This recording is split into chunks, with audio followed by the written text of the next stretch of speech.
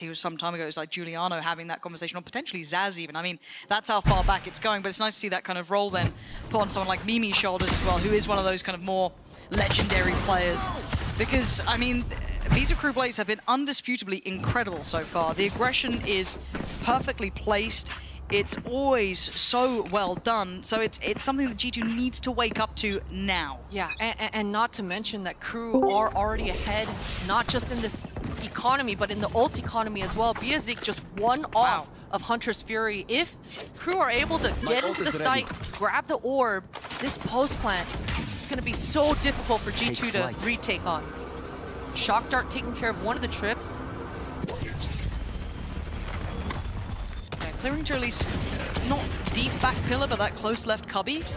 They can take a couple steps out. Dodds does get a challenger, and Amy's clean enough on that one. Dodds couldn't adjust in time. Mid is rewarded for Crew, though. Michaela was kind of creeping up here. We're going to have the smoke coming in as well. You're right. Info should be free-flowing now. Petra slides down. Shut that door. I don't know. Going to at least force them to show their hand. Those two players in middle are keeping options open for rotations. Like, oh, Petra. Rechecking that is huge. Huge awareness. I think Biazik wanted one of her teammates to also pressure Market at the same time. Breakdown in comms, but that's a great equalizer for the IGL. This is getting really messy, though. It puts a lot on the plate of potentially Vanya, who's just kind of playing that safe spot angle, probably just for the audio cue of the plant, potentially. You can already see Michaela's managed to get so much space as well. Left. So for the likes of Amy and Mimi, play as a pack, right? You're just going to try and work yourself together once they've got the plant down, once you've got a little bit of, I guess, confirmed knowledge. Otherwise, there's so much unknown here. So these steps have all been heard. Vanya has been here the whole time. Paranoia, smokes, TP, everything. Stun there? They don't know. No way, yeah. I mean, you wouldn't expect it. Vanya's been very quiet so far, and trying to be proactive again is something that I think they're getting to grips with here, G2 goes in. They're learning what Crew want to do, but that was the bonus, and Crew looks slippery on this map. Very slippery. Vanya did a well job there to stay alive, stay back, understanding that she is the weak side player, and allowing the two players on that top mid to do all the work for her. Yeah. Beautiful, beautiful retake. And for Crew, they had everything they needed. I think it all came down to when Biazik decided to lurk out that B main, that disconnect between her and that Market player, unable to meet up together to get that trade, but well handled by Amy to start the round and hold down the fort towards that B side. Yeah, gotta lock in now for G2 goes in, because Visa Crew Blaze, this hasn't even been the massive impact from Dodge yet either. If she starts kicking up a gear, look how confident they are. I mean, it feels like a knock-on from the last map, doesn't it, a little bit? But still, G2 looking to take space over towards A, and there is a player holding this smoke, so it's not without attention. Kinnear is on this side. Now, the Prowler going to give away the position. Paranoia does not land, but they're going to at least be rewarded with the space. But the response is already there. Look at the rotation from Visa Crew Blaze, and Michaela again slipping the net towards top middle. If it ain't broke, don't fix it. She keeps finding these timings, but a little bit of a whiff. The sidestep coming through here for Rescue. Good news for Crew, though, is they were able to hold on to that blind. They're still going to be able to potentially scale into this site with that drone information here. That's really tricky. I mean, you're right. Deep smoke towards CT on the one-way. You're going to use the wall to try and get in. The Paranoia is really good. Do they get revealed? Yes, they do. But can they get punished? Vanya's still alive here. Still going to go down. And does take one with her. Petra now in support. Tries to keep this under control, but Romy succeeded in towards middle, and suddenly the backline ain't so safe. You got issues, and Romy is that problem. Oh boy. Does manage to slip through just to the left, find a little bit of a corner of safety. Mimi has the flash out, but it's Petra finding the kill. Now Kinnear gonna get noted on the ult there, gonna get flashed up, forced to fall away, has no audio cues now for herself.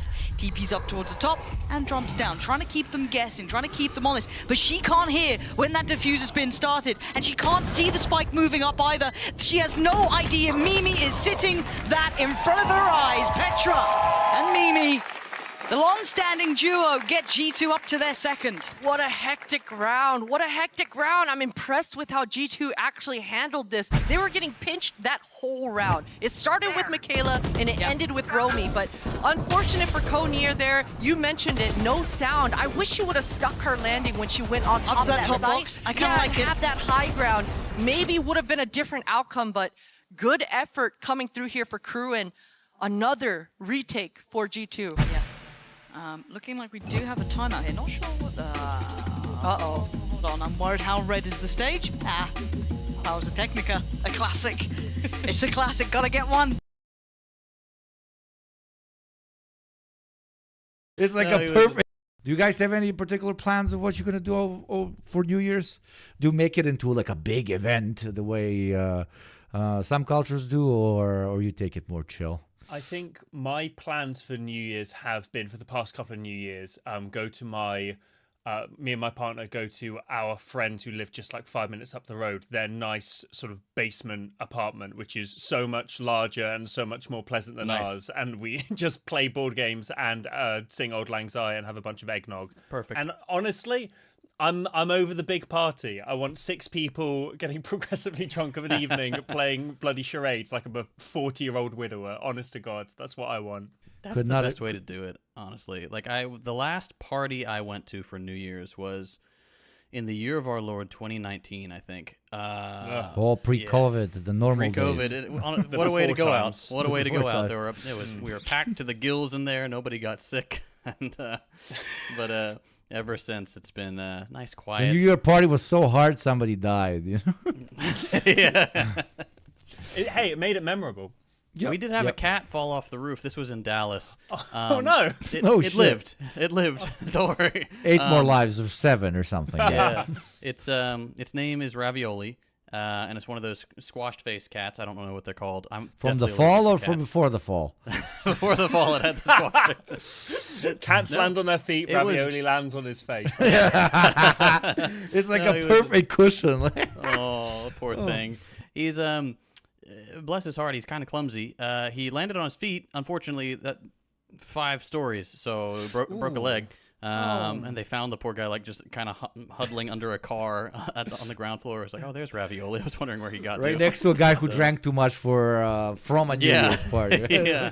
Who do we help, the human or the cat? They're commiserating, yeah. But he's fine. He's made a full recovery.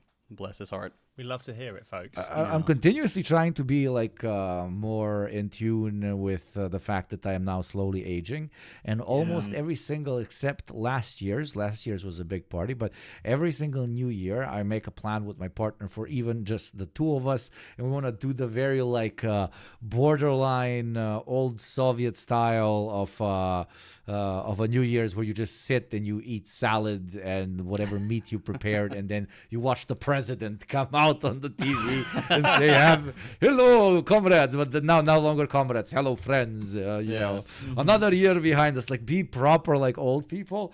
But we always end up. It's like 20 minutes after the celebration, we're like, should we sleep or should we just go out? And it's always like there's too much energy. Like the hype gets too big off, you now entering into a new year. So the thing we always promise each other that we'll do, which is go to sleep, we don't end up doing because now we're too hyped. And then we end up going somewhere and regretting it with great intensity on the next day. But hey, that's how you make memories, especially memories you don't remember. But like, that's lovely though. If it's the momentum of it's a new year, let's go do something. Like that's lovely, Yeah. as opposed to the people who are like, well, it is New Year, so we have to go out. We have to do something. Absolutely. Because then it's, you're making mandatory fun for yourself. No one needs that. You got to go with the flow, baby. No, I think that's Yeah. the best way of being. Agreed. Absolutely. Yeah. Absolutely. And And every there's time a we're there's like, a it can't part of it. possibly be worse than last year. Let's go. Yeah. No, there's a part of it not like I think the people that like put extra effort, and specifically the partying aspect of the new year, like respectfully as a incredibly toxic human being that let's just say indulges a bit more than he's supposed to. People that overhype a New Year's party are usually people that like respectful, like don't really party much at all through the year. So it's their like one kind of moment for them. On deck, that's a little bit scary, but it just looks like a standard start, defaulting throughout, really. Heavier lean towards that A side, but a 3-play stack. This is a dirty little cam. Hello. Hello. Kayla, good information. Spotting the fighter and the fault line is down off the table. A lot of information to let the fighters know on the crew side to apply that Look at pressure the towards speed up. A. Yeah, absolutely picking up that pace straight towards that A side. They do have Amy here, though, pretty tucked safely, does have, you know, the own security of her util, but it's going to be tough to hold, can get overwhelmed quite easily, but you can see the slowdown on towards short. You've got the elbow crunch coming in, and Amy's still here. Amy is still here, and she's still firing on all cylinders. Kinnear's gone down, and oh, dodge, that was so sharp. They're so satisfying. Dodge with a follow-up as well. Amy's gone down. Suddenly, Crew starting to control towards the site. Asking a lot now. Mimi and Vanya, the ult, ineffective as Vanya gets a second chance at this, but all the meanwhile, where is Mimi in this? Very passive towards top middle, because Crew are looking for a pick still. Look at the amount of utility coming out from Mimi as well. Both players, Vanya, going to double back and regroup. Cover going out. Love the moves coming out here from the defenders. Both teams of the attackers. This is a lot of sound cues, though. They can hear this from top mid. You can see the reaction. Mimi, Vanya, both here gonna hear it. Romy on the cross gonna get punished. Spike's now down. You've got 10 seconds here. By Zeke just has to be, I mean, you shouldn't be able to get away with this. That's a 1v1, but I guess in the meantime, Vanya is making the great escape. 5 seconds, all you gotta do is live. That is the singular purpose here, is just stay alive, and the round is yours. G2 goes in, up to 4. What a round. G2 barely surviving this one by the skin of their teeth. Amy was alive for too long in that site. I think Crew, because Amy never even shot a bullet, just assumed that it was going to be clear, but that's definitely where Biazik needs to come in and get those comms across as the initiator, giving that info across to fully clear that site. But once again, Dodds finding a lot of pressure in that spawn area with the ult on the board now. Relax. Y'all quick switching out here. It's like Prius. That's that stress key, you know? Just for observing instead. Dodds, though, gonna instantly go for the ult. And look at the utility just to deny. Kept in a vice-like grip. G2 controlling the tempo here. Mimi actually wants to get a little further in. I'm a bit worried about that. Knit is on top of the box. You gotta be a bit careful. That's a high-low setup. Fortunately, that tether should... No, it didn't. Didn't catch the play. It doesn't matter. Mimi's clean enough to do that. Fall away. Should have an idea about Michaela as well. They do. So this one's wrapped up with a bow on it. But this is clean enough. This is what G2 needed, especially after map 1 and the start they had here. Since you said that, Lauren, Right? I'm going to hype this up into a 1v4 for Michaela. It's happening. Why do you do this? Because it's the Sheriff. The spike is down on her side. Full minute left on Go on, the clock. play-by-play caster. If you're just going to lie to the audience, you can take my job as well. Go on. You hype this up. Hey, there's a camera still left on short A. Whenever Michaela decides to proc it, she's gonna get the info. She dodges the eye. She's gonna see this high-low stack on short with the cam. Ooh, that's a problem, though. That is a problem. Oh wait, the gap. 30 Problem seconds solver. left. Vandal. Hold on. I liked it. I like what you're doing. You got me back in. You got me back in, Christine. I love that. 5-2, though. This is looking much better for G2. I think kind of learning how to deal with that aggression, how proactive Visa Crew players like to be, it's really been shown here, especially even in that 2v2, if you roll your mind back when it was that rotation through spawn, even though they had the site technically. I love the Visa Crew players are so willing to explore those options, but G2 starting to really catch on to their plan. So, Yeah, and that's the key point, right? Because G2 have had a response in the beginning. Dodds had so much ground with the ult pop all the way on G2's side of the map. But G2, that one tap coming out once again here for Mimi, they were always ready for that aggression. Rescue. You gonna get away with murder? Oh, wow. Okay, Rescue, do you can see the temptation there, but actually opts against it, falls away, plays patient. Was able to dodge that stun, though. A little surprised that was burnt just for that. Yeah, I think the idea behind this for Crew is they make a lot of noise towards B. Last time, Romy, or rather Konir, was able to get all that information outside A. But this time, G2, nobody pushing, nobody gone sniffing. So they've just inserted Michaela, and now they want to apply a little bit of pressure towards this A, maybe manipulate some rotations, but looks like they always want to end here B. But how much does Petra hear? That's the thing as well. Like, coming back around spawn, does Petra hear this? She can hear it now. Surely the neon steps are the very... Yeah, absolutely. That's a big call. Notes the camera too, so knows there's going to be some information on the back line. But she can then give confidence that 3 players who are still dedicated towards the site hit and run for Petra. Does her job, smokes it down. I'm out. Backs up towards top mid. Tees up the rest. Rescue holds onto the entrance. No one's making it through. The smoke's in play. Biazik and Romy there's not much more to be achieving, and this is very difficult. 23 HP as well. They just have no steps. I mean, outdone, outmaneuvered by Petra, slipping right down middle, hearing those audio cues, and just completely denying any of that trickiness they may have wanted. And Rescue gonna make it hurt. Vanya shuts down the account. It's 6 now for G2. Oh, and that's a rough way to end the round as well. Crew wanting to save, but 50-50. It's one of those NA saves that we like to talk about. Not fully saving your weapon, trying to go for kills. Unfortunate for Crew, that's going to put them in a pickle here on the economy side of things. No gun besides the Guardian to play with in this next. Struggling here. And Keep, They are one off the Hunter's Fury. yeah, look, there's plenty of options, but it's just not looking the same. And his, I guess if you look at Cover it going out. statistically, if you want to, obviously it's a regional way to look at this. Has been a good map for Crew. This isn't a bad map for them by any means, but this looks like it's one of the strongholds for G2 the way they're looking so far. And again, Dot's not just having the same level of freedom to run here, struggling to find that same high level of impact, which is completely fair enough. Beyond that, though, a little bit of a slowdown of pace here from Visa Crew Blades, just kind of taking their time throughout the map. Kinnear having a little bit of a glance towards middle, but no one should be entertaining too much of this.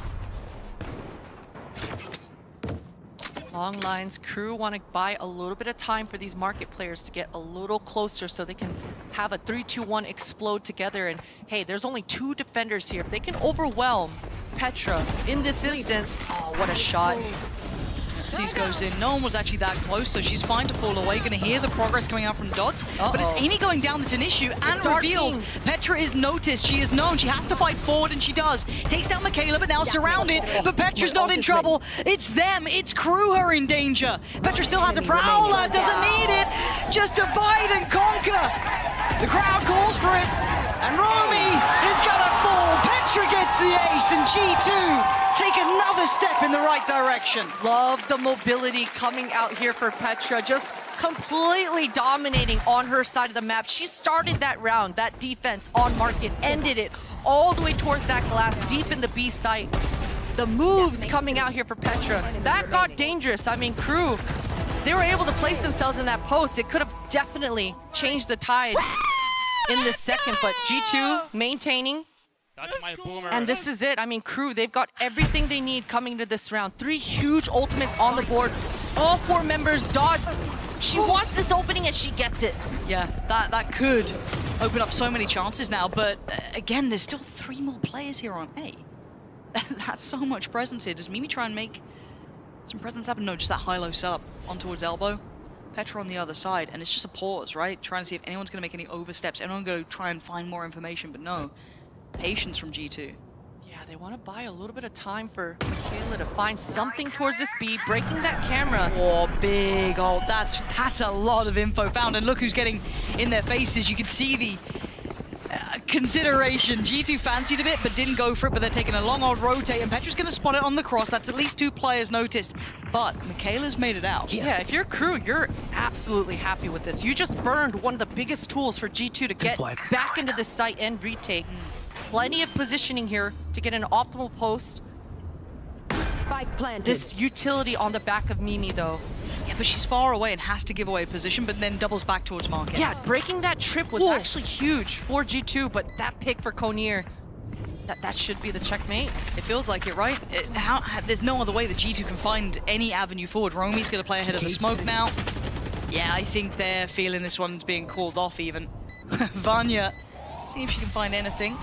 That might be a pick. Oh, she saw her head? Yeah. The problem is there might be a little bit of a crossfire. They have 5 players. They can afford it. Hello. Nice little call there for the util to come out, but it is just exit kills at this point. As Crew will finally break the trend. This feels like they've been in a bit of a drought for a minute here, but maybe that exchange, as you highlighted, getting that big ult over towards A, hitting that rotation, getting the site lurk out, they got what they wanted. Exactly. And it was all off the back of Dodds just aggressing and breaking ankles, right? And that's exactly what you want, especially if you're not on high top fragging on the kill front. You want to at least use that agent for the mobility front. So Dodds teeing up Conir to be able to have that opening kill, and I love that cutting noise, just resetting, giving themselves a time, an opportunity to devise a plan, and they pivoted, made that B split work. Now, looking at the ults here, actually, Visa Crew Blaze have the 3 that we were kind of talking about. They've had it for a moment, but this time, investment instantaneous. Petra has fallen, but there's still a lot of players towards Elbow, but the TP's lovely. I really like this, actually. Rescue, though, in danger. It's Michaela to find Vanya. Rescue just lost in the source, but finds a way out. Finds her way out. Spots Neo, takes them down, and Rescue just tries to fall away for a second. Give her a breath and goes back for more. Just trying to spam out towards Elbow. Amy now going to try and fill the void, but the aim not clean enough here. Rescue still putting in damage, but it's Crew overall coming away, at least with the advantage in players, but timing is everything. They miss each other by a step and a second, but Mimi is here. They look like they want to clear out towards CT, and look, Crew have been willing to rotate around this map as much as they feel like is possible. I think that's a pixel spotted. That's a cam there. That's a player. And Romi's got it. Safe pair of hands in the end. Crew finding a bit of stability towards the end now. Rinse and repeat, Lauren. Rinse and repeat. Dodds finding success again on that opening set piece towards A. Now that was off the back of 2 big ultimates. Konir finding so much ground, landing and sticking her ultimate on the back lines. Really put a spanner in the works for G2. That blind coming out late on the back lines really threw G2 off guard. So really nice set piece for Crew to open things up. But G2, they should feel pretty good going into this last round. There's no more ults to throw them off to be able to secure this 8th. And for Crew, they've got to be able to find another opening like that off the back of Dodds again. I mean, you say that, and Dodds has started to find impact, which is fantastic, but keep in mind, Dodds only has 3 kills. In comparison to that first map, a little bit of a night and day. Now finding a bit of a rhythm and a way to get them those opening opportunities, big difference. Hey, that's got them 2 rounds almost here. You know, a good round in the pocket. Yeah, that lurk, I guess, before was very, very valuable, but still, this has been a little bit of a warm-up. So again, very quick reaction from G2. Just those 2 rounds, check in. I mean, why not? You're going to have the half coming up. You're going to have that second half. You have a very good lead, but you have 2 timeouts. Use it. Get yourself in the best position to claim that 12th here.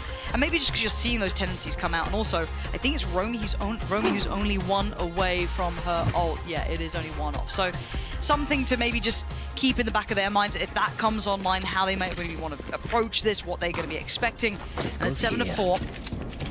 8-4 and 7-5 feels so different, but it's so close. But still, we're going to have to see what happens in this one. Crew are starting to wake up now. You can see Romy and the Spike all grouped up towards this B. We've seen them just dominate this B main to farm that orb and grab it first. Seems like that's what they want to do again here.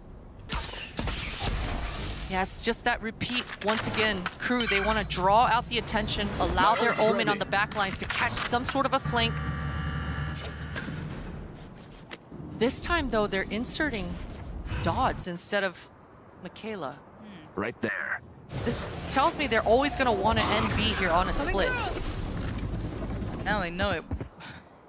Is Dodds, was Dodds, however you want to see, just off the back of that.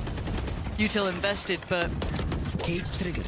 I'm still keeping most of my eyes towards Romy here. Is where does that ult go? Michaela this time actually going to just slip in towards top middle, maybe an adjustment on who they're going to try and insert, but you're seeing G2 responding every single... Oh! It didn't catch Michaela. Prowler didn't catch, but do they still check? They're walking with... excuse me, turn around. Bright eyes, turn around! Michaela, how are you getting away with that? That Prowler just didn't go around the corner, and it's an absolute nightmare in the making. G2 are going to be kicking themselves about that one, but it ain't over yet. It's a 2v4. Amy and Vanya trying to work this out, and Amy getting curious, getting closer, but can't get it done. Dodd's going to hold that smoke, make sure no one threatens the plant. It's Vanya now in a 1v4, and Crew carving out what looks like a little bit of a resurgence here. How much can Vanya achieve, though? She's playing the long con. That is a long, long way. This is a Corbin Con League type of play here. Holy. Gonna double back. That TP sound cue, it didn't come off, so she has a good chance of catching Konir off guard. Smoke back in play to be able to play with this spike.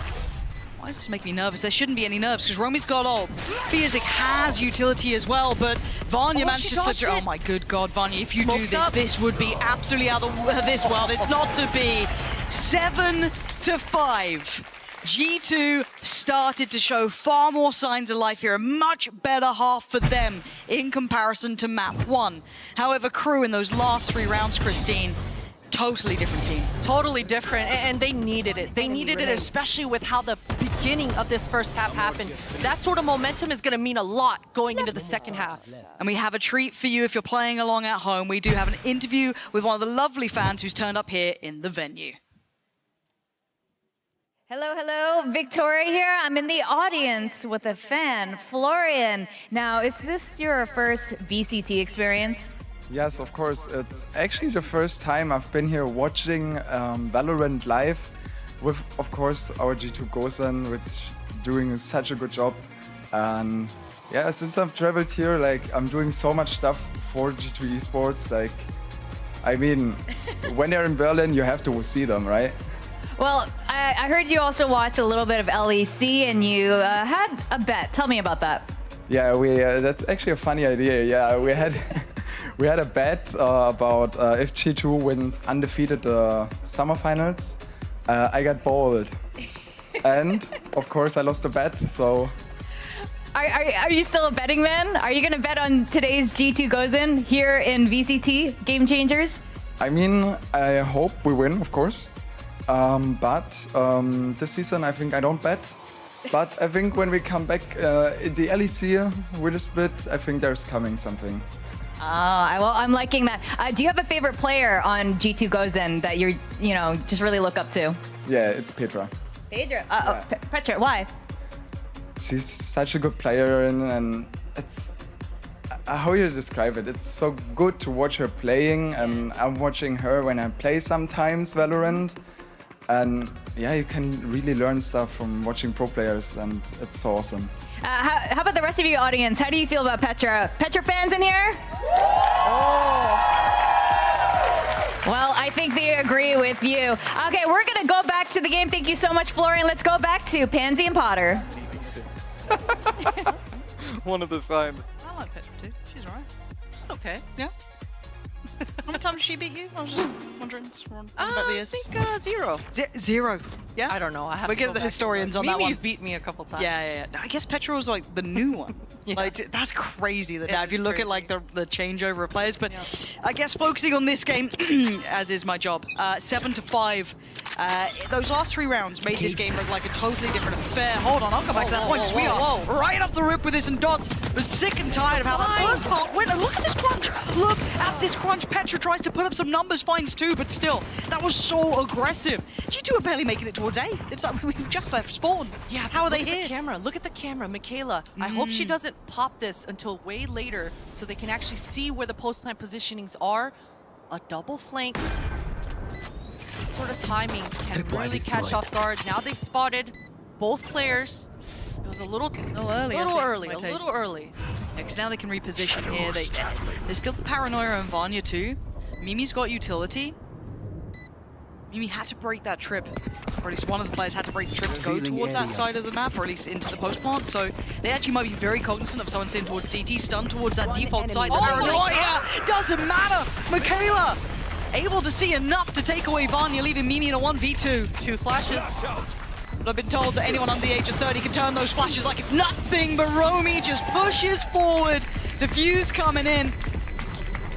I mean, that's going to be pretty close. Oh, it's not going to happen in the end. Very nice try. A Red Bull clutch in the end for G2. Get themselves up to 8, but that start, I feel like we came in almost too late even into the game to see what was going down. They were in up mid, they were in their spawn. It was wild. Yeah, and it all came down to Petra getting that second, right? She should have never gotten away with getting a second kill when that hit happened, but she's able to do it just like when she was that anchor at B, getting that ace under that chaos. She's able to convert.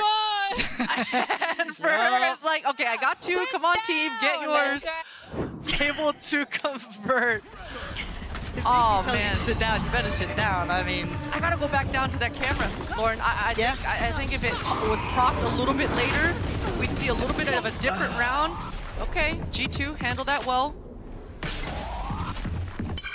yeah, Crew have been having a lot of explosive little skirmishes for themselves. Yeah, and I like it about Crew. I mean, if you've got a personality you like to play to, if you want to be that explosive, aggressive side, stick to your guns. I mean, eventually, yeah, you probably do get a little worked out, but if it's your strength, it's your strength. Now, for the likes of G2 into this round, Player standing. Romy was in a different universe. Hands up. Just, yep.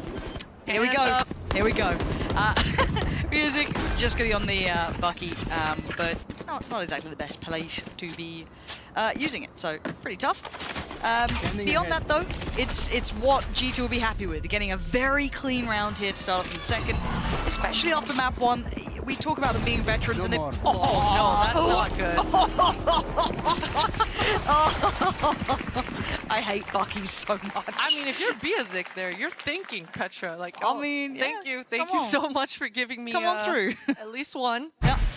9-5 though. This I feel like for this game to be competitive now, I need Crew to post a number up here, right? But this is a scary bonus. That's a pretty decent buy. It is. This is where Michaela's going to be coming into play with her setups. Not only is she carrying in the server for the side of Crew, but she is the counter for these entries coming out from Rescue. They don't have an answer for these trips, so see exactly what kind of pathing Rescue takes. They're I love very anyone aggro. who does This this. timing. She hears the spawn player right now as well. Face your fear. That is so nice, and you've already got Petra's ult as well. They know where these two players are. Dotso does slice back through middle. Hold on, Rescue got held up too long towards top mid. They started to clear house. Crew coming back in with a bit of fire to them. As Mimi and Vanya now, the bonus not finding what they wanted, could do with a bit more damage here to force those repurchases, to put them on that slightly back foot, but as it stands, just kind of pausing. And Visa Crew they sweat, but they've got numbers. They can just trade effectively here. There's Vanya with that paranoia. Gets it perfect. It should at least get one, but anymore, very unlikely. And Michaela is there, and Michaela is not losing that round. Okay, 9-6 now. That was a great start. I feel like for G2 Rescue, she found herself having too much room, having too much map control, and after she found that pick and spawn, I wish she would have just pressed the issue. Gone. You saw that Petra's ult came through, actually landed and hit both players in spawn. If she just doubled down Just on that gone for it. aggro and just gone for it, I mean, this round definitely could have looked different. I'm sure for G2 and scrims, it's never that easy. Sure. It's never that easy for Rescue, so a different kind of rep coming out, a great response for Crew, but Romy's still just on that Sheriff. That's a bit rough here to deal with, actually. Let's look at this one, though. Okay, look at the pressure through Market straight away. It's Rescue again, getting so close. I don't want to say for free, but the timing of this, we're at 125, and already they are in the door. The Dart's going to get a lot of information off this one. Mimi's going to be pretty much outlined, but it's Vanya to find Biazik. Michaela playing from the back pillar is going to be smothered, surely. Yeah, can't find a fair fight. They are just so aggressive. Dodds gets caught. G2 storm that B site. That was just so powerful. Yeah, that was a type of strat where G2 kind of said, we're just better. We're just better. Let's just overwhelm, overpower, and just do what we do. It looked really simple. And Michaela definitely had a chance in that round, but so much pressure. G2 always doubled up. Never a fair fight given to Michaela. That's double digits now, right? That's when the scoreline starts to look scary. Vanya. If Vanya starts turning up here, because she was pretty quiet on map 1, Vanya's scary when she gets going. Like, she's always going to be a real terrifying X Factor. And for Visa Crew Blaze, it's kind of time to go now. We got to really start turning up here. A little bit nervous, but we got one away from Dodds' ult here. A couple of ults starting to cycle pretty close, but Rescue again looking to really condition them that these tiles area, this mid-air, she's willing to fight. Look at the util they're trying to use just for her, but they don't get to close down on the kill. Crew looking to try and brawl out in middle, but instantly G2 are off towards A.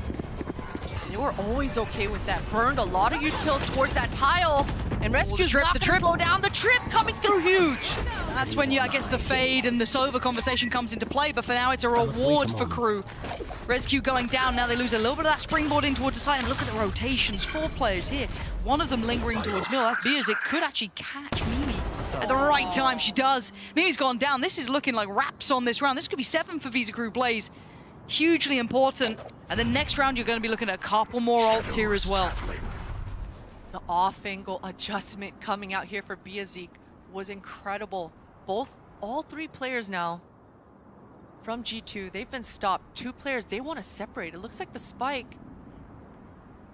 Okay, she's just a little bit later to the party. Nobody on Crew is really moving though. 30 seconds left. G2 might That's a find lot of themselves in space. a funny position here. I guess the question mark is, okay, B main, market, they aren't completely secure, so they have to take a little bit of caution. You can see it here. The So they- trip though. but the trip on the flank, that's nice.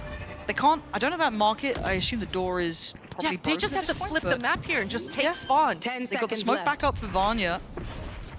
This isn't impossible at all. They planted it for B main, spawn, and site as well. Nice smoke for CT, gives Petra a little bit more room to play in, but we're going to need one of these players to almost over-deliver a little bit. Vanya's certainly capable. Noted, falls away, plays him. Actually, it's Amy who gets played in. That's perfect! Back-to-back impact. Amy finds two. Petra claims Konir, leaving it now down to a fair 2v2. Bierzik has a little bit of a glance here. We still know that Petra's towards CT where the spike is planted. Oh, that was huge! Petra just took out the eye off the prize for a second, and Visa Crew Blaze were right there. I thought G2 did everything they had to. They should have. They should have for sure. I mean, if one player stayed in B main, that round probably looks differently. But Vanya always had the catch. You even saw the camera coming up from Michaela. I never saw her in that corner. But wow, what a response coming out here for Crew. That looked too dangerous. But counting their lucky stars, actually able to convert that 3 versus 4. G2 were in complete control that entire round. Yes. That's actually nuts that we're now seeing this kind of like back and forth between the two. Really great work from Visa Crew Blaze. They'll be so happy with this. And speaking of Dodds, look at this setup. Look at that absolute setup there. You want to see Dodds succeed? Well, you have 3 players supporting her there. Reaction from Music, trying to deal with the counter pressure coming in. Rescue still trying to work forward. Revealed and say goodbye. Michaela farming now. Visa Crew Blaze lighting up the scoreboard and getting the round. G2, they're going to be talking to each other about those trips. That's 2 deaths now in a row that we're seeing that come up. I think they need to just walk together slowly when they're actually entering into the site. But Crew, what a set piece. Dude, that that dart start. pinging at the last second was so beautiful. Good. That's so good. Oh man, that's so nice. They just bring that out. 18th round. Yeah. We got the ult. Why not? Let's run for that. Let's give it a go. Pretty decent. They've broken their money, Lauren. Yup. They've broken their money. I mean, What a G2, round. They're Right still here. ahead on the econ game here, but still, this is it. This is the chance for Crew to equalize. Yeah. Snowball round, right? And ooh, I find this a bit risky. I don't know if I love that. I wouldn't like to see a Vandal lost there. I'd like to see a safe kind of anti-eco sort of situation. Overestimating yourself up against Sheriffs, I get worried. I mean, Dodds is just dipping around in middle, having a sick time. I'm just like, bloody hell. Pretty on brand. Pretty on brand. Yeah, you know what? I mean, if you're Dodds, fair enough. You know, what do I know? But we've seen stranger things. Look at this setup right now on an anti-eco. I don't like this. All 5 members of Crew are so committed for this B on the site for Util. There's nothing at A. Yeah, and look at already like the progress we're seeing over towards the A side. They basically got everything they need, so they can slowly work back over. It feels like if you're looking at the minimap, Visa Crew Blaze is the one who's on the Sheriffs. Yeah. Right, just going for a bit of a stack here, going for a bit of gamble, you know, hoping for the best. Again, maybe there's method to the madness, but I prefer just playing it out pretty default. You know what I mean? It would have worked just fine. Yeah. They're almost attackers now. The audio, Petra's going to hear so much of this too. That's big info. Now the timing 30 of when seconds she left. decides to pull that trigger and get proactive is different. Looks like they want to get proactive towards CT, but the boy. paranoia really nice there. Rescue gets out with her life though. Close smokes up. And Petra slowly creeping in towards the back lines now. They're starting to build back towards this retake situation. Dodds quickly going to divide right back around towards Elbow. There is a player there, that's going to be Mimi. Maybe trying to address that ult, take Mimi away from the equation, and Dodds does just that. But Petra's approach might just be perfect, takes down one, but Bierzik turns around, Petra falls. Now Vanya left in a 1v2, it was 3. She is very capable, she is very scary, and she might be the player to do this. Half, diffuse, achieve! Belter from Vanya! One more, it's all she needs! That is a Red Bull clutch, and that is why Vanya scares the life out of people in the server. What an unfortunate round for Crew. Ice in her veins in Vanya, but we have to go back to the setup. Some breakdown in the communication. Somebody called for that B stack and just drew out all the members of the defense on an anti-eco. I don't like it. I don't like it. That is a round tilter. That is such a huge opportunity for this comeback to 2-0. They've got to recollect themselves. This timeout, it's going to be impactful. Because I'm looking at the timeout as well. If you're looking kind of bigger picture, we've got some big ults here for G2. I mean, Mimi, I thought with her going down in that previous round, kind of removed a lot of the potential of them converting it. And I like that from Dodds, actually just isolating her straight away. Cool, Yeah. ult's gone, but that's still in the pocket now. That's still in hand. And then you can have the information for Amy. If you wants to pop the ult, you just gotta have Petra on hers. And Petra's been having a big game here. Big map for her. That little lurk up middle there as well, really putting, the cat amongst the pigeons. On the other side, ult-wise, 2 away from Rolling Thunder for Romy, but it's still not quite there. This is still closing in. You're on 11 rounds against you. Yeah, this op coming out, this is the curveball that Crew need. I mean, it's on the back of Sova, which is already uncharacteristic in itself. We'll see what kind of line Biazik is trying to set up for herself, but for Crew, I think, especially with how these defense rounds have gone the previous 3 rounds, they should just be okay with taking a breath and not leaving their Cypher setup. Or rather, being more okay leaving their Cypher setup. Yeah. Oof. Okay. We look at what's in front of us. Looks very standard in approach, at least from G2 so far. Kind of posturing towards that B site, having a little bit of a show of presence. Still have Amy keep control on the other side, but a very passive setup towards A, coming out from Visa Group Blaze, and then a little bit of info towards middle, but that's it. That's all we're getting here. Do you think anyone's going to fall for that? It's just a classic at middle. That's crazy. It is crazy. I should peek that. I'm not sure what kind of read Biazik had. Just on a common line, which is generally always smoked off. I like that. No, didn't see anyone. Kinnear didn't see a single soul towards B. G2 hid perfectly. Now they get at least maybe a 3v2 or 3v1 on the site, because you can see the rotation from Dodds. But Kinnear, that's beautiful. Vanya down on 4 HP. Ult comes in, should confirm there's only one towards the site, but it's Romy who's going to be watching the cross. Rescue, gonna find Kinnear. Oh dear, get stopped in your tracks. Biazik now is just the last one alive. That operator ripped out of her hands. Rescue having her round now. It's 12 for G2. It's a battle of the neons, sure, but this is a battle of the supports for me. This utility coming through, the layers, it is incredible, and that's how you set up your duelist for success, to have a great old time in the server. Rescue never had to worry about those gaps. Look at it, perfect. The ult, the paranoia, everything. Rescue's just like, what a dream come true. Yeah. The best kind of DM session you can have. Now 12-8 though. This was close in moments, but it feels like G2 starting to slowly grind this back in a very early ult here, very proactive ult. Rescue trying to just get in their faces if she can and get out of danger as well, I guess is another factor. Another ult on top sends them scattering and sends Rescue to her death, isolated from the others. G2 couldn't follow it up. Yeah, I wish G2 were a little more aggro towards that A-halls to kind of meet back up, rendezvous with Rescue, but great response for Romy. You saw the breach ult coming immediately after Mimi wasted hers, so great stopping power, great response for Crew.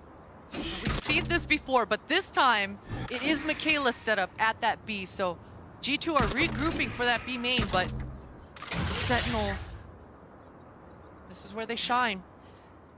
Should be fine here. Super safe towards CT, no sweat. Got all the trippy trappies in the way. Rotation from Biazik coming in as well. Just to look to work off the util. Be a nice close start once they feel that they're out on site. Yeah, should get the info that she wants. It does, perfect. Biazik, beautifully done. Does get overwhelmed in the end, but good damage.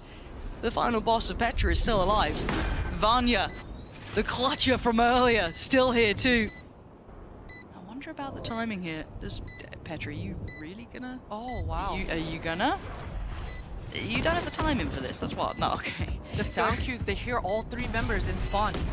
Now Petra does have the C's and does have a horn back in like 8 seconds, now 5. A 1v3 is so difficult. Got the, oh my god, okay, it's super easy for Petra, that's on me, Chief. Okay, there goes the eye, gonna be dealt with super quick though, the crouch coming in, the tag is there, but the frag is not. Kinnear keeping Visa Crew Blaze alive. Barely alive, but breathing for sure. You take that. Hey, if Petra didn't have a bulldog there, that spray lands for sure. Incredible hold though. Things did get dicey, but I love the commit. Biazik did not let Michaela go down without swinging, right? So being able to get that quick trade definitely almost created a pickle, but Crew being that committed to each other is definitely what they need to get 3 more rounds on the board here. And looking at this, I imagine, yeah, G2 come out? Maybe, I think so. It's red on their side, so I'll assume as such. Yeah, they have plenty of ults to play with. They have Rescues, they have Vanyas, they have Amy's. I guess Vanya's and Amy's a little bit trickier to be proactive with, but we've seen some nice, like, elbow crunches with that Omen TP. We've seen some other bits and pieces that could certainly work out, but as it stands on the other side as well, Dodd's only 1 off from hers. You got 2 away from the Hunter's Fury. There are some ults coming back around, so G2 deciding, hey, let's just have a chat. Let's have a check-in. We're at 12-9. Let's not get that scoreline getting closer. Let's close out, right? That last round's always the hardest, right? That famous saying, that final one always seems trickier than the others. As it stands, though, I feel like G2 still have a good grip on this game, but Visa Crew Blaze, I mean, by all accounts, have been deadly throughout. They have. They really have. And I think if Visa Crew Blaze, I'm getting PTSD already, but we'll see exactly how they adjust into this one. No op coming out for this potentially last round, but again, that commitment on the flood to each other. That's where this difference is going to be made on the defense. You can see the pings coming out here for B main and mid. G2, they want to contest this. And Dodds completely forgets about Amy and you can't. Dodds was just so drilled in on watching towards main that she just didn't see the player to the side. And that's a massive advantage considering Dodds was very close to that ult. That could have been utilized here, but now gone. It spurred G2 back in towards this way. Romy tries to hold, does do very well. Takes away Amy and slips away herself, so doesn't get traded. And kind of reset this at a 4v4. The communication coming through though, that Romy is very low. A lot of util on her back, but none of the big ones that Rescue can just flood into with. Here we go. G2 again prioritizing this kind of CT deeper plant, it looks like, but it's Biazik gonna find Rescue. This is now looking better in the hands of Visa Crew Plays, but the plant is in and the time is on G2's side. Petra waiting towards CT, the ult coming in from Michaela, gonna force maybe G2 a little bit deeper. Vanya, if anything, it's encouraging her, but now stunned up and in trouble, takes the TP, and Petra takes over, takes away Romy and looks to the left, looks for another target, finds 2. Petra heating up here, Biazik last alive and last to fall. G2 are back in the series, tying us up at 1 apiece. And what a high-five play there between Petra and Vanya to close things out at the end. Vanya just making sure she rendezvous back over with Petra and the wide swing. 26 kills for the side of Petra. Just putting out a statement in this second match. Perfect way to take us to the third. A 13-8 to start with, a 13-9 in the second. Abyss is up next.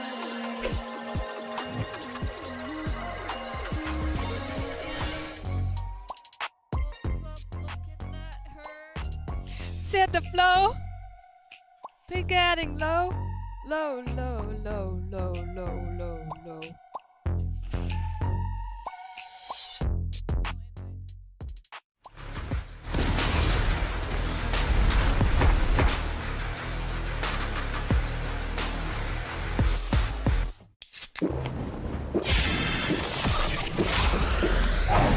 Red Bull gives you wings.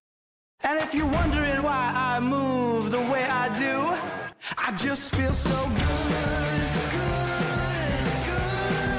I just feel so good, good. I just feel so good.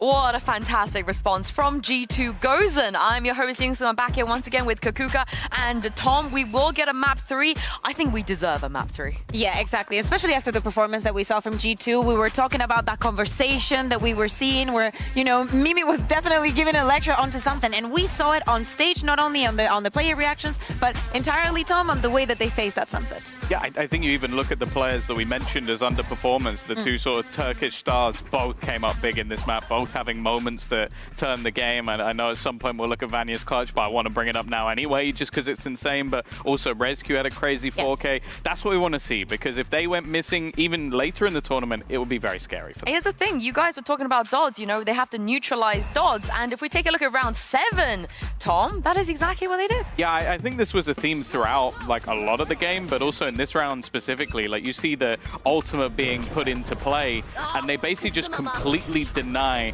any space for Dodds. And in the first map, they weren't able to do that. It was her running riot, just going around the map destroying. But in this case, there was nowhere for Dodds to go.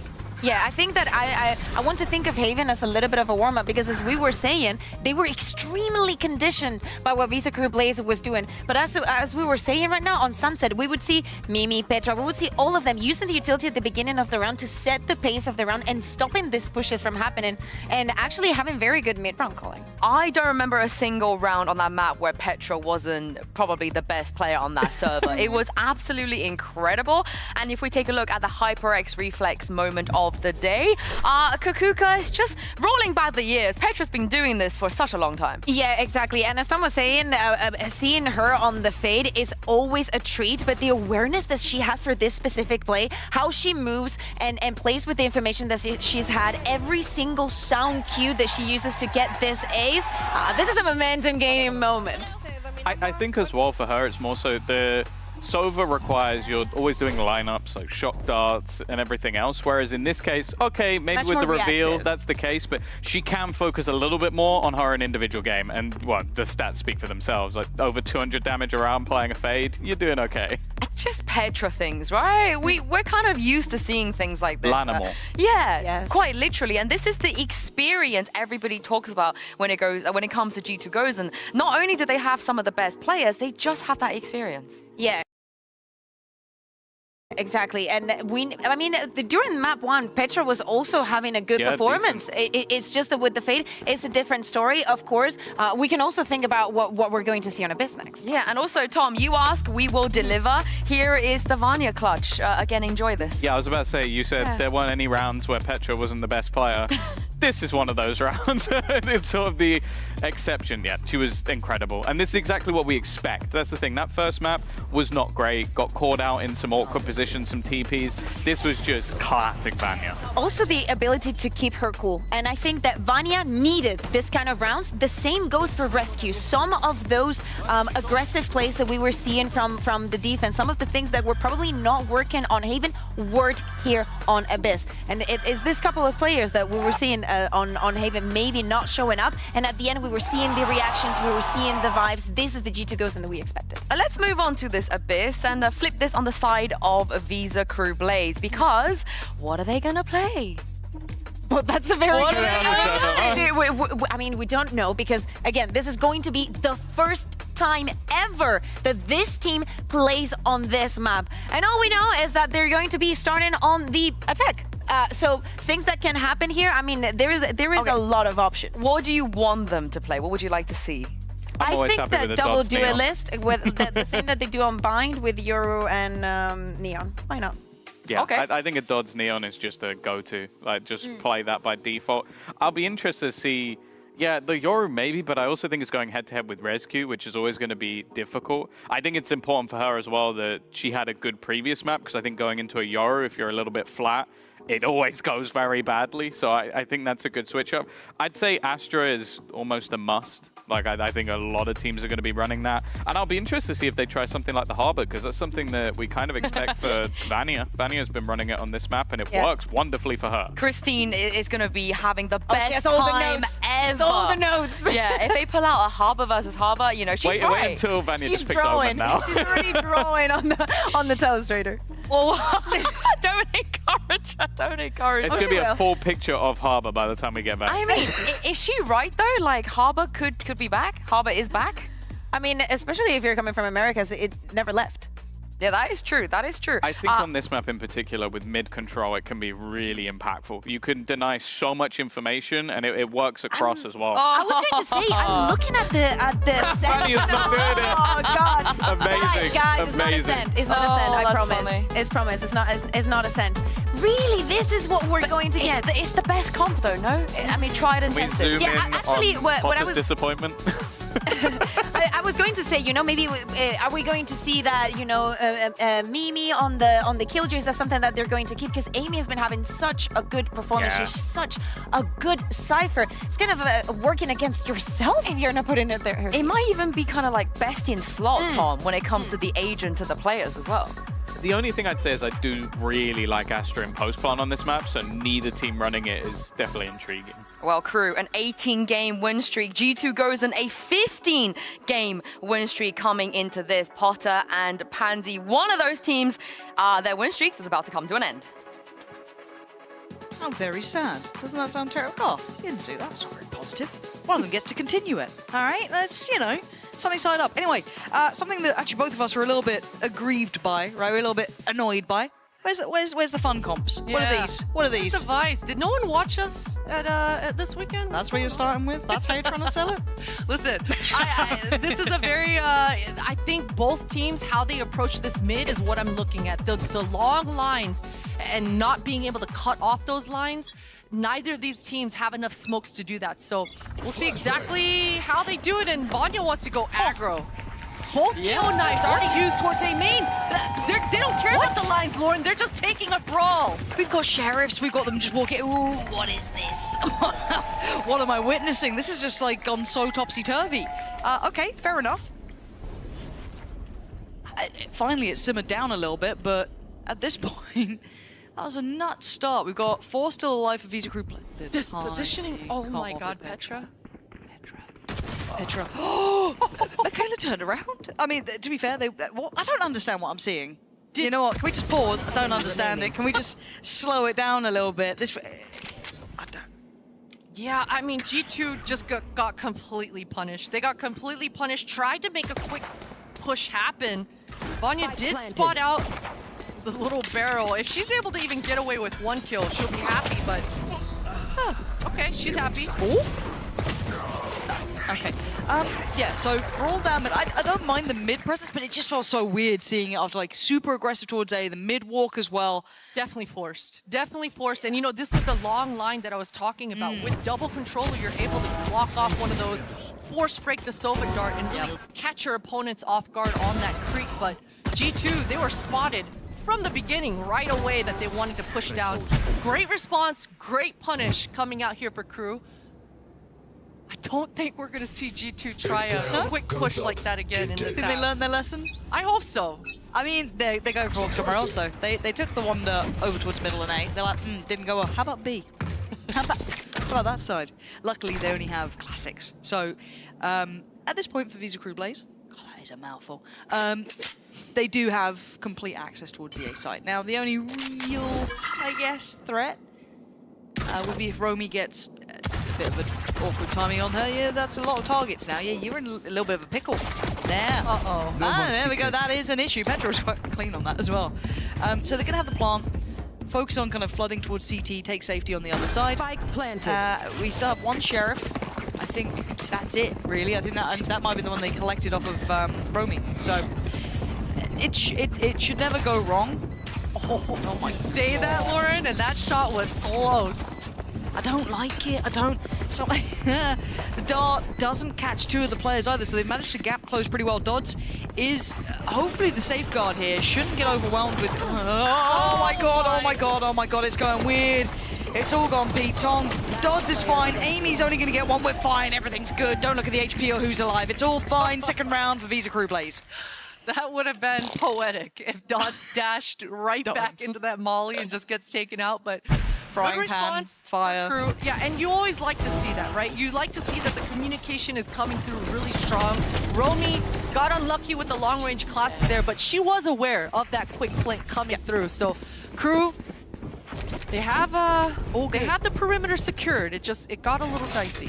All good, fully in control, no problems. Just look at the score. One away actually from Mikhail Zolda. That's actually pretty important here. That could be huge to work with, but it looks like they want to go proactive. They'll flash behind on the swing. Michaela, I think they'll be safe on this. They might catch one, but they still have a player who's ready for the flash if they need. Oh, Vanya, that is egregiously good.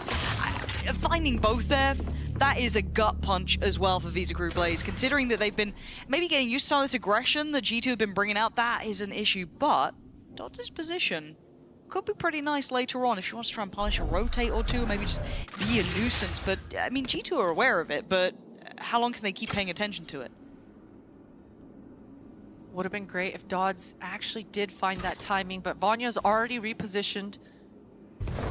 They've got to be talking about this flash left in the back pocket of Mimi. Already got caught out with a beautiful pop flash from them. Need to be anti for each other as they mind their spacing, because G2, they're going to give up this B site. Only Trips and a camera there. They want to focus mid. And Dodds is just being a problem. They're so slow on the way up towards B. Trips is still there, Cam's there, that's both players spotted, so they now know what's going on. I guess it's the game of get past Dodds and try and get back to business, but that paranoia was from a mile away, and Dodds might just get the timing of the gods here, but it goes Amy's way. G2 now open up their chances, right? They've gone past that threat in middle. How are you meant to do this against two? I mean, going around the world maybe, but that timing is going to be no chance of it for Romy, but here's nothing. And she's got a Spectre. Romy's got a Spectre, and she's got to play this post from mid-range to long range, so it's getting even more difficult by the second. It's the current army. It's going to be buffed. It's fine. All good. The spam is going to have to be very on point here from this Bulldog. Kinnear going to find this tricky, but that's 3 players lined up. That ain't bad. It was a valiant attempt, but now it's on Romy, and that Spectre is starting to struggle. That's the issue here. Diffuse is still going, and it doesn't stop. G2, 2 alive, and get the first on the board for themselves. Great bonus coming out here for Crew. Only a Spectre made that post a little difficult, but you mentioned it, Lauren. One off that KO ult, and they've got it on the board coming into this. They can leave that orb or the plant up for Biazik, use the KO ult to get into the site, and use the Hunter's Fury to secure that post. So you can see that the squad, they're grouped up. They want to make this B site theirs. We'll see if Biazik's able to find out these trips early with those shock darts, but this drone entry. Suppressing. G2, they've got to dodge this drone. 3 suppressed. Oh, that's huge info to start with. And they carry on. I mean, Visa Group Blaze are just going to carry on this pathing. Looking at Mimi, dedicated towards the site. Rescue can't break the dart. That is the big goer as well. And here we go, Dodds. Oh, that's gorgeous from Visa Crew Blaze. That is a site take and a half. Stunning work between them. So plants in. And that post plant this time will be much easier to hold. Yeah, for G2, they're already thinking about just damage control, but Romy wipes out the third player there, and now it's just a matter of survival. I don't think they can even try to do any sort of damage control. They've just got to survive. Amy's going to try to regroup with Vanya here. That was a little too easy. That timing of the blind coming out here from Romy was just... That's so good. Or rather, Konir. Yeah. Just perfect. Perfection. Amazing to see. And it felt like it was just in a heartbeat. It was that second. The site was taken over.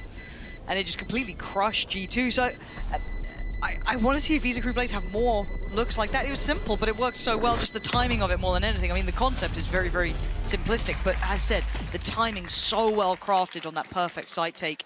I mean, I don't think they even took any damage, basically, at that point. It was literally the most perfect approach. And here it is, played back through for you. But you can see how clinical that was. Everything really buttoned up on it. Now, they do still have that Hunter's Fury in the back pocket too. That's still there to be played out if they need it. Invested. Michaela's ult there on the KO. A couple more coming in, but I mean, I'd say mostly the Jet Knives is the next one that's up that's pretty impactful. The rest more passive in approach. But G2, economy-wise, Christine, they are suffering on this. Yeah, but last round they used KO ult to get into the site. This round, you mentioned it, Biazik with that Hunter's Fury. I it looks like they're going to try to rinse and repeat the same sort of thing. This time around, though, G2 have 3 members on the defense stacked towards here. Okay, spotted the camera, that's gone down, spots out the player. Petra should be noted the second that dart goes. Yeah, but maybe that could be better timed here. Dodds in a 1v1 and wins it, clears Amy. The site now under control. The other 2 players trying to catch the cross, just swing out to their death. This, again, it's so punishing just to have this done to you round after round here now. And again, a very clean approach. Not have the weaponry, not having the util, nothing to deny it. Another flawless round. What's the solution here? Because it is very demoralizing to have that same thing run on you twice, basically.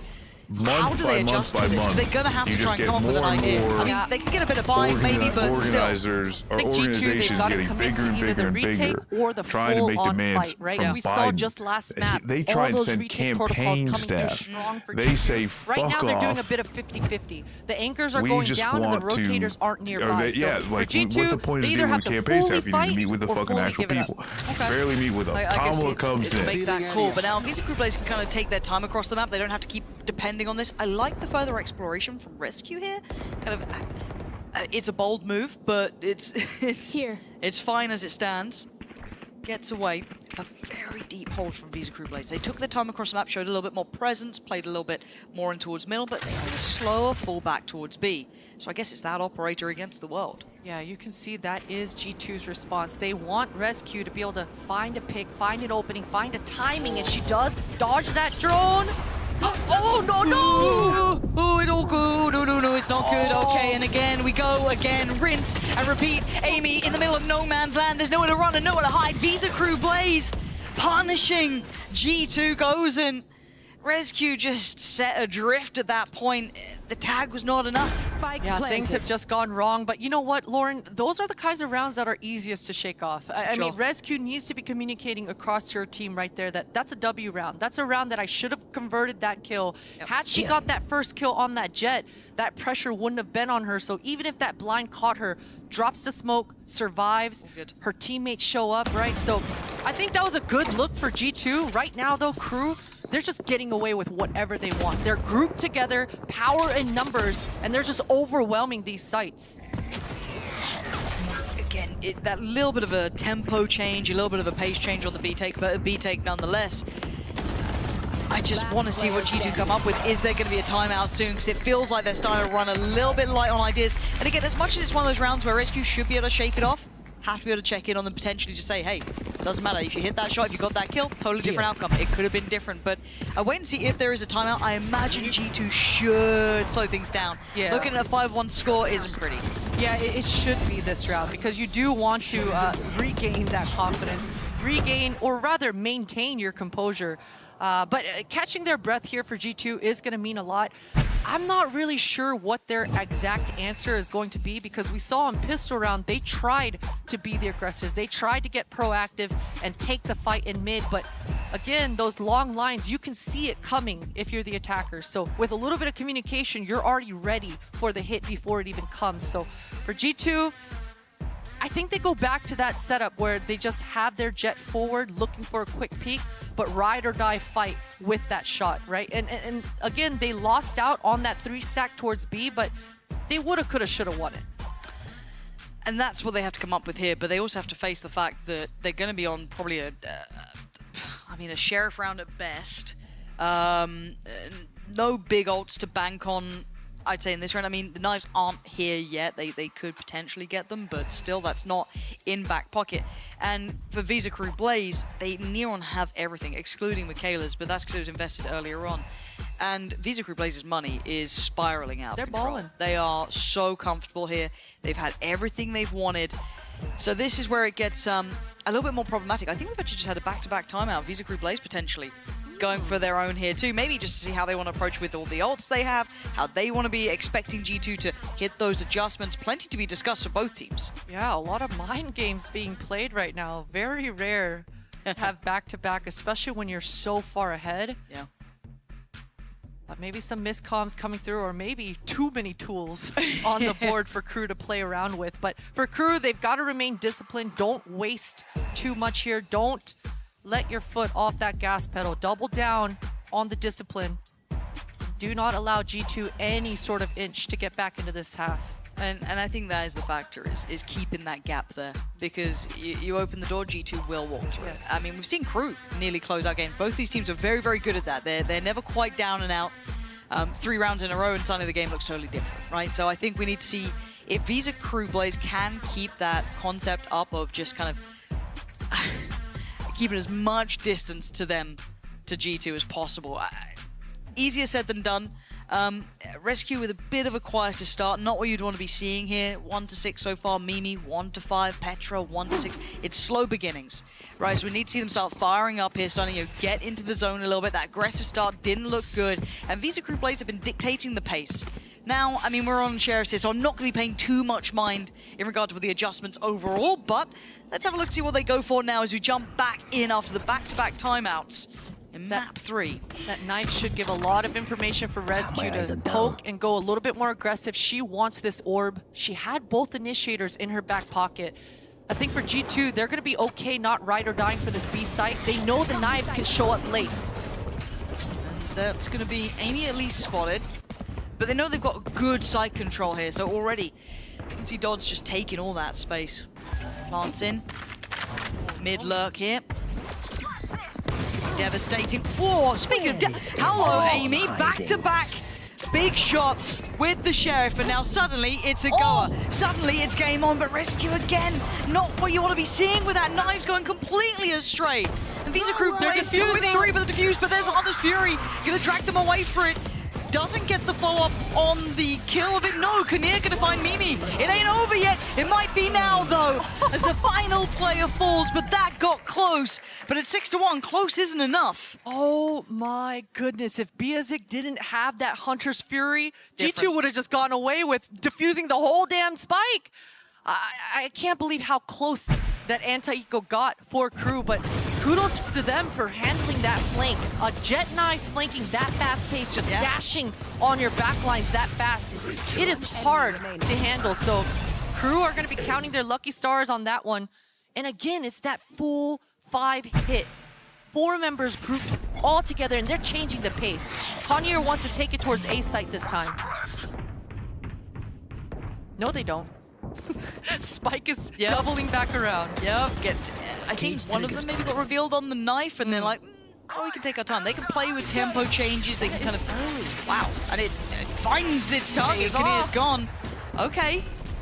And it clears through maybe some of their expectation. Yeah, they still know there's at least one here, but no one else was tagged, no one else was noted, and there has been presence now seen towards the B site. So it's enough that can keep the players present. Dodds is taking the site control again. Rescue hasn't been having the impact she would have wanted, but now would be the time to start shining. Where is that spike still? This flank coming from Romy, the timing that she gets contact and tries to meet up with her Jet is going to be everything. Both players trying to pinch through this library. Bloody hell. Music's here too. Petra very aware of this, but has to pay attention towards the plant. And now, closing the gap, spotted 1. Mimi gonna note the first player does not know about Biazik yet. Now they're trying to deal with the site though. Michaela wants to try and get that going. It's Roman to find Mimi. That starts the problem. That starts the ball rolling downhill. It's Amy to fight back. Rescue does land a good shot. That's what she needed. And now the final 2 players are cut off the middle. Too far away to really have any sort of impact in denying the defuse. And G2 finally breaking back in this game. These kills are huge though. If Crew's able to get one more, get the op off the table, that would have been everything going into this 9th round. But G2 barely hanging on, able to actually defuse the spike in that one. But Crew had so much control. Biazik and Romy were always going to flank and secure this round. So G2 lucky to have taken over the site and actually get that defuse on the board. But wow, Crew are playing this map so well on the attack side. They really are. They look a little bit of a cut above in my mind, but yet to see if that continues. High priority towards middle this time. Coming out from Visa Crew Blaze. Dodds getting closer. It's Petra again, this off angle. She has been spotted as well. That's tricky. Stunning from Petra. And a follow-up, no. Dodds is there to put her down, but still trying to get away with one is good. Mimi trying to backfill the space, but trade it out. Kinnear still there, and mid is a problem, and they are knocking at the door on B as well. The reposition, Konir, this is so huge! Oh, that could have been 2. That should have been 2. But now it's a 3v2 in favor of G2. Lots of 2s there. Rez in as well. Mimi's now back on her feet. So we need an over-delivery. We need Michaela or Romy to go above expectation. Michaela wants to go at it. Does only get 1, so now it's on Romy in a 1v3. Damage done towards Amy. Still, this is very difficult. Romy has to try and find a mistake. Amy goes ahead, spots out the player, but Romy gets to sit back again. They got to get working towards the spike here. ResQ going to try and get the tap towards it. Force the fight, but Romy up to the damage. And Mimi just about gets there in time, but close as you like. The fuse is fine, but G2 again down to that final member. Yeah, and they're barely surviving here, Lauren. Their money is not okay right now. Going into this next round, this is such a huge swing round for Crew in this 10th. If they're able to, I mean, honestly, if they're able to just keep one defender alive at the end of the round, they're in good position to end this half strong. But if they win this next, G2 are in such a pickle. Michaela, KO ult back online, and this is the cue, this is the time when Crew are able to really enable that fast pace for Dodds. Spike is dropped down though, so not wanting to fully commit yet. No, that's a different look though. Still noting the 2 players, and that the knife was there. That's at least three players towards that A site. So an early understanding of it, but we know the Visa Crew players do like to take their time, right? They'll show presence, and then they'll hit that long old swing all the way back around towards B, which it looks like they're doing now. It's Romy. I'm curious what that tell was for Crew to just insta-leave A, but it was a great read. And there's the KO ult. Yeah, util. Gonna be down, but I mean there was very little in the way in the first place, but they have to respect it anyway. The camera still remains. And I like this from ResQ. I actually like this from the entirety of G2 taking this walk down middle. It will be given away by the trip being here, but still, it's gonna have a good purpose. But for the post-plant, Crew are so dedicated towards site, they're fighting CT. Yeah, quickly flipping the map. Romy's gonna be under a lot of pressure. Yeah, Romy's gotta play this right. Show a little presence, be a little bit of a problem, but actually they get to skip on past, but now the fight towards CT breaks out. A fight on 2 fronts, but Crew is winning out here. Man advantage up. ResQ going to try and even this back down to a 3v3. Tap on the spike, forcing the hand of Crew to go for the fight here. ResQ again, but Kinnear, you can't forget about Kinnear in the back. Lines, 3 big kills. What a hold, what a post. And for Crew, it's as simple as ever, right? When that big ult comes online, they just choose the right site. Once again, Konir calling to perfection here, never running into the big stack on the defense side. Finding the gaps and just surviving in that post. Konir, I'm sure Konir thought they were sticking that spike too. Yeah, you kind of felt it, right? 3-7 though, this is a stunning half from Visa Crew Blaze. They'll be so happy with this already. Obviously still wanting more, but they've broken the buy here as well for G2. So if anything, you're kind of imagining 8 on the board for them. Let's see how they approach this. So the anti-ecos left us scratching our heads in the last map, but this looks much different. As G2 playing standard themselves on the defending side. Obviously focus towards mid and B, yeah. On that A. Good double peek. And you're seeing how much Visa Crew Blaze have been hitting towards that B side. It kind of makes sense to me. I like this late walk. Good shot from ResQ. Deja vu again on the low buy. ResQ's got the knives in her back pocket as well. Hey, we question their anti-ecos for a reason. It looks like it might be history repeating itself, and now because it's looking a little bit more likely, hey, knives are coming through. ResQ's going to pop them straight in, and we're discussing the timing on the camera usage here. That has been already dealt with, if I'm not mistaken, so that's going to be taken out. So not going to be able to see the post plant too easily. The blind. Big paranoia. Dod's going to be forced away from the angle. ResQ flashed off as well. Lovely information on that dart, lighting them up here. And ResQ held away for a moment, but they gotta go now. Crew with 3, trying to hold back that CT flood, and they're doing just that. Dodds with a follow-up of the 2, but it's Mimi and Amy to put Kinnear under pressure, and they can't fight together in this one. They just waited a second, it would have worked out, but Kinnear again, another round to her name, And another round for Visa Crew Blaze. And again, a round that they looked like they weren't going to win. G2 able to convert. That's 2 low buys on the back of the Jet Knives that G2 are barely able to scrape by with.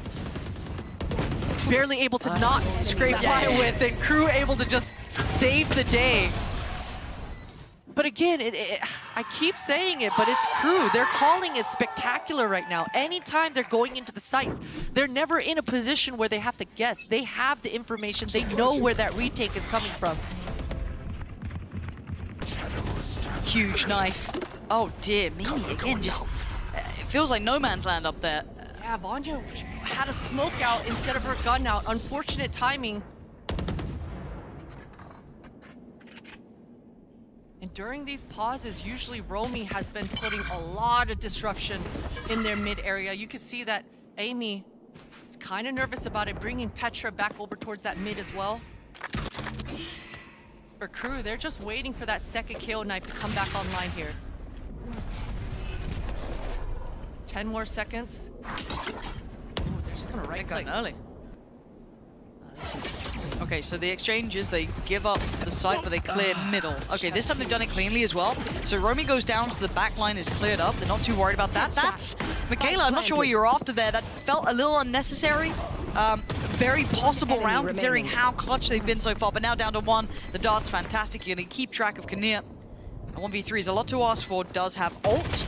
Maybe if the first exchange here was a bit cleaner, I could have seen something, but now with the defuse starting and not stopping, Vanya doesn't need to stop, doesn't need to go off this, and eventually Vanya will shut down any threat in the end as well. 8-4, a big display from Crew here, a large lead to go into that second half, and G2 left on 4 rounds. That is a little bit scary, so find out how that closes out after the break.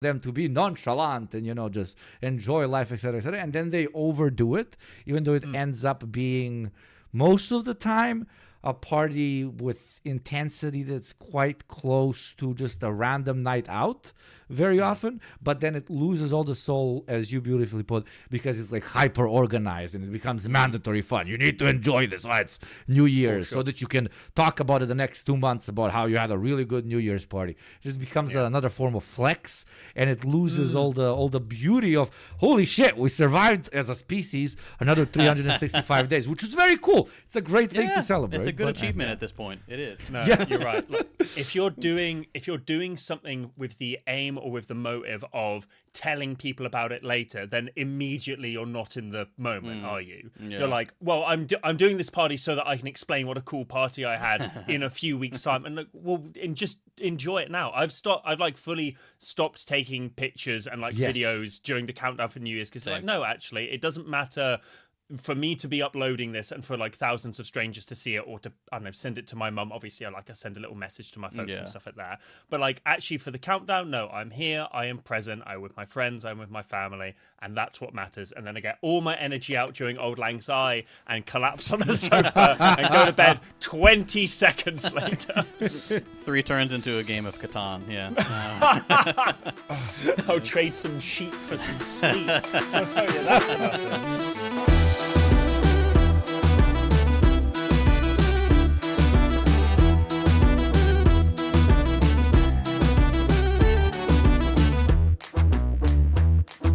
Well, howdy, y'all. Welcome back to the Deprogram. I am thrilled, nay, I am giddy today because we have with us none other than Spice8Rack, Magic the Gathering theorist and dirty commie indoctrinator of the unsuspecting youth just trying to learn about goblins. Spice is one of the precious few people on YouTube who can put together a 2-hour video that I will not only sit through, but thoroughly enjoy, and melds magic lore with socialist theory in a way I've yet to see anyone else even attempt, frankly. So, Spice, thank you so much for coming on, and please tell the audience a little bit more about who you are and what you do. Thank you ever so much. Really appreciate being here. My name is Spice8Rack. The best intro I've gotten thus far, to be honest. I don't really need to add anything to it. Yeah, I am a non-binary Magic the Gathering YouTuber who kind of stumbled into this being my full-time job, and indeed stumbled into it being a very capital P political full-time job. And yeah, that's what I do. I try and take this game that I love and that many thousands of people around the world also love, and try and use that as a lens to examine the world, be it directly through how Magic the Gathering impacts people's lives, but also how the beautiful dialectic in which we live impacts and shapes Magic the Gathering. Yeah, that's me, isn't it? Well said. So yeah, I guess cat's out of the bag now, dear audience. We're talking about a children's card game this episode, and you can't do nothing about it because it's my damn podcast that I wanted to have Spice on for a long time. So Spice, let's help them out a little bit. A lot of our audience is familiar with Magic the Gathering. They're always sending me their absolutely disgusting, unconscionable deck techs. But for those poor souls who aren't yet enlightened, what is Magic, and why should they spend all of their money on cardboard? Well, those are two separate questions now, I do think. And also just like to get a read of the podcast as well. JT, obviously you play Magic. Yeah. You go much in the way of an experience about this game? Almost absolutely none, except the extremely professional research I had done for our lovely guest before coming on. But yes, treat me as the absolute contrast of what you and JT represent, but as someone who would really, really, really like to get into it. All the lore for now that I am attempting to understand sounds like a very fascinating world. But yeah, treat me as a complete a guy random on the street that you want to bother with a card game. Famously, I'm walking around my local, just grabbing people I've never met before and going, "Hey, do you want to learn about Slowbad? Do you want to learn about this cool goblin? No, don't walk away from me. Don't walk away from me." I'm really fucked that goblins aren't just treated as some whatever dirty cave people in the Magic the Gathering universe. They're actually given Goblins rock. Yeah. They're given a platform to be very zoomer. Yep. So I don't know why I decided to be like, oh, let's immediately start talking about goblins, because I'm here for an hour. Let's make a whole episode about goblins. I love it. I always identified with orcs, for example. But no, please. Yeah. I do want to talk a little bit about goblins, because I think what they do is they represent a really interesting element of Magic, and that's that whilst you have lots of different sci-fi and fantasy, Magic combines the two in very many ways, but you've got all these different worlds and fictions that often will have a diversity of ideas within some different fantasy groups, or fictional allegories for real world organizations, cultures, or ideologies and stuff like that. In Magic, because you have different planes of existence, you've got all these different worlds, self-contained planets, as it were.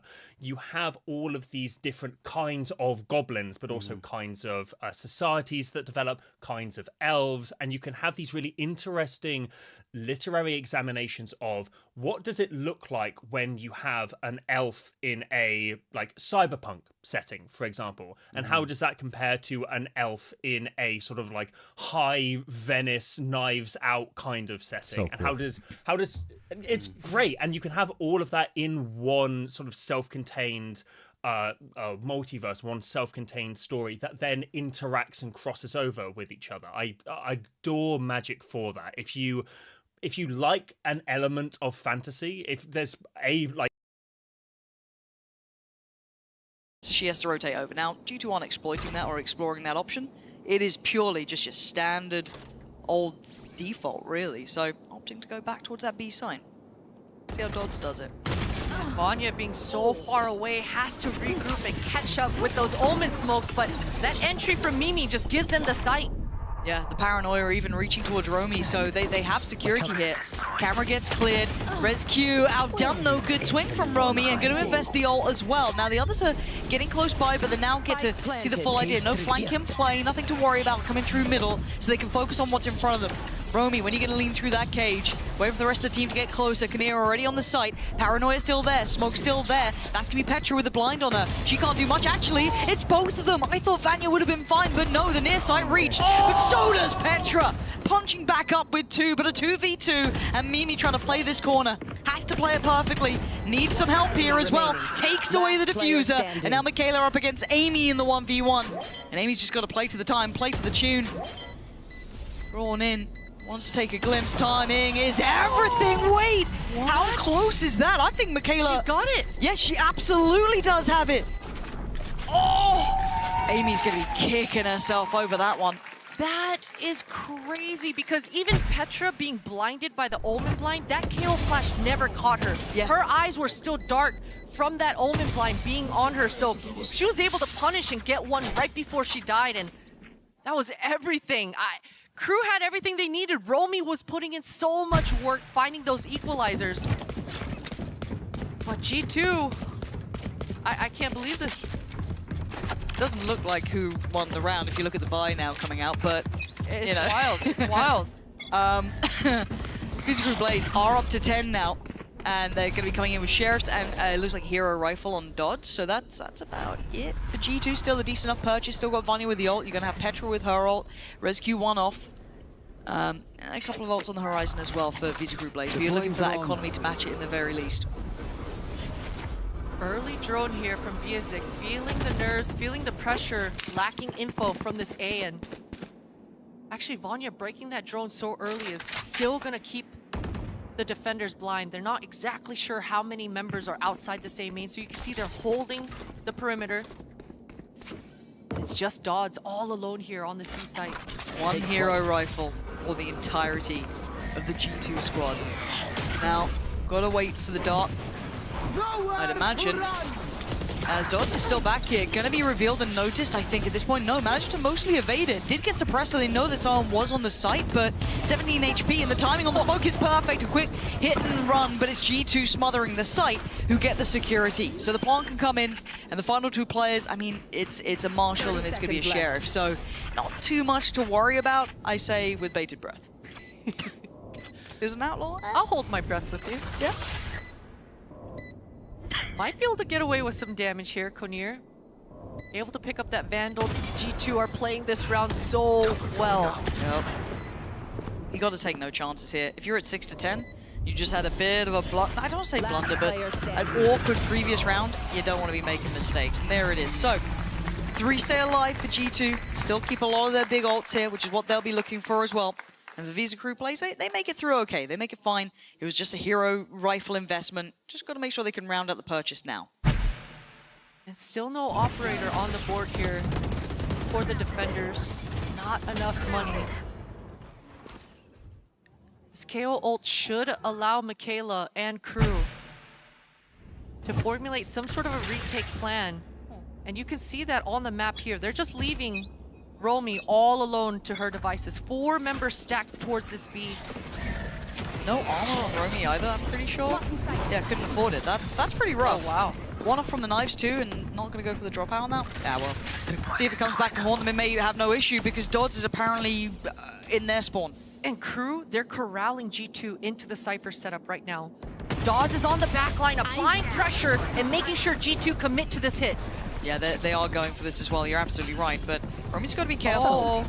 Very, very vulnerable, but very well positioned. Safe from the dart and able to punish. Visa Crew Blaze should be happy with this so far. Vanya is still alive, so there is a danger in that regard.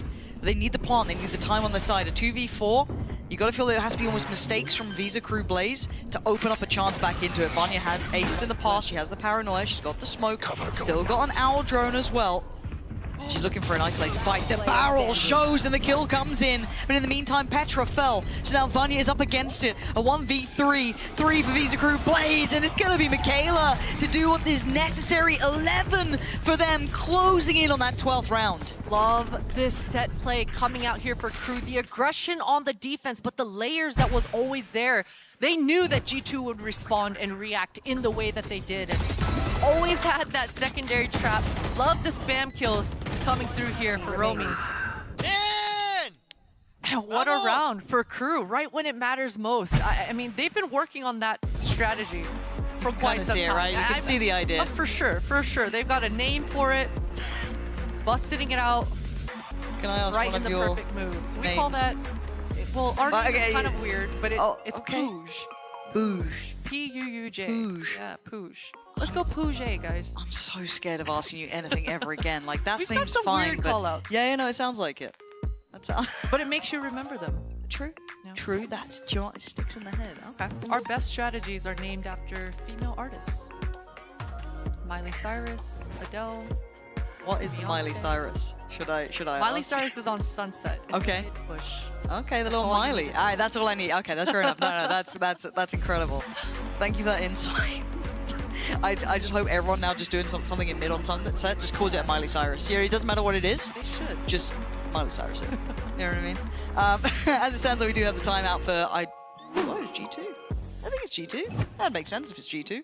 Scary times ahead if it's not. But again, they are held on 7. 11 for Visa Crew Blaze. But it has been back and forth, right? Look at the string of rounds we've had, and there's got some big ults here for G2. If you're going to bring out a set piece, now is the time. If you've got a concept in mind, now is the time to do it. Dodds has ult, though. We do have the Hunter's Fury as well for Biazik. There is a lot against them here. This is the round that could make or break this game pretty much in half. Rescue, Operator in hand. That's huge. And I'm looking again. Dodds up on that off angle. Yeah, the knives for Rescue should They're allow broken. her to be even more explosive after this first shot. Drone gets her on the deeper line. Oh, just the barrel. And she goes back. Now that was pretty nice. God damn. Replay, Rescue please. said, sit down. Literally. Sit back down right now. Have a seat. Deadlock naded, just straight out to the floor. Oof. Okay, well, let's let that one simmer for a second. Regrouping Yeah. back outside A, and look, Mimi, she's always held on to this KO ult. No Cypher trips that they have to worry about, just this Omen blind. Konir, she's, oh wow.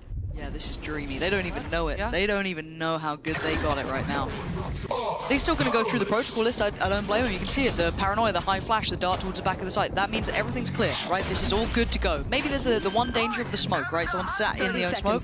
Hunter's Fury. Oh no, she ran into the, she gets canceled out on the Hunter's Fury, not accounting for the range of that KO ult. Unfortunate. The dart is still on the board though, and Konir equalizing. Wait, hold on. Does Vanya get checked on this though? Yeah, she does. Okay, the ball was dart there. pinged. Quick TP, she needs out of there. She gets caught. Huge. Michaela gonna open up chances here, but Rescue. Huge start, and looks like might be the huge end to this as well, but still firing, still going up top, and still connecting. Rescue living up to her name, keeping G2 alive when they needed her most, and she can't land the final one, but it doesn't matter. She's got teammates by her side, and it might be a team game. But even with all the time in the world here, Michaela can't do anything about this one. This one is wrapped up. G2 staying alive. Barely. And that was a 5 versus 4 with G2 in full control. It hit the fan as soon as that retake started coming into motion. Crew are just not letting go of the gas pedal. Look at this. Just one more time. Boom. Yeah, that's nice. Yeah, that's nice. That's real nice right there. Oof. Rescue is heating up right when G2 need her most.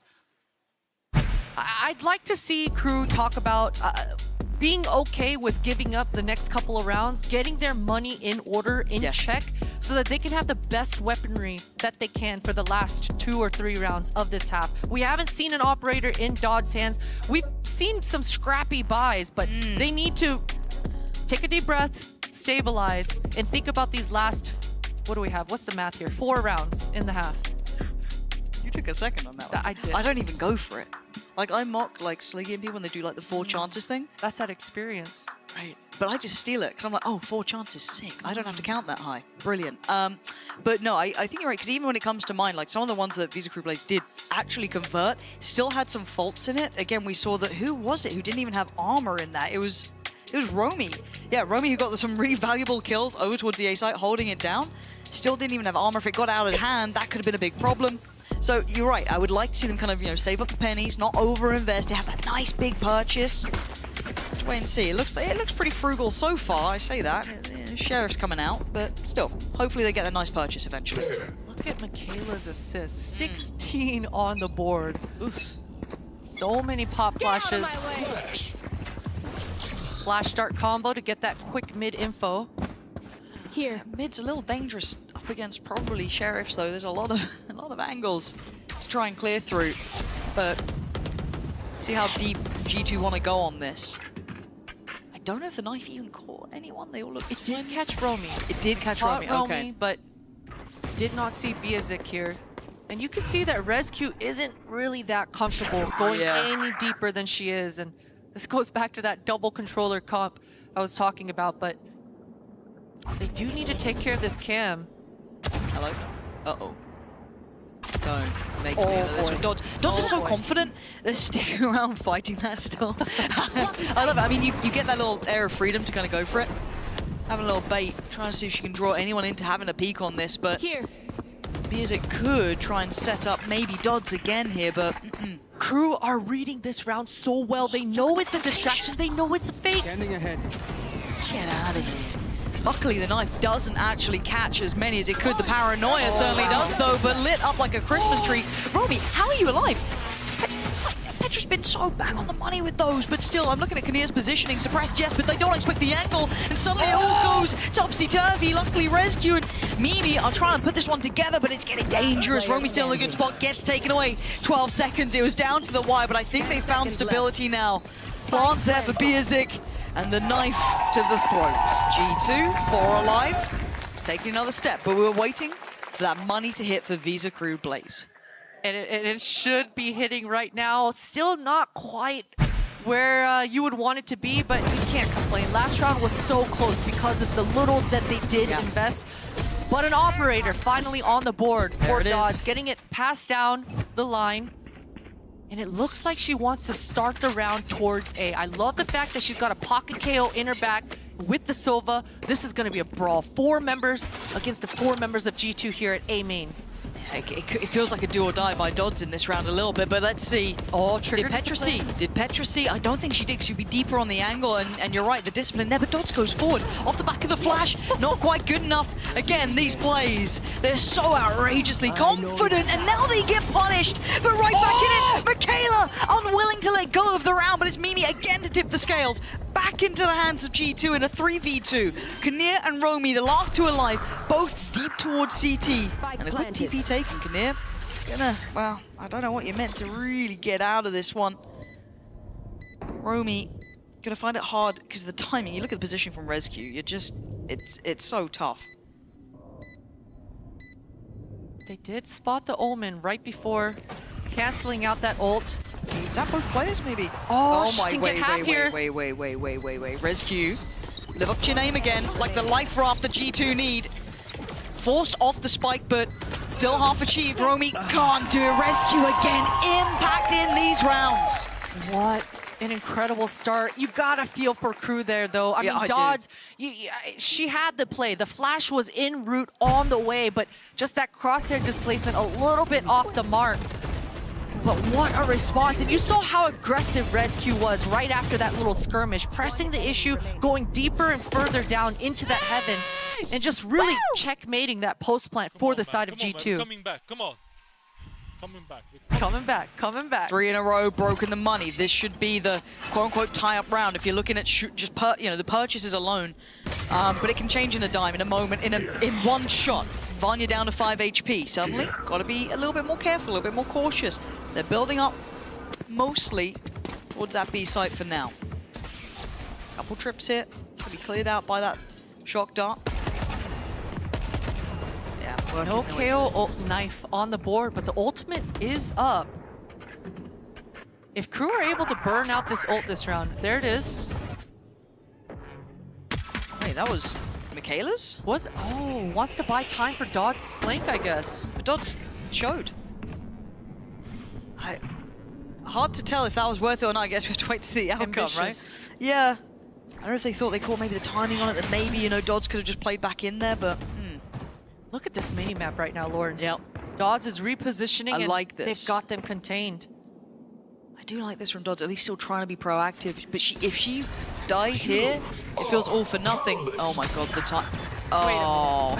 So tunnel vision there, but Biazik still going to find Vanya, who's the player down low before, but Biazik has an opportunity to do more. Still spotting out more players. They know they're on the side. Biazik lock in here, gets overwhelmed. Petra pushes her aside, leaving Michaela just tucked in the corner, needing some help here, needing some assistance. Dodds is on the way, and Dodds is delivering 2 big kills, but they can't get the rest. Amy tying up the score at 11 apiece. These anti-eco rounds are going to give me a heart attack, Lauren. Nope. They have been so close. Both teams are reading this map, this third map, so well, constantly in the right position at the right time. It's coming down to the wire.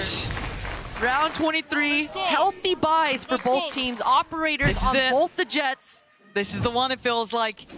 Visa Crew Blaze need this more than any of the other rounds. This is the one to fight for. This is the one to really give everything you've got. Because a close game gets forgotten, a win gets remembered for Visa Crew Blaze here up against the likes of G2 Gozen, but patience being displayed. Usual approach towards like clearing util, drawing rotations. Do they commit here? Drone tag does push Jet Rescue off the line, allows Dodds to regain that line.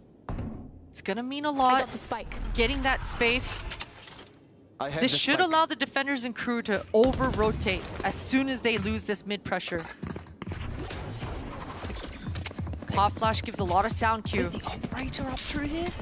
She's got a shorty though. I mean, yeah, true. My bad. I'll never doubt, but they're sending so many kind of mixed signals here. G2 making this very hard to get a read on it, but you can see just basically everyone holding the extremities as a push through middle, right? That's it. You've got 2 creating the crossfire on this side, 2 on the other. A little bit paranoid about the push through towards Heaven, but there's the first bit of contact here. Forced a little bit deeper. Petra trying to take the next step. Next player in line is Romy. They're already going to cut through up towards Heaven. This wrap is so audacious, but it's going to be good so far. Back and forth between the two. Rescue, the tipper of the scales, leaving Kinnear and Michaela. The 2 are on the other side of the map. Tap come all the way back around. And look who is locked in on this Rescue. Huge damage here. This could be the one. The heartbreaker. Michaela in a 1v3. Knife, 2 flashes. Vandals there. And the trip has to be broken. Camera in play. Really uncomfortable position for Michaela. And G2 are giving her nothing. It's silence. And it's almost deafening at this point for her. Looking for someone to make a mistake, and there are none. There's layers to this. Surely 12, it is G2, still alive.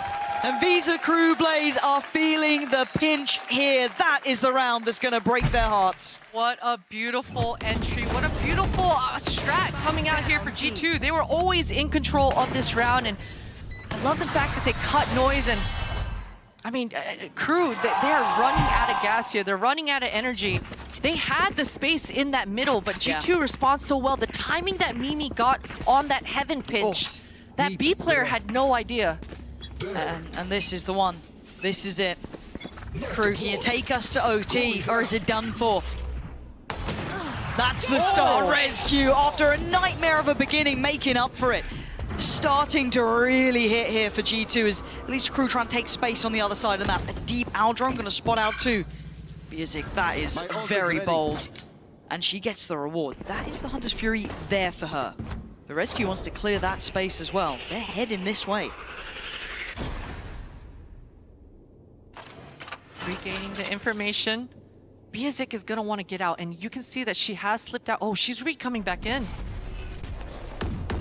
She needs to use this Hunter's Fury, Lauren. She really does. This needs to happen.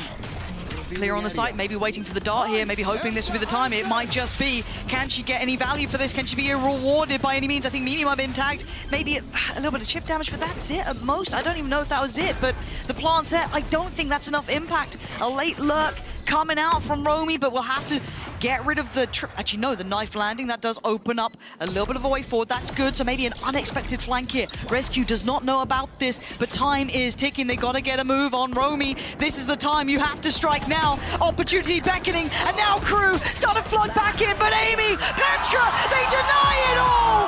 Legends for a reason. G2, no matter the odds, stick it through to the very end. What an impressive comeback. And you know, we talked about it, the fact that G2, this is where their experience has to shine through. This is where the veterans have to step up and let each other know, hey, look, it was a tough start. Jitters might be in play, but we've 100%. got this. We're the better team, and they absolutely show it here at the end. I am so impressed by Visa Crew Blaze, though. I can't stress it enough. A team that you could overlook potentially, but now they have to be really considered. They pushed G2 goddamn hard. To the limits, for sure. And I love the teamwork coming out for Crew. Each time that they decided they wanted a fight, they looked dominant. I mean, constantly setting up dodges for those highlight reels, but Konir has just called an incredible series. I think moving forward, she's got to feel pretty good about how this game plan went down in their opening. Yeah, this is, again, Dodds, standout player for me as well. Impact through the roof. Get the fifth sponge going, there we are, sorted. But again, taking G2 the distance, they're very impressive. Individuals from Crew are the real deal, but on the other side, as said, legends for a reason. A team to be truly feared, no matter the scoreline. And we saw it here today. G2 holds strong, looks solid. Not impossible to beat, though. They look human this tournament so far. Now, whether or not that changes as it goes deeper and they remember who they truly are, who knows? We will see, and I mean, G2 is definitely the type of team to get better as the tournament goes. Scary, isn't it? Scary, like a fine wine. Yeah, You know what I mean? Yeah, it is a fine wine. Nah, but this series has been great. I think it's just a good display to see how close the scene is getting, right? Teams now, it's three mappers. We're seeing fast aggression. We saw, I mean, Crew, you feel give them a little bit more time there, give them a couple different rounds, couple different outcomes. That could have gone either way. That was on the knife's edge. A couple of rounds here or there, one or two players. Who knows? It's so exciting to see these teams going forward. Obviously, this is just the first time we're seeing G2 as well, so God only knows how they compare to everyone else here. Yeah, absolutely. And Rescue just found so many openings. 7 first bloods on the Jet, on the side of G2. Pressing the issue. I mean, all of these kills were just incredible. Konir, that flick on that last shot onto Cypher. If she got, I wish she got that third kill. Yeah. And for those who are just tuning in, you've missed a banger, but I promise you the one coming up next is pretty solid as well. You heard of that player, Mary? Maybe Floor? They're going to be going head-to-head, so you're going to stick around for that. But before we even get there, this is the second game of the day. We still got to get past this, and we still have a really good little interview for you guys, which is going to be Victoria and Mimi, two of my favorite people, so I can't wait to hear from it. That's what I'm still here for. That's what we're sticking around for. So do not go anywhere. The interview will be down on stage in the Verizon post-match interview with two of the best people you could hear from. So let's head down there right about now. And I am here with today's winner, G2 Gozen Mimi. Now, a lot of fans here believe that G2 Gozen is gonna win it all, right? But I have to ask, did you feel pushed or challenged a bit today? I mean, we have never started a tournament strong so far this year, so I am not too concerned. It's a part of the routine, you know? It's just part of the plan. Yeah. Now, Falcons Mary joked during the press conference that G2's main weakness is that it has a couple of boomers. Do you have anything to say about that? And maybe it's not so much of a weakness? What Mary don't know is that it's called experience. Maybe when she gets older, she will understand. I think that definitely counts a lot for your experience. Now, the running theme for all 10 teams is the power of friendship. So advise us, what have you learned about teamwork from your past experiences? Teamwork is everything. I mean, teamwork is what wins games more than anything. So I think that is one thing that we always focus hard on, just to make sure that we can trust each other out of the server, and that can really make sure that we can trust each other on the server too. Now, a lot of players here have looked up to you, looked up to your team, but especially you. Your past teammates like Mary, like Sarah, have credited you as their inspiration. Who's your inspiration? My grandma. Yeah. Unfortunately, she's not with us anymore, but she's a very strong woman. Yeah. Oh man, that's so nice. That is so nice. Now, you've been packed with boot camps. You had Spotlight.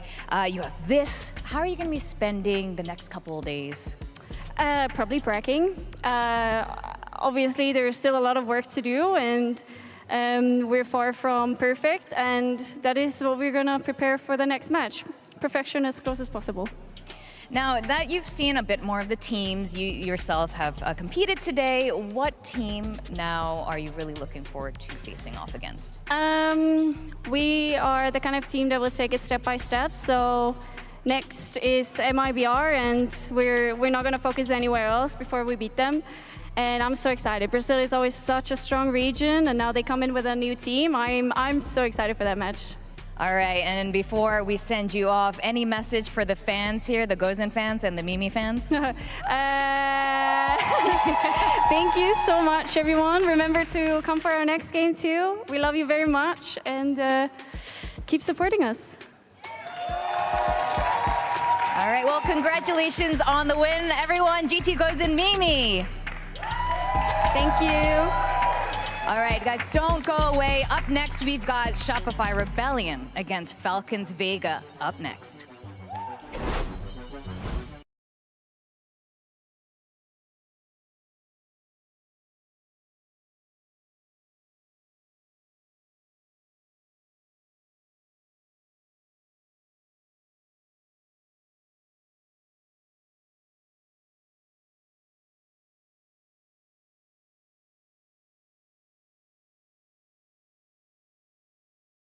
One enemy remaining. Oh, wow. Look at flash again. 3, 2, 1, pop. Go crazy. Go crazy. Oh, nice. Oh my god, W assistance. More. Ah! Of course it's me! It's always me! Okay, I'm flashing. 3, 2, 1, pop. Oh my god! 3, 2, 1, pop. Oh, he's all the way back. He's God. Oh my god, oh my god, give it to me! He's already up. He's up. He's looking at me. Oh! Yo! Cool. Wait! That's what hold me like a pillow. He is me. Fuck that guy. But I'm gonna go for the one-way flash. Yep. Oh my god. Wait. Sad, bro. Fucking sad. Are they flashing? I have a wall when they come out. I have a wall when they come out. Oh, I ordered that. Another ace? Wow. Tree. One enemy. Tree last. 40. Ace. Oh my god, I'm so bad! Oh, these. Damn. These hands, bro. You want to throw hands? Let's box real quick. Oh yeah, let's go. Ha! Yeah! Last player standing. Like 2 peek and be long. 40 got ISO somehow. One enemy remaining. Oh. Better? Right side. One time. Oh, shit! Yo, look at that. Oh, the finisher! Yeah! Flashing now. 3, 2, 1, pop. Flashing behind you. 3, 2, 1, pop. Nice, Okay, I could have had the clip of my life, I can't lie, and I just suck. I could have got an Amber clip, but I just Two side. That backside. Get him. Yes. Nice. Oh my god, I'm so upset. Oh my god. Right side. Flash it again. 3, 2, 1, 2, 3, right. Pop. Oh. My bad. I meant left. Fuck. Nice. One more. Ace. No. Yee! I didn't reload. Right. Wait. Peek. Swing. I need you to swing. No! I'm always Stuck green. on He's side. up. Akaba. You can flash your spawn. Really flash your spawn. One enemy remaining. Oh, I mean. Okay. Do you ramp? Nice.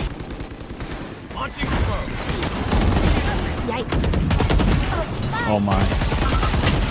What? He just return fires me? Launching smoke. Enemy kill. That was fire. Oh. Night.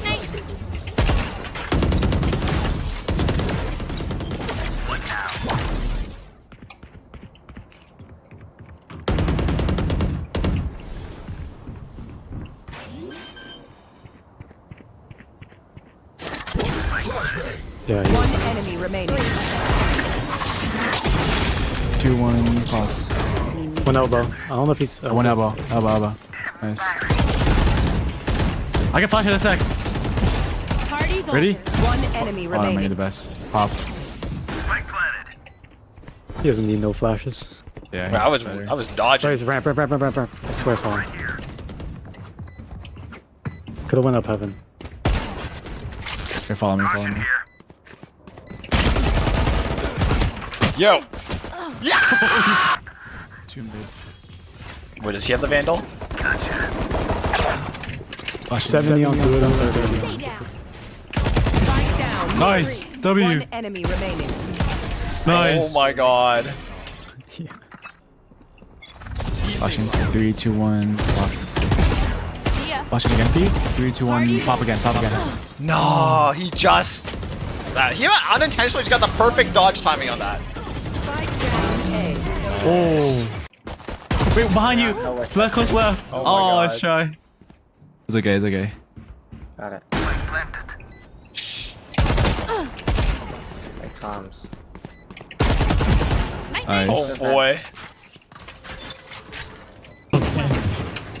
Close left. Why are they in this elo, bro? Oh. Nice shot. Shit. Oh my god. Get back sight. Oh You can spam through the smoke. Fuck.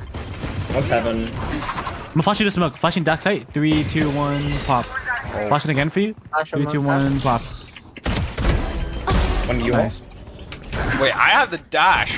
One enemy remaining. Nice. Wait, great flashes. Damn. Wait. Team. Could be flank. Probably on the flank. Oh, he's nice. I tagged him.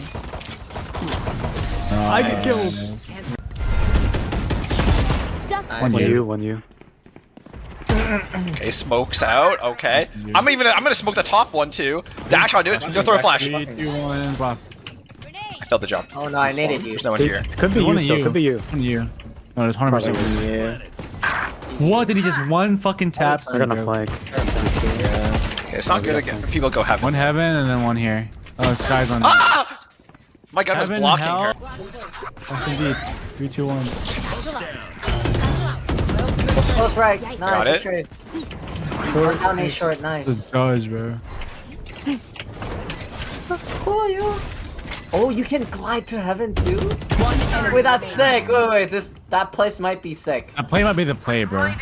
Low key. It could be like a Wait, clip. that might be a new skill for you, Kami. Yeah. Like bench. Oh, down. Go down. Yeah. That goes back sight. That goes back sight. Oh yeah! Dash at him. Never mind. Where's the ult? Wait, I like this Goes back path, sight. dude. You have no gun in a second. Where are you? In my smoke or backside? One tower. One enemy remaining. Am I listening? My to something? One enemy I am remaining. listening. Nice. Odin on Lotus with fade. Flashing. 3, 2, 1, pop. Flash it again, Kami. 3, 2, 1, pop again, pop again. Go. Oh my god, keep going. Keep going. Well, this Gecko fully ran. He's scared. Keep going. Out short. I say that flash. He's running in. Ready? Can you go No, through? I'm walled off. Alright, I'm jumping out, jumping out. No, you guys. It was you. Spike down. Well, I'm coming, my ace. Where'd he go? Wait, what? He's in default. Jumping out. I'm dead. OMG, Ace. Ace. Oh my god.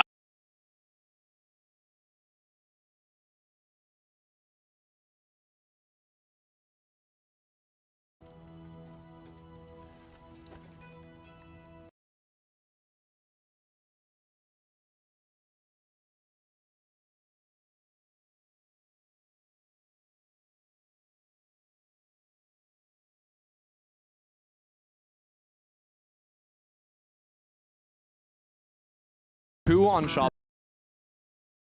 Like a fantasy genre or subgenre that you really enjoy, there's a very good chance that Magic has a world that you can really get into, and that's something I adore about it.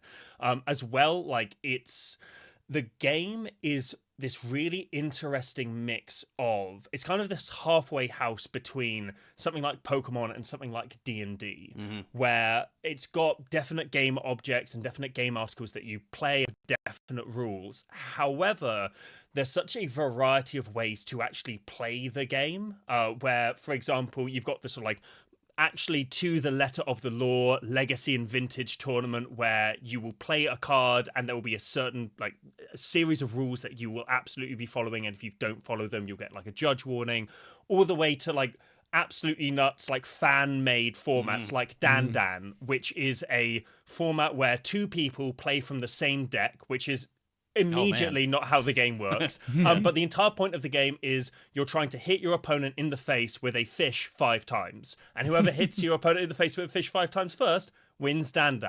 And it's one of the most complicated formats in the entire game. It's so fun.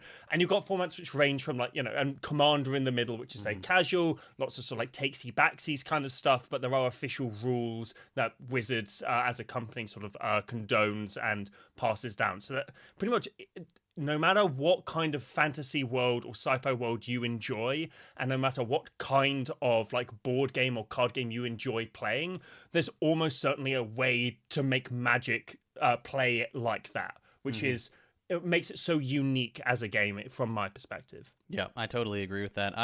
For me, Hugo, for your edification here, I primarily play Commander, or exclusively, I guess I should say, play Commander, because it's the most fun to me. It's casual, it's like kitchen table stuff. You have some friends over, have some drinks, have some snacks, and you Same like play in the this game. podcast where you're playing Commander with me and Hakeem all the time. Exactly. No, Leave you he's locked not. in the He's basement. actually the opposite. But Yeah, I'm the hype man. But the thing I like about Commander is kind of like what we were talking about in the intro. It's like if you're not forcing yourself to play the game by the rules, and it's not mandatory fun. It's just the most bizarre things will happen in Commander games simply because of how many cards each person has in their deck and the ways you can construct them, and the basic guiding principles of Commander. So I was talking, dear listener, to these guys in the chat before we recorded, and I recounted a brief story about how one person ended up with literally over 1 million bugs on his side of the field, and that's just you're basically playing a story, and those are the things you're going to remember playing the game. For me, I think it's a blast. But anyway, Spice, I interrupted you. Please do give us the quick rundown of how you like what a game of Magic looks like, top level stuff. It's, again, it completely depends on the sort of format that you're playing, but you're right. Like I think largely there are those two kinds of angles that you play Magic for. You either play Magic for the story of it, and also because I've been playing this game so long, and if you really get into it, it does develop a sort of like encyclopedic or like Rolodex in your head. When you're talking about and they had 1,000 Beetles, I'm like, oh, that's Scoot Swarm. That's the card Scoot Swarm. A card that I haven't looked at for at least 4 years, but I know exactly what it does and what it needs to be. Absolutely. I fail to remember my friends' birthdays all of the time. I can identify cards based on their flavor. Scoot Swarm, though. So easily. Scoot Swarm. It's that meme like with a very old meme at this point, but Leonardo DiCaprio from that Scorsese movie where he's like, yeah, that's me. You're always that's me anybody every day. mentions anything. I know that one. That's beautiful actually. 100%. Shows passion. Yes. Thank you. Sure, we'll call it passion. It is. I think, but like, yeah. So you've got the story angle, and you've also got the sort of because there are. I don't know how many cards there are in the game at this point. I think in a couple of videos that I've made, I've said there are X amount of cards in the game. There are tens of thousands of cards in the game, tens of thousands unique game objects, and more getting printed. Indeed, the last couple of years have seen the largest increase in the amount of unique game objects that are getting printed in this game. As well as sort of like the sets that are getting printed, and of course I'm sure we're going to talk about that a little bit later on.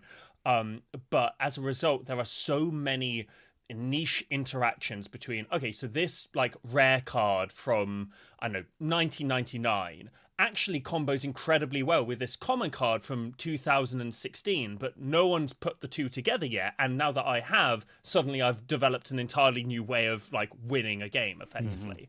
And so you've got formats like CEDH, which is, you've got sort of Casual Commander, which is EDH, Elder Dragon Highlander, which is what it was originally called.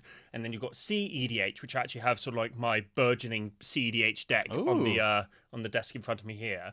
But what that's all about is taking the most busted, the most like immediately combo-y off infinite mana, infinite card draw type cards that you absolutely can, and shove them all into one 100 card deck and just see who around the table wins the fastest. So you've got, you know, turn 2 wins with your 100 card stack and stuff like that, and you're having counter magic battles, and it's just so fun to untangle the stack of the game, the stack of layered game effects that are happening. And you can either go down that route of like, you know, computer brain, or you can go down the storyteller route of, I'm going to assemble a bunch of really silly things, and we're going to be able to talk about this game for weeks after that. And I've got so many of those games just like rattled in the back of my head around like when I was like first time playing this game, like sat around my mate's mum's like kitchen table playing Two-Headed Giant. None of us knew how to play. I've still got like game actions that I took rammed in here because they were like formative experiences. 100%. Yeah. That's, if I were to pitch the game, that is how I would do it. Yeah, I've yet to meet anyone that I've introduced and has given an honest shot to playing Magic that hasn't come away saying, that actually kind of rules. It's just a fun game. However you like to play, there's something for you.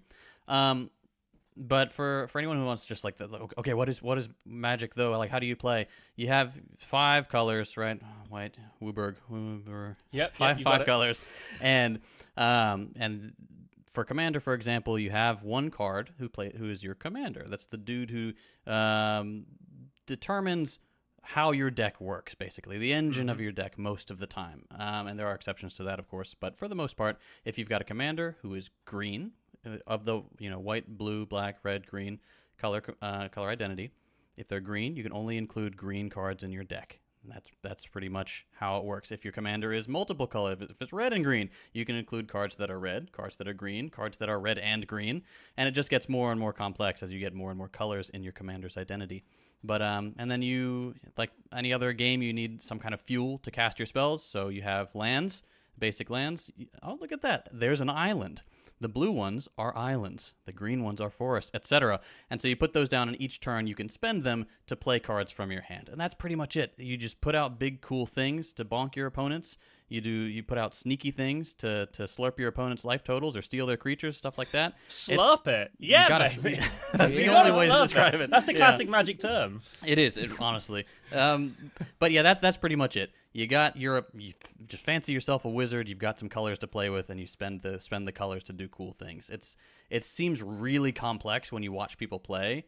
Like, then there are like a lot of one-off effects and stuff. But like once you've played a couple rounds, it's like, oh, that's not bad. I need 3 of these green things to do this card. And then you just read what the card does. You do what the card says, and you can get super crazy with it and build crazy decks. But for the most part, very straightforward.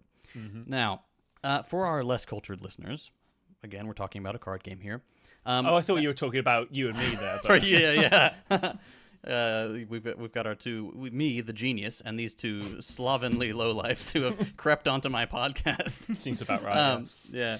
But at first glance, it wouldn't seem like there's much overlap between Magic and what we typically talk about on the podcast here, which is communism. But that's not actually the case. So capitalism poisons everything it touches. I think we can all agree on that now.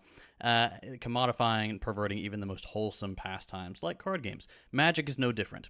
From mass layoffs to leadership pursuing unsustainable growth targets, leaving the third world out to dry, Wizards of the Coast, which is the company behind Magic, is prey to all these same problems. So, Spice, could you please give us a quick crash course on the intersection of magic and socialist theory?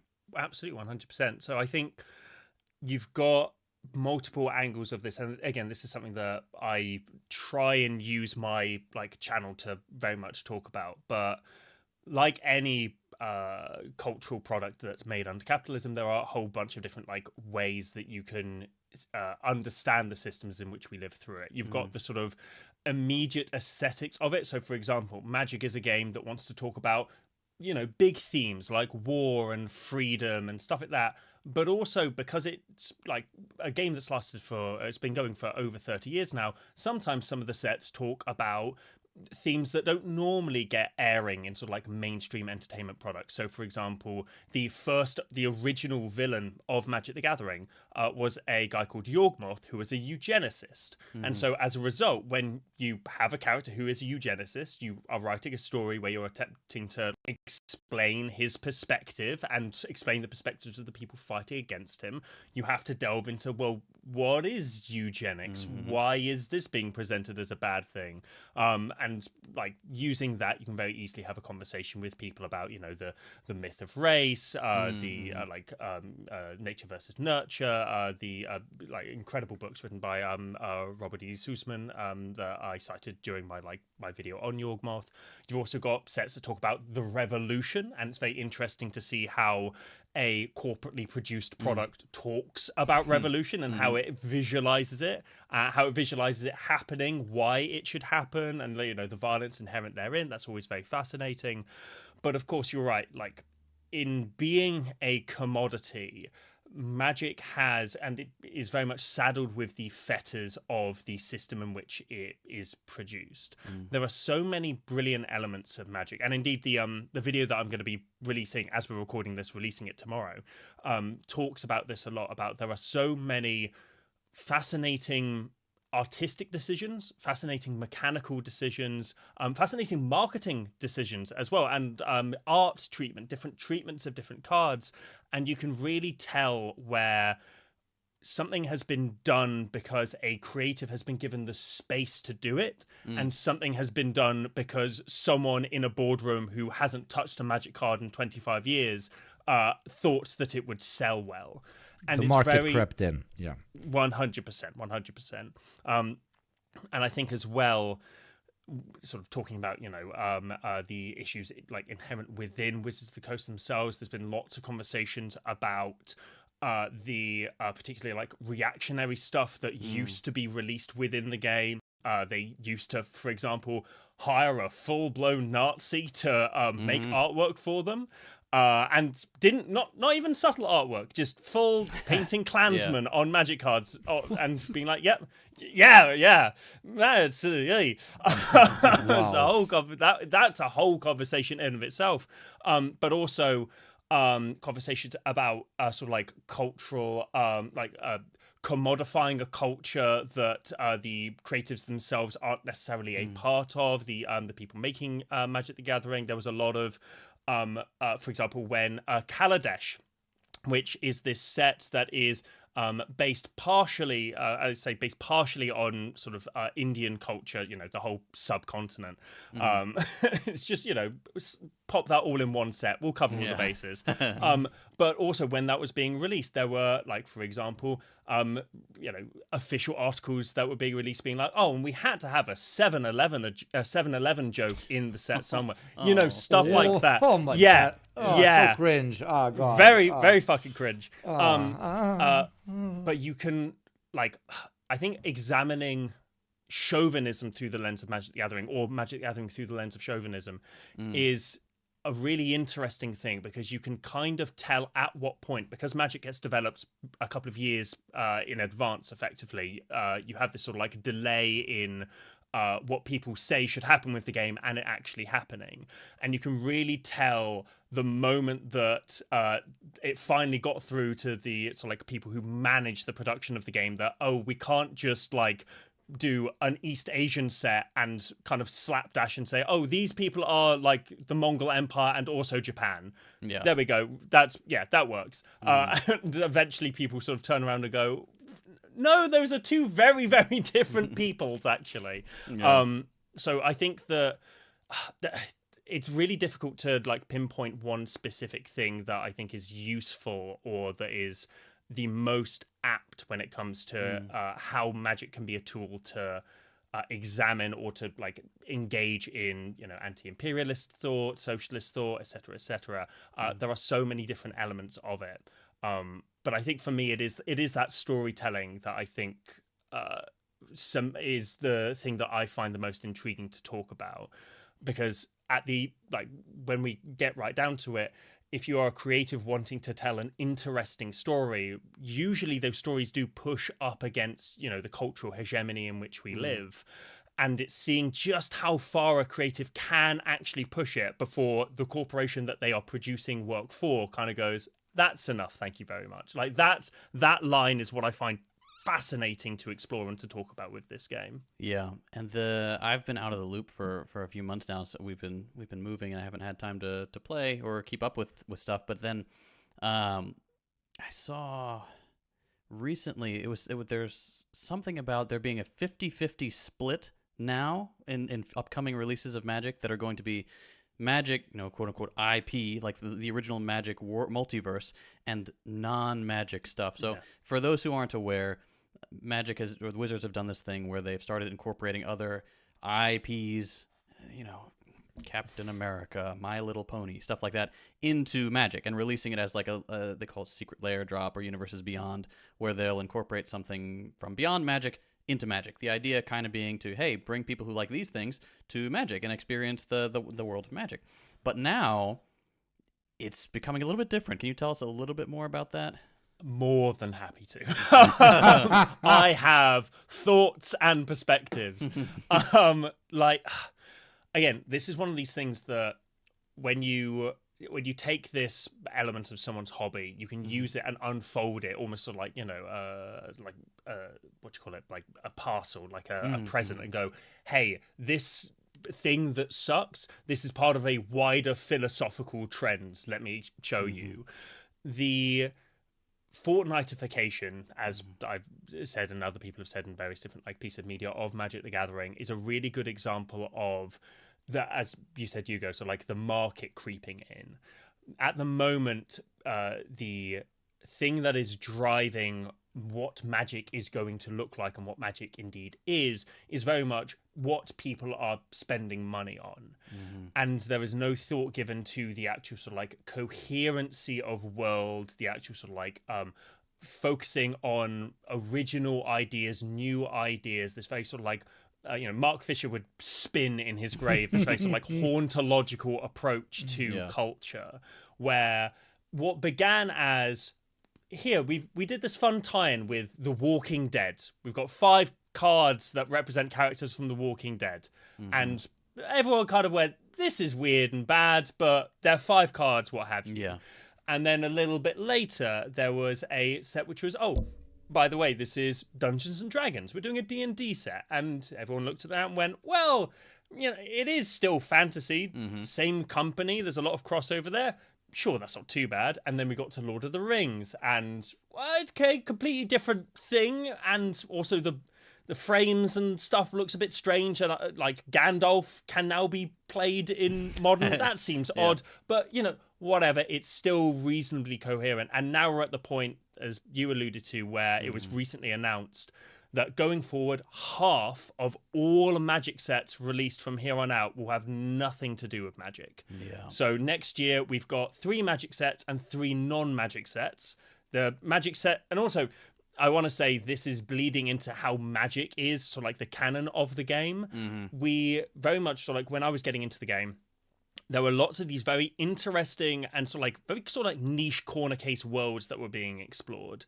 So I got into it around the time that Khans of Tarkir was being developed, which was this, again, sort of like broad strokes East Asian plane where you had both the Mongol Empire, you had Japan, you had Southeast Asia, you had sort of like various different nebulous indigenous Siberian peoples, all sort of. Has started off 8-1. That would do it. These guys just did not rotate. Follow a strat channel. Oh! Okay, Mel. You there? That's crazy. Well, you know what? Talk your game when it's working out. The Outlaw had not been working out for Fluorescent. That What are you hasn't stopped her talking getting about? kills. She had the slide, 1 kill, no scoped with the Outlaw. That's pretty good. It was on the second bullet. Yeah, that's fine. That's why you have that's two. a rarity for Floor. Mel's pretty good too. Box down mid. Watching here. Is someone chanting ace already? Relax. Little soon, guys.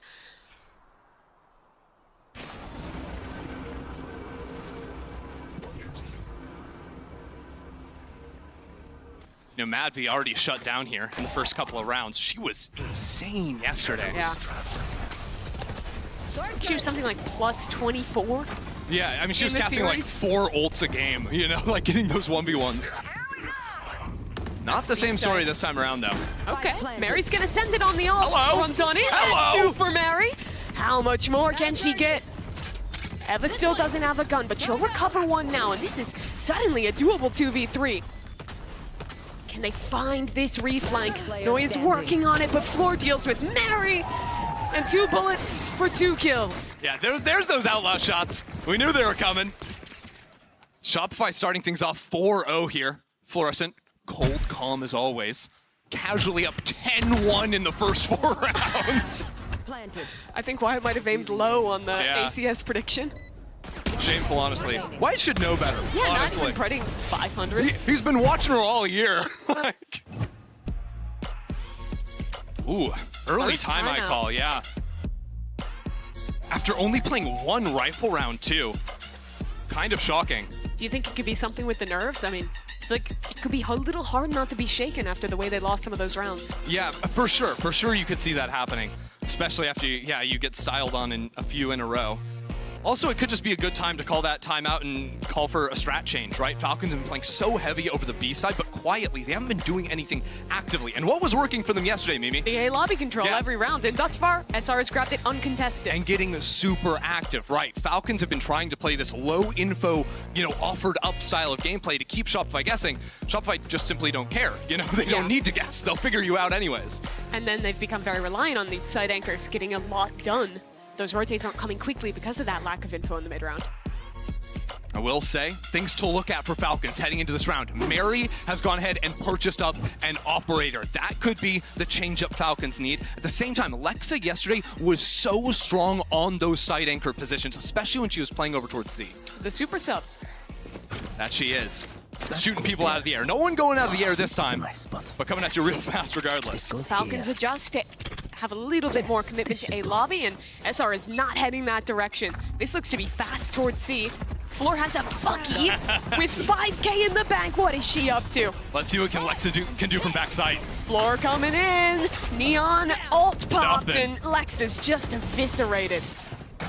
There's no one on the site. Toki got forced all the way off. Wasn't able to get back in, so now Floor with that Bucky is going to take that close position on CT. Falcons don't have a paranoia to get back into the site. They don't have flashes in their comp outside of that. How do you get back in? Their retake with an AWP as well. Oh, these options are already limited, and they don't even know about Floor's Bucky. She's a sacrificial lamb. How much can she do? I don't think she's a lamb, Mimi. No, she's the wolf. Gets one. Trade is there.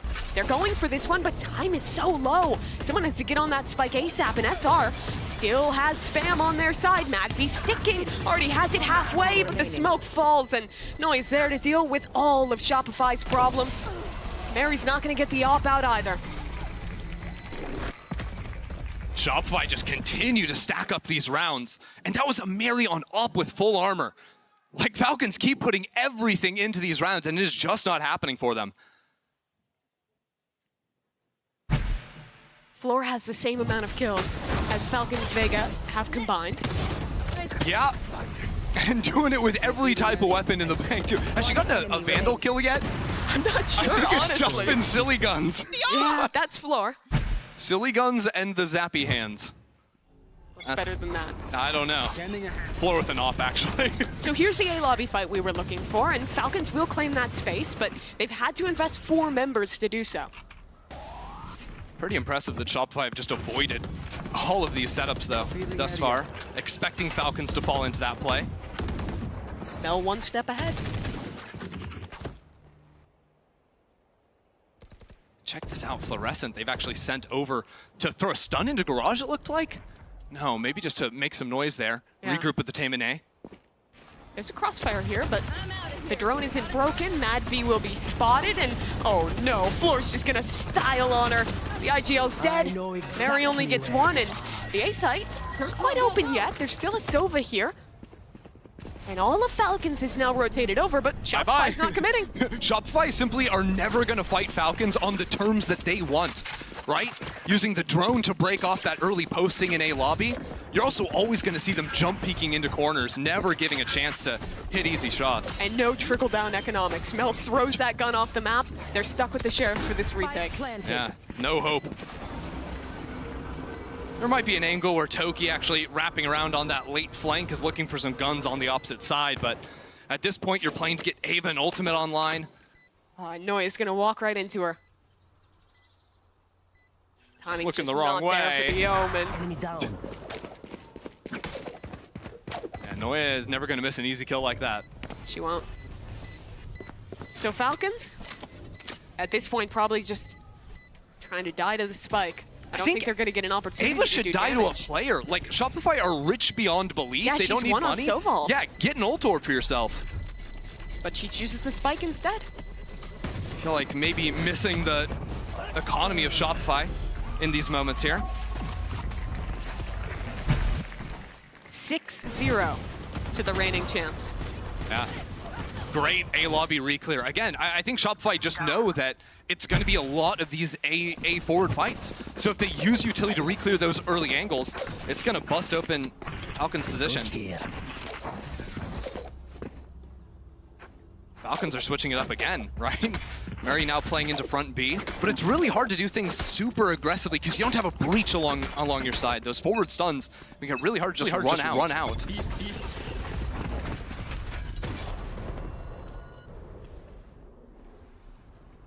Falcons go back to the ISO Neon setup on B. Tried to fake out more pressure in A lobby, and there's going to be a fight in mid.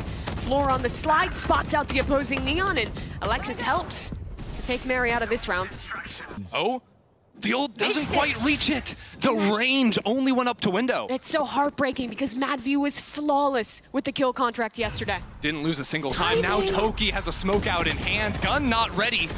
And she's completely stuck in the corner. Gets hers before she ends up falling. But I don't think Shopify even have to commit off that. No, they don't. They still have a minute left to play with. Yeah, Sarah's hanging out towards C long, making sure no one creeps up there. There are a few rounds, and this is again, I think Shopify getting the advantage of watching Falcons play yesterday, where Alexa, when there was early A fights, would actually walk down C long and look for a flank or look for a very forward camera. Now Sarah's gonna tell the team, hey, that actually didn't happen. And I think because they don't see that forward posting, they expect there to be softer players on the A side. They expect players to still be towards C. It's just Eva. How much can she do? Stun misses her. Floor swings in. Eva can't wrangle the shots, and both the Falcons What the hell is this? Shopify, they just swarm the site, wrapping around both sides of main. Spike planted. And Hope just continues to drip away. Falcons have not found an answer early in the rounds. The retakes also haven't been going their way. Lex is walking into this crossfire, and it's just too good. And look, you expect some class out of the returning champions from Shopify. But you don't expect the threatening of the 13-0 against the team that just threatened the 13-0 yesterday. Yeah. I mean, to go from almost doing that to ALG, now be put in their dire position. It just looks like Mel knows exactly what Falcons are doing. Omen. Just a complete download round to round. Now Falcons are actually going for that forward fight into mid. It's full sheriffs for them. No one home for Shopify. Yeah, Shopify haven't overcommitted early in rounds because they know the early fighting is exactly what Falcons want. Toki. Okay, she had the first ace of the tournament and has 2 in this round. There's a chance for Falcons, but the troops arrive and they trade this one back into an advantage. Eva, a gun. Still gonna go for that creep. There's a Vandal on the ground too. If she can just switch over to it, if she can catch Noya unguarded, and she does. That's a massive one for Falcons. Can they get back on the board with this? The IGL in a 1v2. Omen ult available. She can leave that spike, get it later with the ultimate. And she's got plenty of time. Almost a minute left on the clock. Right now, Falcons, they're isolated too. But she wants to fight. The timing, it worked out for Eva, but she whiffed her opportunity. And now it's a 1v1. Mel will run to C. Yeah, run to C, grab the ult to spike, but Madvi is reading it. IGL's the brains battling it out here. Madvi's gonna catch the timing. Or is Mel ready for it? Ults to grab the spike. Does she Madvi stick an it? opportunity. She's gonna stick it and go back into A! They're both reading each other, but Mel is always one step ahead! Look at her smile! Unbelievable! She's to this round. Absolutely insane. Madvi with a mad dash to get back over. The timing, Madvi could be ahead of this one, and she's done it! IGL versus IGO, and Madvi betters Mel.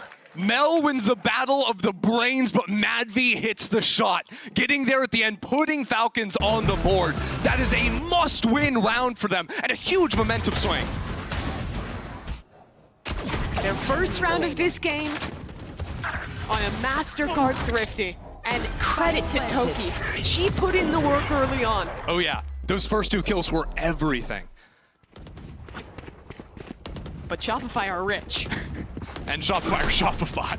And they also have 2 ults. That they do. The question is, can Falcons actually turn this round into something else? Can they turn it into a little momentum? Because they need to string them together. 4 fighting A. This time, SR are into it. I like what they say. Rolling Thunder, everything is going into this fight on A. Mel down short, needs to deal with Toki in the corner, and that's stun. Too much to deal with Madvi again! Oh. A double up for her, and the score evened. Brings it down into a 2-on-2 now. Cage to pick up the spike, now info given from Noya. I think they're just gonna take it, they're feeling it, and Falcons call that rotate off. Or do they? Make noise running away. Now the Neon back into heaven already. Noya watching for it, spots out the Cypher. But Mary has the timing from heaven! She'll get them all! And Falcons double up. Who better to show up back-to-back rounds but Madvi and Mary? Those are the players you need fragging. Those are the players you need to feel confident in the server. And against Shopify, you have to feel confident or you are going to go quietly. Shopify, they might be the reigning champs, but this is the stage Mary won on. Oh, they got it, Sooks, baby. Sooks. Mary, they have 7. Close enough. Close enough. You know what? Mary has a 100% win rate against Shopify Rebellion, I realized. But not this. Not she's this never one, played the this 2022 one, but Fakest it counts stat for I've something. ever heard. Okay, thank you for sharing. I mean, they have 100% win rate in the last 2 rounds. Wow, that's great. 5 ults for Falcons, though. Shopify only have gone B 1 round before, a long time ago, and nobody's home. This is a site Falcons have stacked so many times. This time, no one home. Hunter's Fury, though. And the ISO ult as well. Did that get a player? Mel. Again, the IGLs, and Mel cannot win it. Even though she doesn't win it, though, Floor still managed to get on B side. It's a wacky round state right now as Shopify have big space and should be able to get the plant down yet. Do they suspect Floor? They've got He's to. looking for it.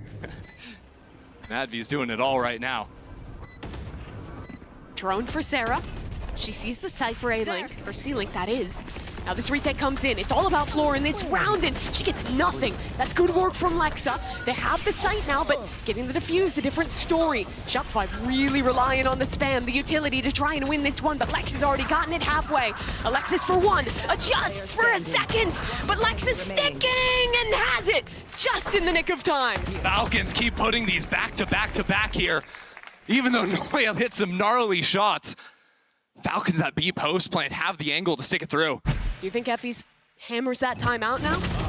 I think you very likely could. I mean, that's another 1v1 that Mad V takes up against Mel. Nice.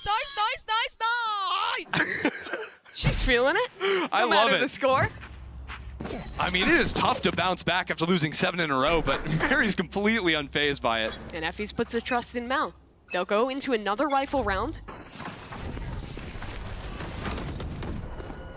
Falcons, I like what they've been doing over in A lobby, though. It's been a lot of this fake pressure. Throwing a dart from the Sova, throwing the Neon Stun, but actually not walking up behind it. Waiting to see where Shopify are going to commit. It's kind of been a game of chicken throughout this half, where most of the time it was Falcons acting first and Shopify getting the better. The last few rounds, it's been Shopify on the front foot. Sova spotted on that drone. Floor diving in, and Eva again wins that opener. But the players behind for Shopify are doing their jobs wonderfully. Toki all the way around on the flank with the Omen ult. Gets past the Cypher Trip. Shopify should be aware that something could be awry, but she's going to get up before Noya can spot down long. Sarah not looking for this one, but it just in time. 1-for-1 might not be good enough because it's Lexa now tasked with a 1v2. She's walked deep on site though. Both players from Shopify swing, and the coordination in that late round again wins out for Shopify. That was a great round from Sarah and from Mel. Sarah finishes it off, but Mel TPing up on the boxes while Fluorescent was trying to get in there really quickly. She got this nice angle over on top of the Neon one wall as players are coming out into the site. You can see it right there. Beautiful shots from Mel to start that round off strong. It is done. And now Shopify going back to an old classic. A C-long fight, but Mary's gonna be coming on the other side. It's gonna be a bloodbath. Paranoia for Mary. Stun as well. But she doesn't have an angle. Cut off by a stun, and Floor wins the Neon battle. There's still 2 players on site for Falcons, and Shopify are smartly going to cool things off. No need to overheat into that round. They got that opener, and that's a big one.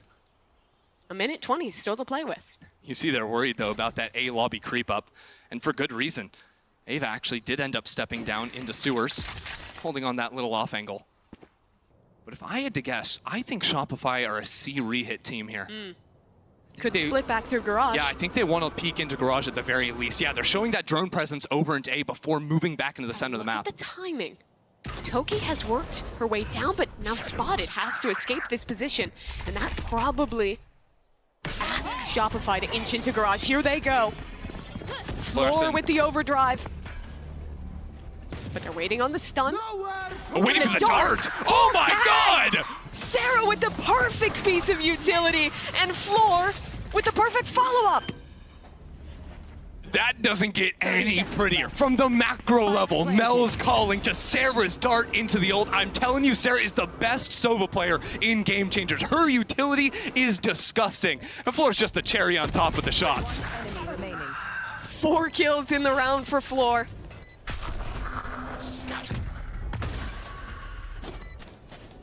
And a cherry on top. Eva spotted out.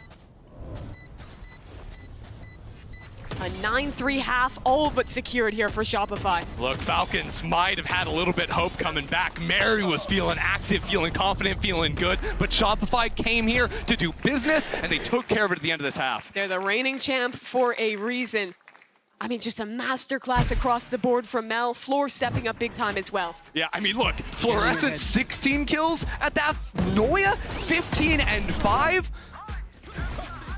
Absolutely insane work. to close things out. That said, Falcons are not going to go quietly. This team bounced back before, and they're going to be coming back in a little minute. There's absolutely a chance, but Shopify Rebellion, they are feeling good on that stage. And I bet they're not the only ones feeling good, because we have some special guests standing by with Uber in the crowd, some SR superfans.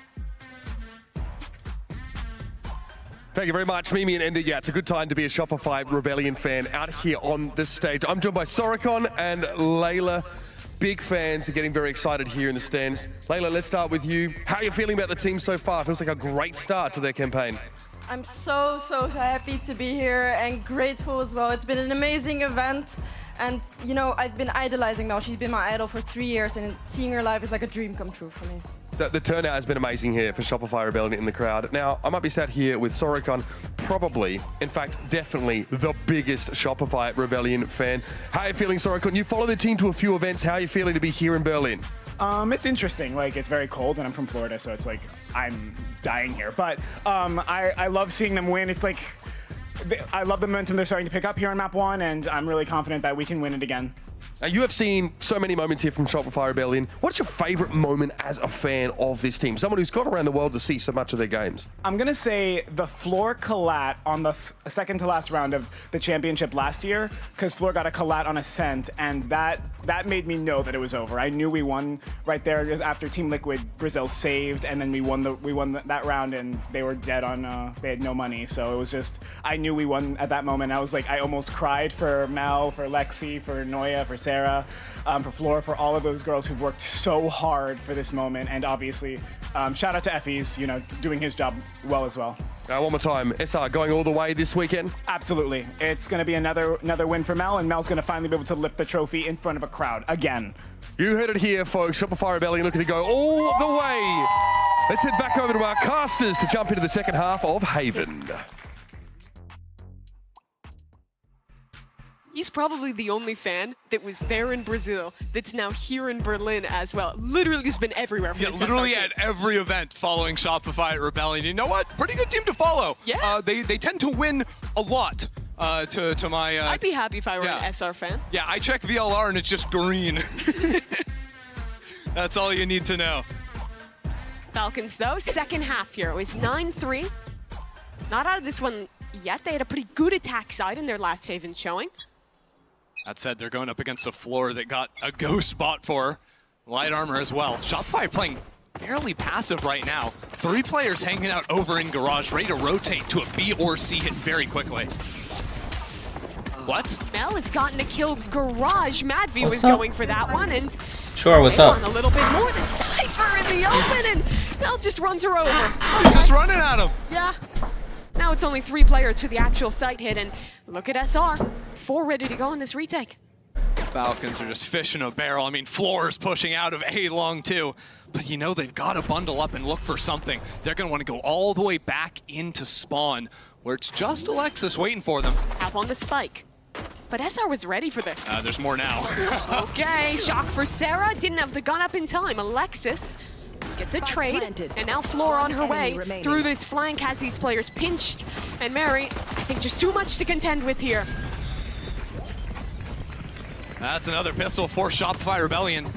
And starting it off with Mel getting the 1v1 shot against Nadvi's ISO. I mean, look, the first 2 1v1s did not go Mel's way, but since then, she has been delivering. Certified Mel moment. Just no fear.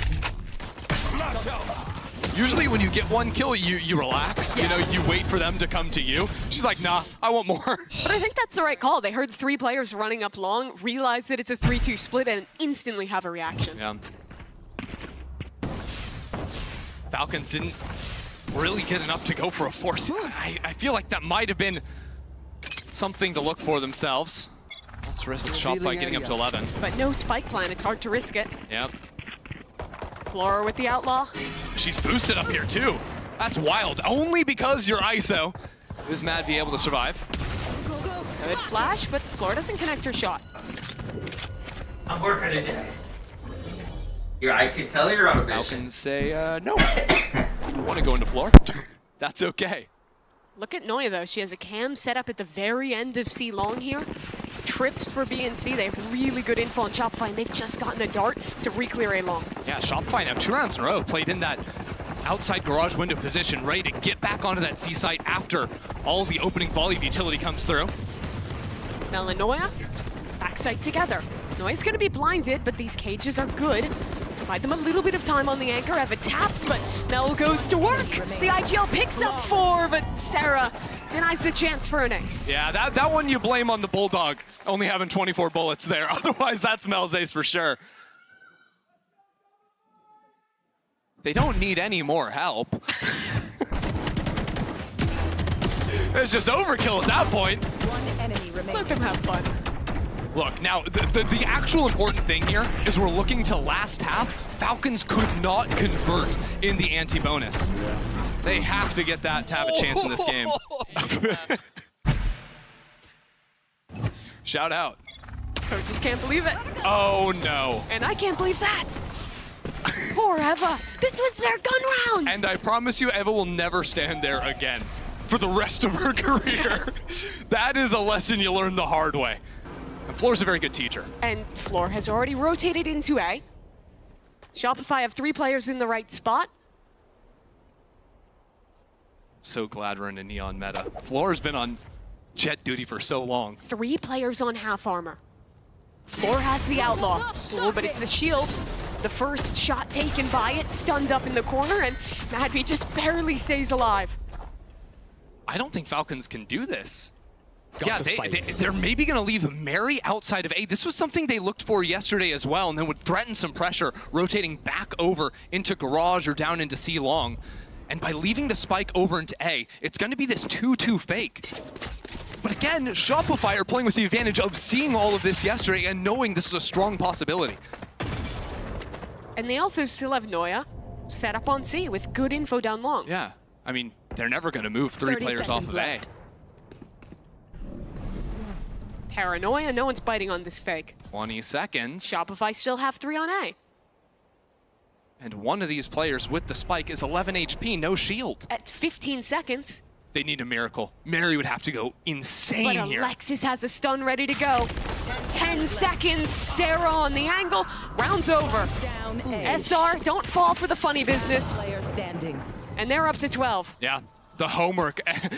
Effies and Mel know exactly what Falcons are trying to do. I truly think this game, obviously Shopify are shooting insane, but this is a prep diff. This is a mind diff. Shopify have read everything Falcons have tried. And again, I feel like that's such a difference to what we saw in the lead up to Sao Paulo last year, where they were sometimes more reliant on the aim, where that was what carried them through in some of these games. The NA qualifier, Series 3, and this first map has really been about the calling and the structure looking absolutely on point for SR. The interesting thing about the third qualifier for Shopify is that because they lost the first 2, they were coming into main event having a lot more of their own VODs public for other teams Which is in very America. uncommon for them. Normally they're just rolling up to the last qualifier, win that one out. Cool, we don't have to play another one. But it was actually them with very little info on a YFP or a FlyQuest that were the top contenders in the North American scene at the time. But that didn't seem to stop them at all. They came in looking even stronger, even more locked in than I've ever seen them. Yeah, and then they go into the finals against SR. Last map is like 13-2 in the fastest 3-0 you've ever seen. The Shopify that you're seeing here are a Shopify that are completely locked in and truly terrifying. Falcons experiencing that a bit firsthand, and with the last few seconds of their timeout, realizing that they don't have much to spend here at all. I mean, we're talking about piecemeal in terms of a buy, and in terms of a strat you can effectively run here. Yesterday, their A lobby control was unchallenged, but today that has been a very different story. Go, go, go. At least they've got some jammies to lighten the mood a bit. Quick trigger. Last chance for Falcons. They'll open this one towards mid. Very quickly into Garage. Floor dead, but the trade is instant. Floor stun got across the line. And there's even Sarah spamming from up in Garage window. Shock dart to go out too. Doesn't connect any damage. But honestly, the way the game's been going, Falcons will accept the trade of knocking down Fluorescent. Timing for Mel. Smoke fades and Toki gets the better of her. Okay, good opener. Toki gonna have that second smoke refreshing now as well. Alexis, she's been having an Alexi game thus far, all about the assists, the team player. Not ready. This is maybe her round to shine. Tucked in close, with Sarah now in support and managing to dodge out on all of the utility. Alexis dead though. Toki and Lexa take care of this one on the execute. And it's up to Noya to try and finish this job. Falcons stay alive. Nicely done from Lexa to put the bow on top there for Falcons. Scanning ahead. This opener was really big. So again, like Floor's been putting up 2 kills every round just about, at least. So Mary just getting that one. When there was 3 players sacked in that area, you're absolutely gonna take that. Guys, let's go. Mel's definitely gonna regret, you know, being caught off guard when her smoke went down in A lobby. But maybe if not for too long, because Floor has enough money for that operator. Not sure if she'll be contested though. She'll set up towards short. Oh, similar look, but this time tripwire to run into. A bit more reserved too, not just sliding in. Nice shock dart to break that one away, but actually check out over towards A. Floor posted up with that operator. And it might be tough business to re-clear that space. Good news is Ava's held on to the drone, so they can use that if they need to go back into A. Sarah sees nothing on the drone mid. Noya is up here. Yeah, calling back into C could be a disaster. A as well. They basically are trapped into going B, but they don't really know that yet. There. Shopify have 4 players on the left side of the map. All Falcons have to do is shut down that ceiling flood, and a post plant would be easy for them. TPing now onto the site. The smoke goes down, and Sarah's here for it! 3 kills for her before finally falling. Alexa comes in as well. Sarah just won this game for Shopify. Gets ahead of the utility and closes it out. 13-4. Shopify Rebellion back on the international stage. And they are looking as fearsome as ever. This is a team that's here to win. Fantastic play. And Fluorescent leading from the top. That's a great one to start it off with Shopify coming out on top. But there's more after this.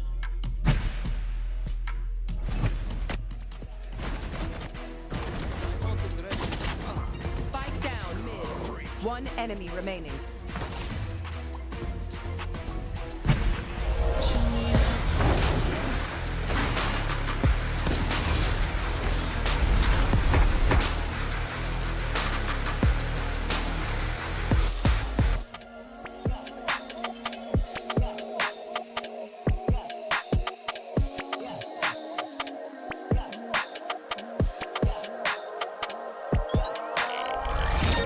Show me how to run away.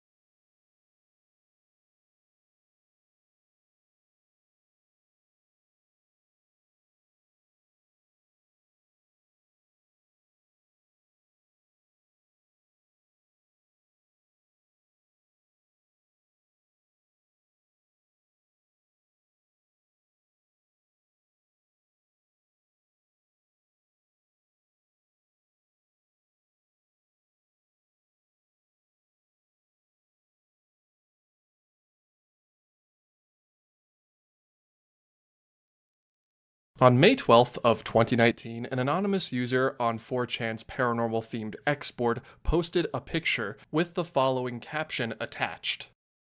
If you're not careful and you no-clip out of reality in the wrong areas, you'll end up in the backrooms, where it's nothing but the stink of old, moist carpet, the madness of mono yellow, the endless background noise of fluorescent lights at maximum hum buzz, and approximately 600 million square miles of randomly segmented empty rooms to be trapped in.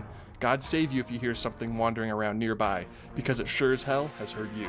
This image of the backrooms quickly went viral on the internet as an example of a liminal place. Now, I have made videos on liminal places before in the past, specifically at the Disney parks. Now, these liminal places could be indoors or outdoors, they just had to give off a sense of liminality. A liminal space being, for those of you who don't know, empty or abandoned places that appear eerie, forlorn, and often surreal. Now that doesn't necessarily mean that they're scary. Sometimes they can give you a weird, warm, fuzzy feeling, sometimes nostalgia, but they are off-putting very, very slightly. Places like these exist at the Disney parks. We've talked about it before. Epcot was home previously to a lot of these liminal spaces, but I wanted to talk specifically about the subsection of liminal spaces that the backrooms fall into today. The backrooms is an indoor liminal space that stretches out for millions and millions, potentially an infinite amount of miles in every direction. Once you're in the backrooms, you're probably not going to get out. At least that would be the case if the backrooms were real. They are a fictional place. The picture itself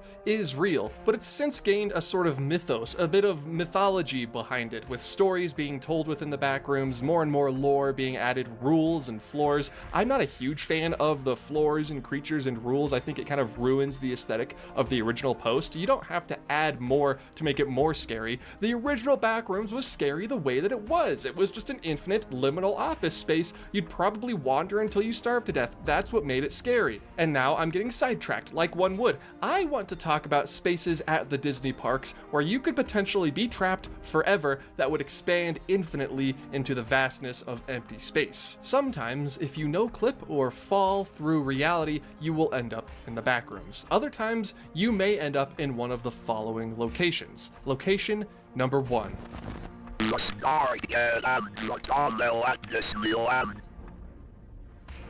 The Starcade opened at Disneyland in Tomorrowland alongside Space Mountain in 1977. And as you could probably guess from the name, the Starcade was an arcade. Not full of stars though, it was just a regular arcade. Celebrities or astral bodies, neither of them were in the Starcade, just games, okay? Just to set your expectations accordingly. And over its years of operation, of course, it got updated games, updated floors and walls, all sorts of updates came and went over the years. But with the rise of more advanced technology and smartphones in our pocket, we didn't have to go to the Starcade to play a video game while we were at Disneyland. We could just do it anywhere we wanted, straight from our phones. And usage continued to decline and decline year after year until 2015, Disney closed it down permanently.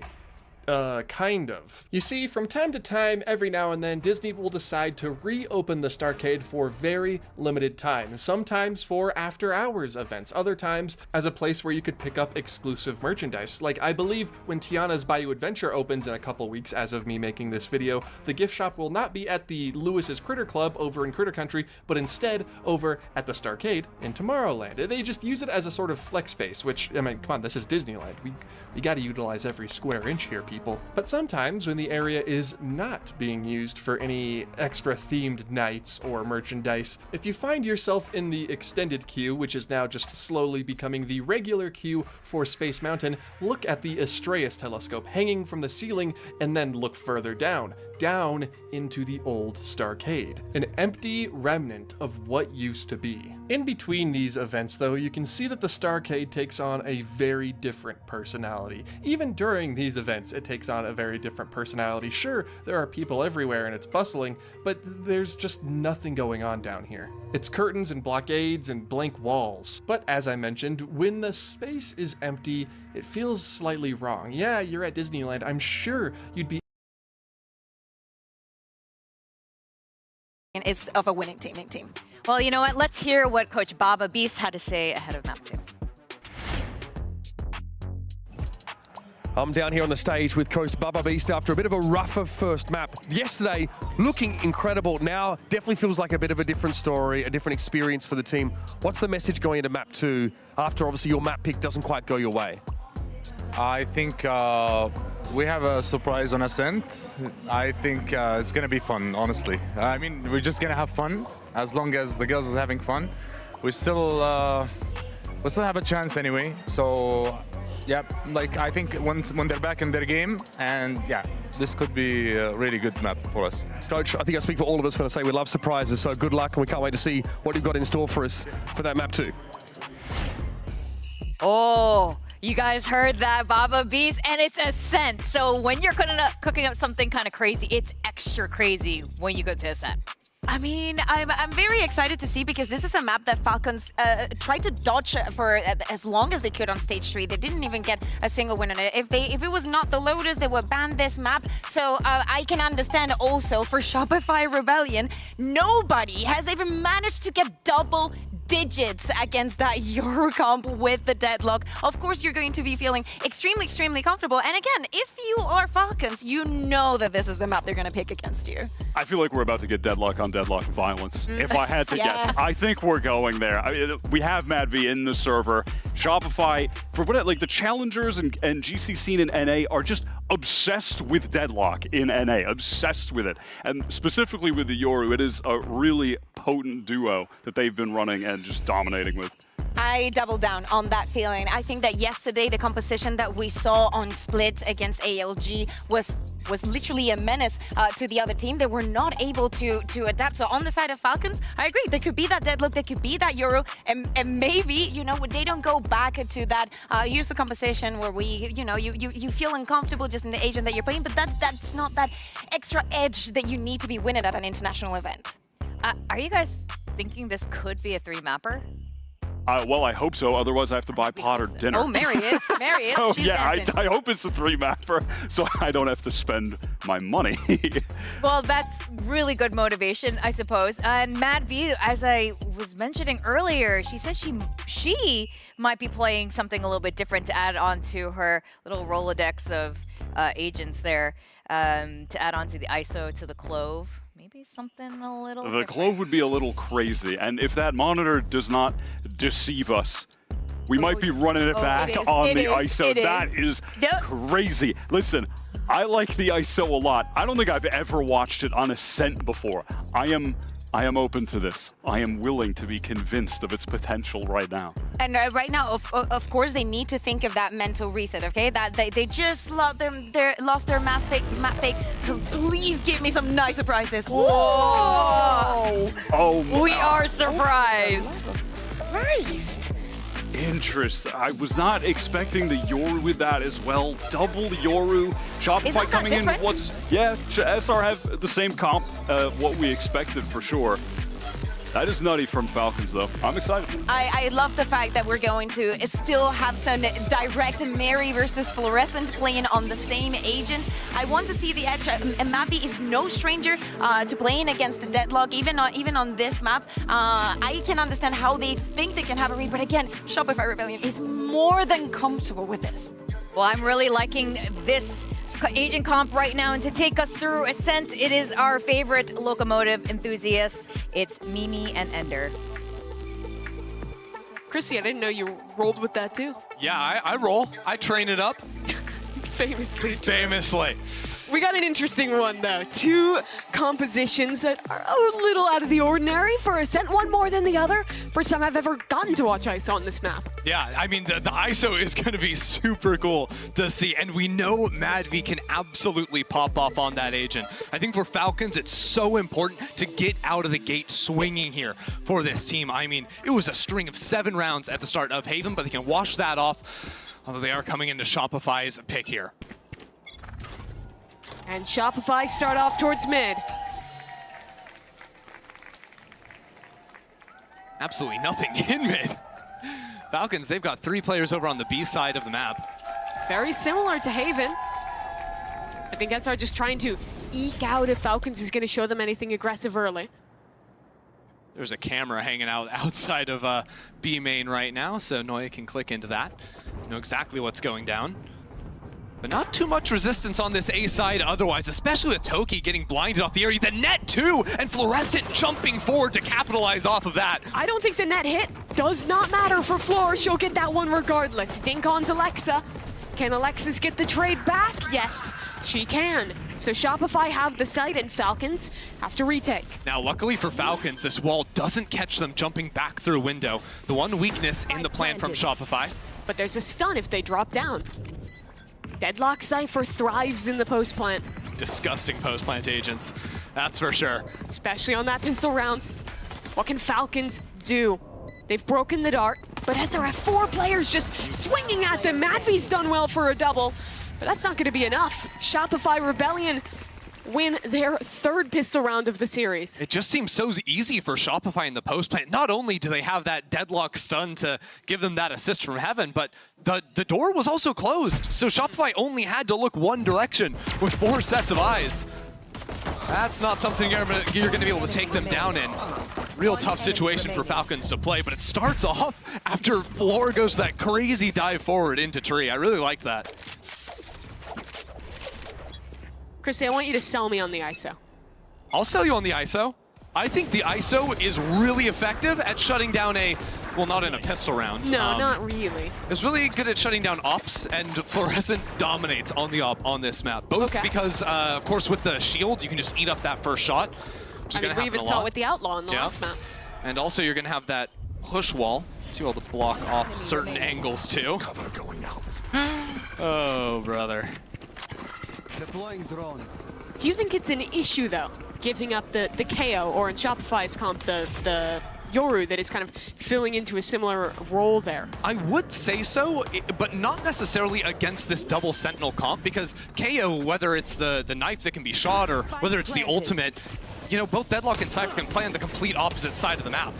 So KO is not super effective at shutting down these double Sentinel teams, even though that might be a little counterintuitive. Yeah, and for both teams, the Yoru fills a lot of those holes, right? You're giving up a dive agent in the Jet. You have a TP, you're giving up the flashes from the KO. Yeah. You get flashes back. You even have an extra tool to deal with trips in the clone. Yeah, the Shopify comp is proven to be very effective. I do think Falcons, though, have some ideas here to break that double Senti comp, right? Because both you have the clone to eat up both those pieces of util. I also think Madvi using a push wall as they're coming out of an A main, for example, could be another way to just block off angles for players to capitalize off of a trip that you might be running into or a sound sensor. And of course, you can always ult someone out of the play too. Talking of ults, Alexis has the Annihilation on round 3. Why do Shopify always have ults on round 3? It's a problem if you're playing against them. Yeah, especially if this ends up being a late exec into the B site. It's so hard to hide away. Oh no, the Gunners. Okay, she wins it anyway. Not a care in the world from Mary. That's Mel taken down, and well, Mary's already across the map towards B. Ooh, just placing the decoy, waiting to activate that to a little bit later. They really want to sell this fake, and I think Alexis might use the ultimate with this clone going through to sell that hit as the rest of the team works into B. But no one's rotating. Falcons are not biting on this rotation. Still 2 players on that site. Shopify, they'll send even more in, and they get the teleport. Mary's out of the picture. Now it's only 2 on B, but that could still be enough to deal with Shopify. Already a player down. The dart's perfect, though. Sarah again stepping up to the occasion, and her team follows up on the info well. And as the spike goes down in mid, Alexis falls. Massive as the ultimate is taken out of her hands. Well done from Toki to find that. Very low health. No flashes, no paranoia. They have to challenge this angle. And Floor got one. Now on to Noya. It's Mary and Madvi, and not finding the angle just yet. Noya swings in again, and second opportunity, Mary will take that. Falcons don't let the bonus round slip away. Yeah, major opener there from Mary over in A main, was that? Yeah. Taking out Mel? No business winning that. Yeah, then teleporting over to B, back over into A. Doesn't matter that Shopify did break Falcons' ankles just a little bit. The fighters from Falcons were winning. It's so cool to see this matchup because all of GC champs 2 years ago, we were talking about G2 versus Cloud9, which was Mel and Alexis then, and Mary was on that team. It's not quite the same pieces, but finally getting to see that fated matchup against Mary, Mel, and Alexis is exciting. And I think those players have defined the match in a lot of ways thus far. And after we didn't even know if Mary was going to come back to playing, right? When she went to go to school, leaving G2 for a moment, now coming back on this Falcon team to bring them here. But while she was gone, the new star in the scene, Floor, made her name, and she'll make hers in this round as well. Already ulting through B and gaining a pretty much free site for SR. Yeah, actually a deadlock wall already going down into CT too, so just some extra trouble to deal with on the retake. I mean, look at the utility, how filthy that is. Double stuns when you come out of heaven. An option for Floor to TP into main too, and double up with Noya later on. Good news is Mary has the clone, and they need that clone to come out of really market if it's going to break those sensors. The wall will fall pretty soon. It times out. Drone into the site for Falcons. Sarah's waiting to throw a dart as these players come for the spam. There's the dart. Does it get broken? Not in time. MadV gets spammed. There's the annihilation into spawn, and Mel's picked up a kill of her own. They're trying to free Mary, but there's no chance. She is dead, and that time is so low. Falcons just don't have the room to work with. They'll lose this round to the clock. That is just like Effie's drew it up in the Valo plant. I mean, the combo of the Sarah dart with fluorescence flash, that's so why the sick. dart wasn't broken, because the timing on those two abilities was just about perfect. That's also coming down while the annihilation is thrown out. And it's all up the sonic sensor. Just absolutely nasty. No one escapes my... But that's the thing. Shopify are going to own you in the post plants with this comp. I really think Falcons need to find ways to flood out onto site before they get blocked off by that deadlock wall, before Shopify have the time to place all those abilities, because otherwise it's too easy for them to play it out. I think the issue is that you need players set up to flood in, and thus far Mel has also done a good job of being ahead in the calling. Yeah, well, Falcons, they're using the Yoru TP to get quickly over onto this B site, so it was once 2 players, quickly becomes 3. And now it's back down to 2, and 1, and... Still 1 player, but Eva's Bit of a delay. Flashed. That's crazy.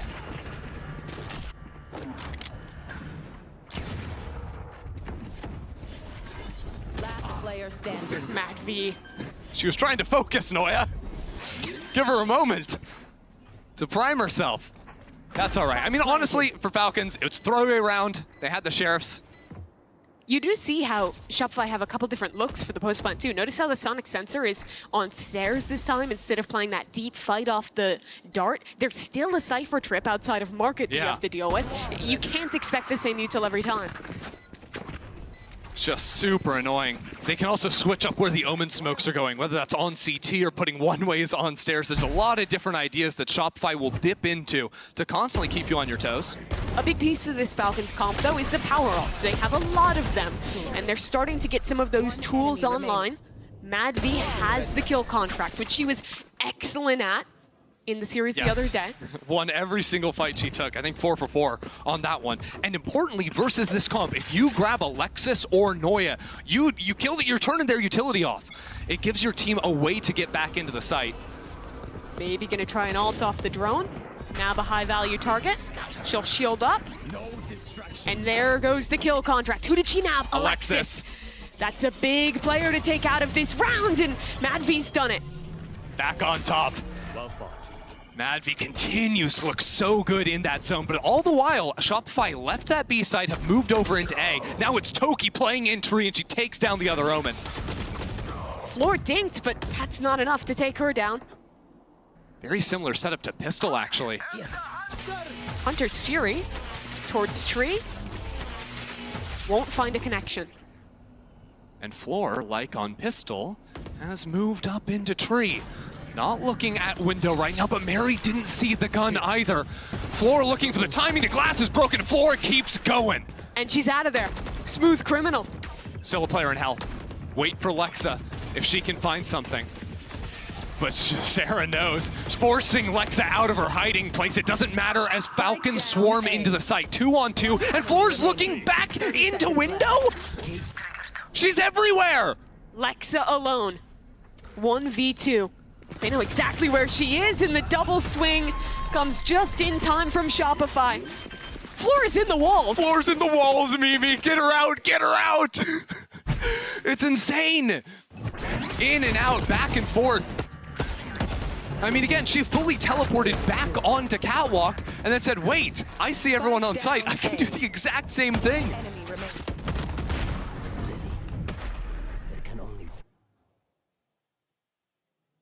My honest reaction. Bro, 1 HP, I'm just like a little...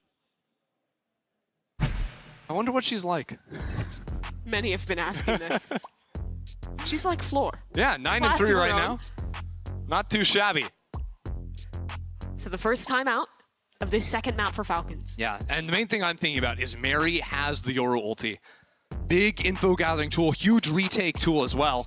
Try to find out a lot of that utility as you go in. That last round, by the way, was a full 4v5 Yeah. that Shopify won. Yeah, I kind using of the forgot kill about contract that. at the start. I forgot too. And then that became a 3v5 because Mel died. How many players does Floor count for? I don't know, maybe that's what she was saying. I'm like 3 players, I'm like 4 players, something like that. I don't know, she's got a clone at the very least. We'll give her 2 players, Okay, that and seems that reasonable. works. That's what works for the time being. Last few rounds, I think Falcons have been trying to play a little bit more heavily on these sites, committing to anchoring instead of retaking into this Cypher deadlock. I like the idea they're setting up for a little bit more of a mid-fight this time around. Even though, I mean, the B main fight worked for them, but I'd like to see them show some more forward pressure. It has been a little bit reserved, I would say, overall. Yeah, and that fight really only worked because of the ult. Exactly. This round just sheriffs for them. Quick TP from Mary over into the A side. I think she threw a flash into B window before snapping that out. That's what got MadV up on that forward line. So Falcons, very similar to how they played on Haven, like to show a lot of utility on one side of the map with the Yoru and then TP away, just leaving one player. It sort of sells you this fake idea that there's a stack on the B site, but in reality, they're on A. And you know who's going to know exactly what you're trying to do with a play like that? Does her name start with M? Yes, and it ends with L. Maybe Mel? Mel, yes, Okay. you figured it out. You cracked the case. I'm glad.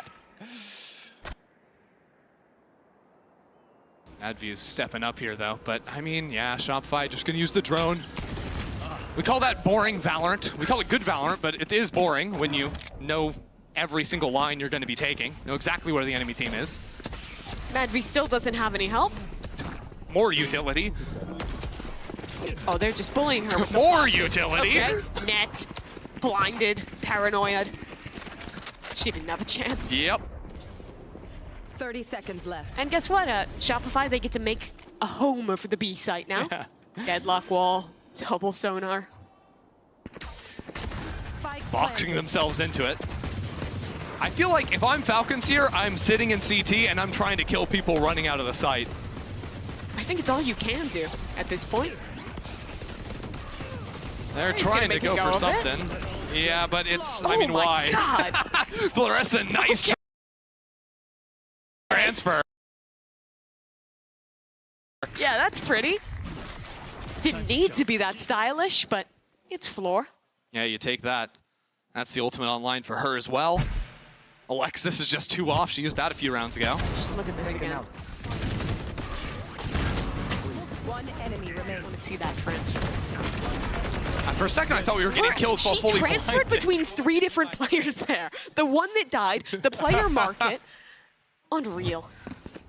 Her hand is moving faster than like the bodies are dropping. Time to jump. Fake teleport. Cutting through. Fake TP. That's a good dart. Little cheeky set play in mid for Falcons. And she's boxed in. Lex is boxed in with the deadlock roll. She can't actually escape from inside of that smoke. Both yours have used their ult this round. Now Mary is going to try and get back in, but nothing was broken for her, so it doesn't really do anything at the end of the day. Yeah. Time to play Minecraft, knock your way out. Hold on the flanks, Omen v Omen. That's gonna go Mel's way, even after the headshot. But on the site, a Paranoia back into tree stalls out this retake. 3 strong towards heaven, but Floor's picked off the isolated player, and it's a high low for Shopify. It doesn't matter. Whatever's doing that. She just holds down left, doesn't let go.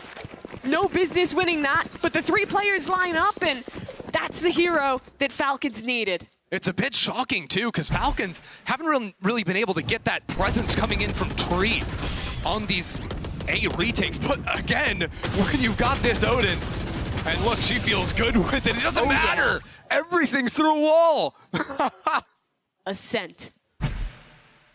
Classic Ascent gameplay. I do love that early round setup, though. Getting active for Falcons, taking the round into their own hands. This time they'll embed ISO in wine. One off the kill contract, so you get the first one and then snipe the second one.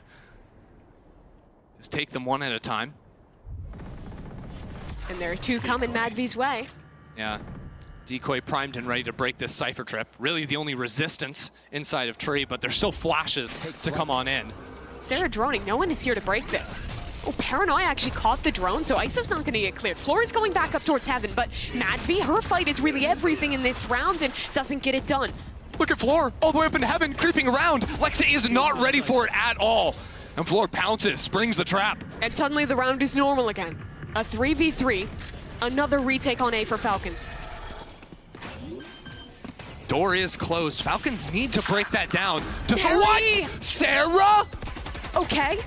The banked shock dart into Heaven gives the advantage to Shopify Rebellion. I'm telling you, every dart hits, but every shot hits from Ava, looking through the walls. And it all comes down to her once again, coming out of the smokes and around the corner. Mel shuts her down. Can't do it this time. It felt like a mirror of last match, a strong Shopify start. Falcons start piecing something together. But again, their momentum is killed. They're back to an eco round. Just swings back and forth.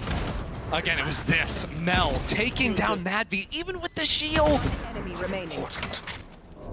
It's very rare. Bro, actually uncontested. I mean, real though, that's the second time she's pathed that same way up into Heaven. Third time, and actually fourth if you count the 2 times she did it in the same round. You're so right. Oh my god, we're fighting an A main! Mary and Ava find a couple, and they still keep on coming. Last one alive is Noya, stuck in a 1v2 now. And there's nowhere for her to go. Around the corner, and she's gonna do it. What the hell was that round? It's over in 15 seconds. And Noya comes out the better of it. And it's a heartbreaker too for Falcons, because, I mean, that was just pure classics, and they almost had it. That was a 1v3. But Noya with the Red Bull clutch. Down A. Just tough. Not quite fast enough to react to that. And Noya's not going to give you a second chance. 5 ults for Falcons. They've been sitting on some of these for a long time. Only 2 rounds left to use them. Empty the bank. What can they do with them?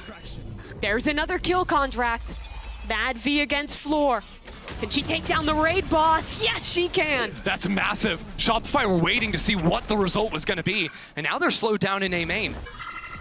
Sarah picks up the orb. We talked about Falcon's ults, but Alexis has one. Sarah's one off too. And the player I'm watching is Noya on your screen.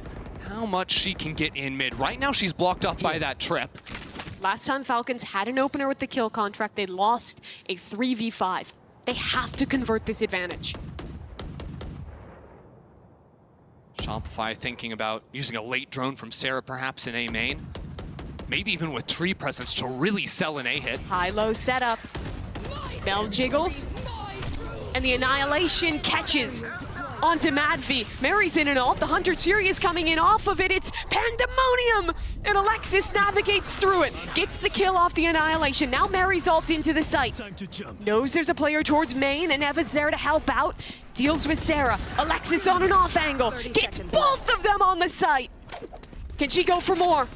Only 25 seconds left. Mel's not here. Alexis is on her own on the site, and Toki's not going to let her out of hell. 20 seconds, but she's looking at the floor. Why is she looking at the floor? Alexis on for 4, on for the ace. 10 seconds remaining as players come through, but Alexis will not be stopped. An ace for Alexis. It's the crowning duo of Shopify Rebellion, but this time they only needed one. Mel's out on an excursion in mid, taking the scenic route, and it doesn't matter. Look at that spam. A real fumble for Toki there. Yeah, same. Oh my god. Every Shopify Rebellion fan feeling exactly the same way in that moment. Complete and utter shock. Shopify won't slow down too much. They're straight back to taking space in B main. Yeah, Floor's ready on the ult again. Utility City with these two comps. A very new age Ascent. Oh, Floor's double out of the blind! ult! Oh, it's perfection! Only 1 for 1. Here comes another ult! Sarah! 2 blasts remaining, and But she can't find it. Shopify aren't committing. The Omen ult from Madvi or from Toki went into backside. Shopify bail out into market, but it's a crazy round. Lexa is still over in tree. Mary's coming across into mid, but Mel's waiting for it. Mary not looking. Mel saw the Yoru pass, and now she'll escape. Her team is into the A side. What? She's going for the wide flank now? All the way around the world. Will Shopify get out ahead of it, though? Double stuns down. They have a lot of delay. They're buying time for their leader to make this flank a reality. A net. There's so much stall, but Here Mel's comes been Mel. spotted. She's still creeping forward. Smokes now to call for the stall. Falcons can't wait any longer. They've got to go. Into the site. Alexis in hell. They're diving in. Another stun. Noya spraying them down. Alexis takes them out of this one. Shopify Rebellion 10-2 on the half. Some wild rounds to end it. We've got to chill out. We'll be back after half.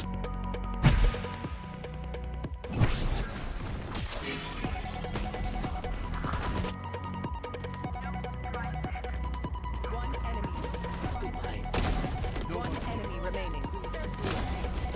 Death is cold. She is activated, I fear.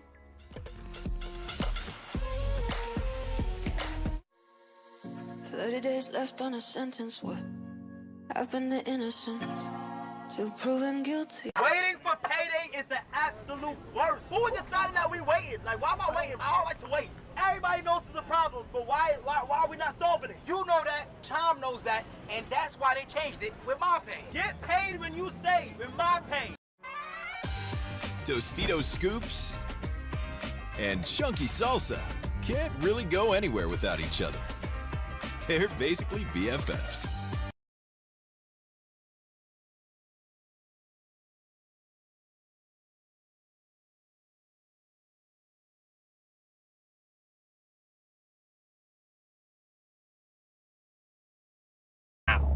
We need TikTok banned. We need OnlyFans banned, bro. We need this shit going. We need, yo, let's not waste any more time.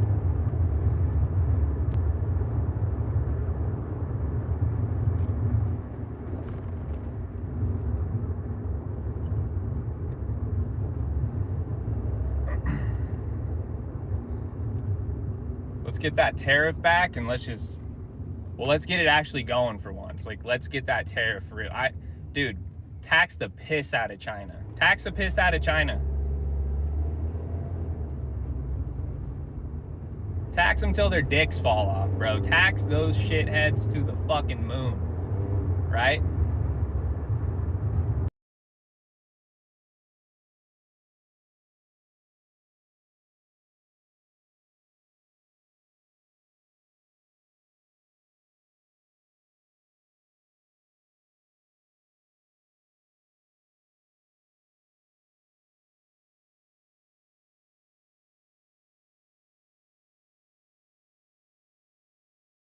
Everybody come see us on tour. We'll be in Columbus, Dayton.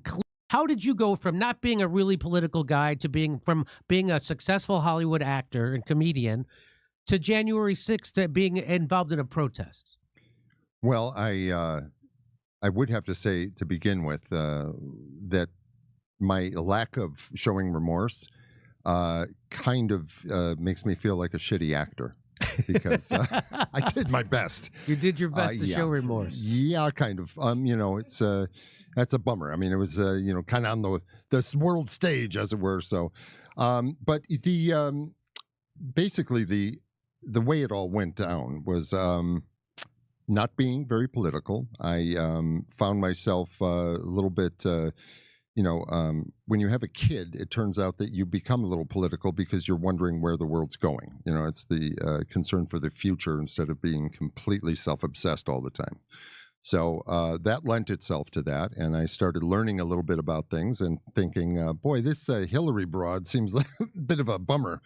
So I figured Trump was an interesting choice to get in there and stir things up a bit. And when I expressed that to a friend of mine, my world started cracking apart and just getting screamed at. Like, oh my God, that's the worst thing I ever heard, and blah, blah, blah. And I thought, my gosh, that's a lot of passion. And I didn't know my friends to be very political at all, but the Verge began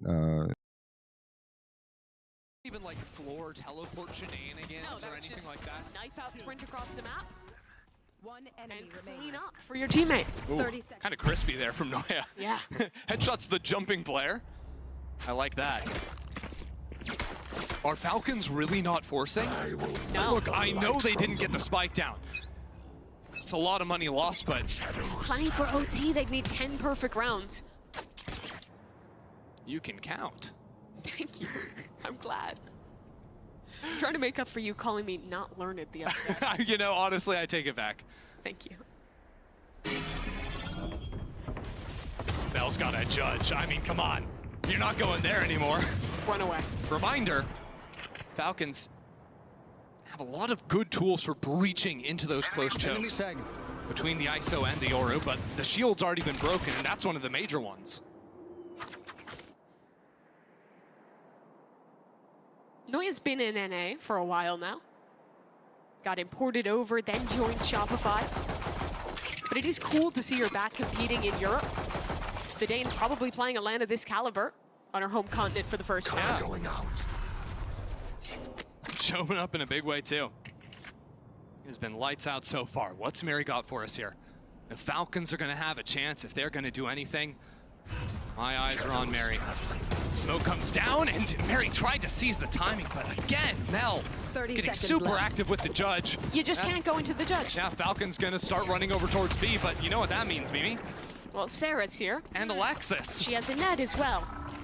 Lots of problems starting to stack up for the MENA squad. Oh, Floor's dear. arrived. They're all looking at the dart. No one even broke it. Floor has 10 seconds. The round's over. See, I don't know if you're watching Shopify play a defense round or if they were playing a post plant from the first half. Because it's the same thing with like Sarah throwing out that same dart from backside, the rest of the team swinging off of it. Was there a flash with that dart? One enemy remaining. I'm gonna be honest, I didn't catch it. Things are moving too fast. It has been his I think Floor might have just run out of that smoke and started shooting. Oh, this is a nice spot. Well and truly, the last hurrah for Falcons. Wow. Light armor on 4 players versus Floor's Bulldog. Outlaw, that is. That's the one. You're not looking very learned today. No! Can they get around? Again, they've got tools to break these trips. This is a really annoying trip, but you can use a clone. And they will, but Noya still connects one onto the real ISO. Floor no scopes with the Outlaw, but dies back through the smoke. Ava has been so consistently sharp throughout this game, right? In the first half, like Falcons only got 2 rounds, but Ava was the one that pulled those through for them. Melange judge retake. Oh, you want to walk me through how she does that? I feel like she doesn't. Maybe smoke sight, paranoia, I'm ready. TP in. Look, I'm ready for some TikTok teleports. Jump towards hell, maybe? What's she cooking? We're taking it slow for now. Drone first. So Here it smoke on comes. sight, a tag, Toki, diving in is Mel, and on top of Toki's head is Sarah, but they've dealt with this one. No funny business from Shopify. It was far less elaborate than I thought it was going to be. Yeah, it was kind of just jumping to the Let's side. jump off out the of dome. heaven. Yeah, unfortunately for Sarah, she couldn't quite find those shots onto the pink target. But honestly, good on Falcons for not like backing away here, because it would have been so easy after your clone gets broken and you're still dying behind to have a moment of hesitation. So that was the strat. You know, Potter was talking the last match about like teams having their specific calls. I think that was a Right. cooked up strat, the cowabunga. Oh, I do like that one. Yeah, the 2v4 retake with a judge and no utility. It's amazing how many strats Shopify have drafted up here. It just shows the experience. They've been playing together for so long. World champions for a reason. Oh boy. You know what though, Falcons, the work they did in pistol round for Mary, getting those ult orbs, she's got that online. This is the swing round to get a few in a row, break Shopify's economy. And they're guessing well heading over towards the B side. It's a full stack on Senti Util over towards A. With Alexis playing forward here to try and fake out a little extra pressure. We'll see if that does anything to Falcon's call. Mary spots out 2 players on the site. We've seen this one before, and it's the same ending. But they're still stuck in main. No one else gets through because Alexis continues finding them. Eva, though, she has been so consistent, and again, she steps up. Spike planted, Eva gets ultimate online for the 2v2. Spike planted. This time, Mel has a gun, and Noya spots out Eva. Here. This is the mark, but a paranoia could be critical. Break on the drone. Oh, the Cypher not seen. Up top, Mel still adjusts in time. Eva didn't swing. Now she will, and finds them all. Eva again. Okay, forget the ults. Eva's just gonna shoot you down. 18 kills in this game, and look, when you're getting beaten bad 12-4, that is not easy.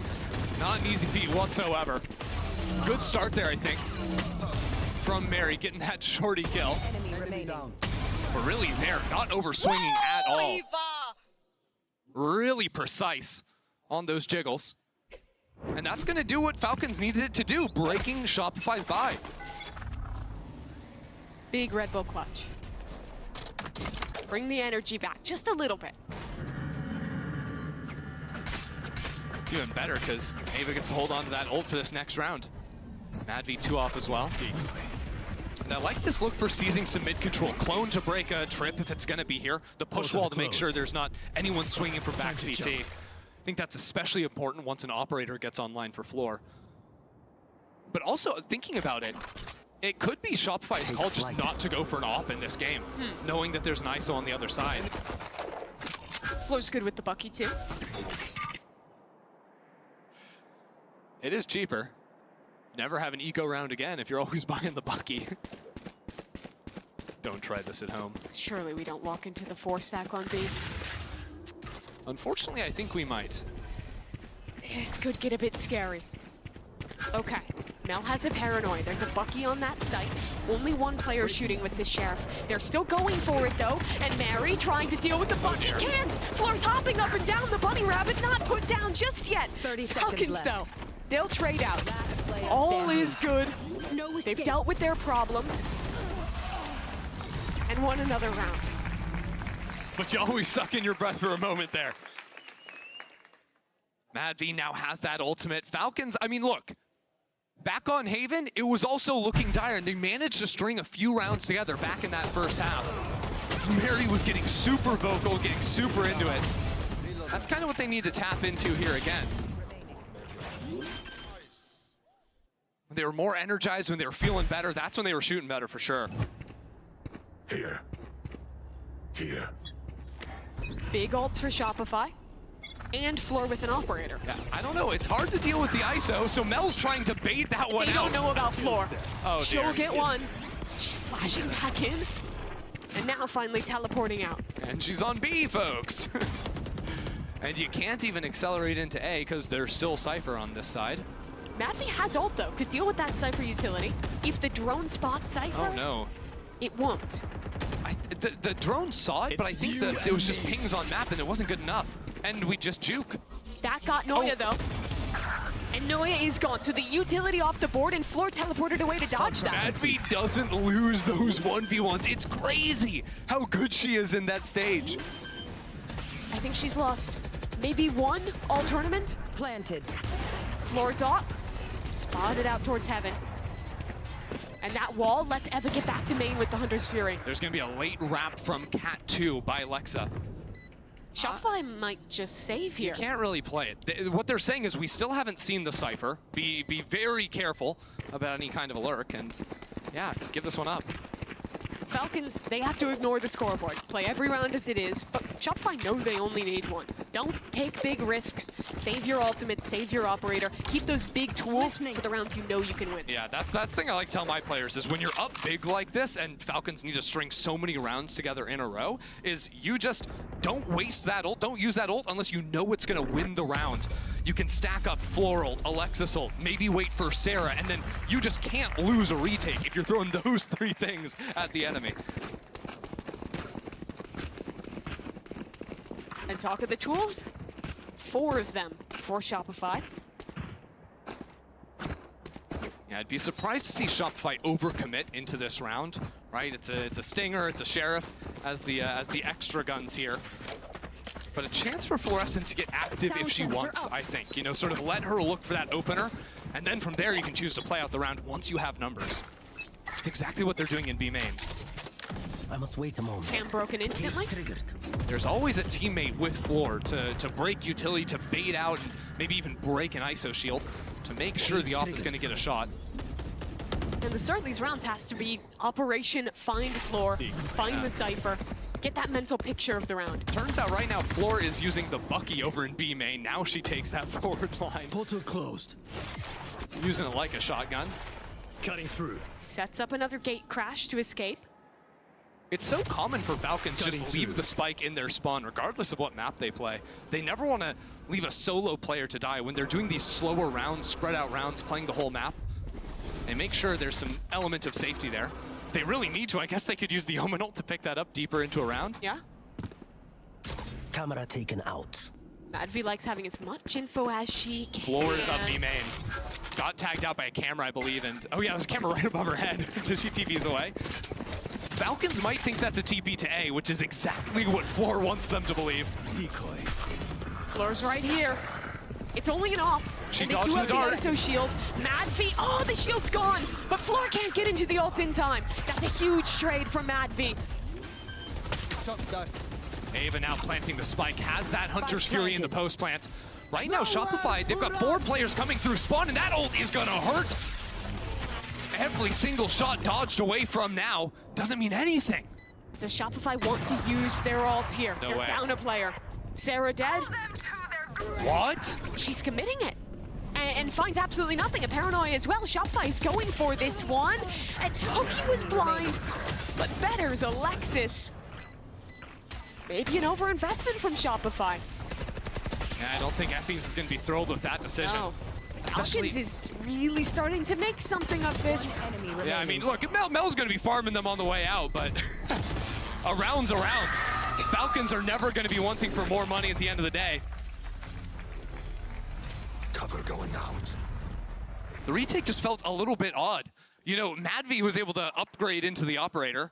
That Fluorescent dropped on site even after getting that opener, and then was just firing out bullets from that left side. The other thing is taking the Annihilation downstairs for that vertical angle doesn't fully clear out backside. If you jump out from on Cat, or on Lane rather, you can fully clear out that back angle.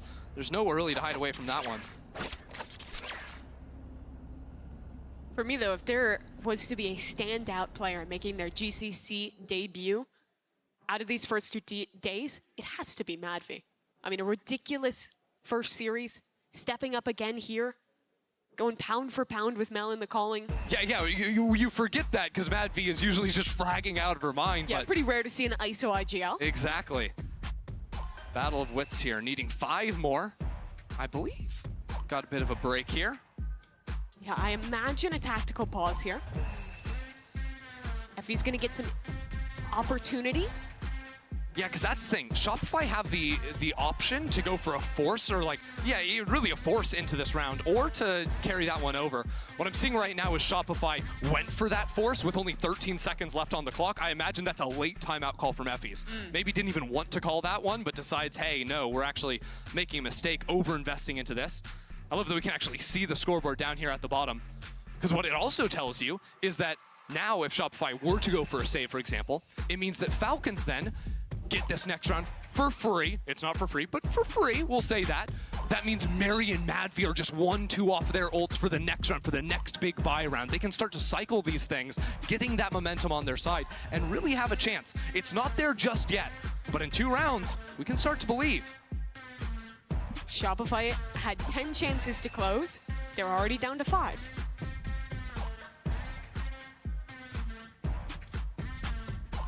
What's the call here for Shopify? Jumping back into the game, and it is going to be the force. Maybe not as dire as I was thinking. It's light armors on a few players. The initial buy had some Guardians and whatnot in there. They actually want to fight A main pretty aggressively. Forward stun placed by Alexis if anyone runs into that space. Trap play, Paranoia, as well as a Yoru flash to go off that. Yeah, I mean, it's kind of a trap on both sides of the map too, because this high camera in B main is what's checking that out. Bit of a fail on the draw, but it means that Noya can swing off maybe with a dart or the Seraphrag spam through that wall. A lot of pressure could be put down quickly. And Falcons have kind of let the first 30 seconds slip away for nothing. Caution here. They were expecting some aggression out of that timeout. Even worried about a walk up into mid. Yeah. Dart down into mid one, sees absolutely nothing. So what do they think? Are Shopify playing actively into the mains? Are they bundled up on sites? Is it a stack? They don't even know if Shopify went for the full force down. 50 seconds. They still don't have a lot of info. They don't even have a spike. And if they go late into this A main, that forward stun could be brutal with the Paranoia there too. Only Mel here to follow it up though. I think they should hear it. Once they step up close enough. Omen might be close enough. But 5 players into main when Mel could throw a Paranoia on this line? Really? Here comes the flash. Mel swings off it, but her own smoke works against her. Now it's a duty to escape out of main. She'll die. There's only 10 seconds. Time. Floor's running away. The spike needs to go down ASAP. 4 Falcons, but Floor is doing it all. 5 seconds. They're out of time. Alexis has done enough. Shopify Rebellion. A 2-0 start and a first win in Berlin. Shopify came out of that timeout and just bored them to death.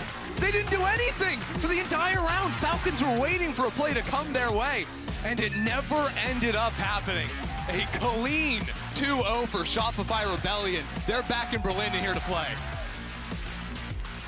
It felt like something was brewing in that second half. But for the rest of the game, it was Shopify in full control. Oh yeah. Fluorescent tops the scoreboard with 27 kills. Damn. That's all you can really say. And for Falcons, the 3rd seed out of EMEA, had a couple of streaks in these games. No easy matchup for them, that's for sure. They also got to debut a new comp here on Ascent. And you could start to see how it was working out. Madvi continued to impress with those ultimates. They're going to now be headed down to the lower bracket. Still a team with some serious threat behind them. For Shopify though, a first bow taken on that stage. Obviously aspirations of going all the way, trying to be the first team to do it back-to-back. Especially for Mel, didn't get to be there on stage with her team the first time. Yeah, she's here now though. Looking good too. This whole team, I mean, remember the battle of wits back on Haven? It was so fun watching those early rounds between her and Madvi. I really do think that Shopify's prep was massive coming into this series. They were reading Falcons looked like a book. The round-around calling from Mel was just perfection. And that carried over here into this second map of Ascent. Yeah, Shopify really showing themselves to be a team that is ready for what the new changes bring. So true, Lexi. Yeah, she just agrees with you, is the truth. I mean, we got to highlight Ava, because I think probably, more than half the rounds that Falcons won, it was off the back of Ava. Especially on Ascent. Yeah, those Haven retakes, or Heaven retakes, rather. Oh my God. Looking so good. That was insane. I mean, that was insane. I honestly, every time we get to clue into the players and what they're saying, have an absolute blast. Talking a little smack, getting hyped, feeling good. Mary also being so active for the team, so hyped back on the stage here in Berlin. It was a whole lot of fun to watch, Mimi. Yeah, the energy has been incredible in this first match, but there's a lot still to come for Shopify Rebellion. For now, let's check in with Uber and Alexis for your Verizon post-match interview. Thank you, gang. Like you said, I'm down here on the stage with Shopify Rebellion's Alexis. Gotta feel good. Your first match here at GCC 24, a solid win. What's the vibes like right now? I don't know. We're feeling pretty good. I think our first game, we're always the most nervous, but once we get on stage and we get our first win down, like, we're good from there on out. You feel like you had nerves? Because even, you know, we talked to Effie's after that Haven game. He said this has been a shaky map for us over the course of this year, but he felt like you guys breezed through it. I think from the outside, you probably didn't look nervous at all, but you guys were a little on edge. Just a little bit. I feel like our aim was maybe a little jittery in the beginning, but once we got like a couple rounds in, we were like up 5-0 first map. Like, I feel like we were doing good. So you're back here now as world champions. What is different about Shopify Rebellion that you would say the biggest difference between maybe last year and that campaign and how you are now?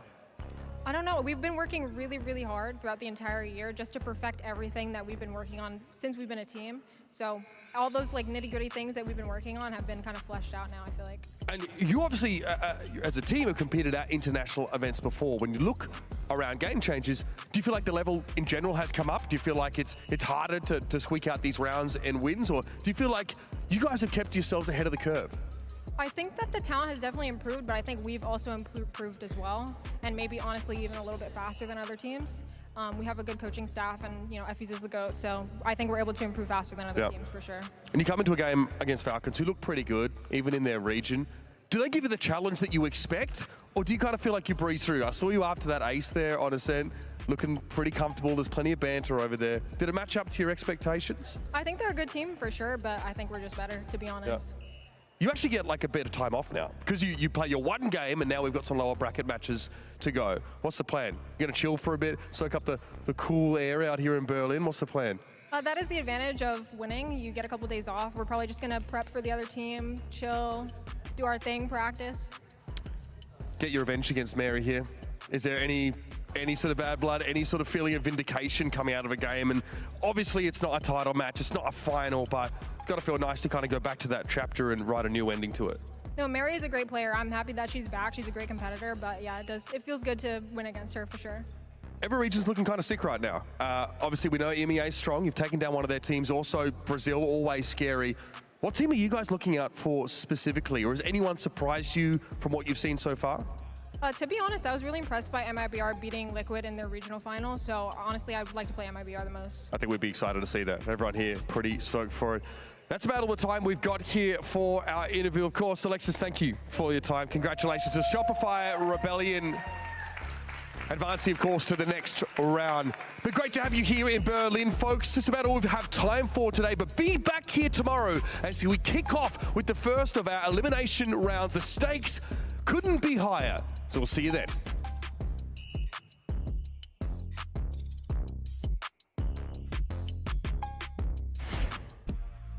MIBR here to prove that they are more than just the best team in Brazil, but the best team in the world. But can they do it in this opener against Giant Eggs, who technically have the home crowd advantage? Seekers in the direction of Ness. Now she's about to get some action. Takes this Aren down in midair. Guiding Light comes out, and MIBR explode through that nebula. Oh, Jelly holds it down on the side. This is an uncomfortable situation for the Jets. Spotted out, of course, by that turret. Has the cloud bursted. 4 in the round for Jelly. Hoping to play off some of this util to get at an edge. There's the spray down. Melissa couldn't do anything about that duck-out position. Giant X eyeing off their 8th round. And MIBR, they have to feel like they get a little lucky. But Ness has a Hunter's Fury to work with here. Here's the aggression. Oh my goodness, SRN. That is not what you want to see. If you have a GX fan. And here comes Giant X now, looking to push onto the pole. Oh my goodness. Not ideal. We don't talk about those. Jimmy's in the meantime. Oh my goodness. MIBR hitting a little different, Wyatt. Their gameplay was just stunning today. The aimers unrelenting. Everybody wants to go up against G2 Gozen for a reason. Crew, they were great yesterday. I can't wait to see what they're going to do today against this team. But Dodds last time got them out of danger with a quick 2-pick up through CT, and maybe history repeats. Rescue's gone down, and Dodds is being so imposing. Mimi invents the ult. G2 falling like flies as Vanya. The last one to fall. Mimi's gone down, but the time is ticking. G2 side, but Dodds now takes only one. Petra, 7 HP and a bit of a dream here in a 2v2. This was never meant to be this close. But Visa Crew plays never down and around, but Amy asked a big question that she has the answer to with a Red Bull clutch. G2 looking like they're in danger because of Dons is holding the door and no one's coming through. Petra dead. And Mimi joins them in their grave. Visa Crew Blaze are absolutely the real deal. 13-8, Christine. Petra is noticed. She is known. She has to fight forward, and she does. Takes down Michaela, but now surrounded. But Petra's not in trouble. Crew are in danger. Petra still has a Prowler. Doesn't need it. Just divide and conquer. The crowd calls for it. And Rami is going for Petra gets the ace, and G2 take another step in the right direction. So they'll be so happy with this. And speaking of Dodds, look at this setup. Still trying to work forward. Revealed and say goodbye. Michaela farming now.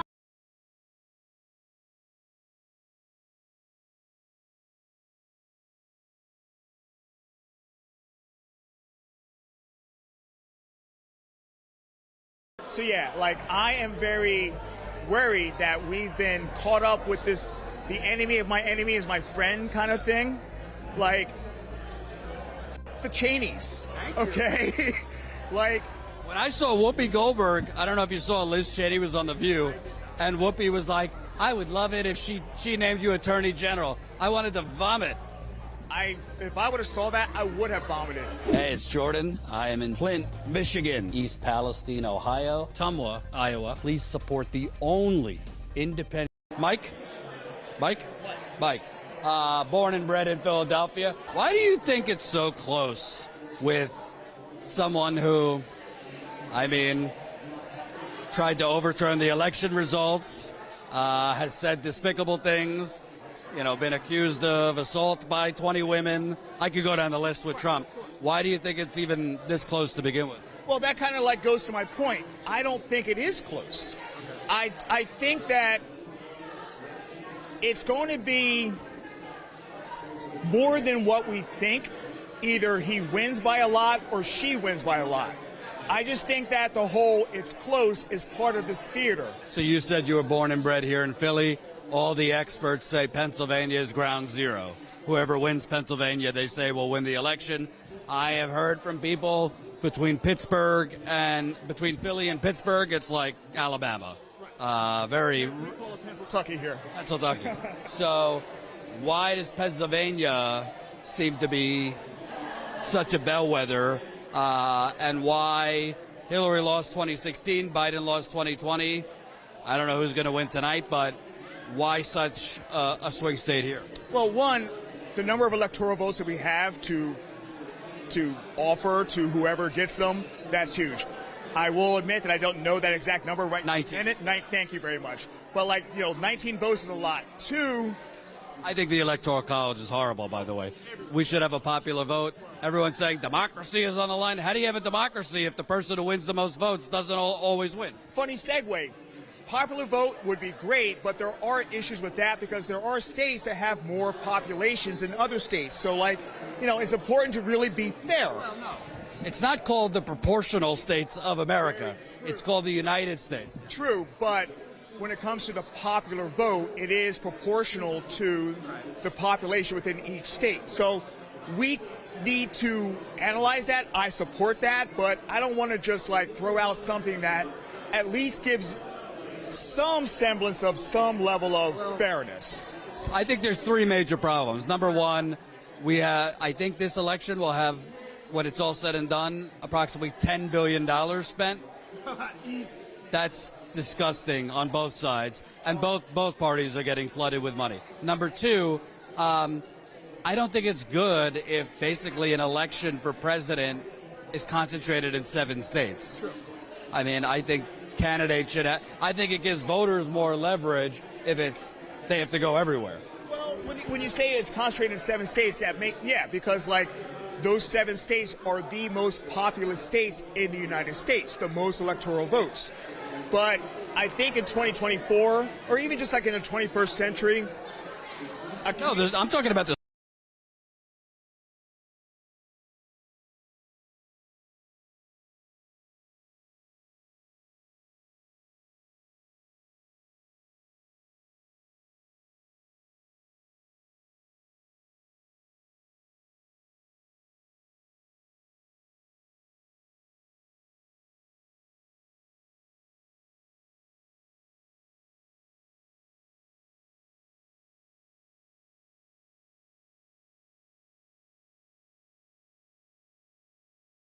John Kelly. The other one is a Kamala favorite talking point. We rolling? Yeah, we're in. All right. I may not be Dale Earnhardt, but the context of that of which is in motion around me is informed by all the distance traveled between yesterday and a future that is not imagined but realized. I may not be Johnny Knoxville, but I'm standing at the precipice of a crossroads of a country where the ambitions we have with regards to the kind of things that we can reflect on with pride, specifically in terms of that which allowed the dreams of one day to become the tomorrow of the next day. I may not be Bryan Singer, but I was assigned a husband on David Geffen's yacht in a cash and stock deal administered by the California Democratic Party and Paramount Global, LLC. We did it, Joe. We did it. History does not repeat itself, but it runs.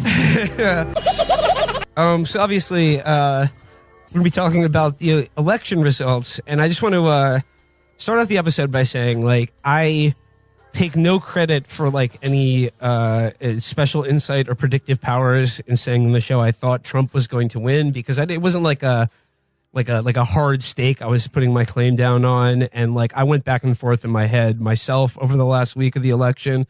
But like, even in saying I had a feeling he was probably going to win, I could not have anticipated what an absolute just mollywhopping this was.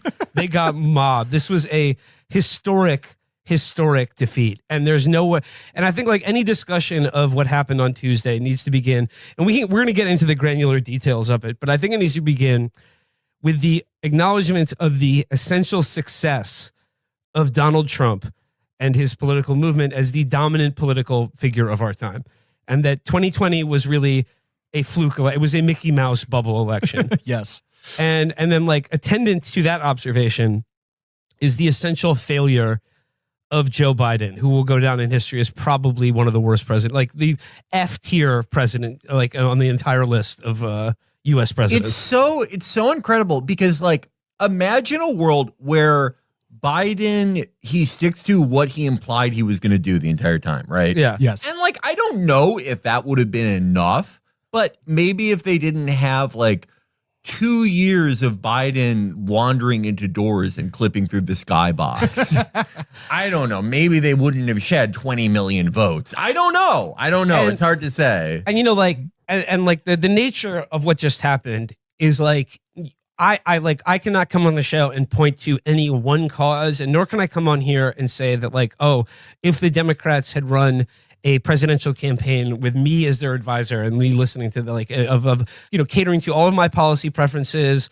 and the message and beliefs that I would want cultivated in this campaign, I cannot say with any certainty that it would have made a difference given how big this blowout is. However, what we do know is the campaign they ran failed. So we know that for certain. So like that we can say with absolute certainty. And then we can get into what maybe they could have done differently, but they got exactly the campaign that they wanted to run. Like, you know, if Kamala had broken with Biden on Israel and still lost, then you could point at people like me and say, well, it didn't work. Well, what you did failed, and it failed harder than just about anything I've seen in my lifetime. And like any analysis of this election needs to begin with this one essential fact. Donald Trump won the popular vote with 3 million fewer votes than he did the last time, but Kamala had 14 million fewer votes than Joe Biden in 2020. So where did those voters go, and what happened? We can start with that. I do want to give credit for both Will being correct with your vibes-based assumption that Trump would win, but also Felix, you had been joking about the 30,000 voter election for like 2 years, and that is the other story of this election. It is a turnout disaster for both parties, but for one in particular. Yeah, no, but the other side though, they call me Mr. Accountability because I'm always taking it. I thought, based on 2022, that a low turnout environment, the 30,000 voter election, would favor Democrats, because that is what we had seen in a post-2020, post-Dobbs world especially. That did not turn out to be the case, obviously. One thing, like, again, you know, I think when Democrats lose an election, it's now the shittiest time on Twitter, even worse than if you remember 10 years ago when there would be a mass shooting and everyone would go, I tell jokes on here, but please be fucking kind to each other. It's worse than that. Everyone's, it's their specific thing. But one thing we can say for certain is that the constant fever pitch of like, John Kelly says he's Hitler. Yes. January 6th, democracy. It doesn't work when people they have been seeing the same guy for now 3 consecutive elections. For better or worse, they stop being afraid of him. He just becomes like another stupid fixture of American life. And when someone is like that permanent a part of American life and culture, you can't like make people think he's scary.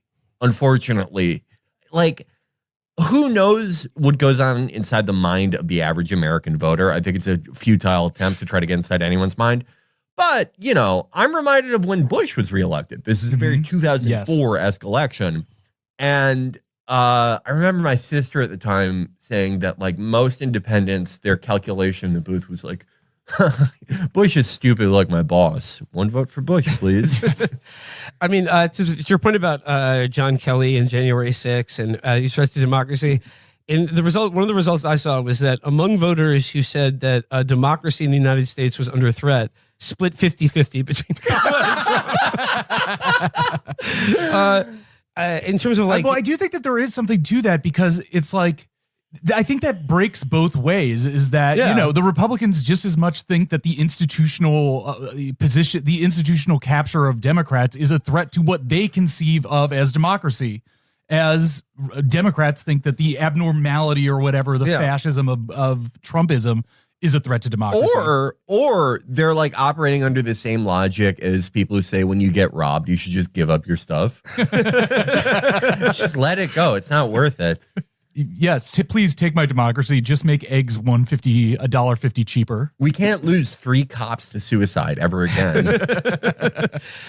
And I guess the thing I was wrong about was I thought the Dobbs effect would carry over on a national level in this election, and it really didn't. I think that is kind of genuinely shocking. Even though, Democrats down ballot and even ballot measures preserving the right to an abortion all won or outperformed Kamala at every level. I mean, I don't think you can fully say that it had no effect because there were some pretty surprising split tickets in that regard. Like in Missouri and stuff like that. Yeah, both with referendums and some Senate and congressional races. But, I mean, I don't know how many people actually watched the Kamala town hall with Anderson Cooper.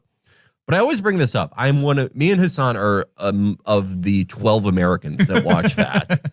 And one distinct memory I have from it was that Anderson Cooper was desperately trying to steer her to talking about Dobbs. And she kept talking about 2 things. One of them was John Kelly. The other one is a Kamala favorite talking point. Her experience prosecuting transnational criminal gangs. That's her AUKUS. Yeah, you just could not get her to really talk about it. And that is pretty grim, right? Because the signal that a lot of Republicans will take from that is like, oh, it doesn't matter. Trump, of course, being the only one with the real instinct to notice, what happens with referendums and the price that they paid only 2 short years ago for this. Like I think you can pick out any one of the issues that are relevant to this election. And again, you can't say that any of them was a decisive factor, but they were all definitely factors. And I think we'll talk about this. But first and foremost, it's just the unpopularity of Biden that she could never, ever shake and never tried to shake. And it's like, whether you want to chalk that up to the economy, inflation, and I would just say Americans' general sense that their lives suck and are getting worse. She had no answer for that and was associated with an administration that people, that connect to their own misery. And the fact of the matter is that for many Americans, for people, particularly if you didn't go to college or you have no really invested stake in this country, you despise the leadership of this country and all of our cherished norms and institutions that they were promising to maintain. Well, yeah, there was some indication that perhaps they were considering an Obama 2012 style playbook, an incumbent positioning themselves against big business and big tech. that was impossible because Tony West was going to be one of the most important people in the fucking White House. And he advised her, what is he, like her brother-in-law? Yes. He advised her to like quit going after big business, and then they made Mark Cuban their spokesperson. Again, what led me to say Trump is going to win this election was the Liz Cheney shit. It was the Liz Cheney thing, and it was Mark Cuban, and it was like it was just the idea that like we've seen this before. When you cater to Republican voters as a Democrat, people are just going to vote for the Republican.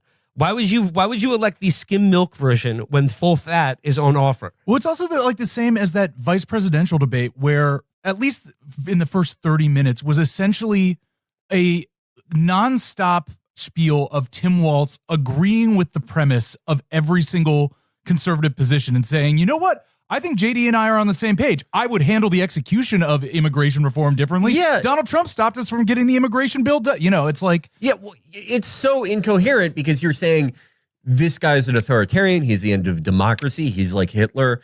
But he's right about immigration. Yes. He's right. I agree with him on everything Israel. that you I could agree do with on the executive everything. level. Yeah. And it's like, okay, well, what don't you like about it? Yes. And, you know, speaking of, like, onto Gaza, right? Because it was certainly a decisive factor in Michigan, but on this issue, it is it begins into stark relief for me, like how hard it is to take seriously the harm mitigation argument for voting for Democrats in this election when one sees right now the absolute venom and glee with which angry Democrats are now gloating about how many more people Trump and Netanyahu will kill now. And the thing is, all of the marginalized groups that we were supposed to vote for Kamala to protect, and like immigrants, trans people, Palestinians, the working class, they will be the first to go under the tires. Because we should be clear that like there will be no teaching a lesson to the Democratic Party here. They will use this election to go even further right. And of those aforementioned groups, I think young people, anti-war activists, and just people of conscience who couldn't consent to saying okay or looking the other way when it comes to abetting a genocide will be blamed for this loss. And if they had won, they would have been written off as irrelevant, which was the hope in this. The way that's the way they ran this campaign was. I think they're like a main goal of it was to make sure that they could write off all of these voters that they're now blaming for their loss. Yeah, it was going to be a grim outcome no matter what. It was either going to be, what we are going to get, which is a marriage of James Dobson and Paul Wolfowitz, or it was going to be the Democratic Party dabbing in the face of toddlers forever. The resistance was sort of a historical aberration. It was a consequence of a very unique media environment, a very unique year, tons of things that just will not be replicated and have not been replicated since. It's hard to see any outcome where the Democratic Party takes any good lesson from anything that happens. It's so shockingly bad that the least bad calculation they're making is like, we need liberal Andrew Tate. It's not like the least shitty thing they're taking from all of this. And I mean, look, it's kind of a bittersweet thing to be like, we've been out here. People are all over being like, where's the liberal or the progressive left thing that speaks to these kind of rude young men? And I'm like, okay, well, I've spent 20,000 hours editing it, but if the Soros Foundation wants to give us some Series A funding, I'll take that call. Yeah. Nah, I think now is the time to make the pivot. Not to Trump. Not to Trump. We're going to be anti-Trump Republicans. Yes. Well, it's a growth market, Yeah. Hey, guys, you know what I was thinking about today? Where are the Lincoln Project guys at? The Lincoln Project? You remember that? I'm trying to get some young pussy.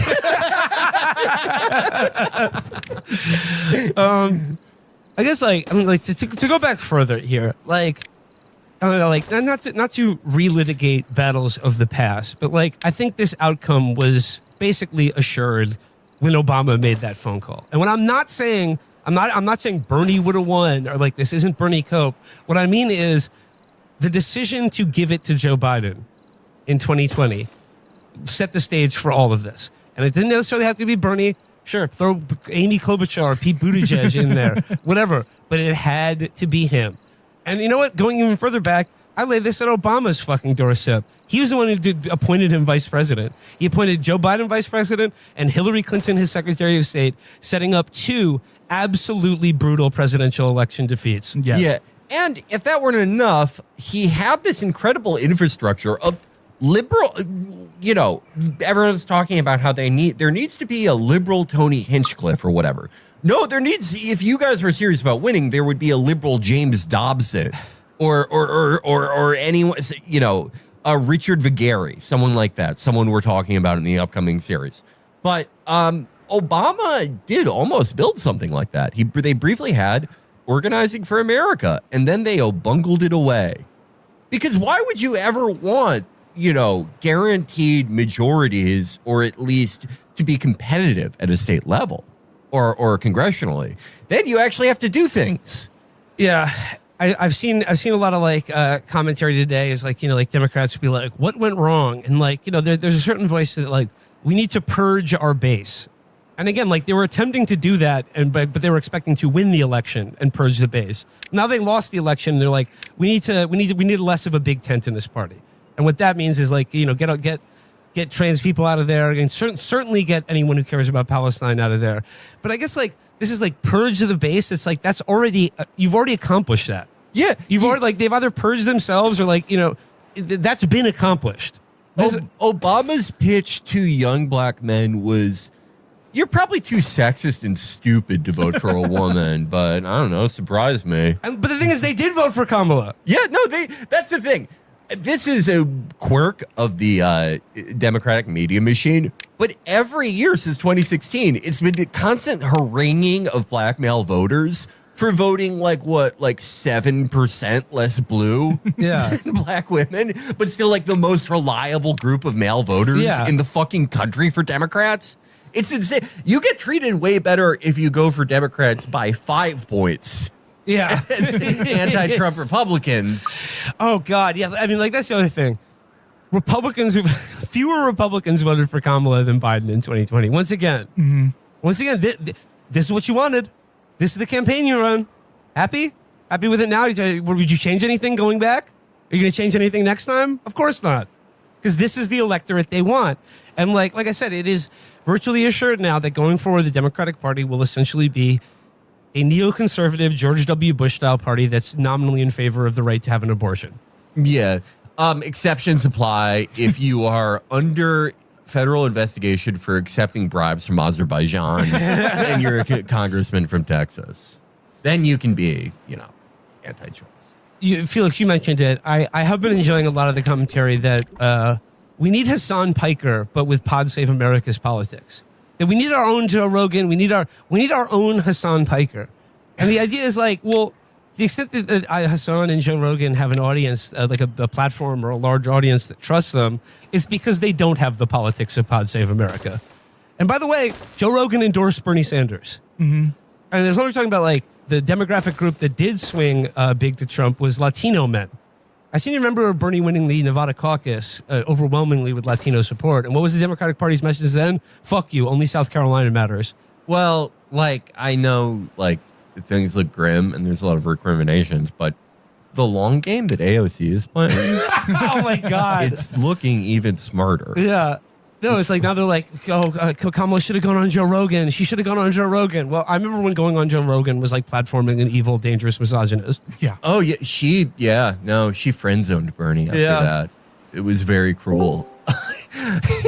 Doing that over Joe Rogan, the form of Joe Rogan that existed in 2020, back before he, you know, would only have Ben Shapiro on. But that, like, not doing it when Liz Cheney takes up that same role for the campaign, that's fucking incredible. That's incredible. Do you remember when like AOC and like some other members of the squad were like ingratiating themselves to Biden right before he dropped out? Yes. Yeah. Yeah, and everyone was like, no, this is a great calculation because what if he stays in and wins? Then they can do whatever they want. This time, you know, similar arguments for them being so closely tied to the Harris campaign.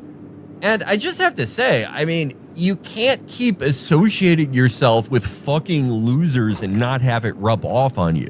That is, even if you think that's playing it safe, that is a fucking gamble, whether you believe it to be or not. Like, I don't know. There's no real value in predicting the future or predicting the next 3 years from now. But one reason that Bernie was so successful at, seemingly growing a national base out of nowhere, even though it didn't end up being what he needed it to be, was that he wasn't so intrinsically tied to an incredibly unpopular National Democratic Party. Yeah, I mean, this is one of the things that I've been thinking about is going back to the success of Trump is that even though he is like the most, enmeshed in the most corrupt parts of like establishment business stuff, he can always run as a change candidate. Yeah. He can run as an outsider, even though he's been doing it 3 times. Linking this back to the Obama legacy is now we have. Yes. What did Obama win on? Hope and change. He was a change candidate, and then immediately after. JF44 for Jared? Yes. You can go for it, Jared. Thank you. What are you doing? What? I said, what are you doing? Nothing, Jared. What are you doing? What are you doing? Degenerate things. I bet. Are you even streaming Valorant for me? I was going to. And then paused. Took a pause. Brief pause.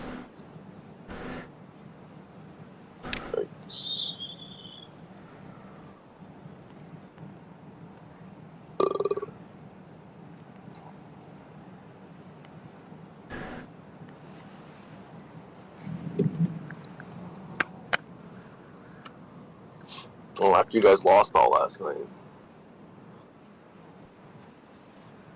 Yeah, I don't remember that happening. You went to bed early on them.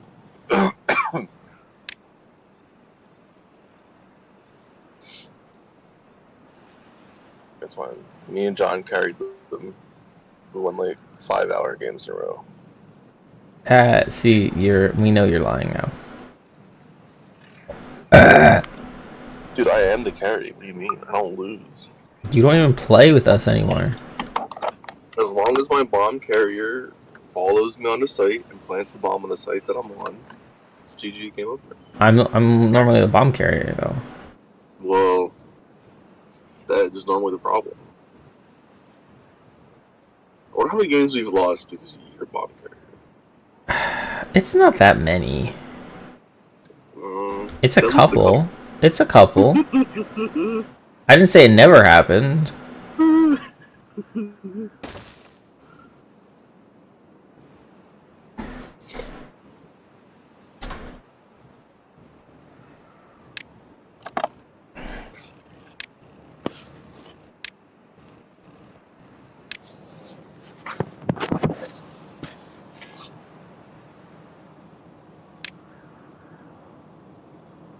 Dude, why do I feel like I'm hungover?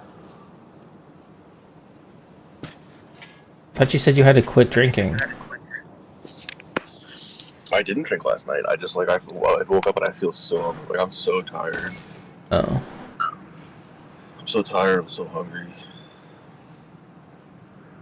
I feel out of it. I was stumbling when I was walking. Oh, what is wrong with you, man? I didn't even. You're such an old man. I'm the old man. Oh my god. Yes, you're the old man.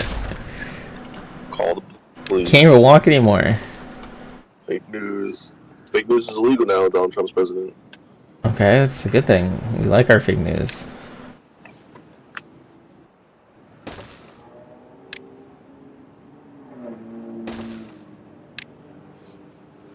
I gotta stop going to the drive-thru and mobile orders. It might be slower. Sometimes I feel like it's faster, but I think if there's a line, it feels way slower.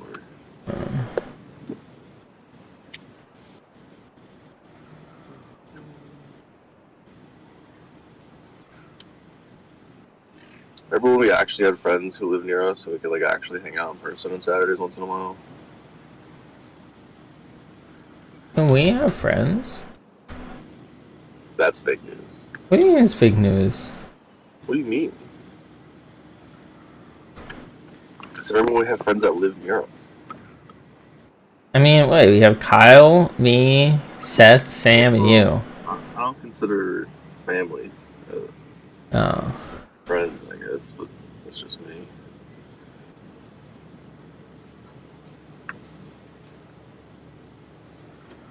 I mean, Joe's not far from us. It's far enough that I just like pick up and hang out for like 10 minutes on Saturday. You know, you can't just drive down the street and play basketball. That's fair. But to be fair, I don't know that we're basketball people anymore, Jared. What? Dude, we're athletic. I was thinking Yeah, about we it. were. You're right. We did play a lot of basketball. That was a long time I'm gonna ago. play for the NFL. I'm gonna go to the combine. I'm gonna play for the NFL next year. I'll be rooting for you. I'll get your jersey. I'll watch on TV. At this point, the only sports I need esports. I did the physical sports. You know, we won the championship. That's it. You got to leave that alone.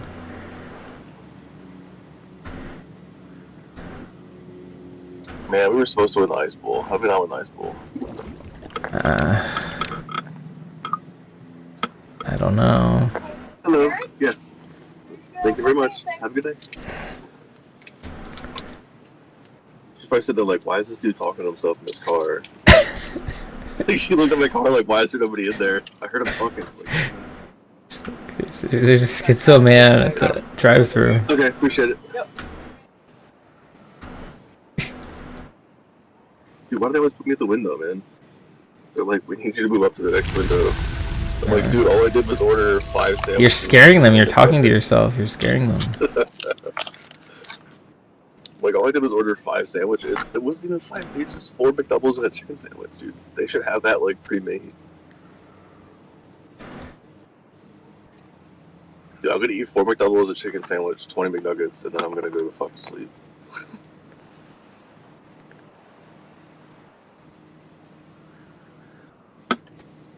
I'm pretty sure that's like not good to do, right? I'm pretty sure it is.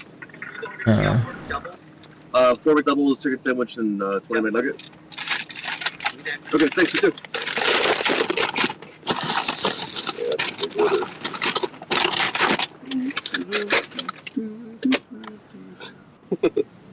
Well, it's like 2 for $4 McDoubles. So I got 4. And that deal pairs with the $2, apparently it's $2 chicken sandwich day, which is wild. So $2 chicken sandwich day? Yep. That's cool. Yeah, sure, I made you, but yeah, it's like $2 McChicken day. McChicken is like really good. Or the McCrispy. It's $2 McCrispy day. Ah, okay. And I like the McCrispy. Well, Seth eats McCrispy, so I got Seth the McCrispy. I don't know what Sam and Abby eat, so they can just eat a McDouble. And then I get 2 McDoubles. And then the dogs get chicken nuggets. So, Aww. but I got myself a sugar-free iced coffee because I'm gonna need it. Falling asleep. Old, see? This is why we call you old man. You said it yourself. You're washed. You fell asleep on us so early last night. We were all up till like 4 in the morning. I don't believe you. I don't know why you don't believe me. It's probably because you've never seen us all stay up that late, because you never made it. What's the latest you ever stayed up with us? Like 9? 1 maybe? I stay up till like 9 a.m. Oh, 9 p.m.? Yeah, that is pretty late for you.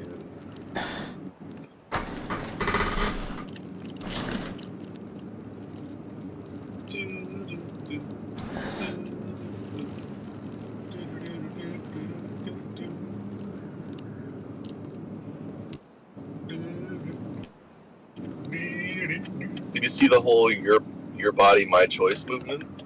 I did see that. Was that you? Were you behind that? It sounded like something you'd be behind. I was like, you know what? Figured. Your body, my choice. You know.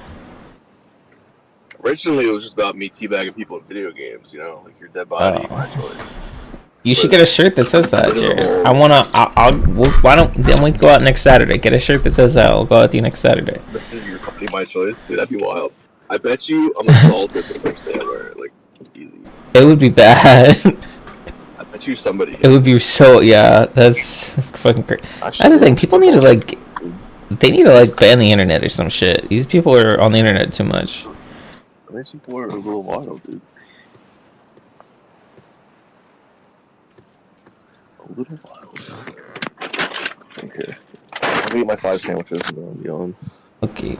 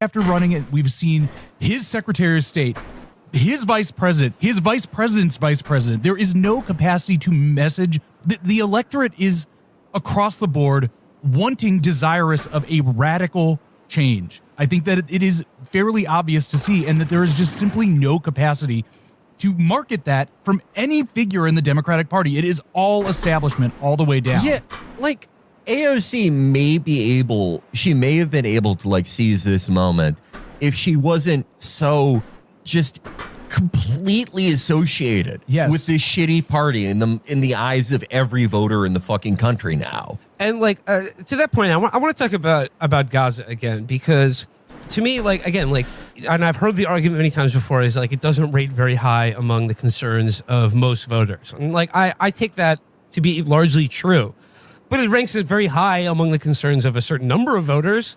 May not be the decisive reason, but they were certainly willing to risk that rather for this election. But what I will say is that even though most Americans may not care particularly about the lives of Palestinians or about Israel or anything like that, what they do care about is when they see their own lives being increasingly desperate and more hard to live, and that their own budget and money goes further, money goes shorter than it used to. What they do see is our country spending billions of dollars to starve and murder people halfway around the world in a country they don't care about. So the answer is, if they don't care about it, why are we spending all this fucking money to kill everyone there? I think that's exactly it. And I also think that, like, obviously we think about this in a moral dimension, but I think that people just see conflict and instability around the world and say, I would like this to end. Yeah, and, well, yeah. and Trump is also able to constantly, even if it's completely a fantasy, to project, he read those polls and I in the will la- end this war. I will end the war. It doesn't matter who wins. I will just make it end. Even if he's he read those polls about like how voters wanted to see an end to this war. Yeah. And like, even if he's totally disingenuous and like everyone in his family and life is like intimately tied to Netanyahu, at the end of the day, he read those polls and spent not the bulk of his campaigning, but like made a point in the last 2 weeks of this campaign to make the argument that that the Democrats are the party of endless war. Yes. And he at least went out to he went to Dearborn and he did the normal things that even a halfway talented retail politician would do. He didn't send Bill Clinton there to say King David justifies why your grandma is dead now.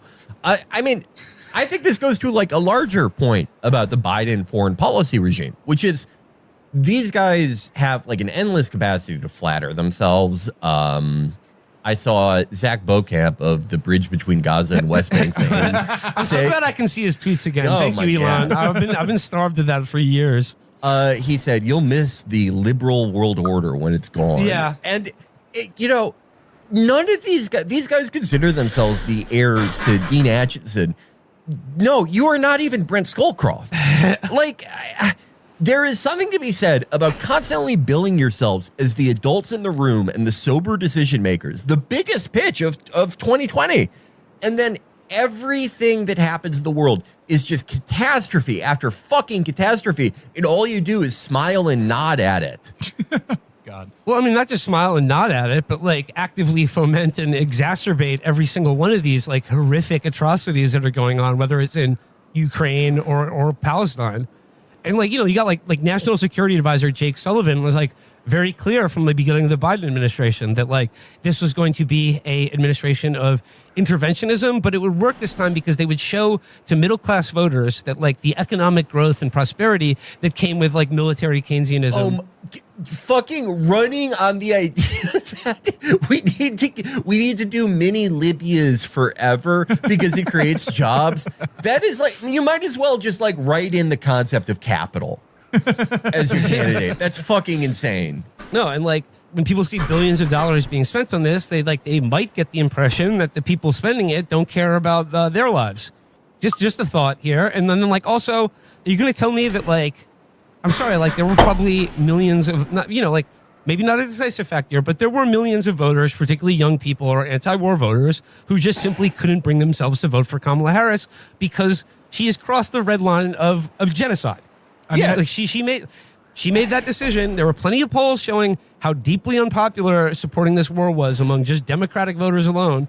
But the point of this election, their strategy, their path to victory was based on the idea that they could suppress their own base. Everyone, I think we're all kind of skeptical on the polling on individual issues and how much they inform votes because, Biden famously won M4A supporters, of course. But being for an arms embargo would, it would be an actual policy that Kamala could talk about that wasn't the Amber Lee Frost Pell Grant loans, the policy that only impacts Amber Lee Frost. Or, more importantly, it would be a break from Biden. It would be something where it's like, this is different, completely different from what I think his numbers are lower than Bush after Katrina. Executive that fucking unpopular. It's at least different. It's a break, but no. I mean, I do want to give just a fraction of an ounce of sympathy to Kamala here, because it's okay. You can mispronounce her name now. No one cares. I had to look this. Just looked this up before we started recording. The week that Biden announced his re-election campaign, he had a 39% approval rating. Ooh. And I really do think that in the end, like this election, I also think Will's point is true. Is that, like, this election was over the second Biden got the nomination, but specifically the second that he announced a re-election, I think that the election was basically over. I was cast. Yeah. I mean, there was just no coming back from his sheer unpopularity. And as you say, she could have run whatever campaign you want. Our perfect campaign, Matt Iglesias' perfect campaign. I don't think that there is any way that any candidate could have come back from 18 months of Biden shuffling around at historic unpopularity. I think that's broadly true, but I do think that, like, a more competent campaign, something that had shades of like Obama 2012 or something, they would probably have retained the House. There probably would not have been as much of a drag on the down ballot in some states. The die may have been cast, but, like, you know, when you look at, like, when I opened up by saying that, like, we have to acknowledge that, like, with you know, like, you can argue with it, but Trump as a political figure is, you know, like, the greatest comeback story in American history, and, like, is essentially it is successful. It works. Okay, he's won 2 presidential elections and did the rare thing of, like, doing it in between presidential terms. The Grover Cleveland, the first Republican to, well, I mean, on this show we think Bush stole Ohio. Bush lost 2 presidential elections. The first Republican to win a majority in the popular vote since I think Reagan. Yeah. Damn. Then you look at that, and you look at an election in which virtually every demographic swung to the right. And I'm seeing, like, you know, a lot of commentary now on, like, you know, CNN or MSNBC where they're like, Kamala ran a perfect campaign. It's just like the country just was, you know, she did everything right, and there was nothing we could have done. The political environment. To say that Trump is successful is not to say it would be, it's wholly impossible to beat him. And in fact, I think, you know, a different campaign or a different candidate or a different set of circumstances would have beat him handily. Yeah, no, absolutely. I think, like, just everything that could have been done poorly was. I always think about, like, the framing of immigration, right? And we've brought up about how ridiculous it is to call somebody an authoritarian, anti-democratic, and then agree with them on the most important issues of their entire platform. But look, my opponent is an authoritarian demographic, but we find common ground on the Lebensraum. But, like, the other thing is, when you campaign not that long ago on, like, kids in cages and we're a nation of immigrants and all of this stuff, and then do a complete 180 to, you know, this is Trump's border bill, it makes it seem like all the Republican messaging about your immigration policy, that it's open borders, that you are trying to create a new class of voters, and you are trying to change the racial demographics of America. It makes it look like you got caught doing that and now you're embarrassed. Oh, I'm sorry. You're right. Okay, I agree with you. Who is that going to win over? Well, that's what I mean by the conscious choice by this campaign to, like I said, to disempower, to insult, and in some cases, like, you know, violently suppress their own base of, like, you know, progressive, liberal, young people, vulnerable minority groups. Like, their choice to do that and replace them with moderate Republican voters. The Nikki Haley vote, which not just didn't work, but, like, what it does is it just gives voters permission to vote for the Republicans because they're, well, I mean, if their policies are basically okay, then, like, well, you know, I guess they're not so evil.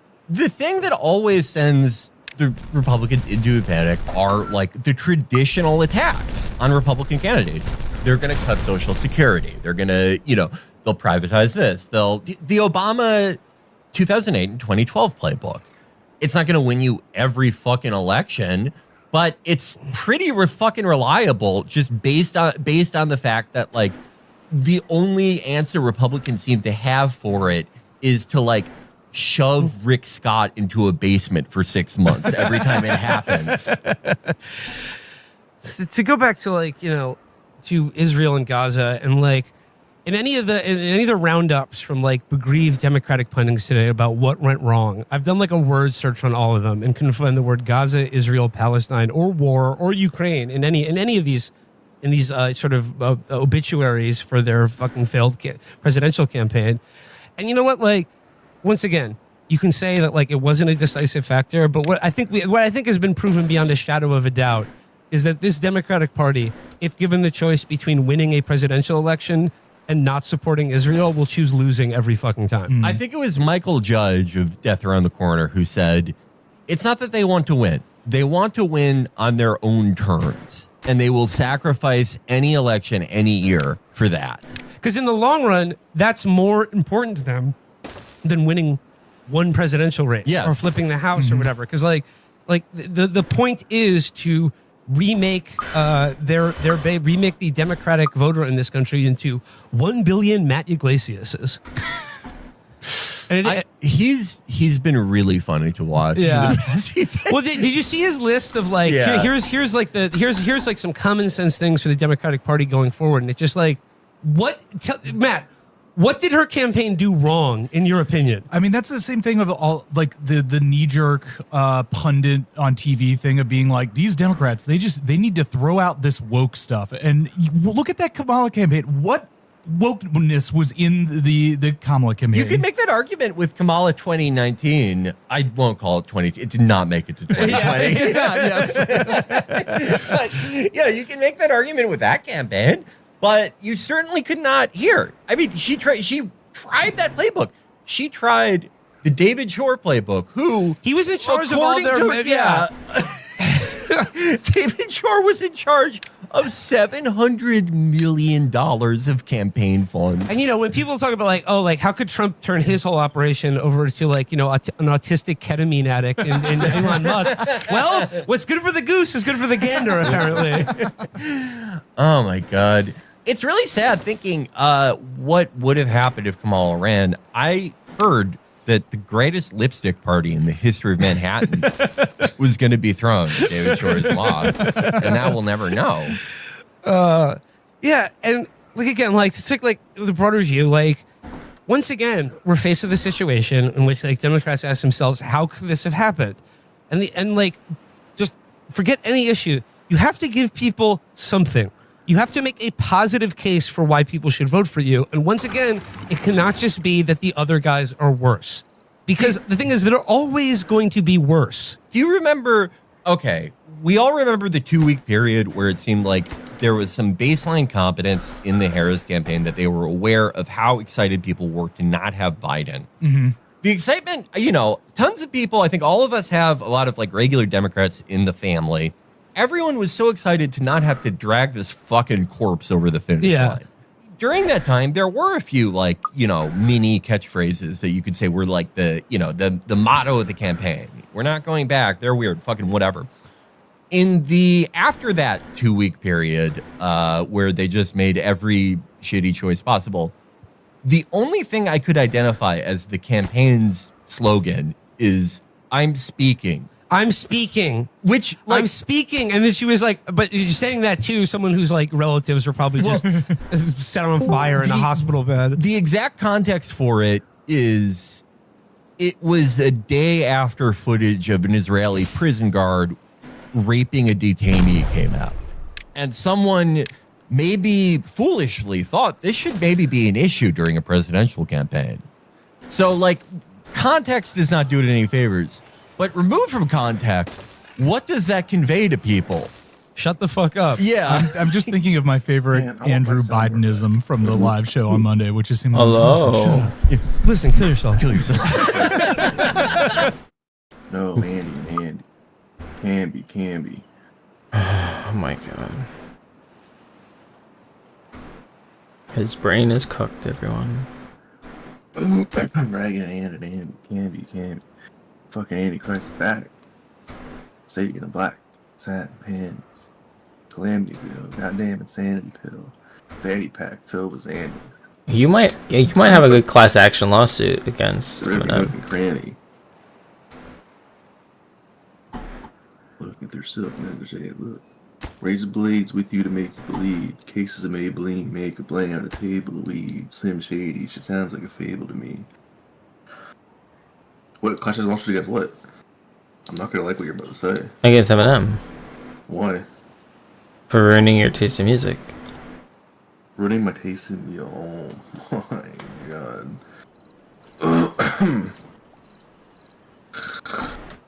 Here comes the rain and thunder now. Nowhere to run. Dude, I was scrolling through Spotify. I'm not gonna lie. There's like 20 Eminem songs that came up that I've never heard before. It's because you're a big fan. I don't even think you really like him. It's all like random ass like one-off verses he did for other people like way back in like 2002.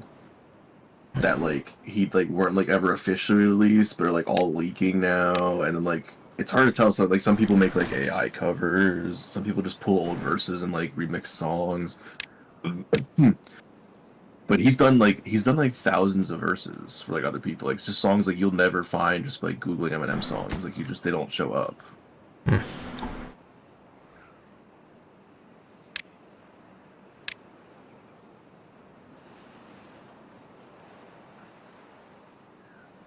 You know. I guess it do be that way sometimes.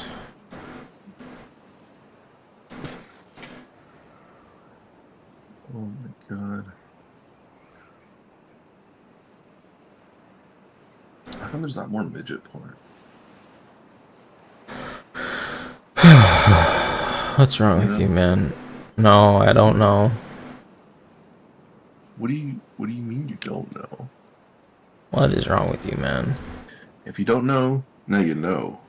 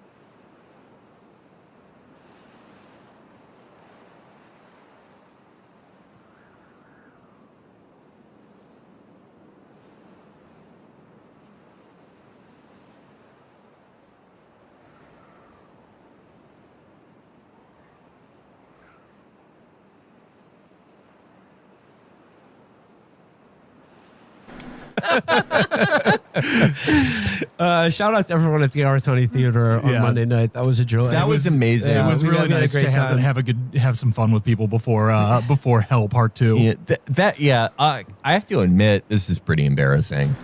I thought the theater was named like Jack Aratoni, like it was named after a man named Jack Aratoni. Jack is an acronym for Japanese American Cultural Center and another C. And Aratoni is a Japanese word, which is very embarrassing. You know, I play all the video games you play. Yeah.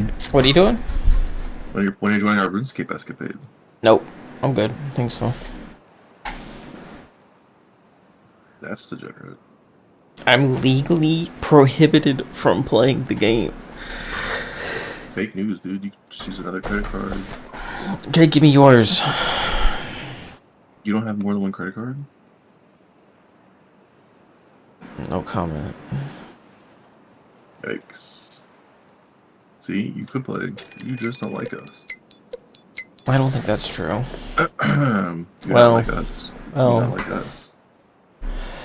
Well, you're a fan, Jared. You not like us. You not like us. You know, once upon a time, all of us was in chains.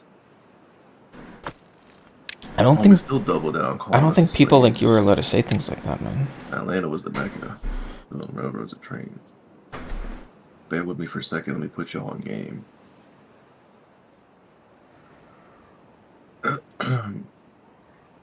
You not like us. You not like us. You not like us. You not like us. You not like us. You're all racist.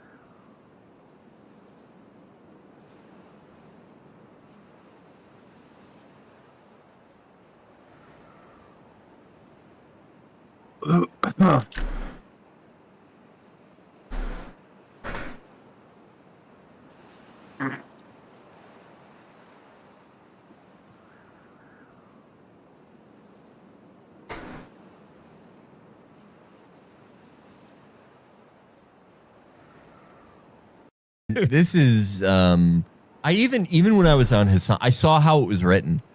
On Hassan stream when I was plugging it, I said, "Oh, I guess this guy is named Jack with 3 C's." He's That's one a of the weird name. most famous Hollywood agents, Jack Aratani. He's and a Crip. He wouldn't put CK in his name.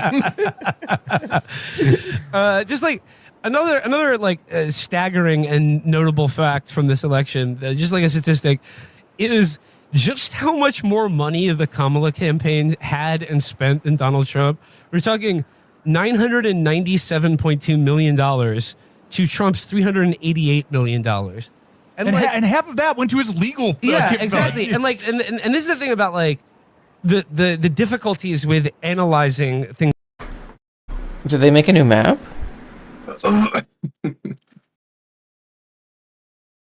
Jared. What? Did they make a new map?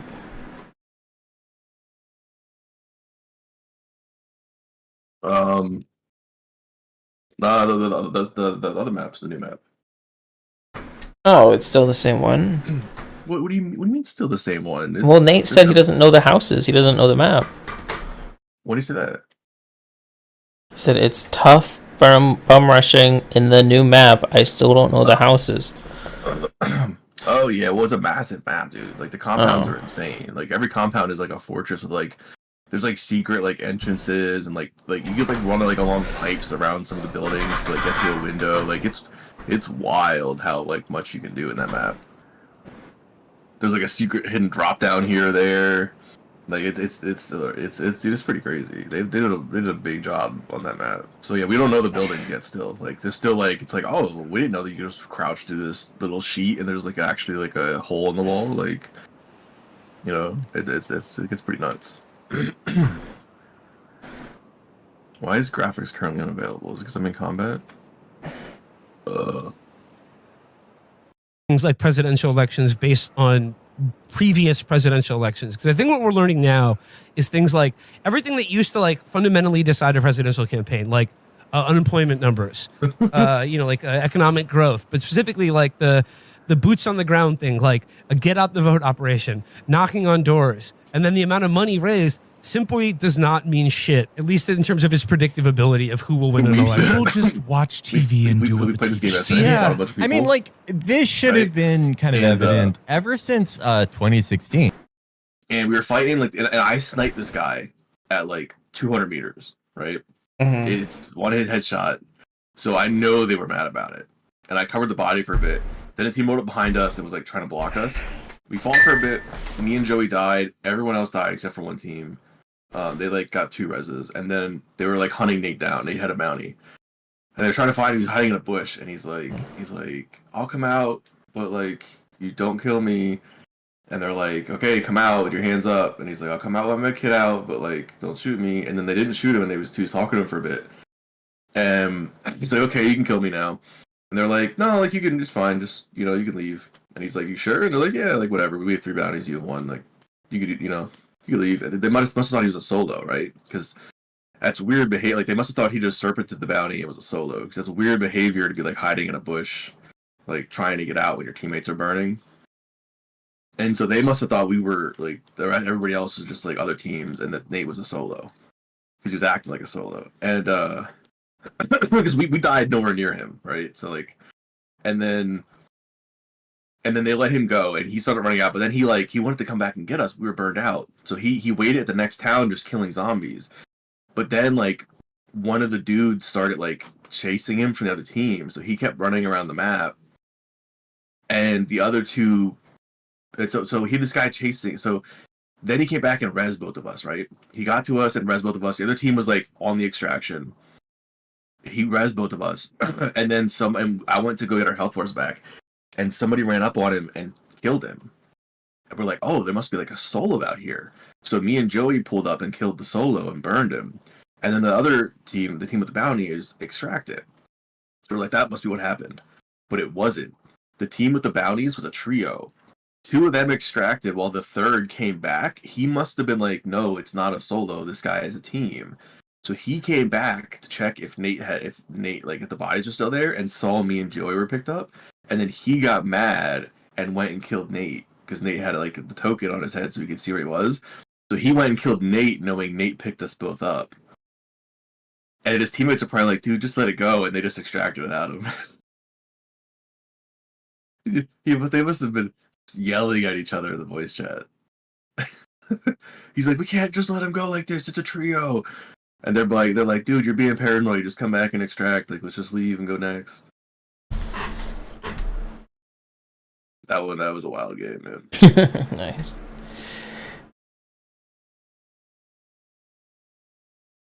Are you guys gonna play then? I want to watch. I guess not, because unless you're gonna play. I don't think you want me to play. I don't think you should play with them. Why?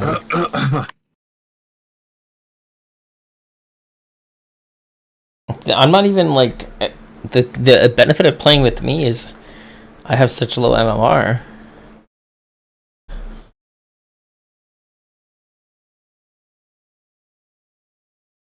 Yeah, well, the downside of them playing with me is I'm a 6-star and they're not. So we get all 6-star lobbies. Like the whole lobbies we play in is all 6 stars. So it gets a little rough for them. And I'm never gonna D-rank because if I only die to 6 stars and kill 6 stars, like I'm never gonna D-rank. I have to like actually go in and like die to lower level. So I'm gonna have to play solo for a bit.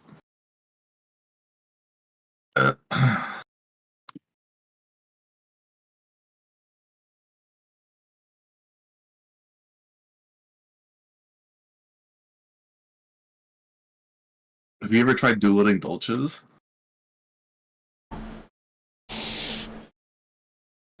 No. I'm a Caldwell supremacist. No. You should try Dolces, dude.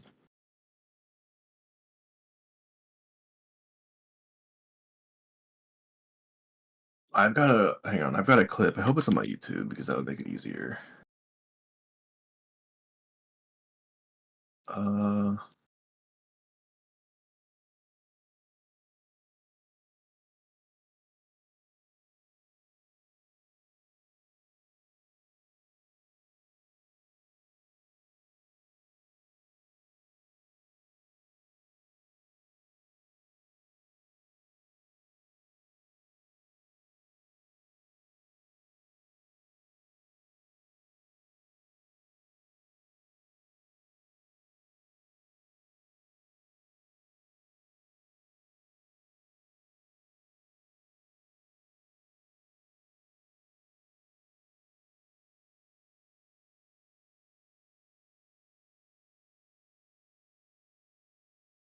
No, it's not on my YouTube.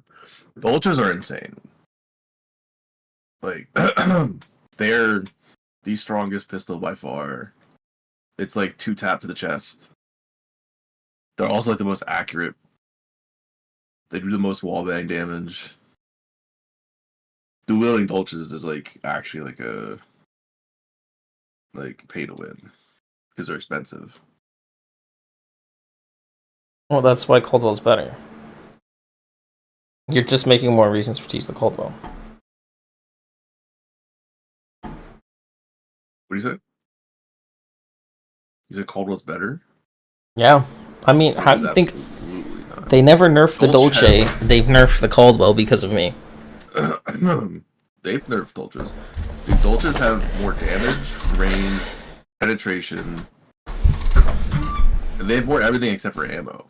The ammo's what makes it good. That's the biggest part of it. You don't need the ammo with the Dolches. They hit and they have like bullet seeking.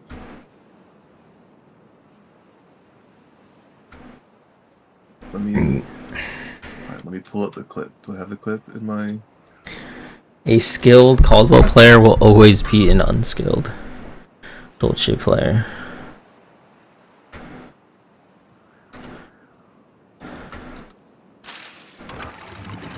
I probably don't have it. It's probably in my.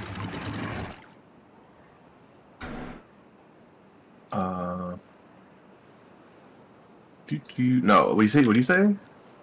A skilled what? Well, A skilled Caldwell player will always be an unskilled Dolce player. No, X to doubt, man. X to doubt. You never beat me.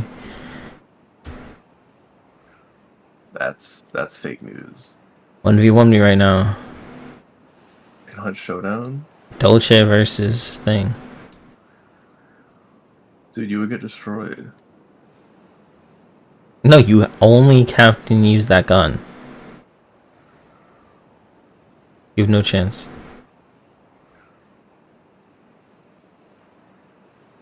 How do I share this video with you? Put it in the Discord. It's in my OneDrive. I can't just link it, right? Because you can't access my OneDrive.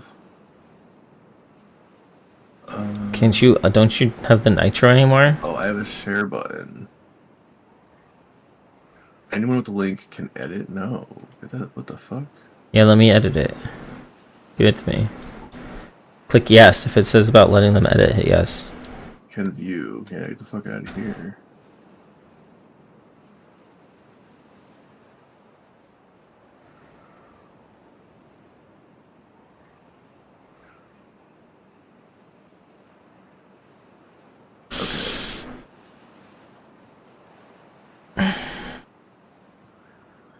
Click on that. What does that do? What's what do? I said it so you can't edit anything.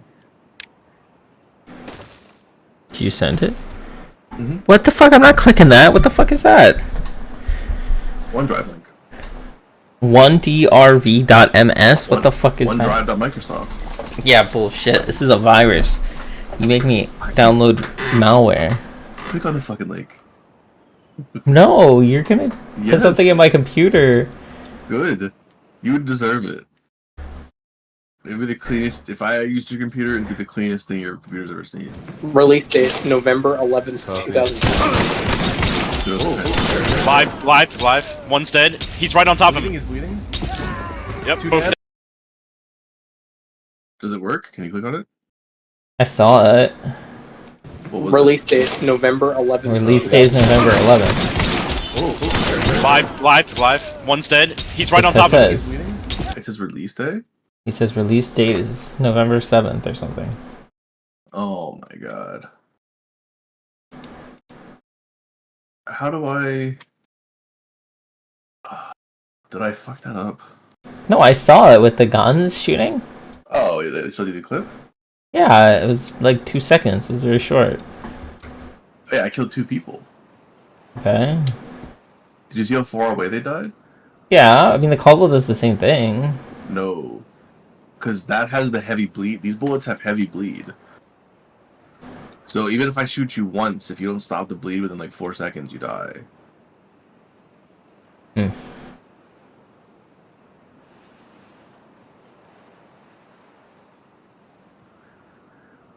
There's different levels of bleeding?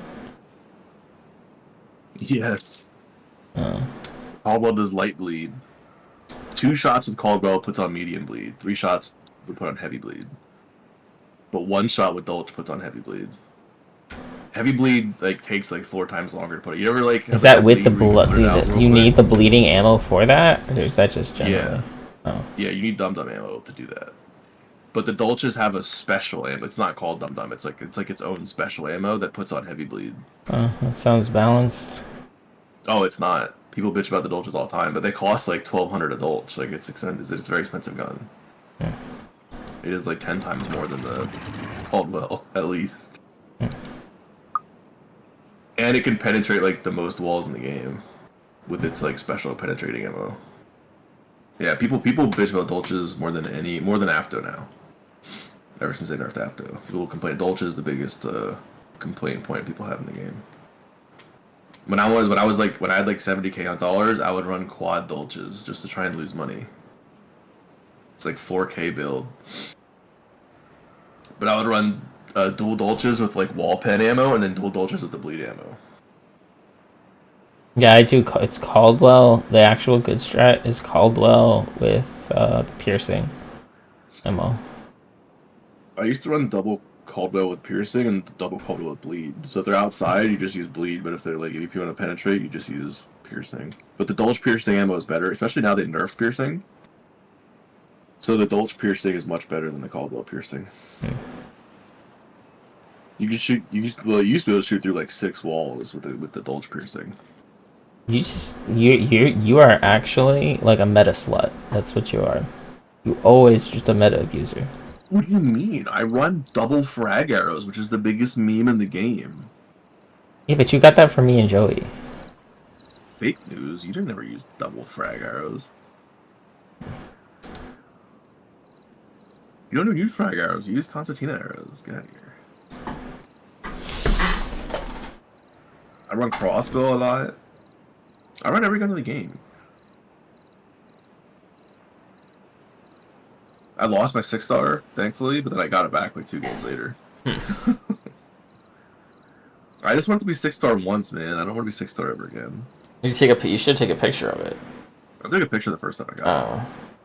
I posted in the Discord. You must not have seen it because you're a hater. I mean, I probably saw it. I probably forgot about it. Like it was probably from like 3 years ago or something. No, it was like a month ago. Not even a month ago. It was 2 weeks ago. Wait, really? Yeah. Oh. I finally got my 6-star. A couple weeks I posted. Nice. Ron saw it. Everyone was so happy for me. Well, I'm happy for you. And I don't know. You didn't say anything to me. Well, I didn't know that you did it though. Oh. You never told me about it. It's like actual haterade. I'm not a hater.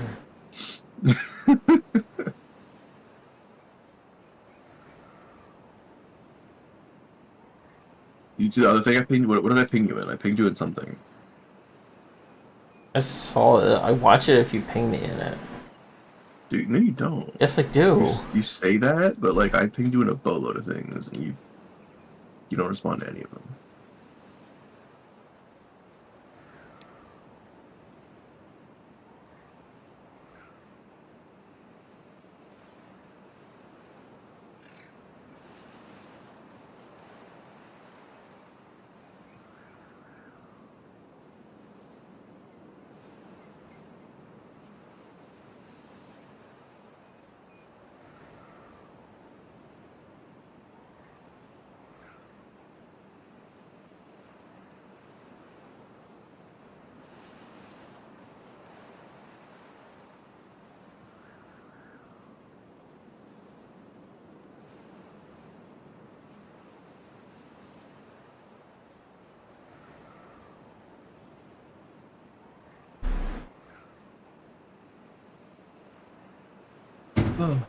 Just bear with me for a second. Let me put y'all on game.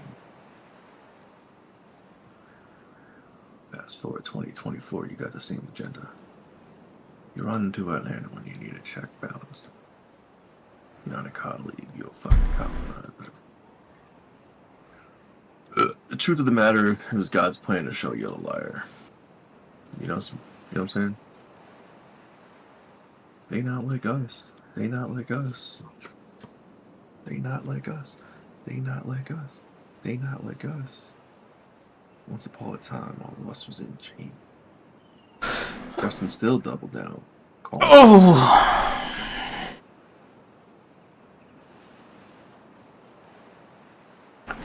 Okay, can you be honest with everyone in the chat, Jared? How many Diddy parties have you been to?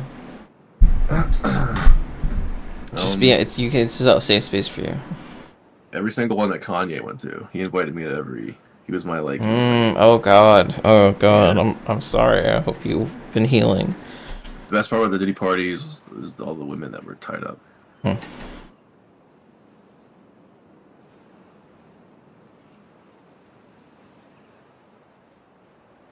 That's not a sexist comment because you don't even know how to describe what women are. So maybe they're all women. Everybody's women. Okay. See, now you're finally getting it, Jared. Yeah.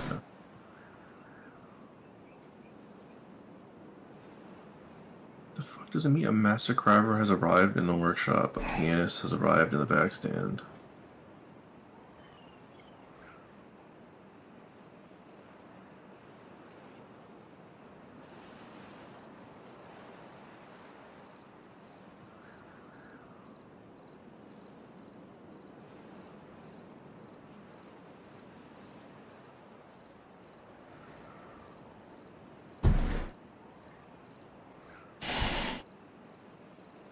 Bandstand and workshop? What does that even mean, Justin? You just put some good music on. Huh?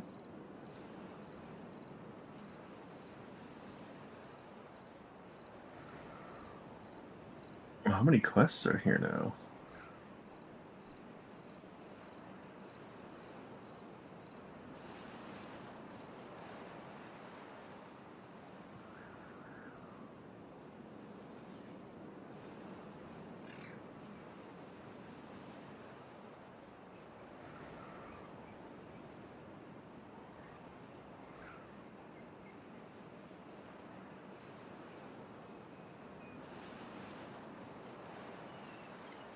I just had like tea, and I was hoping the caffeine would wake me up, but like it put me to sleep. I'm ready to go to bed. Yikes. How's your coffee? Did your coffee wake you up? Yeah. And you playing RuneScape? What? How dare you?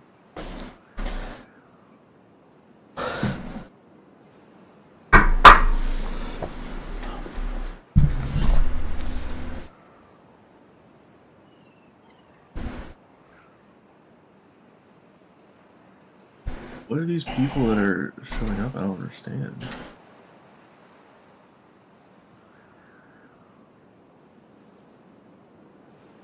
Hey.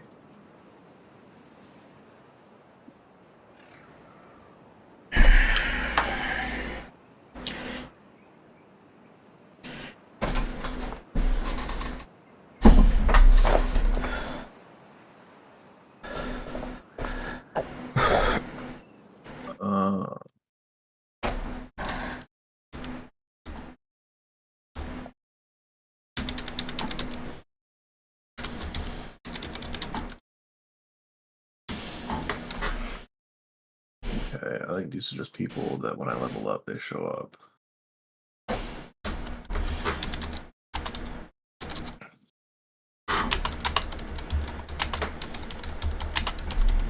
And lesser communion. Okay, Dustin, we need to do a lesser communion. Are you ready?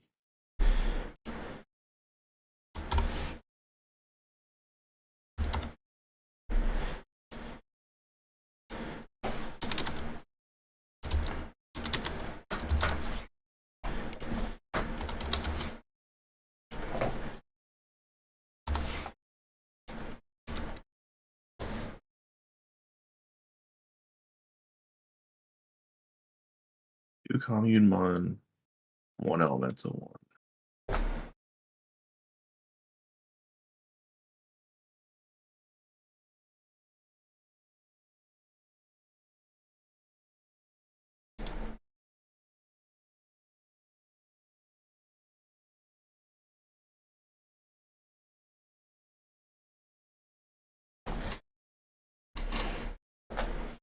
Uh-oh. Oh, it's easy.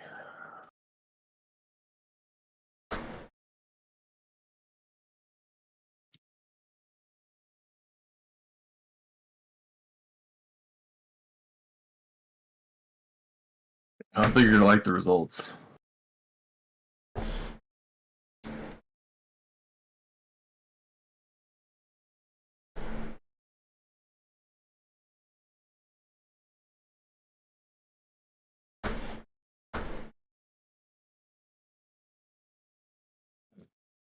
Joey vote for everyone except for himself.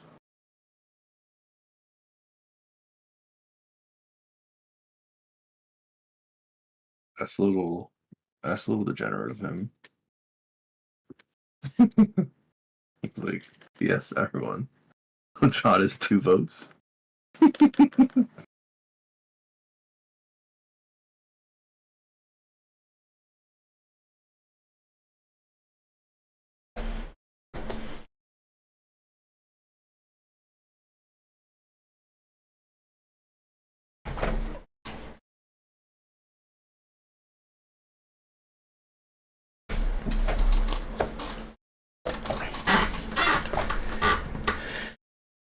Joey still has 0 votes. That's unfair.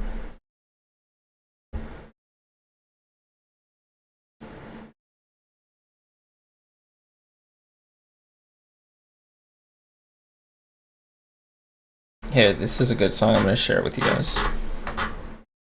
God, did you share songs before and nobody looked at them? It's a classic. Who's all voting now? I don't think it tells you. 4 votes on you, Justin. What?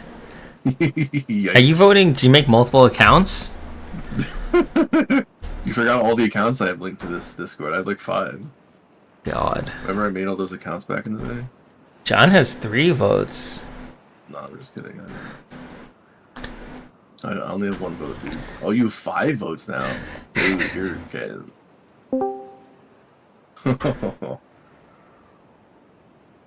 Yo, Jack. What? Trying one of the Mountain Dews. Oh, you're trying out. Well, you got another game, any game fuel? No, not the Game Fuel. It was the Red, White, and Blue, and I also have the Voodoo for this year. Okay. So if you want to come down and try some quick. Okay, I'll come down. Is that the week? I don't know. He might be, but if he is, he's just laying in bed reading or watching stuff on his tablet. That's lazy. Seth is lazy. I'm lazy. Yeah, you are. I'm already turning the song off. Hear it. Probably hop on my PC then.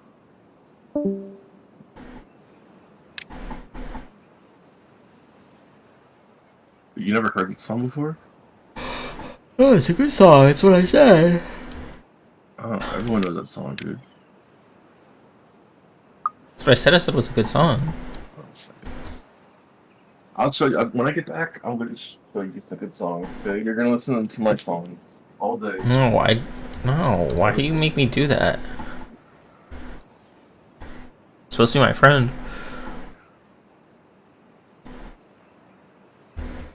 Yeah, play me good songs from the 90s, Jared.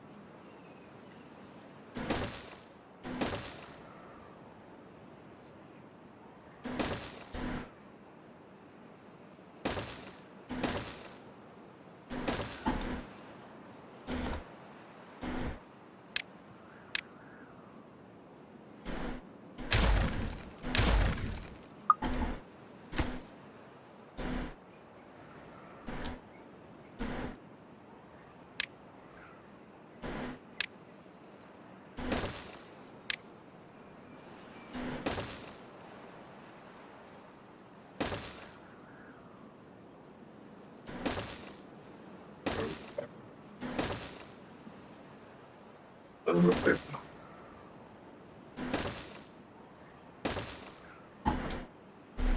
Oh, trust me, I just want to see the N-word so bad right now. Why? I don't know. I just had this urge to say it. That's weird. It is. I never said it before, but I just have. We all know that's a lie. What? What are you talking about? You say it like all the time. What? You are delusional. In high school, I feel that. What? You used to say it all the time in high school. Who did? You? No, you. I never once said it in high school. What are you talking about?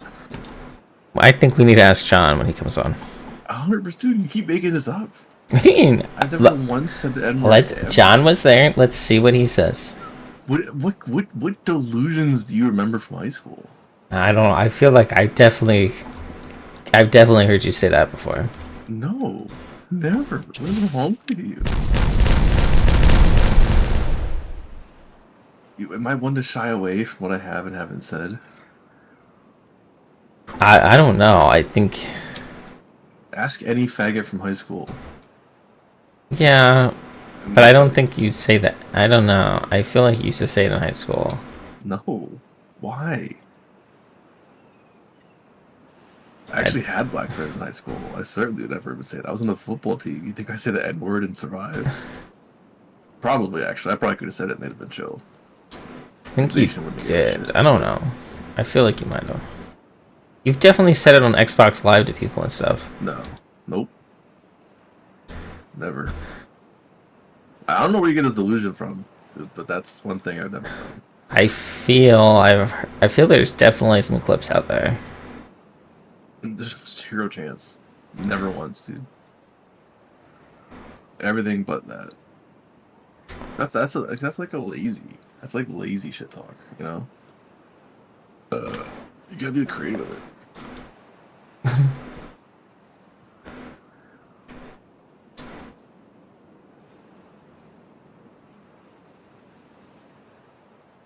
Plus, it's like not even offensive. Like, at least you call somebody a fag, it's offensive, you know? Yeah, I'm not sure it's as offensive as you think, though. People get super offended about it, man. Why? I don't know. Oh. Why do they get offended by it? I mean, I feel like you probably shouldn't say that either. Why not? I don't know. You know, if you don't say the N-word, you probably shouldn't say that. That's my favorite one. Okay. Which one? The N-word or? You're the N-word sayer. I say the F-word, you say the N-word. I don't know about that. Oh, do you say both? That's messed up. I sing the fucking songs. I'm not some pussy ass bitch. Oh my god. The fuck? There. Yikes. What do you mean, yikes? Yikes. No wonder you're a Kanye fan. That's like his biggest lyric. What is? The N-word. I don't know about what that. I don't know about you. Look up his look up his lyrics and you can see the most word he's ever said is that word. Like, it's not true. But if you look up like a real artist like Eminem, like they don't use that word. He said it multiple times. Fake news. It's true news. Okay. True Patriot verified. Okay. Show one time. There's multiple times, multiple instances.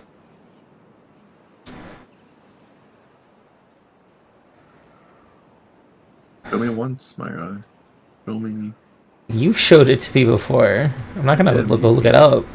You can't show it to me though.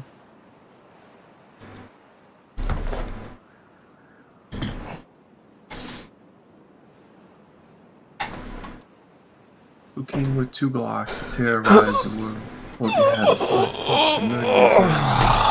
to gave you all the finger and told you to sit and twirl. Slim Shady, come and kill me while my name's hot. I think you got a generation brainwashed to pop pills and smoke pot till their brains rot.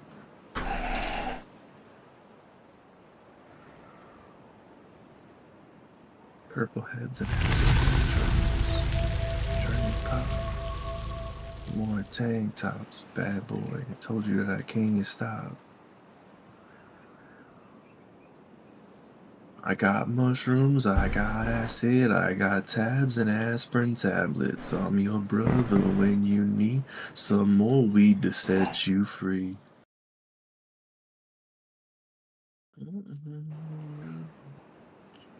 Shady.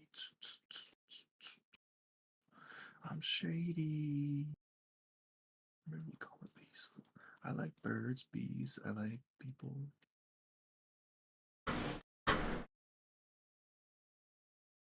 Like when my teacher sucked my wee-wee in preschool.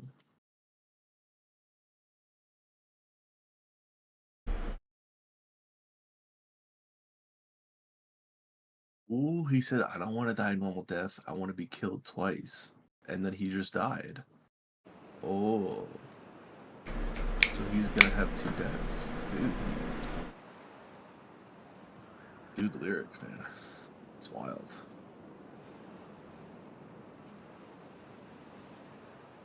I got mushrooms, I got tabs, aspirin tablets. I'm your brother when you need some more weed to set you free.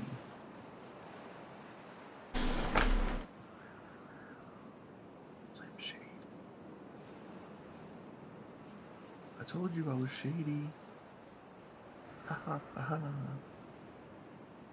You didn't want to believe me. Ha ha ha ha.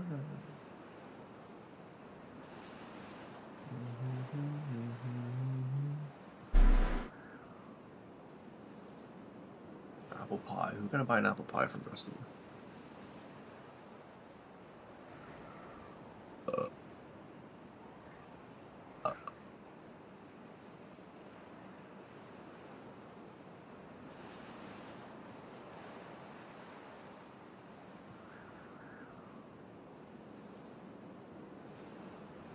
Yo, that was disgusting.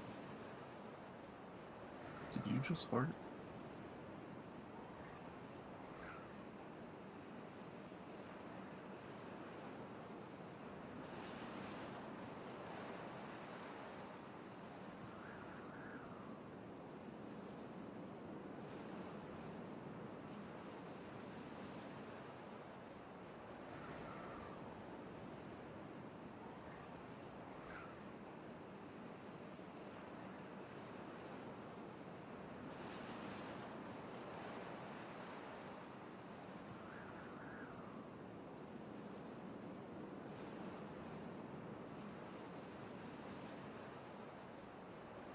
You shady.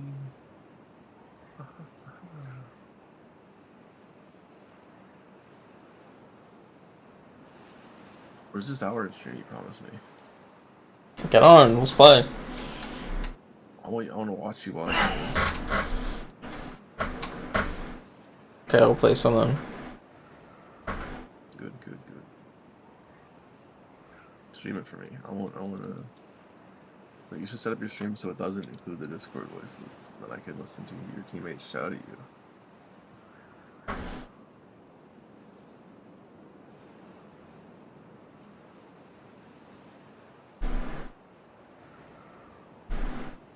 You have 2 people watching you. I don't see nobody's typing in your chat, Justin. What's typing in your chat?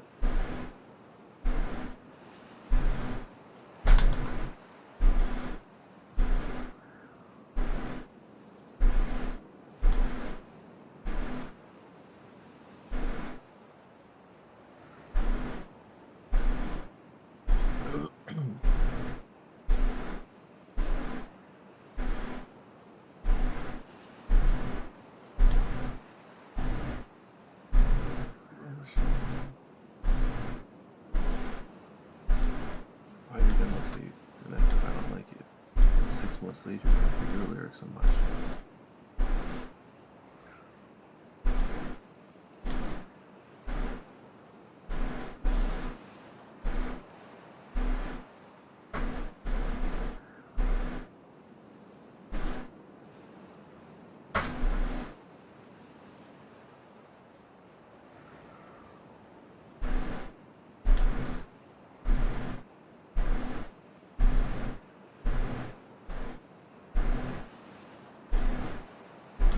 herpes. My dick's just itching.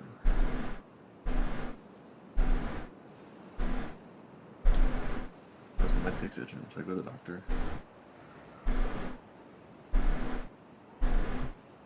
It burns when I pee.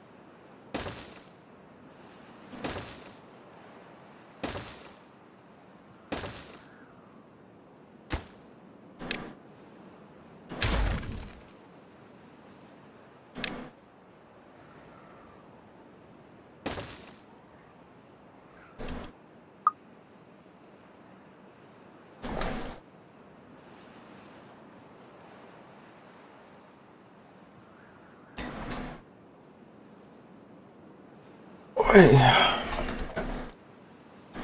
you're finally back. I'm always back. I never went nowhere.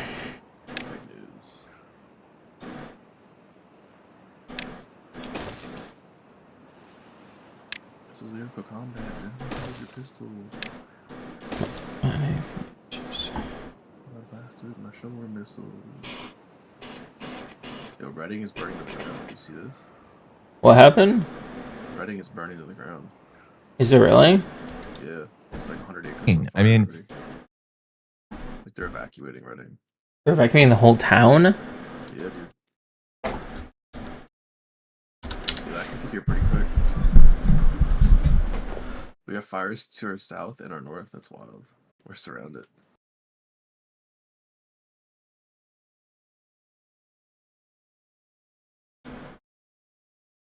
Isn't that wild?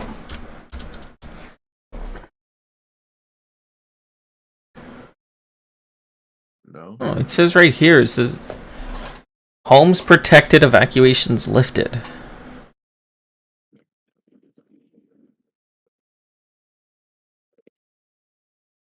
Reading? Yeah.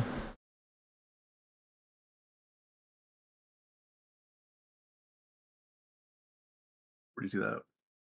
WFMZ.com.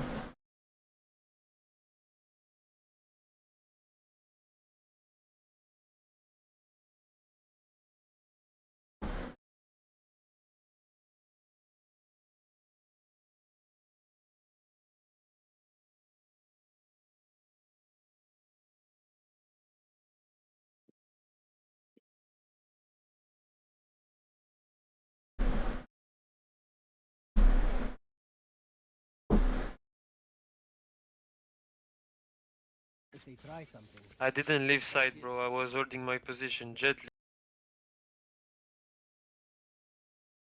Like, do you actually listen to WFMZ? That's like fake news. Listen to what? Yeah, I was gonna say, is this liberal propaganda chart? Yeah, it's liberal. Oh, okay. Yo, WFMZ is even worse. WFMZ is liberal and right-wing propaganda. How? Hmm? What problem? Why do you have a problem with WFMZ now? Fake and gay.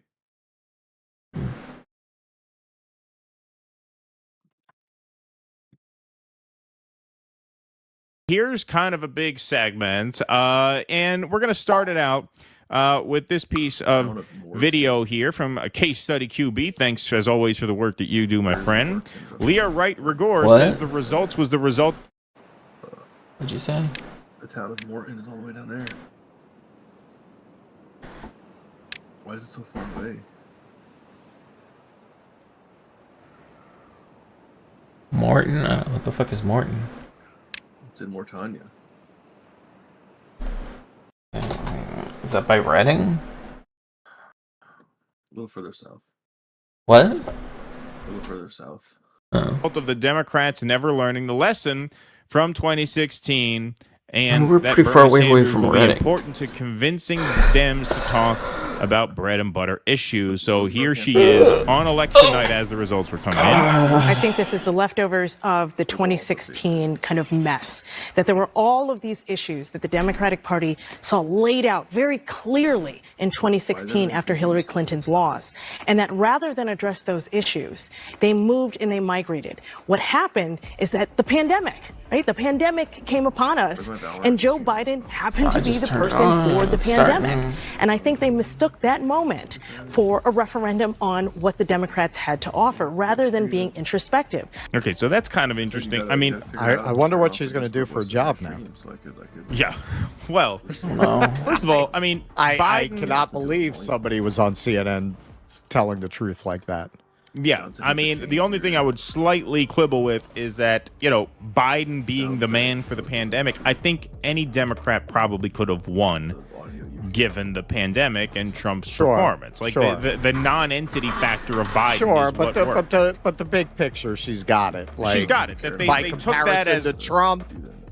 Exactly. People pick Biden. Right. They took that as validation of their worldview as opposed to a fluke where they got lucky. Yeah, absolutely. See, we didn't need those Bernie bros. Just like we said, I'll tell you one other person who I think is going to be incredibly important. Actually, two other people. The first person is Bernie Sanders. One of the things that Bernie Sanders has been saying since at least 2014 has been about how the Democratic Party, if it wants to keep these coalitions, needs to talk about bread and butter issues. It needs to talk about politics. A lot of people attacked him for that, saying, well, are you saying that cultural politics don't matter? That's not what he was saying. He was saying we need to focus on these things. The other person is Stacey Abrams. We have not heard a lot from Stacey Abrams in this election cycle, but her organization, particularly Fair Fight, the New Georgia Voter Project, and other organizations were instrumental in pulling together coalitions that ended up winning Joe Biden Georgia in 2020, but also Michigan, Pennsylvania, and Wisconsin. See, I don't know enough about that to comment on that. Where were they this year? I mean, yeah, actually, I haven't even. This is the first I hear anyone even bring it up. Yeah, like I don't know where she was this year. Did they have a falling out? Something? But anyway, that's not really the point of the segment. On the Bernie front, yeah, obviously, that's Probably correct. working for a defense contractor now. Yeah, exactly. And you had people talk about this on election night in 2016 when Hillary lost, that the ghost of Bernie Sanders looms large over this result. Well, here you have it one more time. Bernie tweets out November 6th, yesterday, "It should come as no great surprise that a Democratic Party which has abandoned working class people would find that the working class has abandoned them. While the Democratic leadership defends the status quo, the American people are angry and want change, and they're right." So I'll read Yeah, you know, it's really too bad we didn't have anybody who could have blown this party apart by running as an independent. Yeah, too bad. 8 years ago, right? Yeah, exactly. Yeah, exactly. "It should come as no great surprise that a Democratic Party which has abandoned working class people would find that the working class has abandoned them. First, it was the white working class, and now it is Latino and black workers as well. While the Democratic leadership defends the status quo, the American people are angry and want change, and they're right. Today, while the very rich are doing phenomenally well, 60% of Americans live paycheck to paycheck. We have more income and wealth inequality than ever before. Unbelievably, real inflation accounted for weekly wages for the average American worker are actually lower now than they were 50 years ago. Today, despite an explosion in technology and worker productivity, many young people will have a worse standard of living than their parents, and many of them worry that AI and robotics will make a bad situation even worse. Today, despite spending far more per capita than other countries, we remain the only wealthy nation not to guarantee health care to all as a human right. We pay by far the highest prices in the world for prescription drugs. We alone, among major countries, cannot even guarantee paid family and medical leave. Today, despite strong opposition from a majority of Americans, we continue to spend billions funding the extremist Netanyahu government's all-out war against the Palestinian people, which has led to the horrific humanitarian disaster of mass malnutrition and the starvation of thousands of children. With the big money interests and well-paid consultants who control the Democratic Party learn any real lessons from this disastrous campaign? Will they understand the pain and political alienation that tens of millions of Americans are experiencing? Do they have any ideas as to how we can take on the increasingly powerful oligarch which has so much economic and political power? Probably not. In the coming weeks and months, those of us concerned about grassroots democracy and economic justice need to have some very serious conversations, serious political discussions.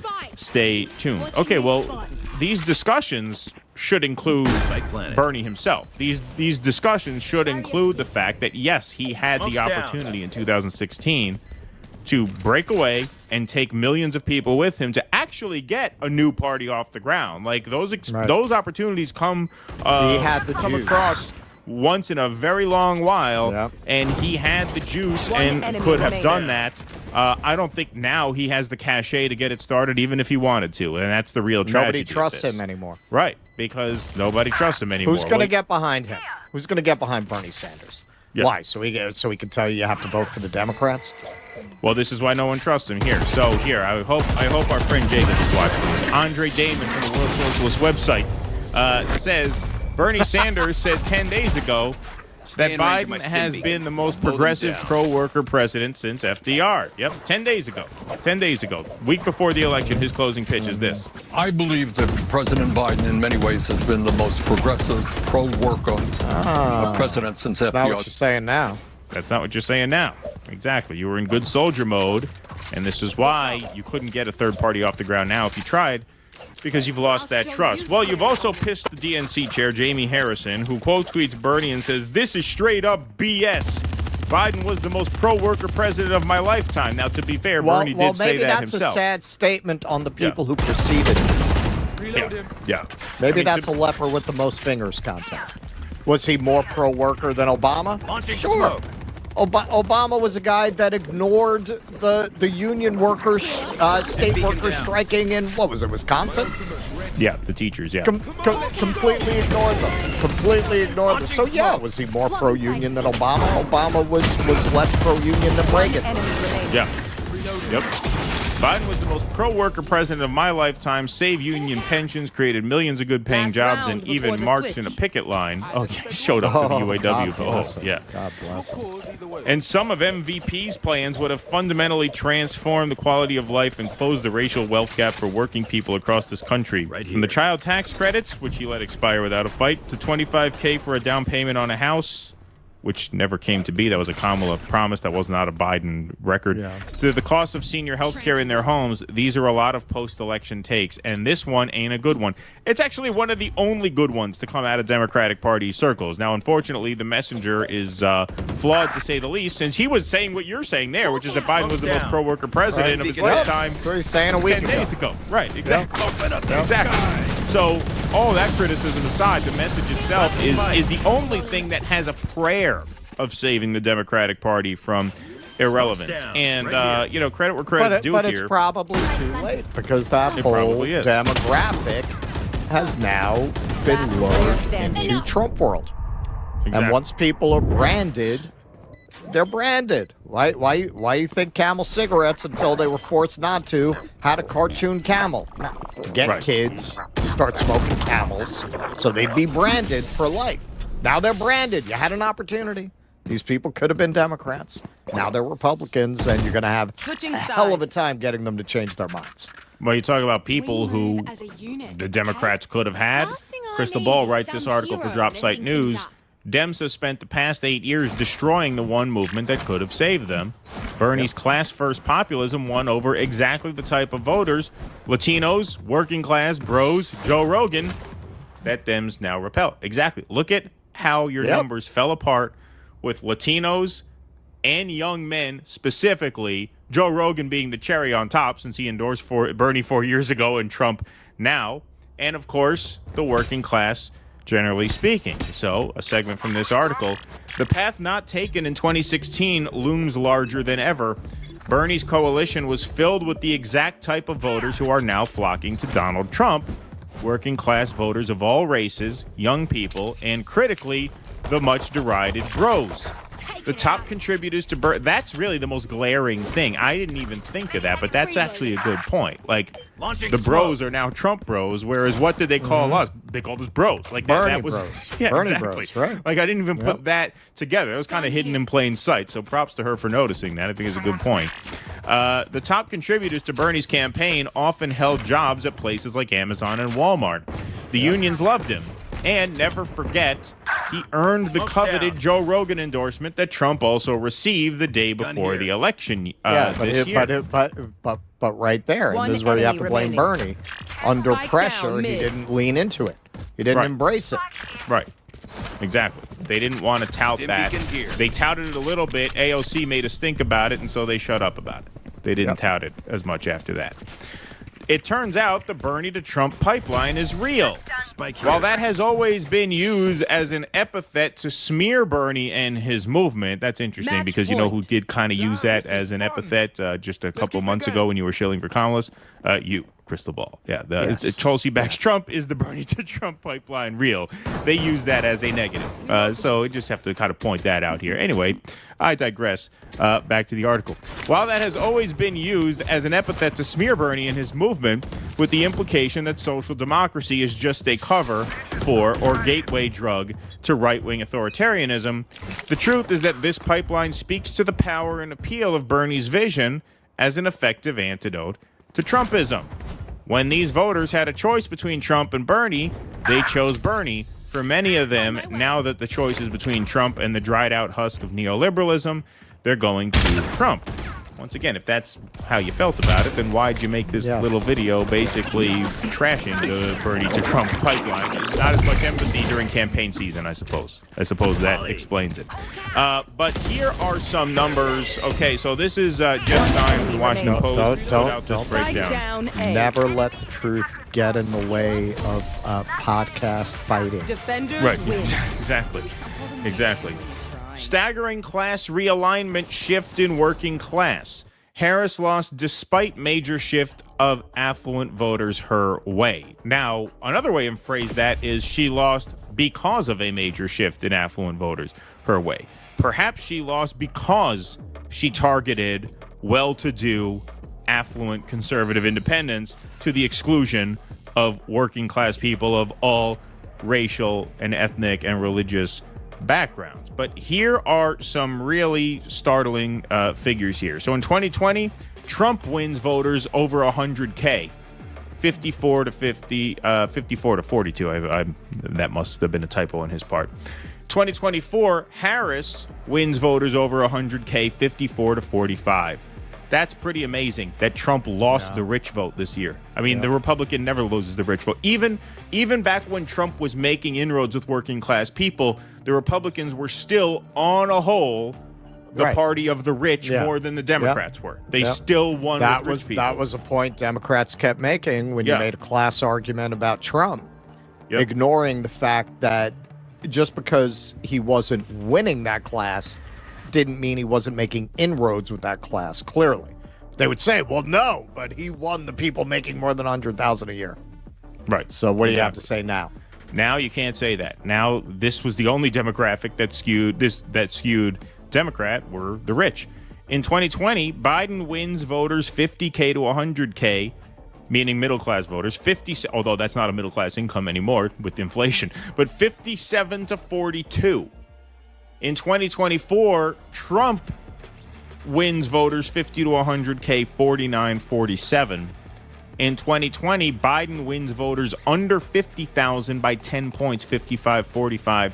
In 2024, Trump, massive improvement with voters who make under 50,000 a year, 49 to 48. You had Donald Trump defeating Kamala Harris among those at the low rung of the income ladder. Those are astounding numbers. And that shows you why this was a wave. This was a wave. These are nationwide numbers. This is not in one or two states or a swing this or that. This is nationwide.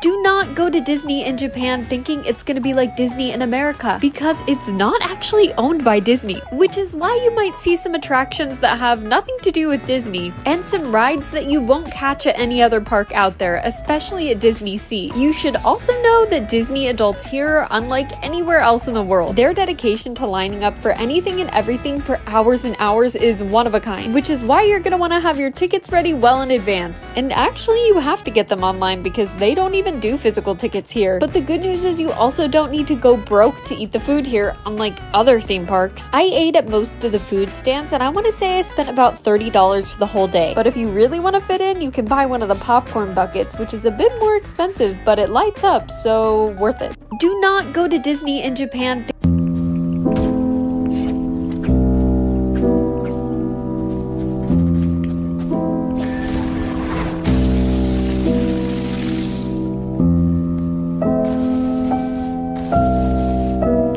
Yo, what the fuck?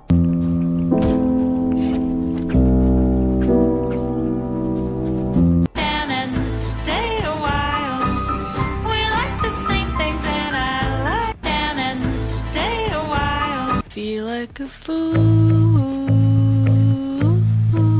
waiting for you. Feel like a fool and stay a while. We like the same things and I like and stay a while. We like the same things and I like and stay a while. Got me, Drew? Don't want to start with 13Z, Devery Henderson, Chris Ivory, green right nasty, Z Peel, fake slash 37, Buster Bluff, naked right, X post, wide bite. That'll be the first call. Got me, Drew? Don't want to start with 13Z, Devery Henderson, Chris Ivory, green right nasty, Z Peel, fake slash 37, Buster Bluff, naked right, X post, wide bite. That'll be the first call. Got me, Drew?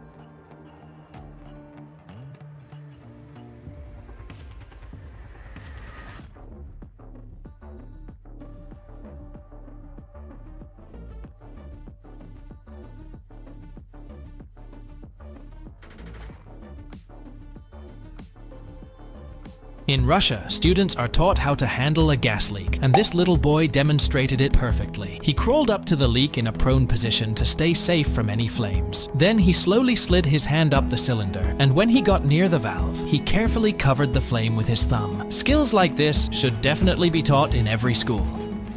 In Russia, students are taught how to handle a gas leak, and this little boy demonstrated it perfectly. He crawled up to the leak in a prone position to stay safe from any flames. Then he slowly slid his hand up the cylinder, and when he got near the valve, he carefully covered the flame with his thumb. Skills like this should definitely be taught in every school. In Russia, students are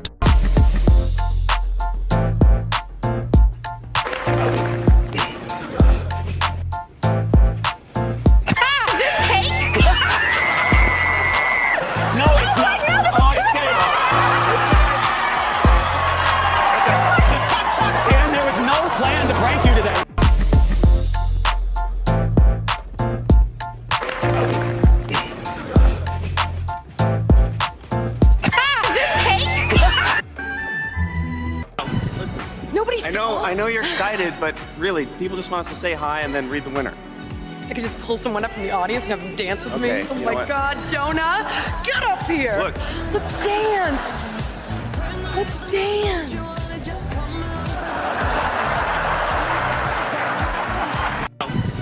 Nobody's. I know. Oh, there's my buddy. Oh,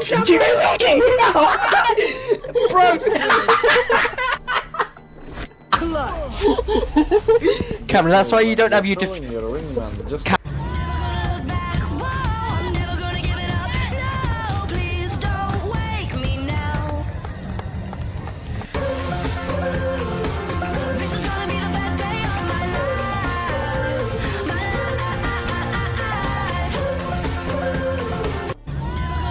These are a bunch of wood chips I've got boiling in this cream because I am on a mission to make the world's oakiest bowl of ice cream. It started by chopping and cutting this oak log into some chips and toasting them in the oven, infusing them into some cream, and then using that as a base for a normal ice cream recipe. Step 2, head into the mountains to gather some acorns from our native Gamble oak trees, process those, leach out the tannins, and give them a spiced honey roasted glaze, which should pair nicely with the vanilla caramel flavor we should get out of the toasted oak wood ice cream. And then last step, of course, is to head to the wood shop to make an oak wood bowl and spoon to eat our oak tree ice cream out of. This Gamble oak log came from a crotch section, which made it tougher to turn, but worth it in the end because look at all that oak twincy. Then hand carve the spoon because I know you all, if I ate this with a metal one, I wouldn't hear the end of it. And there it is, the essence of the mighty oak tree distilled to a bowl of oak scream. Let's see how it tastes. Oh, wow. That's oak-tastic. Make this right now. These are a bunch of wood chips I've got boiling in this cream. I'm making the saddest last suppers, and today it's Rasputin. Born a Siberian peasant, but climbed his way up through magic, heavy drinking, and being a top shagger, Rasputin was apparently also known for his massive schlong, and using it to cuck the Tsar of Russia and inspiring the band Boney M to make their best song. Rasputin's bathing habits were reportedly also not up to par, really making you feel sorry for the Queen of Russia. But before meeting his dramatic end, Rasputin sat down for what would be his last meal. His supper consisted of black bread, a healthy dose of cyanide-laced Russian honey cakes, washed down with an absurd amount of Madeira wine that by all accounts failed spectacularly to do the job. So much so that they had to shoot him twice and throw him in the river just to make sure. I'd say it's a fittingly dark and heavy last meal. Still, I'll give it a solid 7 out of 10 for the irony. I'm making the saddest last supper. I know your Jet. Wait, you know my Jet in game? What's his name? Her name's Anya. She blocked me. Why did she block you? You said I got her to her peak? Oh, nah. Yo, Jet, is your name Anya? No. Okay. Why? What was that? Do you know a draw bear? Yeah. Hey, Sova, I'm not kidding. Leave her alone, bro. Nah, so I'm not friends with Draw, but like, why'd you block him? Why are you trying to involve yourself? I'm not trying to involve myself. I'm just asking. Okay, I'm sorry. I won't ask anymore. I'm just a streamer. I feel like I started some shit. Wait, I'm looking invested now. Who's Strawberry? Wait, but you just said you knew him. I was fucking with you. Oh. I don't know the Strawberry guy. That's why I'm asking. You got me confused with someone else. Nah, I just look like a fucking weirdo piece of shit. Strawberry, I just think she don't know you, bro. You weren't even that significant in her life, bro. You dating this Strawberry guy? I'm confused. Can I get to the bottom? Bro, I'm just a messenger. I don't know what's happening either. How about everyone add me on Discord after this and we figure this out? I know your Jet. Wait, you know my Jet in game? Top 10 nastiest jukes in NFL history? Let's go. At number 10, I'm gonna go with when Lamar Jackson made Matt Milano look like a physically impaired frog. You know, Matt Milano's a pretty good linebacker in this league, very serviceable player. But every time I look at him, no matter how good he gets, I will always remember him for how goofy he looked on this play. At number 9, I have when Barry Sanders put Harlan Barnett in an absolute blender. Arguably the greatest running back of all time. He had a lot of these type of runs, but this is one of my favorites as the defender literally does a 360, doesn't know where he is. And I'm sure you already knew this, but this will not be the only Barry Sanders clip in this video. Number 8 is when Marshall Faulk juked a Browns defender so badly that he proceeded to take out his own teammate. Definitely my favorite Marshall Faulk run of all time. He was such a beast in his prime, and I mean, just look at this. You can just see, that's awesome. I mean, look at that. The guy goes flying. At number 7, I'm gonna go with when John Ross obliterated the ankles of 2 Bills defenders at the same time. I mean, I could understand this if John Ross did this to one defender, but 2 defenders had him locked up dead to rights, and they slip. It's like they were synchronized at the same time. At number 6, it's Shady McCoy making the Panthers defenders look like children. Oh, there's one pair of ankles. Oh, your friend wants it too? Well, I'm just gonna go ahead and take his soul. At number 5, it's Barry Sanders again, but this time he's back juking, letting the whole Cowboys team fall on. Top 10 nastiest jukes in NFL history? Barstaff, have you ever had a man use the safe word? Drink, escape? Yep. I work in a nightclub in a small city in England, in Lincolnshire. I once had a guy who seemed to only recently turned 18 ask if Angela was working. I knew he was using the Ask for Angela code, a UK program to help stop violence or unwanted attention. I took him to the glass washroom and found out a group of girls were pushing one of their friends to grind on him, trying to kiss and grope him, even though he kept walking away to other parts of the club, showing he wasn't interested. I have reported this to my supervisor, who was a little hesitant at first, but eventually called the bouncers into the back room too. Now these guys are basically 200 to 300 pound tanks, so you would expect to joke about this and tell this guy to man up and enjoy it. But to my surprise, they took it seriously as well. They tracked down the 5 women, including the one doing the grinding, and kicked them out of the club. Meanwhile, a taxi had already been prepared by my supervisor, and the taxi firm was literally down the road, so it didn't take long for it to arrive. I escorted the man through the back stairs that continues down to the stock cellar, but leads off to the side exit of the building near the bins. A taxi was parked just outside. It would be a rare occasion when someone uses Ask Angela where I work, let alone a man, so I'm really glad that all of the staff took it seriously and helped as much as they could. Barstaff, have you ever had a man use the safe word? Drink, This is what your gas tank looks like when you're running around on E. Watch the 4 of clubs. See, it looks like I'm dealing the 4 of clubs, but it's still here in the deck. Wait, how are you doing it? I'm watching Have you your heard of hand. bottom deal? Have you heard it? It's the same thing, but this time from the bottom. What about laser dealing? What's Well, laser it's almost like an optical. It almost looks like I'm dealing, but it's not. What? Watch the 4 of clubs. See, it looks like I'm dealing the 4 of clubs.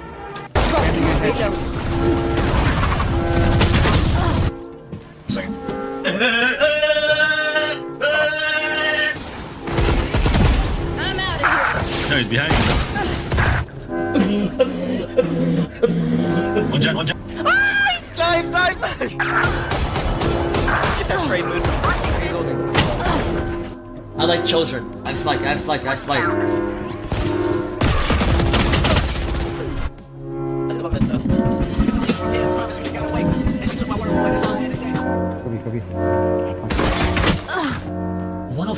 105 to the fucking dome? 105 the fucking dome?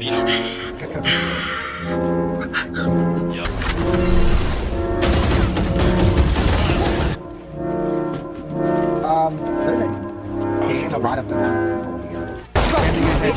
What are the the most suspicious coincidences in history? Just a few. Lincoln was elected to Congress in 1846. Kennedy was elected to Congress in 1946. Lincoln was elected president in 1860. Kennedy was elected president in 1960. Kennedy had a secretary named Lincoln. Lincoln had a secretary named Kennedy. War was thrust upon Lincoln almost immediately after inauguration. War was thrust upon Kennedy almost immediately after inauguration. Lincoln ordered the Treasury to print its own money. Kennedy ordered the Treasury to print its own money. Lincoln was succeeded after the assassination by Vice President Johnson. Kennedy was succeeded after the assassination by Vice President Johnson. Andrew Johnson was born in 1808. Lyndon Johnson was born in 1908. Lincoln was sitting beside his wife when he was shot. Kennedy was sitting beside his wife when he was shot. Lincoln was shot on a Friday. Kennedy was shot on a Friday. Lincoln was shot in Ford Theater. Kennedy was shot in a Ford Lincoln. Lincoln was shot in a theater, and his assassin ran to a warehouse. JFK was shot from a warehouse, and his assassin ran to a theater. Kennedy's father had been the ambassador to England at the court of St. James. Lincoln's son became the ambassador to England at the court of St. James. What are the most suspicious coincidences in history? Just a few. Lincoln was elected to Congress in 1846. Kennedy was elected to Congress in 1946. Lincoln was elected president in 1860. Kennedy was elected president in 1960. Kennedy had a secretary named Lincoln. Lincoln had a secretary named Kennedy. War was thrust upon Lincoln almost immediately after inauguration. War was thrust upon Kennedy almost immediately after inauguration. Lincoln ordered the Treasury to print its own money. Kennedy ordered the Treasury to print its own money. Lincoln was succeeded after the assassination by Vice President Johnson. Kennedy was succeeded after the assassination by Vice President Johnson. Andrew Johnson was born in 1808. Lyndon Johnson was born in 1908. Lincoln was sitting beside his wife when he was shot. Kennedy was sitting beside his wife when he was shot. Lincoln was shot on a Friday. Kennedy was shot on a Friday. Lincoln was shot in Ford Theater. Kennedy was shot in a Ford Lincoln. Lincoln was shot in a theater, and his assassin ran to a warehouse. JFK was shot from a warehouse, and his assassin ran to a theater. Kennedy's father had been the ambassador to England at the court of St. James. Lincoln's son became the ambassador to England at the court of St. James. What are the most suspicious coincidences in history? Just a few. Lincoln was elected to Congress in 1846. Kennedy was elected to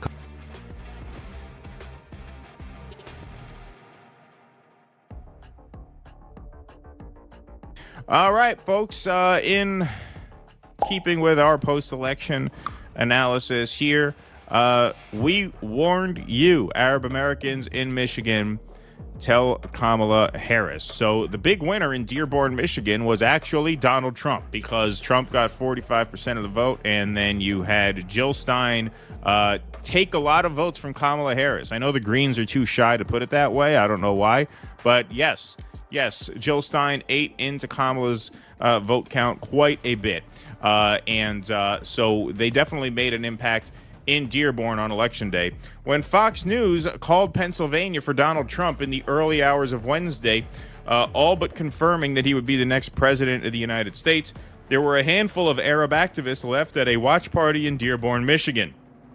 Genocide is bad politics, said one attendee at the event, which had Palestinian and Lebanese flags hanging outside its doors. As the reality of another Trump presidency set off anger and sorrow from many Democratic commentators, at the Arab American gathering there was a sense of indifference, if not vindication. Democratic presidential candidate Kamala Harris had ignored the community's calls for reconsidering the unconditional U.S. support for Israel. The vice president also continued to assert what she calls Israel's right to defend itself despite the brutal atrocities in Gaza and Lebanon. If you ask, well, which American outlet is printing this? None. This is, of course, Al Jazeera. Activist Adam Abu Salah said part of the reason why Harris lost was her decision to side with Israeli Prime Minister Benjamin Netanyahu at the expense of alienating the Democratic base, Arab and Muslim Americans, as well as young people and progressives. It's not our fault. They cannot vilify our community, Abu Salah said. We've been warning the Democrats for over a year now, and the Democrats continue to downplay what's going on. He added that Harris's main message to the Arab community was to warn of the dangers of a Trump presidency. This tactic failed to work as voters in the area were laser focused on the continuing war in the Middle East that affected many of them personally. In the Arab-majority suburb of Dearborn, anger over Israel's U.S.-backed assault on Gaza and Lebanon was tangible at the ballot box. Harris lost the city to Trump by more than 2,600 votes. President Joe Biden beat Trump by more than 17,400 votes, so that is a 20,000 vote swing that helped the Republican former president reclaim Michigan. Now, what did we say in the previous segment? this was such a wave that you can't point to any one thing and say, aha, but for that, you'd have won. But this did put a dent in her total. Green Party presidential candidate Jill Stein, who centered opposition to the war in her platform, also performed relatively well in the city, growing her party support from 207 votes in 2020, great showing for Howie Hawkins there, to more than 7,600 this year. Hussein Dabaheh, I don't know how you would say that, a Lebanese-American political consultant in the Detroit area, noted that Congresswoman Rashida Tlaib, a Democrat, significantly outperformed Harris in Dearborn, receiving more than 9,600 votes than the vice president.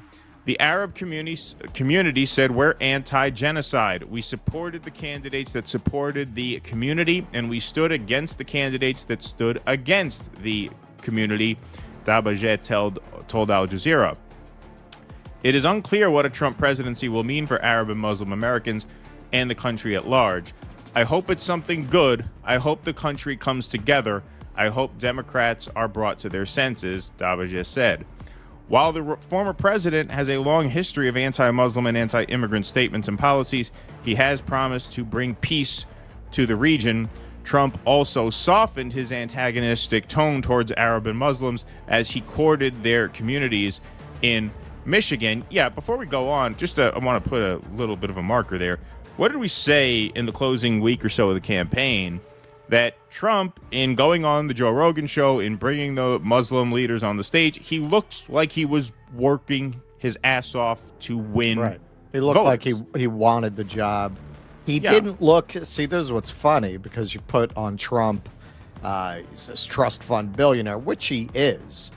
But he did not read like he was taking anything for granted. He did not read like he assumed he had a right to the job. He seemed like he was campaigning. He seemed like he was asking you for your vote. And he was campaigning to expand his coalition. Young men don't typically vote. Young people tend to vote blue. So I'll go on the Joe Rogan podcast and see if I can win over some young men. Muslims and Arabs tend to vote overwhelmingly Democratic. He sensed a major vulnerability this time, which he was correct to sense that vulnerability. And he thought, hey, why not bring some of these Muslim leaders on stage at a rally? Like, let's actually grow the base and expand the tent. What did Kamala Harris do? The exact opposite. She campaigned around Michigan with Liz Cheney.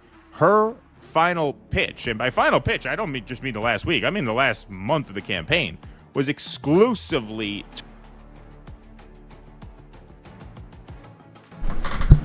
Do you have any? I told you I sold it 17 cents. Oh my god, man. You keep asking. Clown behavior. You guys are clown. I told you guys. We told you not to.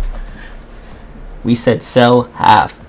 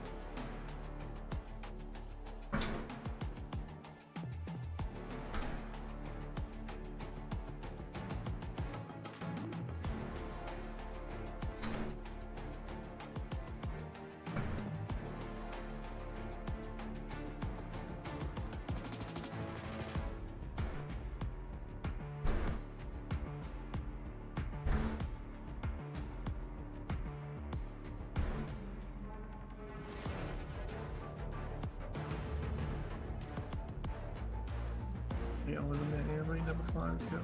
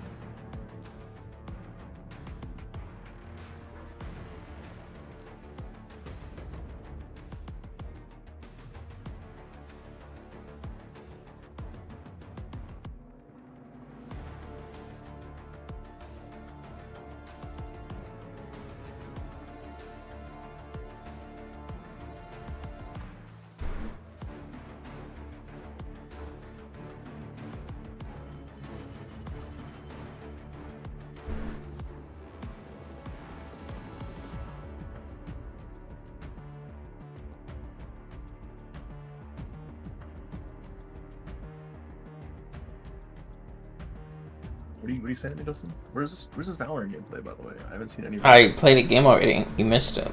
No, I know when I saw it was Spike Rush Fest, I was not watching. Okay, well that sounds like a skill issue. Mental issue on your part. I hope you fix that.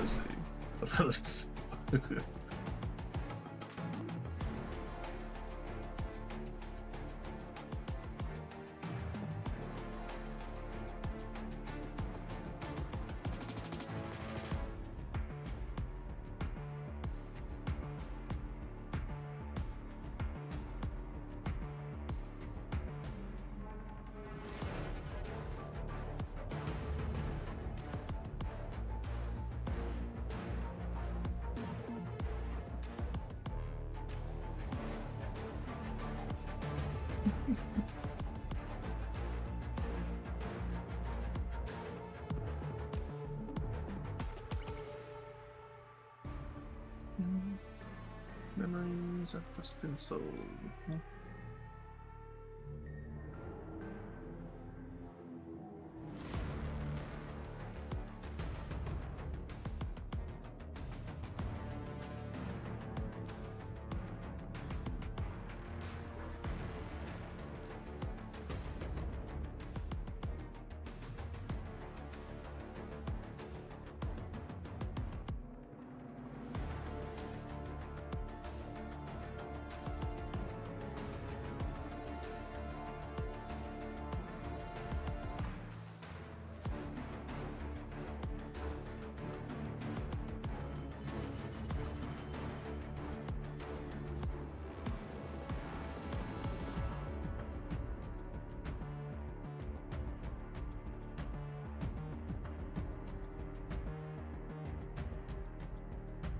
Are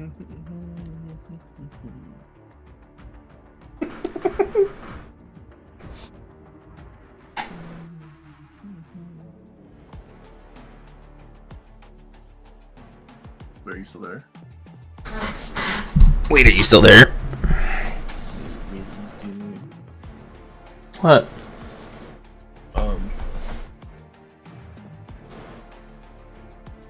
Get in. Where? When you join?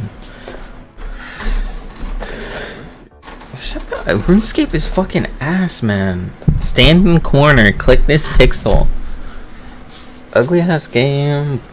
Sleeper game. No wonder you're so tired.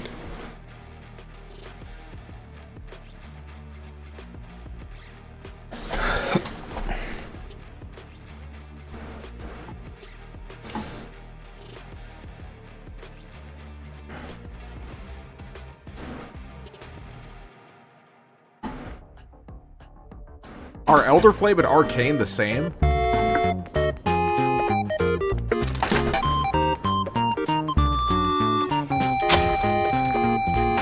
I don't know. What do you think? Are Elderflame and Arcane... What do you say? I missed what you said. I didn't say anything. You know, you want to join me playing RuneScape, so you should stream Valorant for me. No, come play Valorant.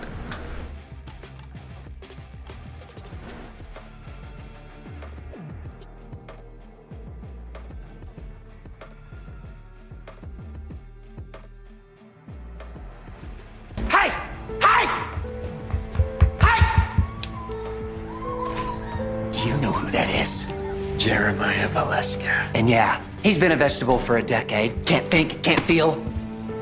But he is a legend. And if you're gonna screw with a legend, do it properly. Bad news, boss. Our cover's Blonsky's. What? Tom's dog died. How do you know that? Like last week. He told me. Who told you? He told me. Oh, he told you? No, he didn't. Yeah. What do you mean? Will you talk to Tom? Yeah, you don't. Okay, stop. But you don't? Oh, you do. When's the last time you texted him? I don't know. A couple years ago when he stopped returning anyone's messages? Maybe he stopped returning yours. Okay. Did his dog actually die though? Yeah. That's kind of crazy that you're stalking him. No, his dad was on Facebook. Oh.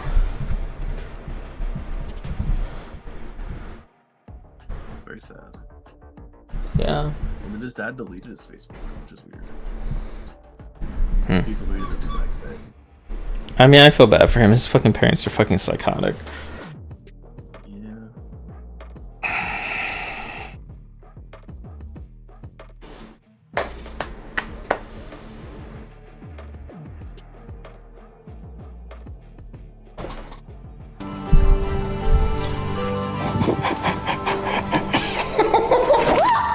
What do I know? I did just spend the last 10 years in the funny farm.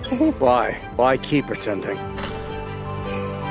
I was waiting for him to come home. We're bound together, he and I. One thing I knew for certain, the one thing I knew was true. Hey! Hey! What'd you say? Angels in the centerfold. I don't even know what you're saying. What does that mean? Angels in the centerfold. You ever heard this song? The blood runs cold. Yeah, you don't even know that song? I'm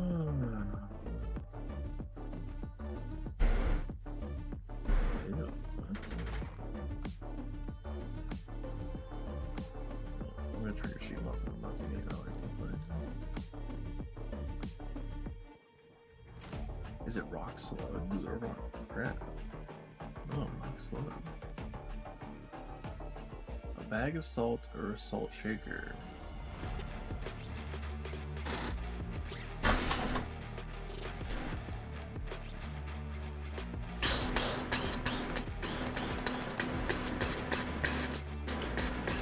you to understand, like, imagine a different world where the government says, oh, you've poisoned baby formula and you've killed people, or you've poisoned the water. Fucking mad, bro. Silas was shit! Silas was shit! He played like shit! He was like 0-2 in lane!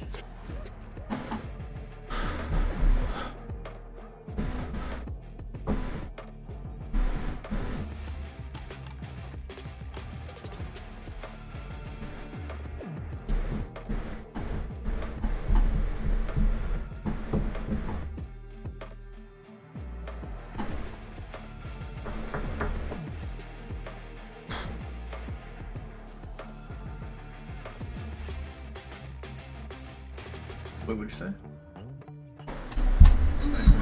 What'd you say? I didn't hear what you said. What did you say? What did you say? What did you say? This is I can't hear you. What'd you say? Don't you dare disrespect me. Nobody said anything. Nobody talked. It's the voices, man. They're back. Yo, you were disrespecting. Disrespecting. Disrespectful. I don't appreciate the disrespect. Okay? We're gonna have to discuss this. Where'd he say to go kill Roxlord?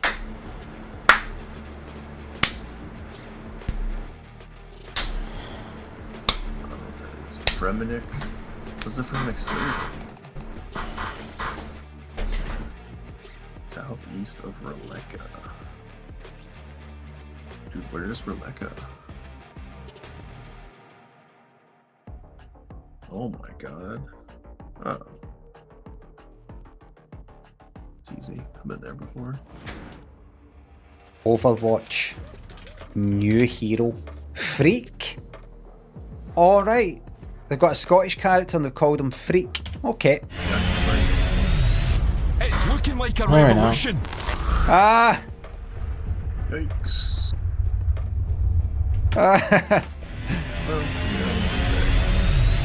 It's looking like a revolution.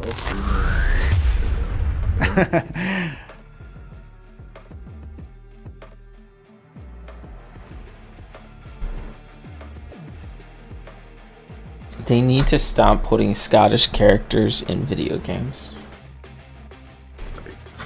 Racist. No, that's not racist. There should never be. There needs to be zero Scottish representation in our video You've already games. said how many racist things today. That's not racist. It's racist against Scottish people. I'm sorry. They have an annoying accent. I'm sorry. It's not my fault.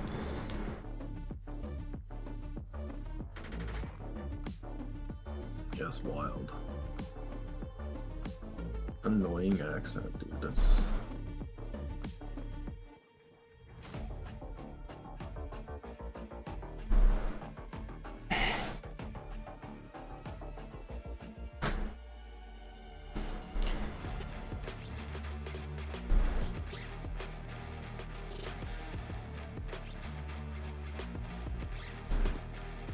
Oh god, this is torturous.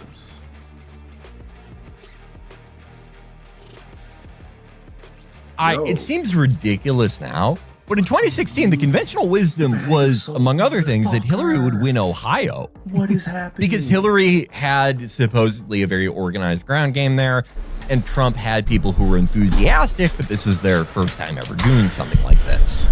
You know, in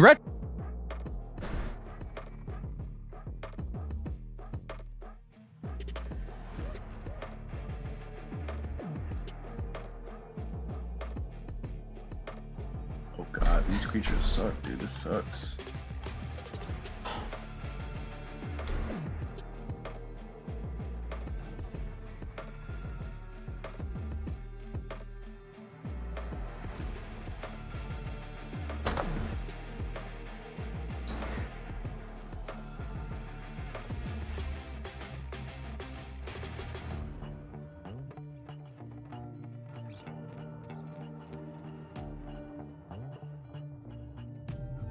Yo, 82 of these things like this? Jeez.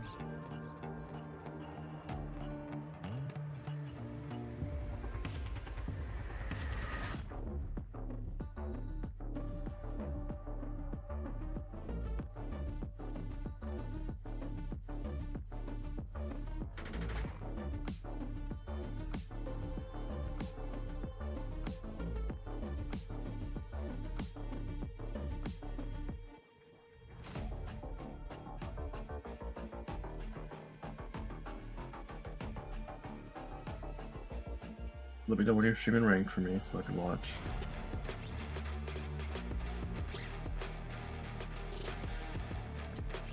Okay. What?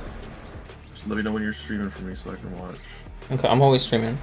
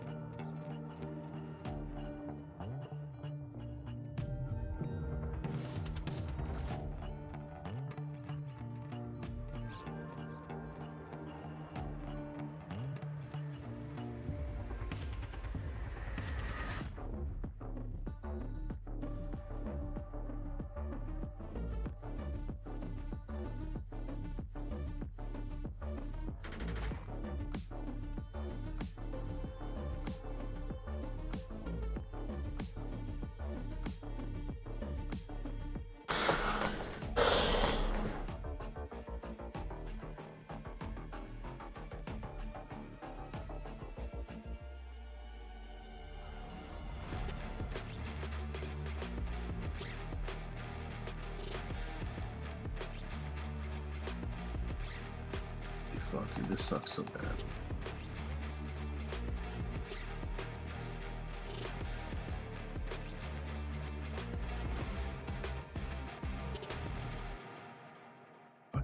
Jesus Christ, dude.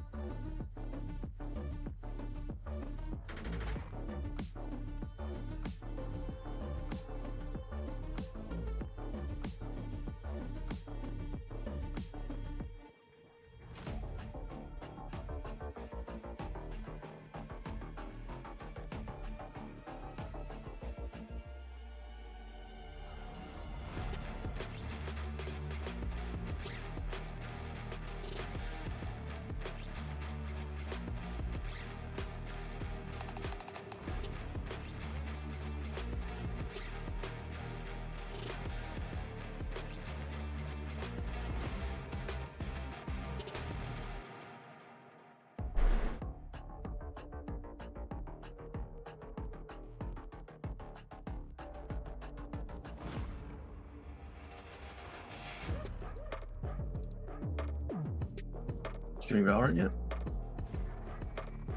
What? What are you No, get the fuck on if you want to play Valorant.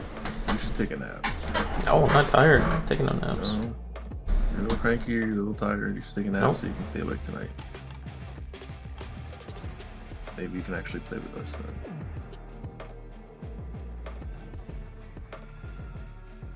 We were waiting on Sleepy Justin all last night. They were like, where's Sleepy Justin? Everyone was like, he's sleeping.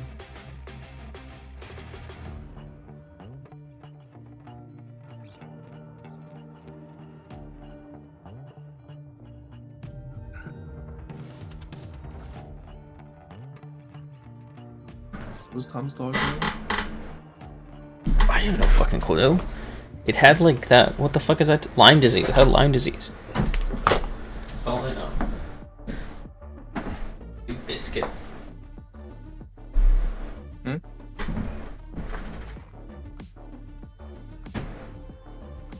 You said it had Lyme disease?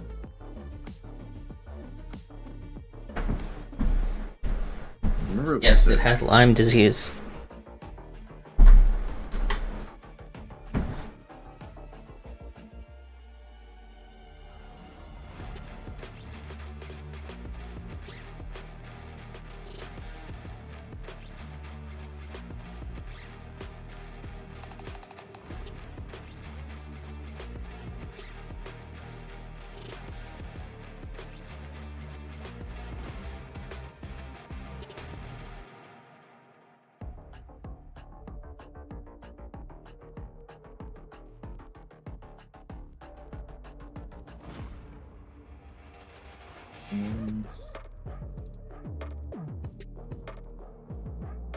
I wonder why he deleted his Facebook.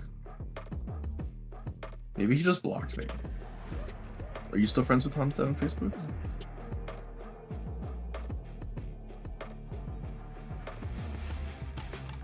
Oh my god. Should've known. Mentally AFK.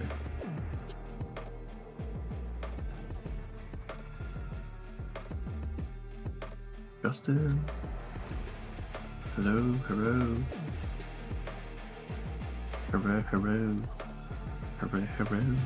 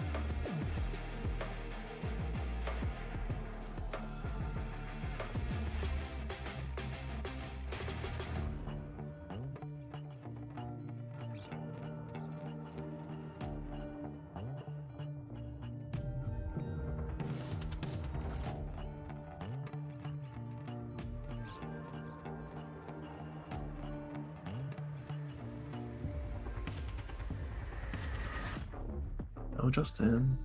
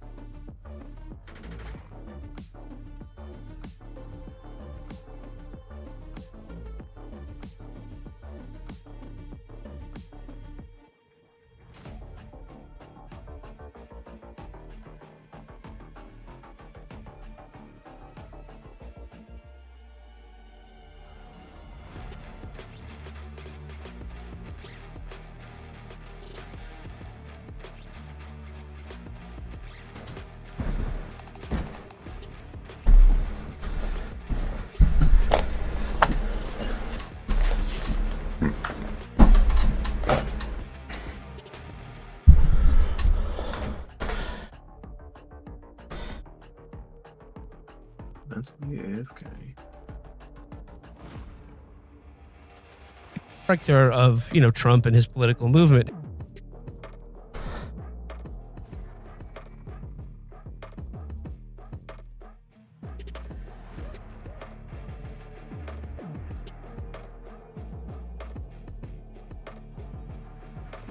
Okay, wait, I'm here. What's up? My headphones cut off. That's an AFK. No, my headphones disconnected. However, it's harder to make that argument when, in fact, there is only one political party in this country getting whiter with. Blocked me on Facebook. Are you still friends with Tom on Facebook? I don't go on Facebook. Let me see. Why not? Facebook is where all the people are. No, that's where all the boomers are. It's a boomer book.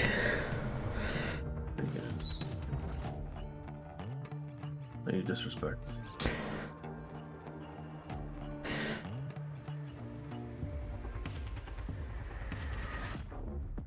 My grandparents are on Facebook, okay? Yeah, we need to stop doing group notifications on Facebook. Facebook is cringe as fuck, man. Oh, the guys into that thing. Right? They did the Yeah, because I just saw there was a notification. You're invited. It was like, Where are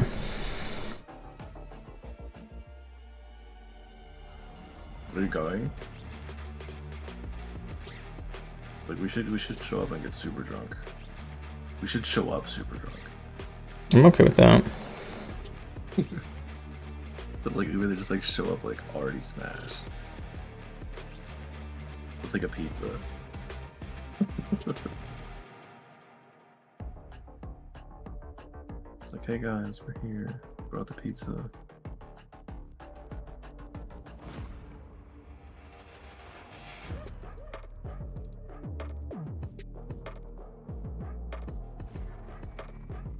The pizza and like a bottle of Everclear.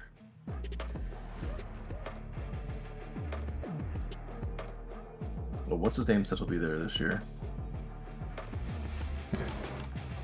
The guy that was at Cameron's birthday party. Who? What's his name? I don't know. I don't even know who you're talking about. The guy you bullied in high school.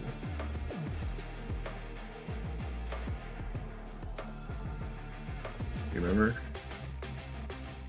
Who did I bully in high? I didn't bully anyone in high school. Yeah, the guy who like was a quarterback, was a better quarterback than you that you hated. First of all, that's not true, but that was Derek Weisberg. Oh yeah, Derek Weisberg. We used to play thing with him. That's probably how he would describe it, but I don't know.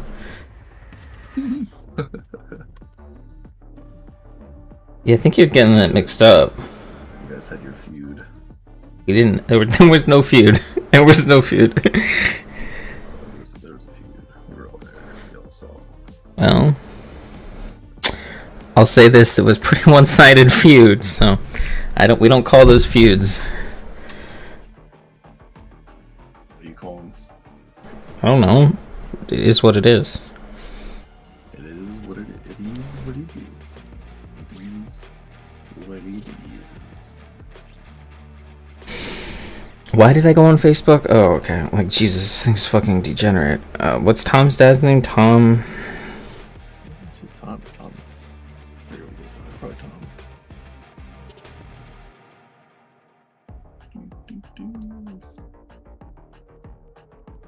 I'd be mad if he blocked me.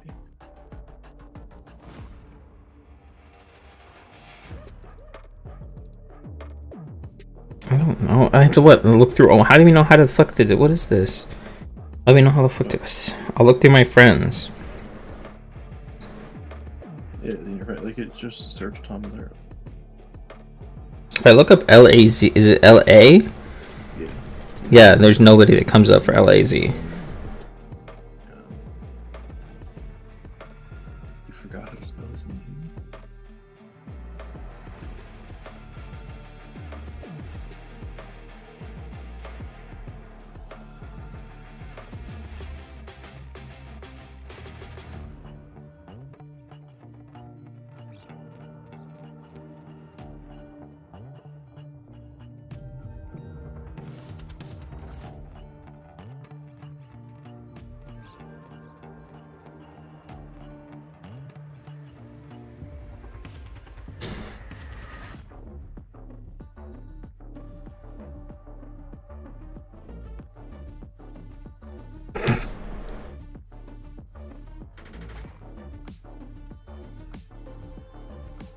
Why did he delete his Facebook? I don't know. I should delete my Facebook.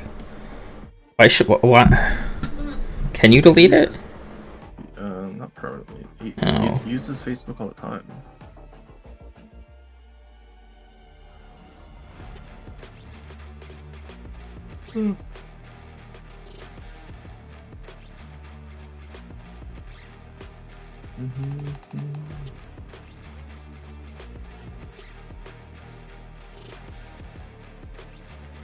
What do you think Tom does now?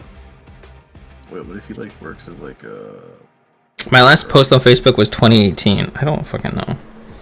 I think he works like a grocery bagger at like Wegmans, and like you run into him, like you just Does he? putting your groceries. Well, I don't know. Like, what if he did? And, like you ran. Into I don't him, know. That'd be nice to be like, yo, what's up, dude?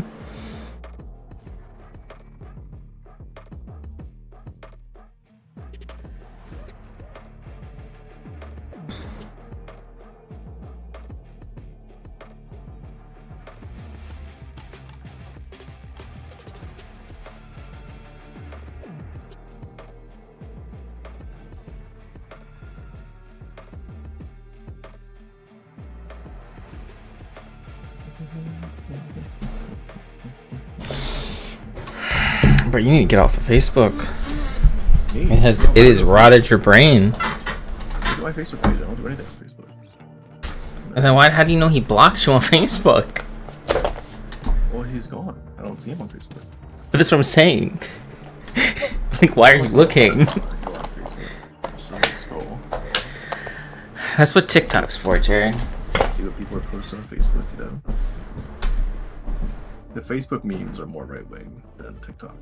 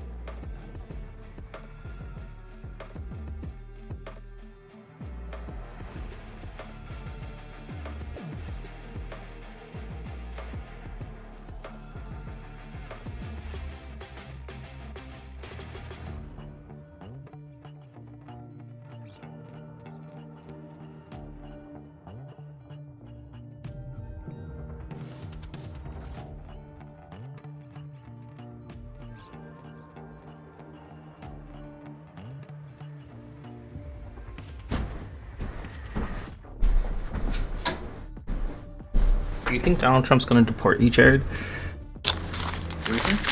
Do you think Donald Trump's going to deport you? Hopefully he deports you, but if at all costs that's what it takes, then yes. I hope he deports you. Hopefully he sends me somewhere nice. Send me to Europe. I know exactly where he should send you. Or China. Japan would be nice. North Korea. Okay. I'll join the party.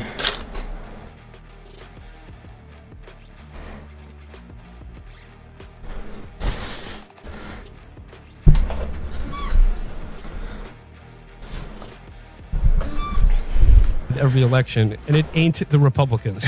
Yeah. And I'll say again, and also Kamala only won women by only 8 points, which is the lowest for a Democrat in I don't know how many elections. After the so where do you go with that? Yeah. Like, you know, like are you gonna blame it all on racism? Because, you know, like and that's the message people are getting. Like, again, like, well, why are so many, like, why are we seeing like a shift to the Republicans from like, you can say they are racist, but like, what is your message doing to counter that? Because it doesn't seem to be working. Well, yeah, and also like saying they're racist kind of falls flat when they're racist, but they're totally right on immigration. yeah. Like, again, I'm sorry. Or they're racist, but like, you know, let's be honest. Human rights, they're not for everybody. You know, like there's certain people that they gotta go. They gotta go away. They sent fucking. I know that everyone is rightfully concentrated on Reggie Torres and Bill Clinton being sent to Michigan, which I almost feel like they were trying to win the race while losing Michigan. So this kind of sentiment is fucking nutty and gross. And I think that's what differentiates like liberals from leftists in many instances. So if you have this kind of tendency in your mind, okay, if you have this kind of attitude in your mind, you got to squash that real quick. You got to stamp that shit out. There is no Dude, you see all these Democrats place losing their shit for that kind of attitude in this community. I'm just but letting you I was know. doing some on stream the other day. I've never been the type of person Yeah, I was looking that at 'em. says, like, fuck the red states, like they deserve I mean, to it's get, not half as good as it was washed away before, by but hurricanes or still. whatever. I agree. Okay. Now it's just for clout. It's just even like cringier. If anything, it's a little cringier, I've but never it's been the not type as of person entertaining. that says like, Because it's just like pathetic. The only now. time I've ever said anything of the sort. That's funny. anything even close I to hope would that be becomes like a thing. Joke, you know what I mean? Like the fucking Florida Project. What I'm trying to do on Twitter, I'm trying to spread false information. I want the liberals to storm the Capitol on January 6th now. That means every That's single because they're starting like on like, the news and stuff. They're starting to be like, "There's all these missing votes. These votes are stolen." And I'll be like, "Stolen election." Under the Trump administration, when the Latino family members, the election is perfect. There's of the people that voted for Donald Trump that are undocumented, if they get deported or if they're in the process of deportation, It's just I will funny. fight for them. And Trump had a better case, About but which I party don't is know. doing the wrong thing. Okay? I mean, I care about the violence that people are subjected to, not who's doing it. Okay? Did you even vote this year? Yes. Not only is vote scolding Vote every year. universally abhorrent, Even if and I hate them all, I will literally just write myself in, just so that they know that I will vote. is a horrifying, inhumane, cruel punishment. Okay, what gives me? I mean, I don't show up. The I'm lightest not that version fucking of a dumb. crime, okay? They can send me the fucking thing in the mail, Someone is in and here I'll mail it back. in this country, and they've been living here. They have family members that are Hey, American you don't citizens. gotta- They've been it's working a easy. normal, honest job. As opposed to, day in, yeah, day I out, could be trying to make a min-maxing my fucking log living, cutting in RuneScape. terrified Good point, Jared. That if they get some federal scrutiny, they might actually be kicked out of this country. And you just go to their house, you find out where they are, and you go with jackbooted fair. thugs of the state apparatus, and you kick their door in, and you fucking chain them. Status quo of the moment. So you're saying it would be helpful if Democrats had someone who has a legitimate claim to being like an outsider in the party, like maybe even had legal problems, but someone with experience, executive experience in like Great Lakes state. Yes. Oh, I can think of a guy. Governor Blagojevich. It's time to come home.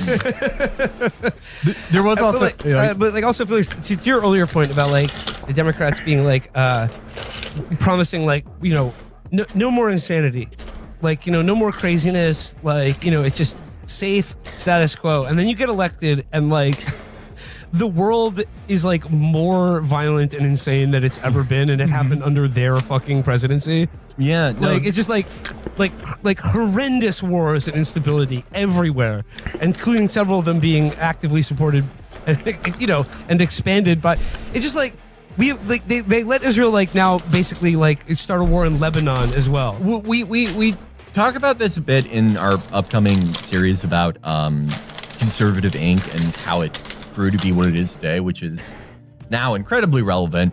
But when we talked about Benghazi, do you remember the Benghazi hearings and how much conservative media was about Benghazi? Those really did hurt Hillary, but not because people like necessarily thought, oh, she killed Chris Stevens on purpose because she was gay with him.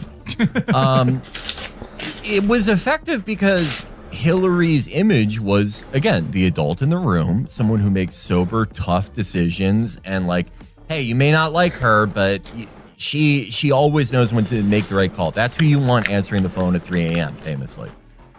It's hard to do that when the sort of locus of the media coverage about you is about a disastrous policy which you authored, which in this case was the Libya intervention, which, was all her. It was all her. Even though, the onus is on Obama for letting her do that, it had her name all over it. She was very proud of it. It's the same thing. Stuff about like the Ukrainian fucking prosecutor or whatever, all these weird things where Trump talks about Nellie Orr, they don't really have salience with independent voters. But the fact that you can look at the state of the world and the supposed adults in the room, that does account for something. They also spent a lot of time, or a little bit of time, saying like, "Oh, we built this media company up because we desperately wanted to get more people involved and affect change, and we organized Vote Save America or whatever their outreach program is." And we went in, not even a phrase. And then we got people to go. We got people to go knock doors and get involved in politics for the first time, and it's a real hit that to feel like that it was not useful and didn't work, and all I could think of was James Franco on the gallows in First Ballad time, of Buster Scruggs going, first time, huh? Yeah, well, we've been there. Vote Save America is so fucking stupid. They should call themselves Vote Goats. The Vote Goats. Yeah. Well, speaking to the pod boys about being on that gallows, I do want to bring it up because it's been circulating today. Bernie Sanders came out with a statement about we should. Basically, the point is he is trying to chart a path forward and diagnose the problem with this election. He said the poll quote is that when we abandon the working class, we shouldn't be surprised when they abandon us.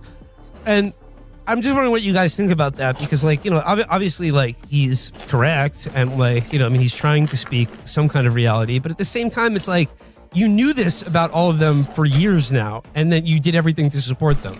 Yeah. So I don't quite know what to do. I don't quite know what to do with that.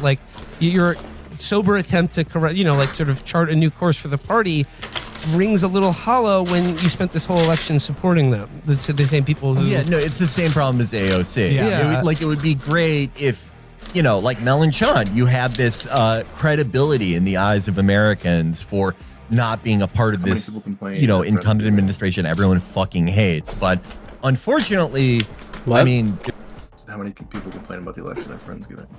Hopefully all of them.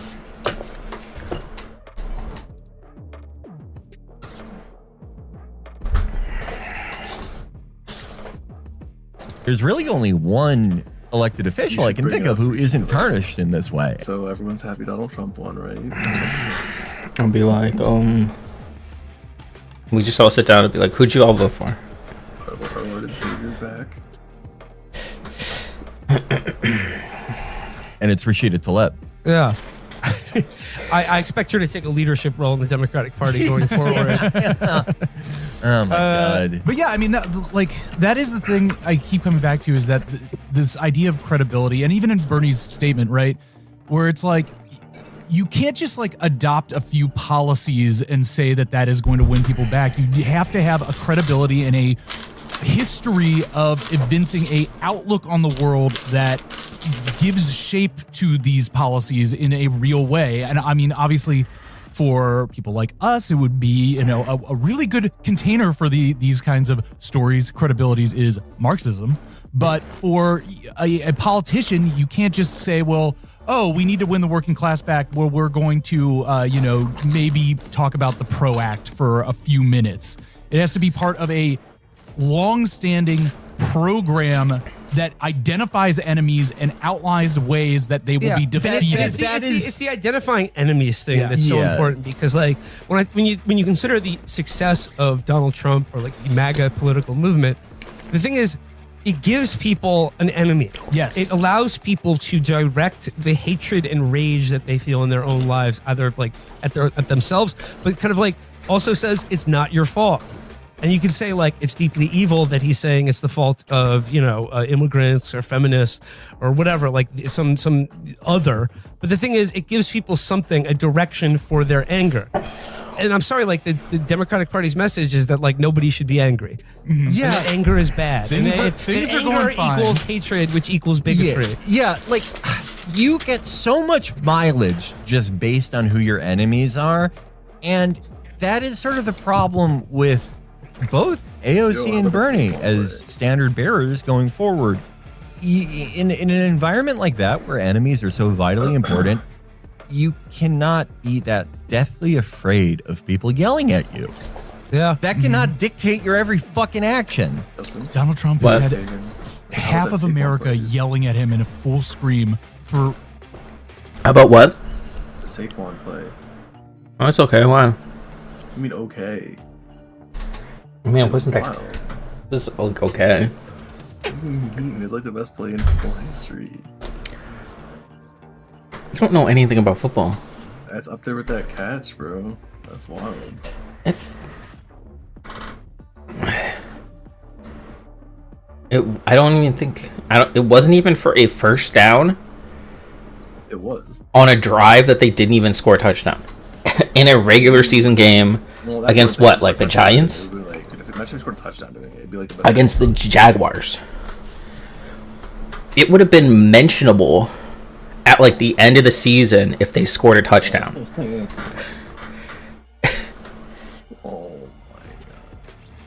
It was like a failed third down conversion.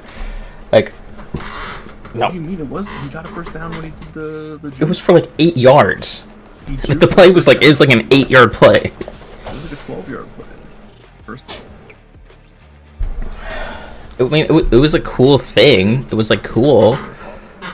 That's what Kyle was like. I was like, this is the greatest play in NFL history. And I'm like, what? I'm like, you're playing the Jacksonville Jaguars in like week 6. What? Backwards jump over like a 6'7" NFL player like doesn't like. Just trying to do now. A decade. You couldn't backwards. He just won the second term of the presidency. He is probably the most yelled at man in American history. Yes. Yeah, like if we're doing it both adjusted for population and just nominally, the most yelled at man in history. Really good receiver. Do you remember like big companies like Uber, they were on Trump's advisory board, and they got yelled at so bad for just even being in the room with Trump. This is actually something I did want to talk about briefly.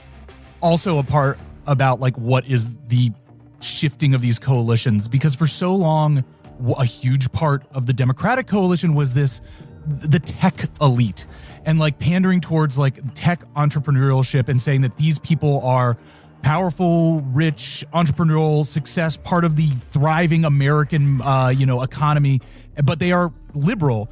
And I think that a key thing that happened just in October is like basically every single one came out and was like, actually, now I'm with Trump. Yeah. And it's because like, again, like going back to Obama, like they had a chance to strangle this deeply vile and predatory industry in the crib with basic regulation, but they've allowed all of these dipshits to get fabulously wealthy, like addicting the youth of America to like high risk investments in spurious, bullshit. Mm-hmm. Yeah. Thank you, Black Keys, for your support of the Ohio Senate race. Yes. How about some speculation on where things go from here? Because, like, what will we make of Trump's second term? I think everyone's big fear is that, like, this time he'll be like a more competent authoritarian or fascist. Well, what do we make of that? Because, like, look, he's got the trifecta now, so. I mean, like, really everything's on the table. It's a trifecta, but it's going to be a very slim majority in the House. I think that... Is that true? What? This TikToker said if you play Destiny 2, you don't have any rights. Based. They're probably not going to try to do repeal and replace ever again. That was like too difficult and like cost them too much political capital. And, they tried it at a time when they had better numbers in the House. It's hard to say because, like, you remember Trump, like, 2019-ish, right before COVID, how, like, the main problem with his administration was that it wasn't about anything. Mm-hmm. Well, don't do it, though, because I don't want to promise that. Running into a similar problem in the next, like, couple of years, just based on how thin the majority in the House is. I wouldn't pay that for myself.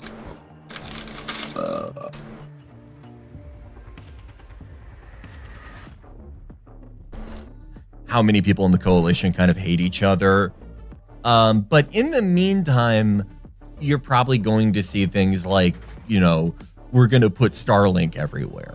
Like bullshit like that. I mean, Will, when we were talking about this, I think yesterday, you said a word that I think is going to resonate with at least me about what I imagine this administration being like, and that was vandalism of like just what can we smash and grab from the American infrastructure? Yeah. And what that will look like is, like I said, like every regulatory agency, and the destruction courts. of all regulatory agencies, and like the privatization of like every function of government. That they can do quick and fast in a way that will be difficult to re-put together, but like without much concerted strategy or effort. It's real stripping the wiring. I'm really looking forward to RFK in charge of the FDA. That is the word. That makes me want to do a one-man January 6th. That he's going to be doing press conferences.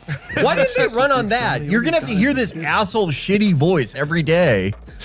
And, you know, I was talking to Matt about this the other day, and he was like the masculinity crisis in America. And I was like, RFK fixes this. He takes the fluoride out of the water and puts HGH in. We're bulking up. We're getting America. our boys nice and big. See, I don't think he's even going to get the position. I think they're going to sell him out immediately. I mean, I don't know, he might. It's he like might. more trouble than it's worth for them, but that doesn't stop them before. Yeah. I mean, what was the average length of friendship in the Trump 1 administration? Oh, like 2 weeks. Yeah. I mean, I've seen already people speculating about how long the honeymoon with Elon will work out for him. I mean, I don't know. Elon seems ready to supplicate himself to maximum extent to get whatever he wants, to get his trade war with China over electric vehicles or whatever it is. Yeah. I do think you're right that it is going to be like sort of like a haphazard rampage against the administrative state. Yeah. I do wonder if there's going to be like a Steve Mnuchin figure there. Someone who's like, okay, that you can go right up to the point where you like scare the markets. Yeah, like, are they actually going to do this tariff stuff? It would be hilarious if they did that. Yeah. Could you imagine? The GDP just halves in like a month. Yeah. I mean, and that's another thing that you said about like accomplishing their goals and maintaining this fantastic victory that they had. I mean, your take, and maybe you can expand on this, is like you said yesterday, they will fuck this up. Oh no, I totally agree. Yeah, I mean, the question is how much damage will they do in doing this? And I'm not trying to undersell the very real fears that people may have, but I mean, these people are stupid and they're cowards. These men are cowards, Johnny, basically. So I would just, buck up, Yeah. And or at least don't show fear to the most pathetic individuals on the planet. If I could be serious for a second, I remember we talked about this during the first spate of like really terrible anti-choice laws in the States in 2022 and right after Dobbs. There are going to be maybe some personal tests for you, especially if you live in a red state. Are you prepared to perhaps lie to law enforcement about if somebody is pregnant or not, if they took the pill? You are going to have to find out certain things about yourself, perhaps, about how far you are willing to go. But, these men are cowards and they will fuck this up, but you may have to find some resolve that you never. Or you may have to consider moving, which is an option as well. I think we're going to see a lot of that now as states are given free reign to more or less, legalize slavery. Thank you, California. Mm-hmm. Or just all of the truly evil things that I know we're all thinking about, for the time being, at least, I think you're going to see a sorting of people moving to states that, won't actively endanger their life, at least for the time being. And that's very grim, but it's a reality that I think a lot of people are rightfully considering right now. I will also say that I am personally very scared about how seriously they take the deport 20 million people thing, because that is something that seems like it could lead to very, very gross cruelty in the country.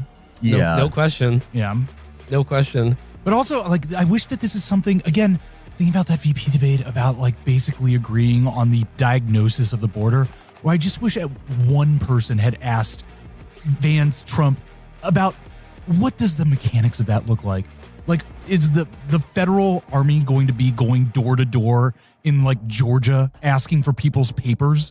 Is that something that people actually thought through? And if they had that picture painted for them, is it something that would be as popular? I mean, I'm sure they're going to try to do some of that, but also keep in mind that the economies of all these states depend on illegal immigration, illegal or undocumented labor. Yeah, but I mean, it's sort of the same thing with Dobbs, where it's you can only keep upping the ante verbally so long before people actually have to see some blood. Yeah. So that wasn't grim enough. Where do the Democrats go from here? Because the name I'm hearing is that it's gruesome Newsom. It's the Newsom Imperium now. I've heard Big Slime. Jay Shapiro.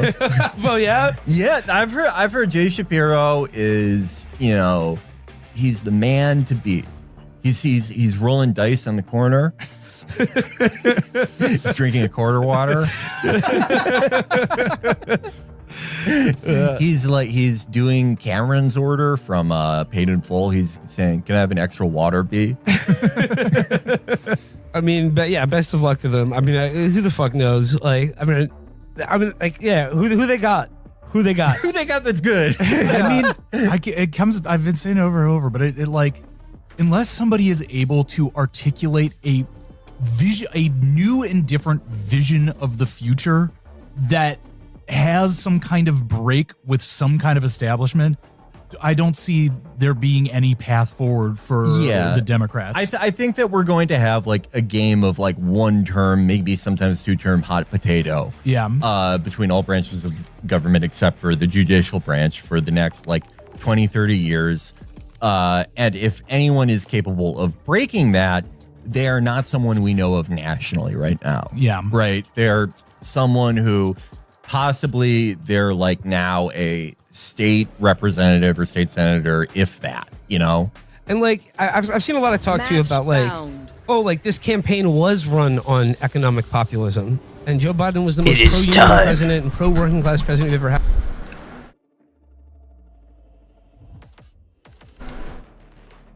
Jared, you still there? Little bud? Oh, barely, dude. You're going to bed. You're tired. It's Valorant time. Sleepy Justin. That's what they say. They say Sleepy Justin. He's the one. He always be sleeping like a bum. Sleepy Justin. You know, that's what they say. I'm like, guys, that's don't disrespect us. I am the beginning. No, I am the end. Needs to sleep. Cave crawlers. Oh, wait, where's the Rebecca now? Oh, it's still on dungeon. Rebecca is up here, right? Yep, I found it. Just something. Rebecca. Are you at least in rank this time? You don't want me to find out.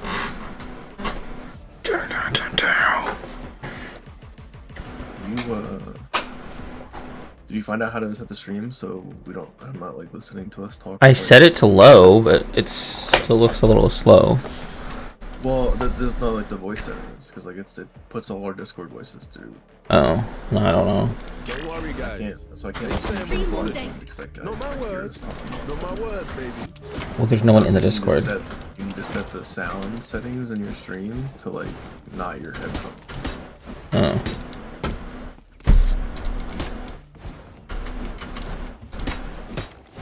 No, I have headphones, then I have a mic. You just set it to mic, or I don't know. No, the mic, I talk into the mic. I listen through the headphones. Yeah, just like set the stream so it doesn't. It only does. Yeah. The game, like game and teammates volume, set it so it only does that.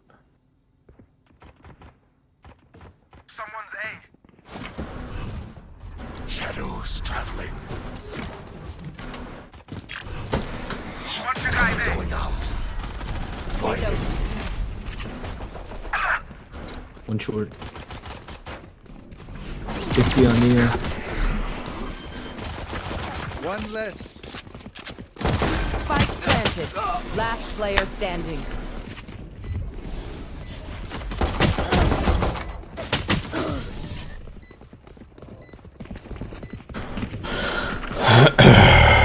No records. Dude, we should get tattoos. We should get matching tattoos, Jared. Oh, there you go. Your stream's not running delay now. Good. Well, how do you know that? It's like 5 turn the volume. It's like on like 5 seconds delay anyway. There you go. Now your stream's finally on delay.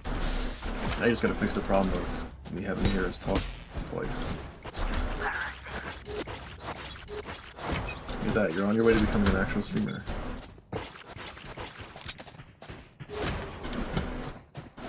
How does it make you feel? Shadows traveling.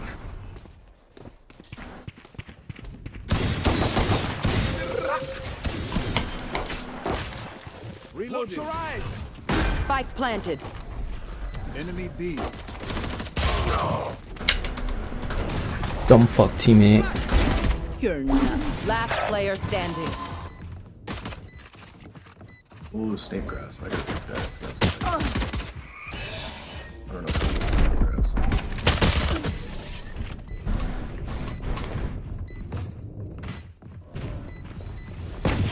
Do not worry, my radiant friends. I will unplug the talking toaster.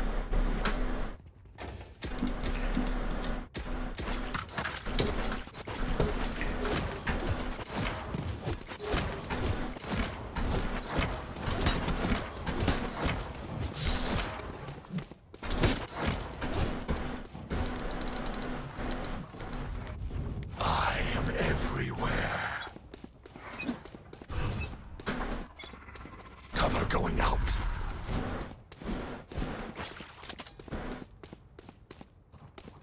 Let's see. I mean, Cover going here.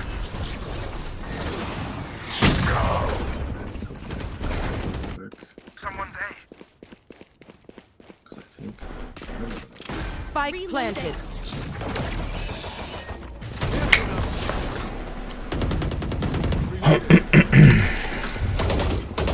Oh hell nah. Look, bro.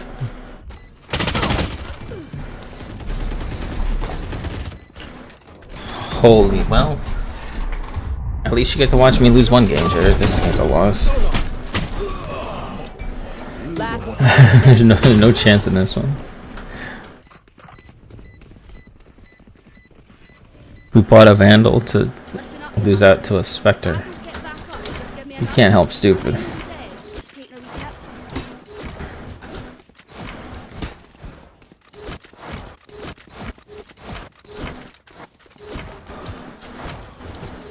It's gonna be C.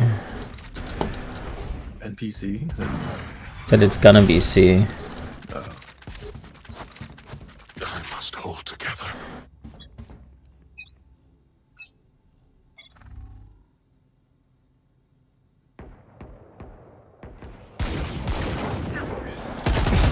Oh, I got lucky.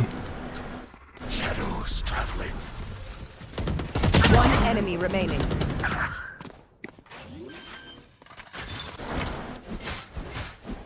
Spike planted.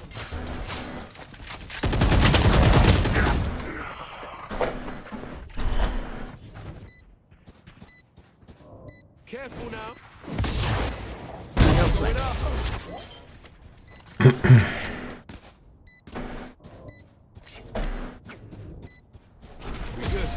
We good.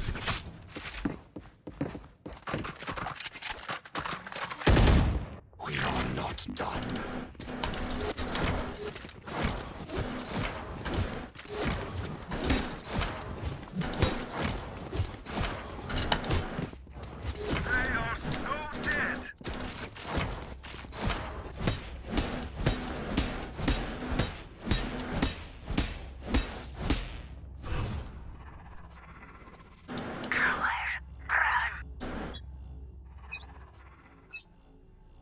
Cover going out. Here. Reload him. Spike down A. My ultimate's ready. Come on, let's go. Enemy A. One enemy remaining. 3 kills.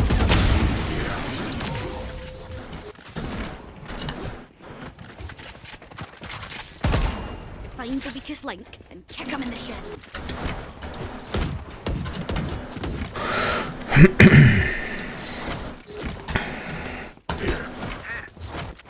Casual Giga Chad Quadra.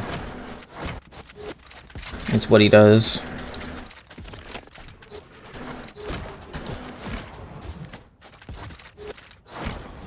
Oh shite, I lost a pet rock. Can they jump up? No, maybe.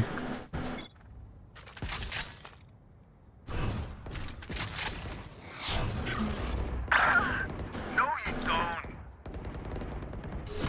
Bunch of guys mid. Embarrassing. Shadow Shadows. You will not kill my allies. Does that understand?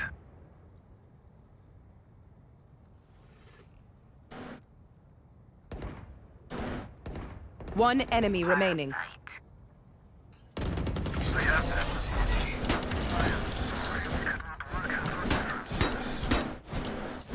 No records. Immortality doesn't have as many day-to-day benefits as you think.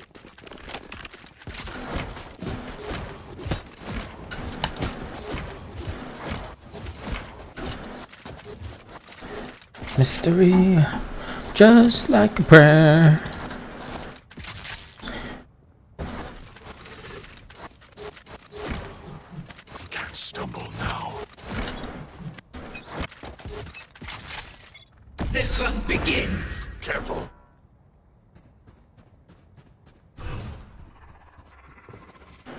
Shadows traveling. My ult is ready. Spike down A. Not ready yet. Spike planted. You are powerless. Last player standing. 120 Omen.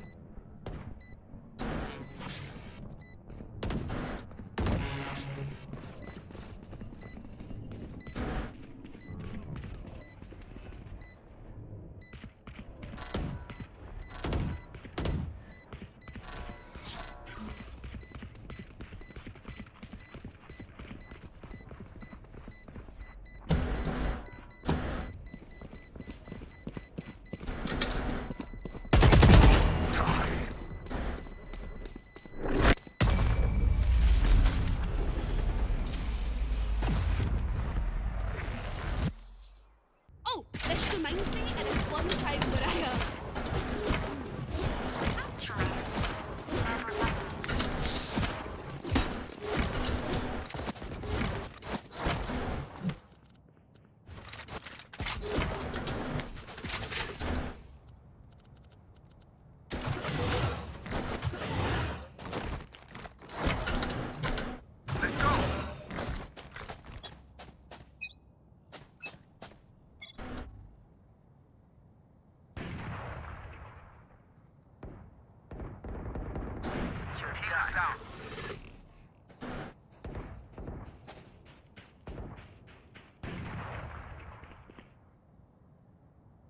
One enemy remaining. My ultimate's ready. Help.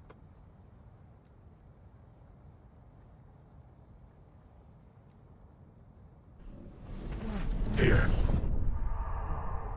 Here. No.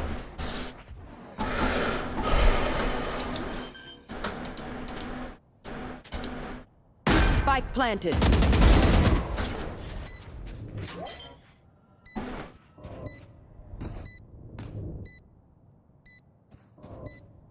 no easy night for you, wee man.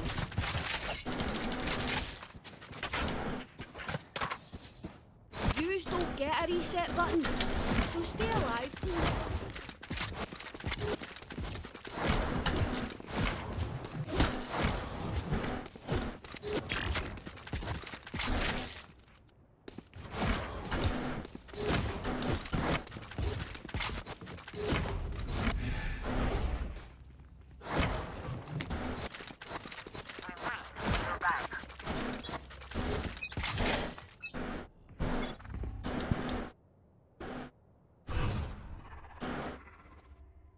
Cover going out. I'm back. Hi! Pissed! Cover going out. Where were you? So I was going to the bathroom real quick. Oh. You didn't hear me? No. Spike I think you just didn't pay planted. attention to me. I try not to. Disappear. Someone I win again. Bunch of guys A. Teleport's ready.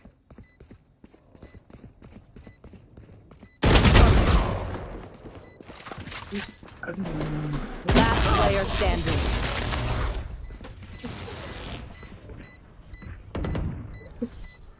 Look for my shadows, they will hide you. I literally got pulled around a corner to die. I was like 15 ping the entire game. Someone like on the enemy team looked at me. My ping shot up to like 1,000.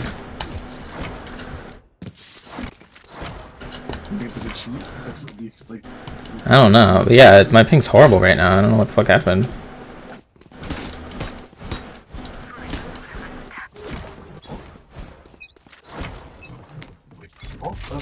Other ball. Shake, other shake, other shake. Yeah. Up.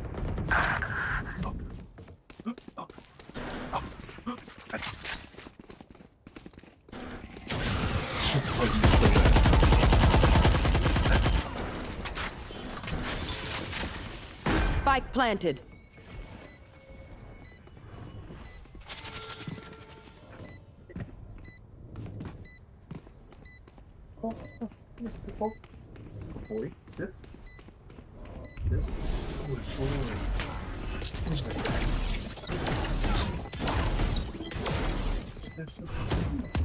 Shadows traveling. You're powerless. Enemy Back like I never left. Last player standing.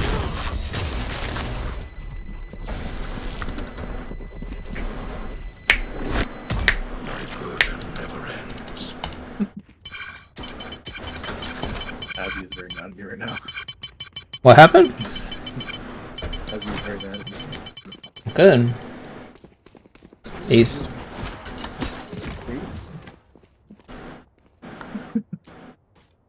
He's angry. Hmm. Wood leaves hide, okay? Justin, wood leaves hide. The fuck are you talking about?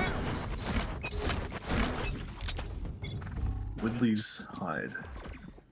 Hey. Ollie. Cover going out.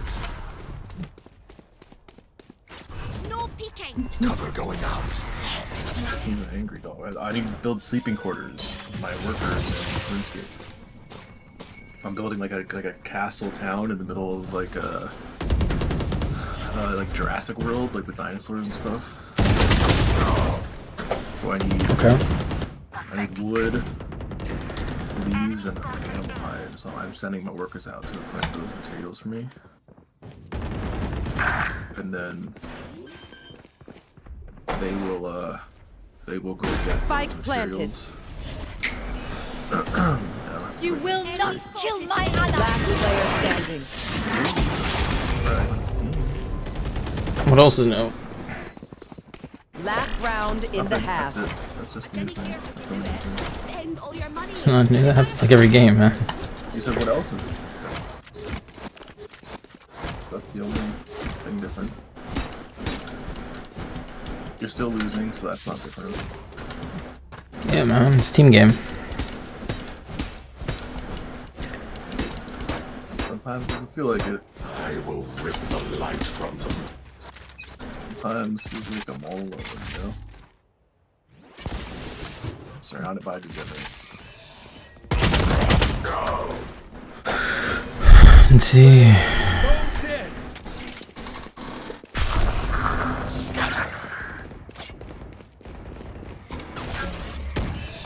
Last player standing. This is like the easiest offense map ever.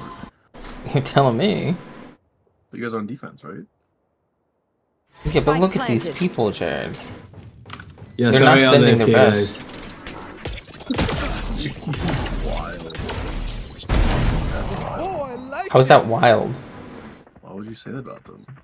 Look at this guy. They're probably saying really nice things. Beautiful. They're like, we're so glad we have this guy on our team. Yeah, I'd be happy if I was them too. If I could play with Justin, I mean, I'd never lose. You give me 5 of them, we'd win every game. Switching sides. If I can clone myself, I would. Okay, think of this though. If you cloned yourself, who would enter sight? All of us. You'd be sitting in spawn. It would be all of us at the exact same time. Sight would be No shot. That they would Well, then why don't you do that now? You should just enter on site now.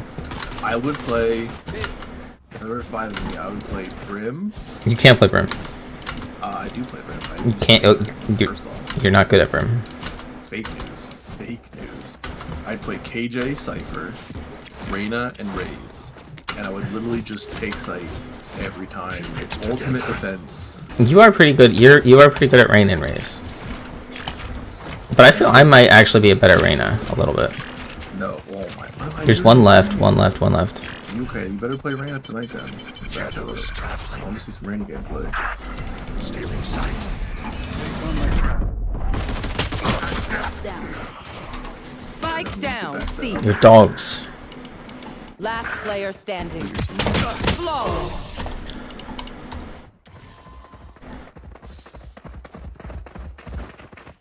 I'll make them remember.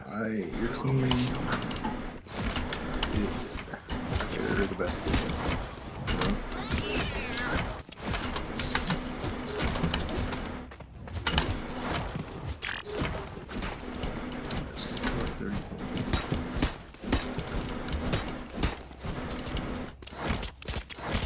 Reloading.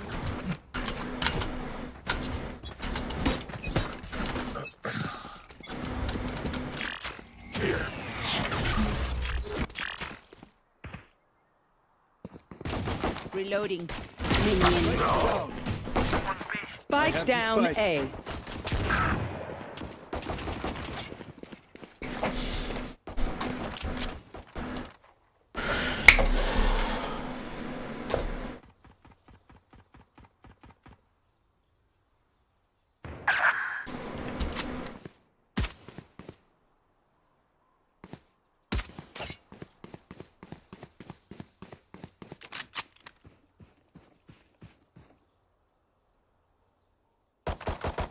Enemy mid.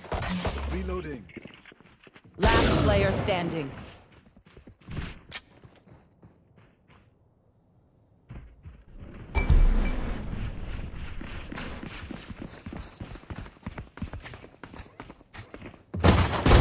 Pardon,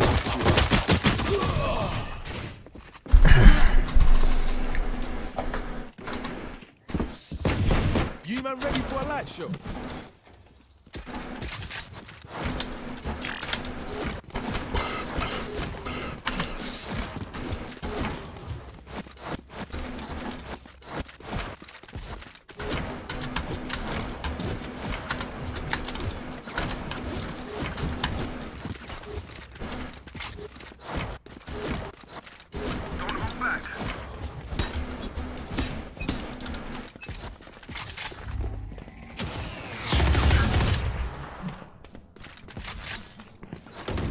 Can use that. Enemy spotted A.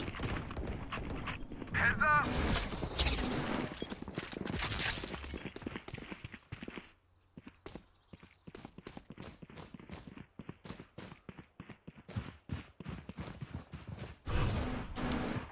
Shadows traveling. Cover going out. Someone sees. Reloading.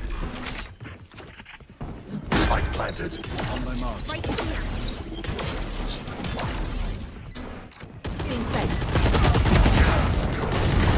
Last player standing.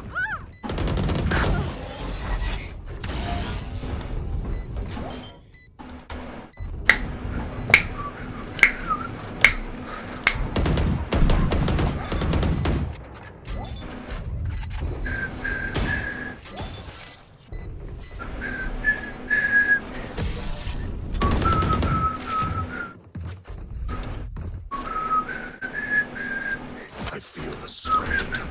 Block it out, Omen.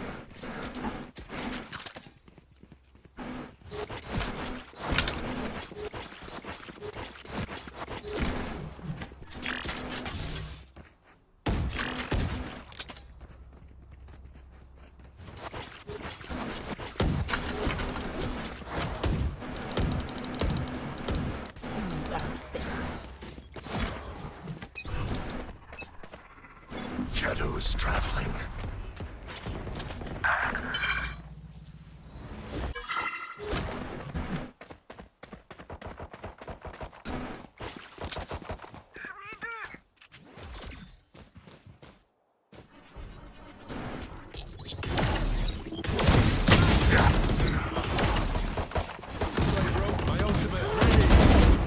better.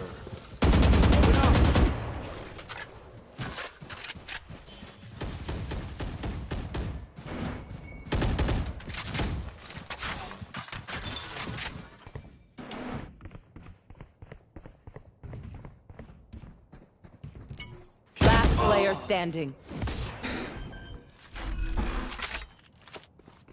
Spike planted.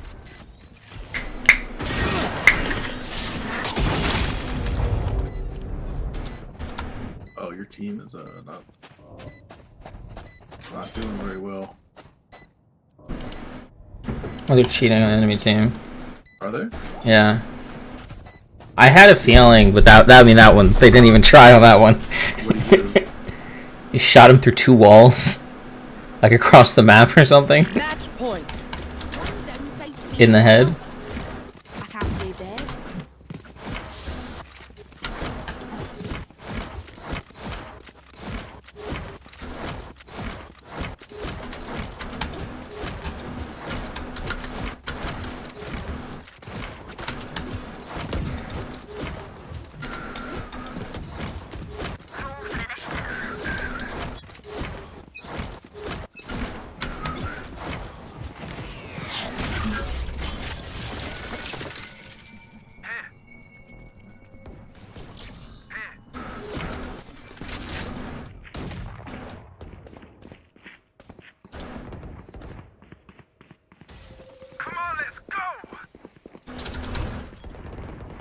Shadows traveling. Watch them run. Spike down. C. My ult is ready. They are so dead. Watch your eyes. The hunt begins. Someone careful. GG 90. I don't know. I think a couple of them might be. I think they're a group. Definitely the Sage. And I'm pretty sure the what's his name, the KO or whatever.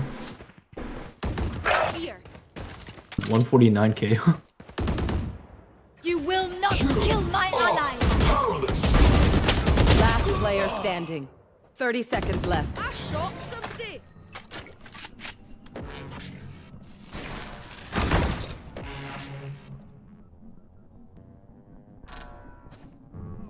One enemy remaining. It's ready. There's a name for this. Oh, yeah. Here comes the comeback. Second Dustin. hand. Yeah, here comes comeback. Spending too many brain cells figuring them out. Overthinking is just as bad as underthinking.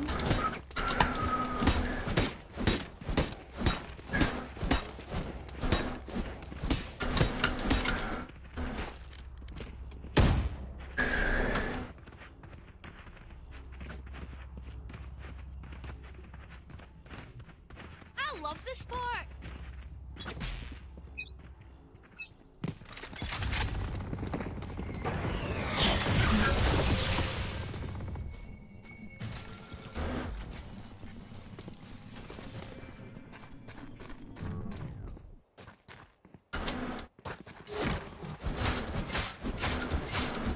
Drop in a scope. Spike down A. GG. NT.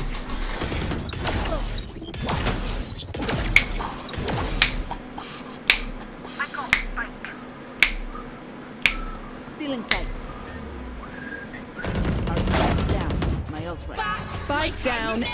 There they are.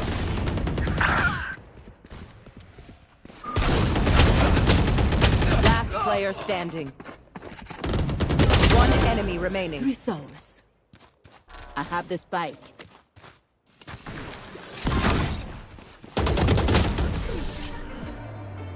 Defenders win.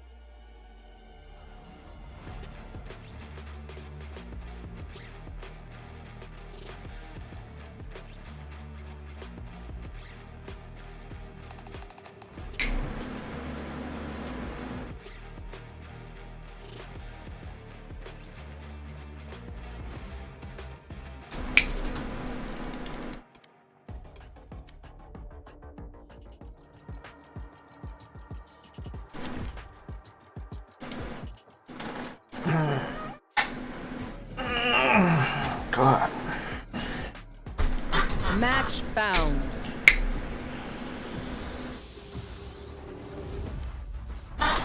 When is a sleepy chair getting on? I said, when's sleepy chair getting on? After I watch you win a couple games. I could be here all night. That's what I'm saying. You're just gonna play RuneScape and go to bed at like 6 again? What do you mean go to bed at 6? You were sleeping yesterday, like when we were playing all day. That's fake news. Okay. I should have gone to sleep. Show you what it feels like. Go to bed early. See what I should have done. Woke up at like midnight when I'm going to bed. You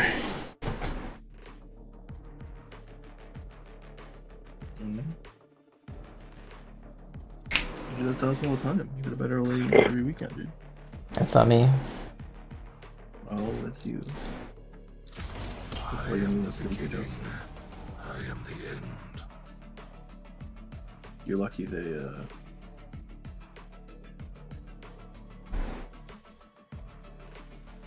No, John says I'm not sleepy Justin anymore.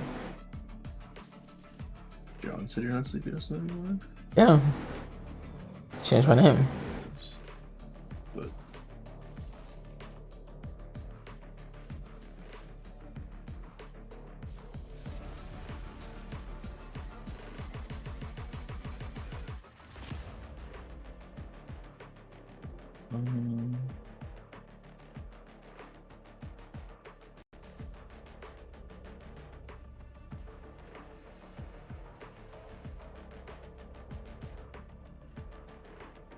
Hey, while we're here, let's see my folks. My mom will feed all y'all for real.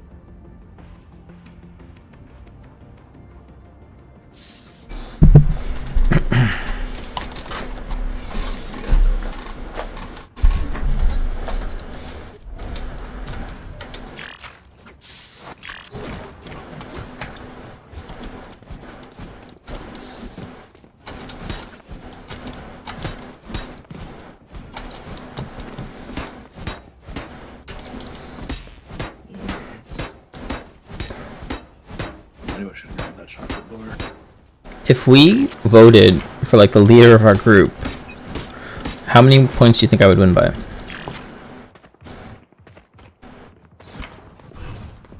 the leader of our going out. Yeah.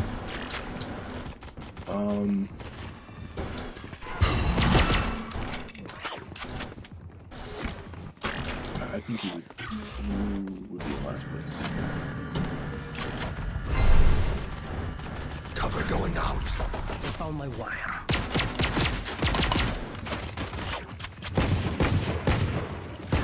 Reloading. Clutch mid.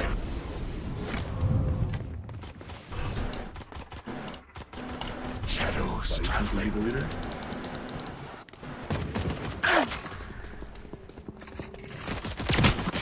Who was the most sleepy? Trade is top. Leading. 130. Good trade. I what? You're leading for who would be that. You voted like twice. 3 times. One time. Well then who else, how do I have so many votes for me then? You did good. Get aced. Let's see, 6 votes. Last player standing. Says Joey, John, Sam, you, me, Nate, and Now we're just gonna wait for Seth to lead up and kill Seth. Dizzy's up top. Somebody. Wild.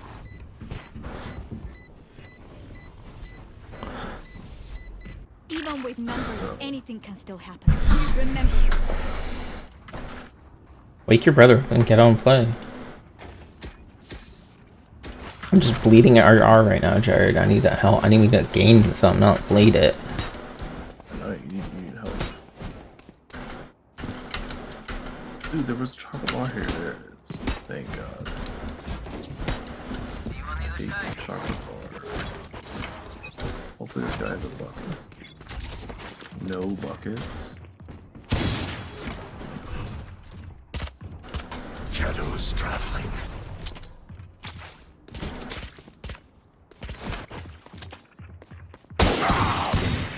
Here. You could just close the market door. I can't. Oh shit. Yeah, what? They're through market door. Nothing, Z-Man. I could help market. Can't use that. I've got heals if you back up. Tony. Oh, they're pushing. Two there. Two market.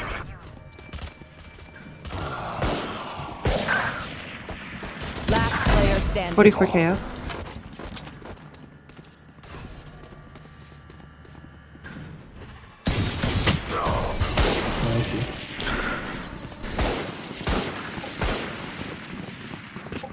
I find them. I kill them. Simple as that.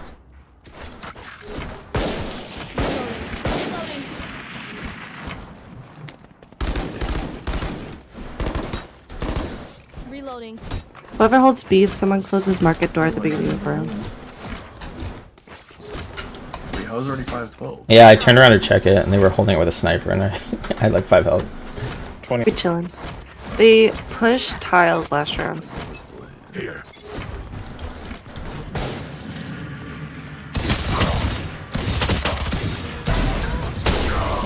Okay. Whatever. It happened. I got mine. That's all that fucking matters.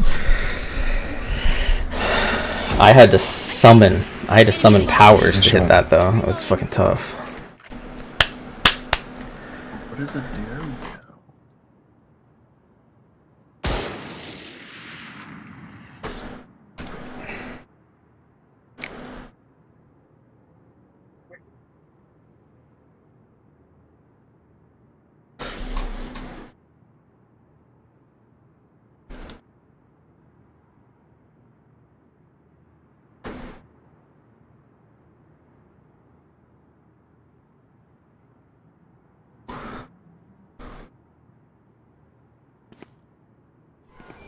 Noise A.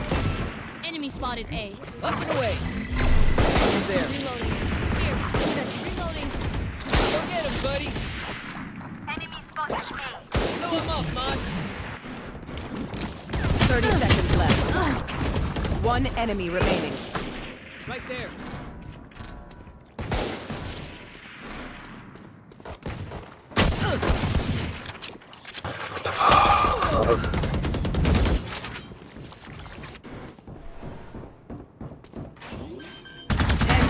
Hold on, I'm lagging. Oh fuck. They Good were shit. not I had like a 300 ping. No, I saw it. I'm hitting tab right now. You've got 370, 600. Bad.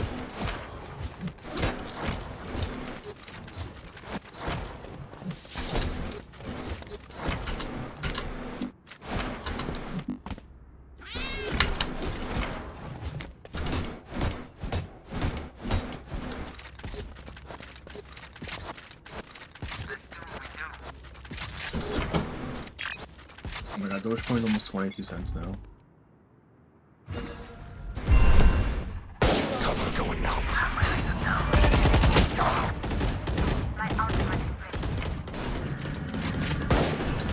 Two Cover going out.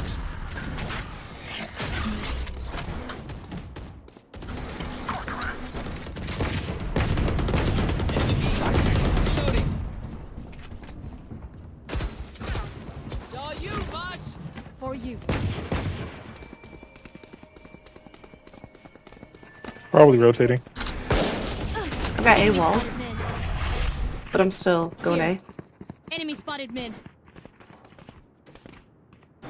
Wall might break soon. They broke wall. Shadows traveling.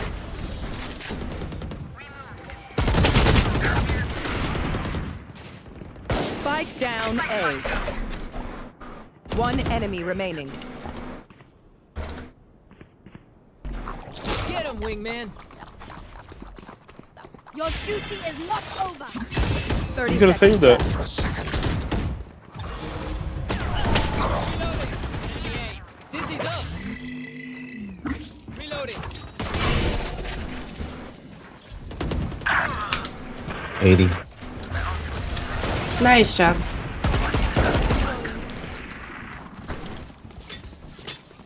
Strike at their weak points. If one link breaks, the rest will follow. Here.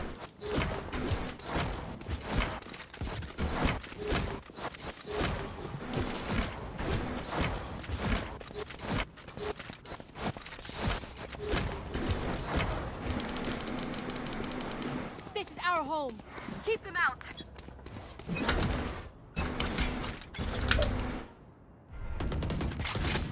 Enemy spotted mid. Nothing, B. No more. My ultimate is ready. No. Wall raised. Breaking my wall. Pushing A. You are Fade low mid. She's low.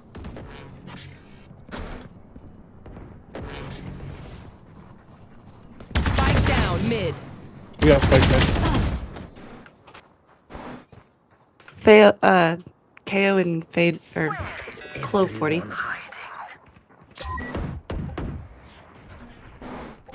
They have Spike in such a bad spot too.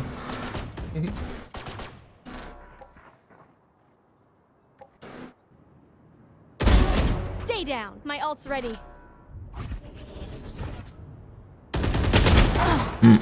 I got him killed.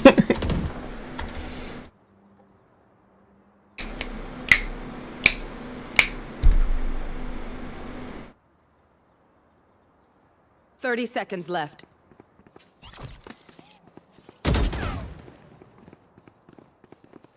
Both in there.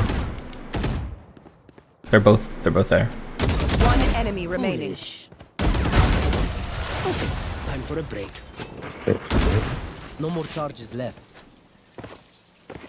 You must fall. Then fall near me.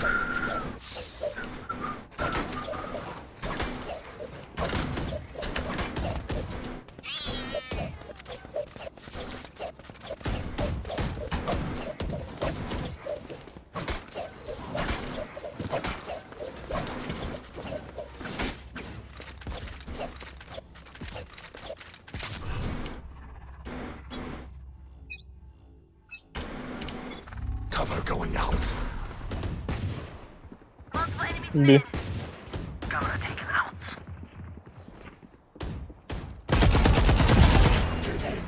Could you smoke B, man? Yeah. Thank you. Shadows traveling.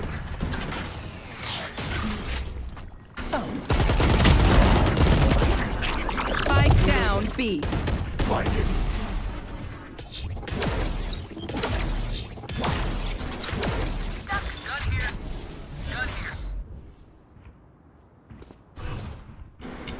Cover going out. Spike spotted. Reloading. I got Cam in 4.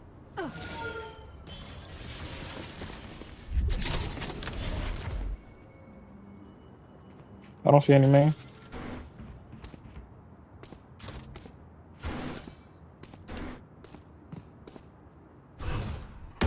Cover going out. One enemy remaining. 30 seconds left. Flawless. They died underneath our boots. Let's reset. Deep breaths and all that.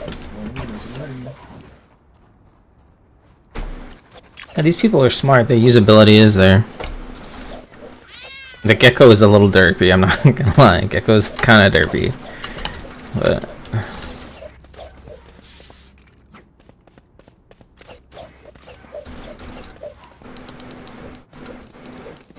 Snuff them out. Shadows traveling. Camera taken out.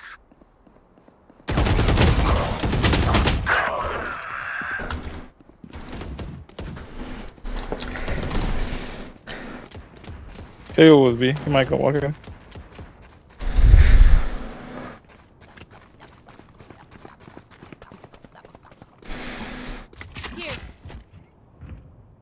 KO's on B.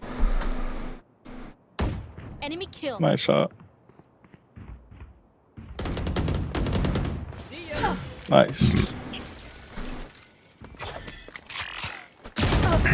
I knew they were coming through there. Mark it. One enemy remaining. Spike down B.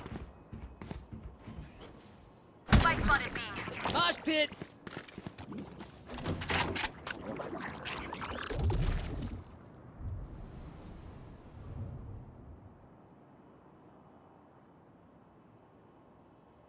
I think Close has spike. No, it's like. Gecko, yeah, Gecko is fucking dumb as shit. It's a good spot. Yeah, on our team.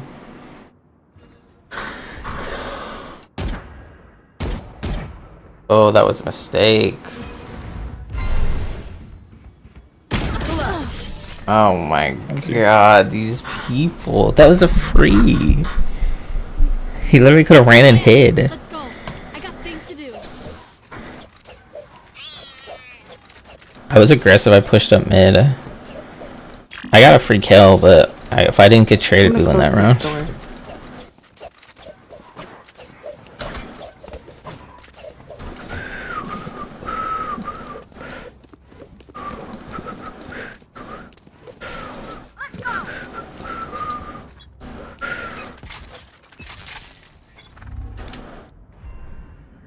Noise B.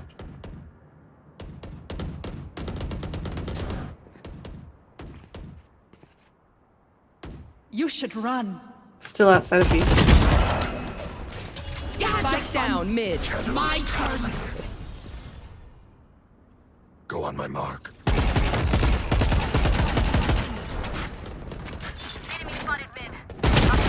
Why did I do that? Bolted, rush is ready. Bro, aren't you supposed to be helping me? Who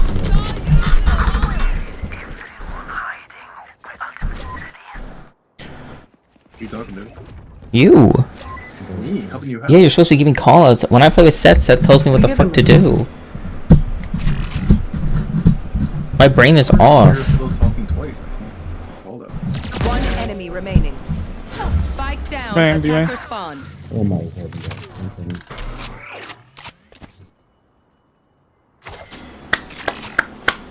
Yeah, spike. Sage has spike. 30 seconds left. Oh, this is very losable with these people.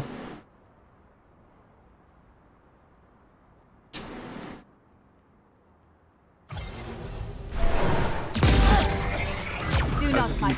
Nice, good job. What? Even a 30-second delay. How does that survive? Somehow he does. I'm gonna keep playing B. I don't know what's wrong. You need to fix your shit, man. If you got rid of the multiple voices, that would give some color. There's two people in the Discord. Yeah, so I'm hearing us both talk twice, dude. Well, then mute yourself. What do you mean mute myself? Keep up. How? If you hear yourself twice. Yeah, in your stream, dude. So I have to mute your entire stream. Oh, okay. Some mid as well. Can use that.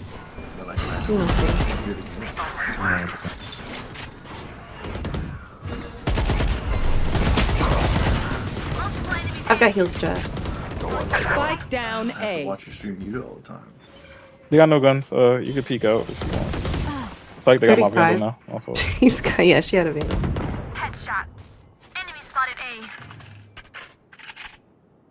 Face your fear. We're all on site. Yeah, wait, where the fuck is the team? Why are we all hiding in mid?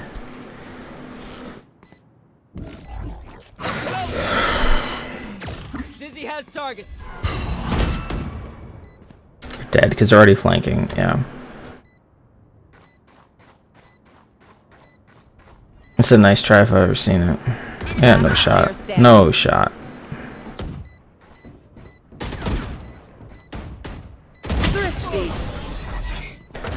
Oh my god. Pero like, why can't we just hug it out? Pinche radio. Get help. Seek help. Mogers? What the fuck is a moger? Sounds like a fucking slur. Omen, do you mind closing door and I'll walk in? That comes out of the ocean. Okay. A what? It's like an ogre that comes out of the ocean. Sick. Not sending their best. Cover going out. Noise B.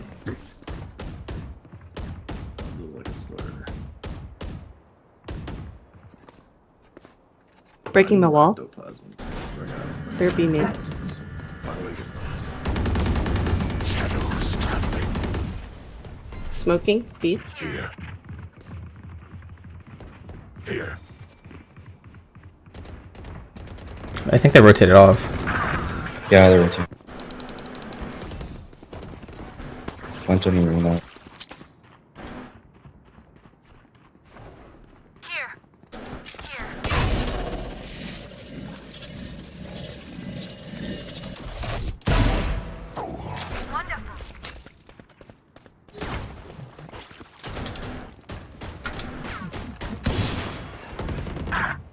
62 clove, 39 fade. Last player Oh standing. my god. Spike planted. What? You guys lost. I think you're in a downward spiral now. I mean, yeah. The problem is, it works well when the retards follow. When they're trying to do their own thing, it's really bad.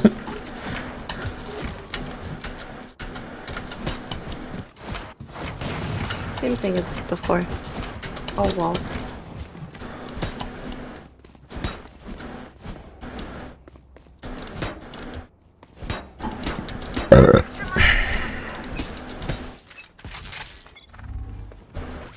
Noise B.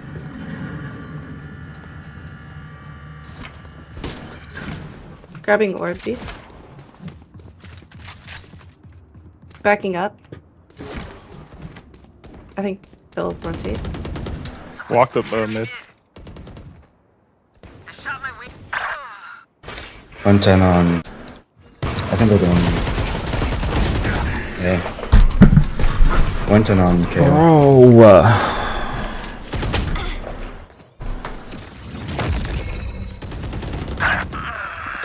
Last player standing. 100 clove.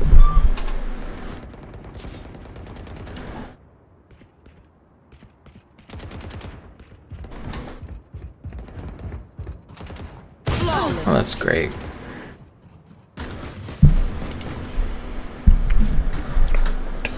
Last round before the switch. Sick, get those guns.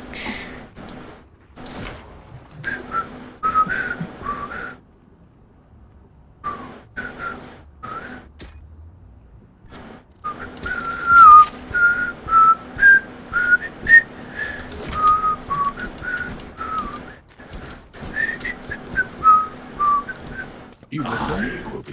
Yeah, why? Wait, dude, it's not coming through the Discord, but it's coming through your stream. The hunt begins.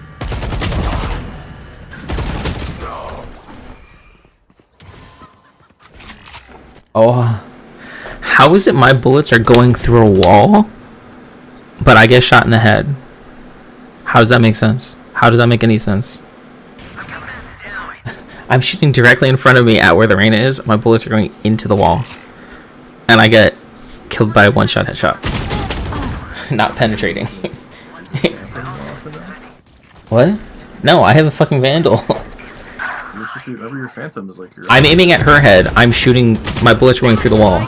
She aims at my head and somehow is able to hit me without pen. Which, how does that make sense? I fired 3 bullets into a wall. but somehow get headshot without getting hit in the wall. No. Oh, this is no shot. Jesus, man. Oh, damn. Thought you had it that time, bud. Switching sides. Can we just FF, please?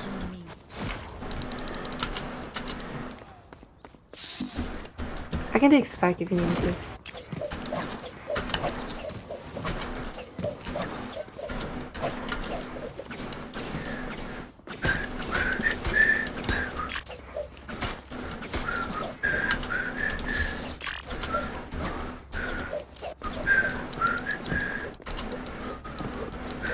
What happened to the jet? He didn't say. He says what? He didn't say. Shadows traveling. I can take spike. Healing. The spike. I have the spike. Dizzy's up top. Somebody's there. Blow him up, man.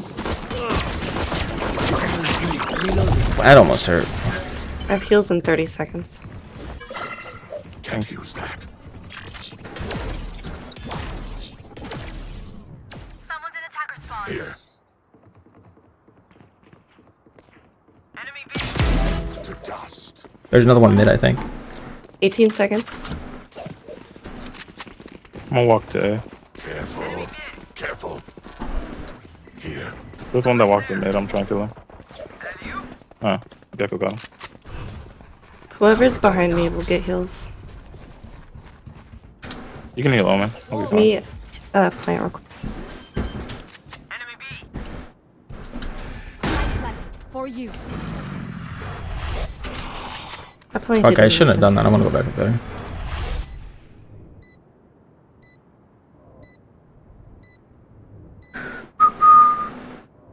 What's up, bud? How's my little king? Good. It's good.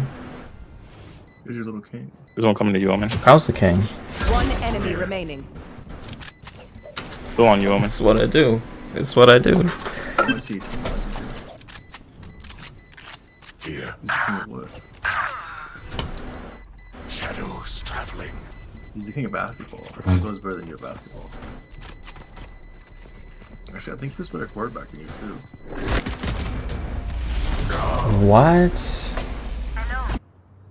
I So, remember that. what happened, Jared? I said he was always better than you at basketball. He's the king of basketball. No, he's not. I mean, he's just taller. He's better. He's a better quarterback than you as well. You just say words, man. What do you mean? Yeah, you need to get help. You just speak. You know, your weed spur's supposed to mean something, man. How was your day? This is my little buddy. Nothing disrespect. I try my best. That's.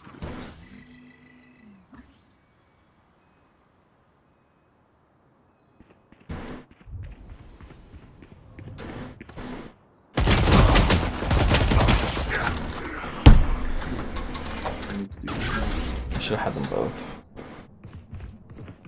Rose KJK. You are the king. Dude, you see Pick at my play? Oh yeah. They say hers is out. I heard mixed I didn't hear things. he was out. Nice job. Some people say that he's gonna play, some We're people say that rotating. he's out already.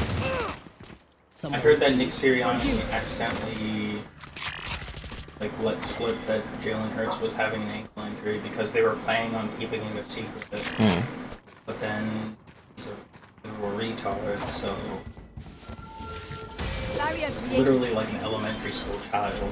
Like, don't tell anyone. Okay, guys, guess what? Yeah, I don't know. I'm not a fan either. I'm not a huge fan of it. The guy. Come on, One buddy. enemy Yes, remaining. okay, we win. We win the round. Maybe. Cypher is pretty far away to be useful if anything happens.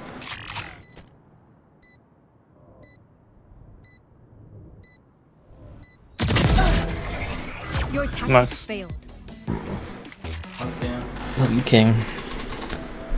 One of my cameras is broken.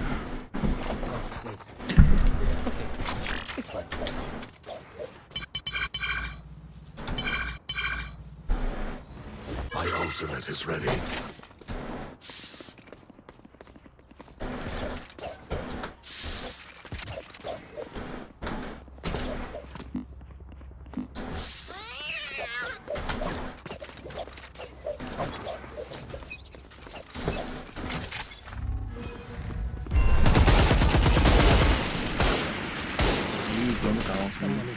Tell me, Gecko. Gecko, come here. He's behind the box. Behind the box. On ping. Yeah, he's right there. If you can molly it. I the team. I have like 6 team McDoubles. KJ and Reyna there. Alright, I'm backing up. You have to go like every 15 minutes. Where do I have to go? McDonald's. We managed to tie the game.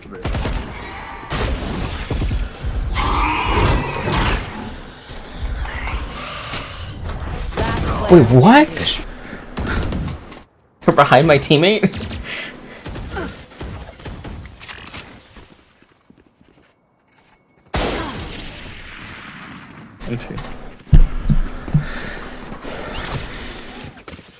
So, do we mix it up? Double down? Let's talk.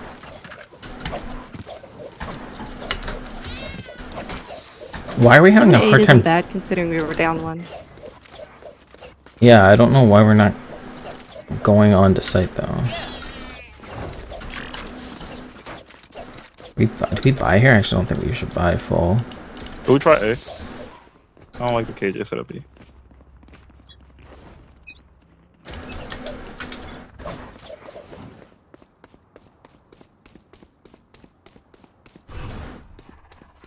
Clove. Shadows traveling. Drop the spike. They might have heard spike. Yeah, Clove is on A. They just ran up mid. Start to heal before you go in. Oh. Just Clove and Alley. Whatchamacallit threw something too. Hold on.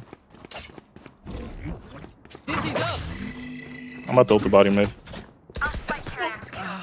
Look, one's mid. Spike down A.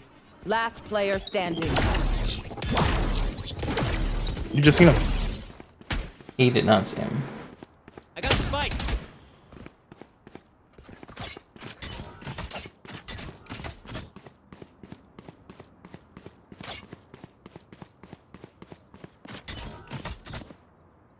What is he doing? He's a little fucking clueless. 30 seconds left. If I were them, I walk through mid. I'm like, Yeah, they should already be here. Wingman's gonna plant spike.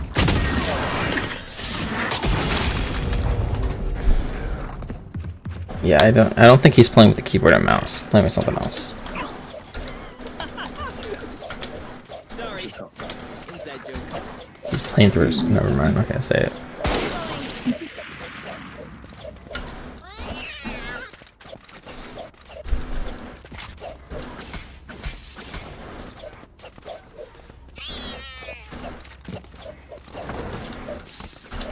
I will hold up the sky.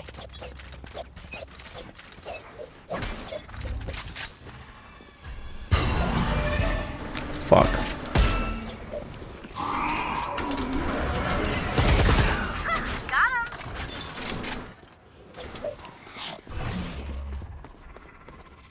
Cover going out. I'll ult in a little bit to find out where we're going.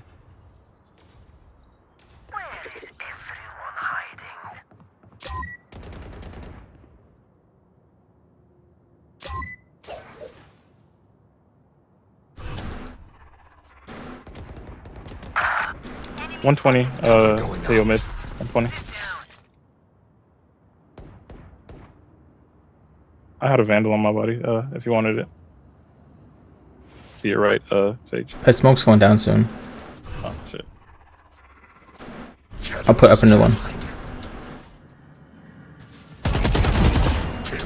Nice. Last two were, on A.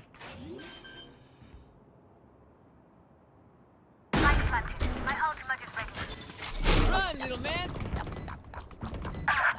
She's at 44.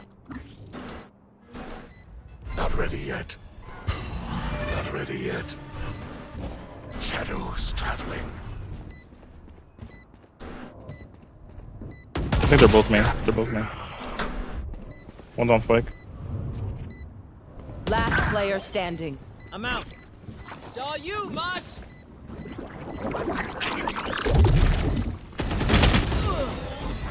And two, bro.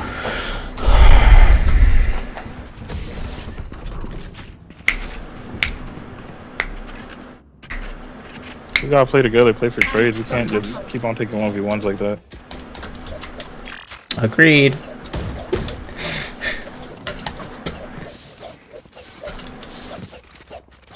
How much did you hit him? Gecko. Oh. Fade sometimes throws her thing out. Chill, we got this.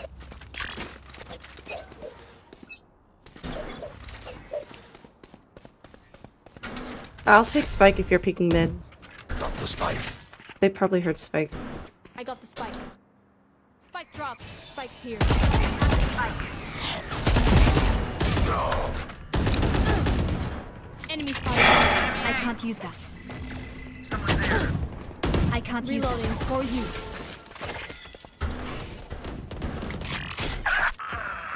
Hey, mid as well.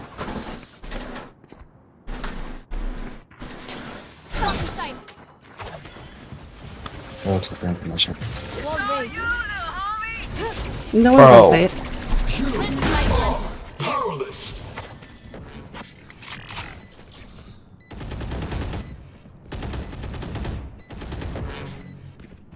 Face your fear!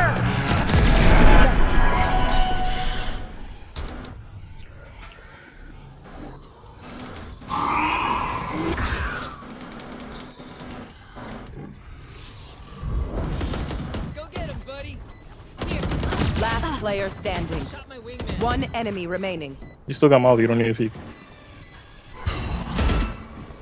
If she taps, you can throw Molly. Mosh pit. No time. Oh my god, he clutched around. I'm out. Yeah, that was actually played that. I mean, he just didn't. That was the first time he just didn't fuck it up. What was that? I need an ult. I have an ult, but I don't think I'm game.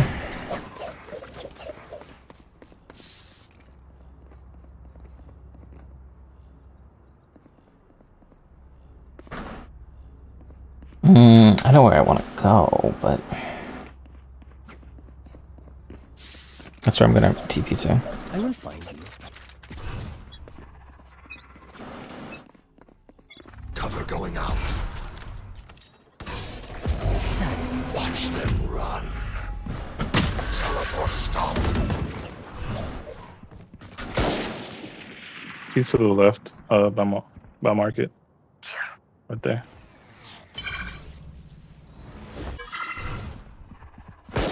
Cover going out. One down.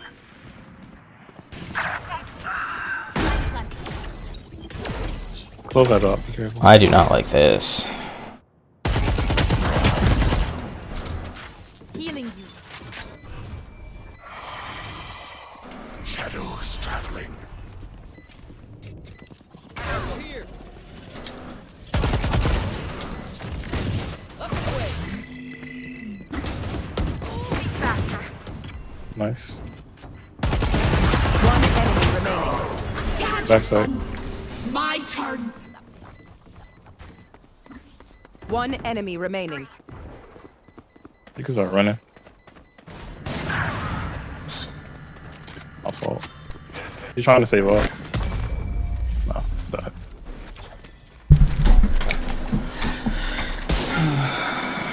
I really want this Marshall. Oh, it's okay. Good advice.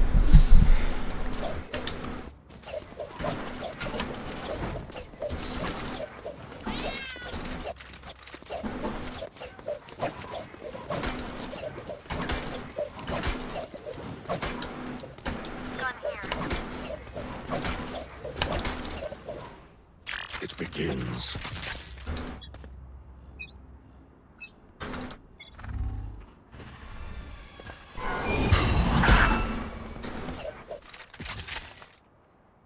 could try to res you. I'm gonna wall. Okay, KO pushed through. I don't know where he pushed through from.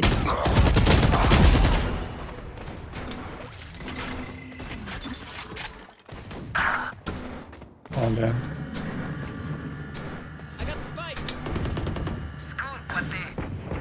Last player standing. Spike down mid.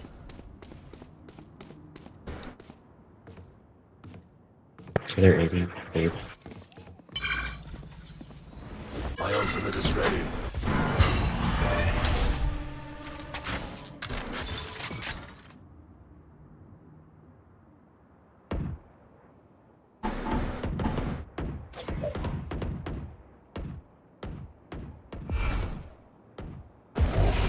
Watch my hand spike. 30 seconds left. You should run. Fuck. Shadows traveling. You also got blind. Cover going out.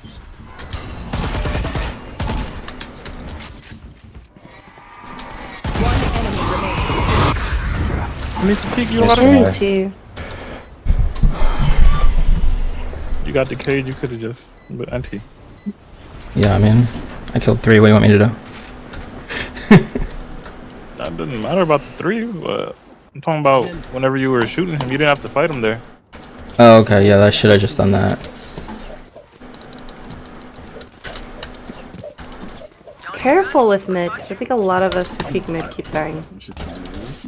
That's what I was like. Like, shut your fucking mouth. Don't speak my name.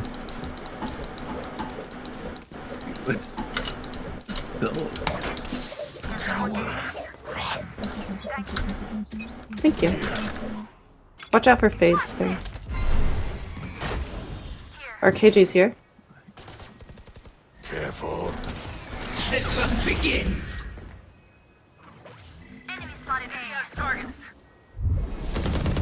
Trick shot. My ultimate is hiding. Cover going out. Behind you.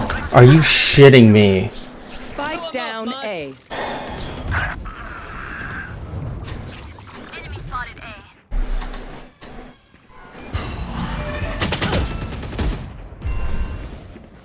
Right there.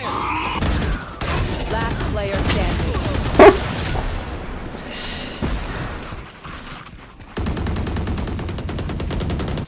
Match point. I will take back what is mine.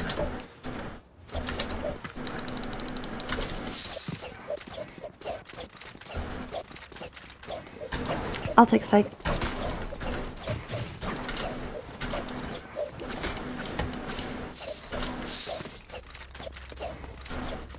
Watching him.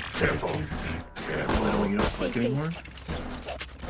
She wanted it the whole game, which is why we're losing, but whatever. Face your fear! GG. Bring your water.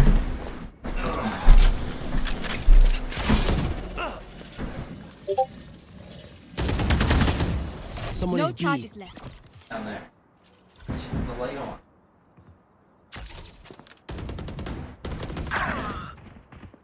Two mid. Or if I don't know. Spike down B. Oh, I'm Last lucky. player standing.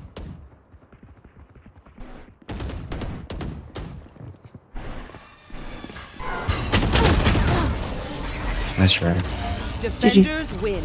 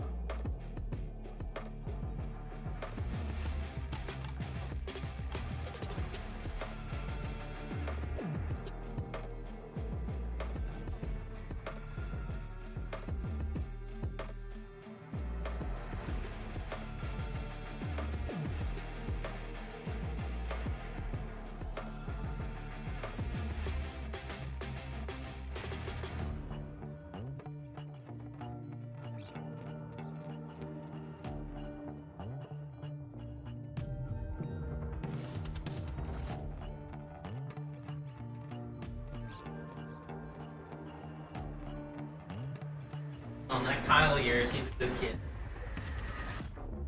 He's talking.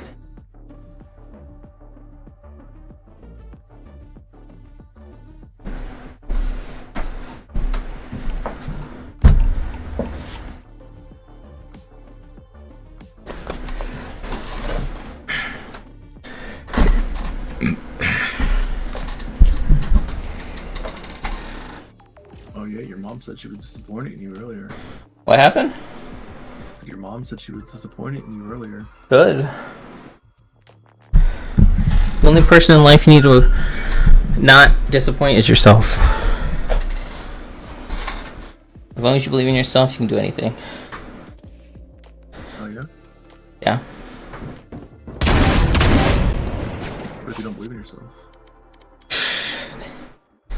You're not a fan of Kanye, you're not a fan of Justin. Well, that's for sure. What if I'm just not a fan of either, you know? What? So what if I'm just not a fan of either? You need to learn to love yourself.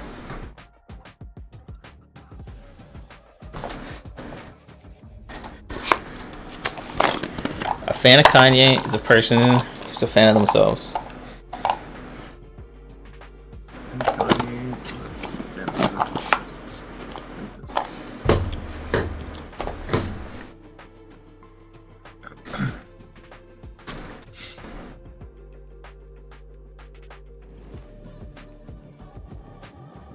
You? I don't know. Why did you disappear? I hate that about this.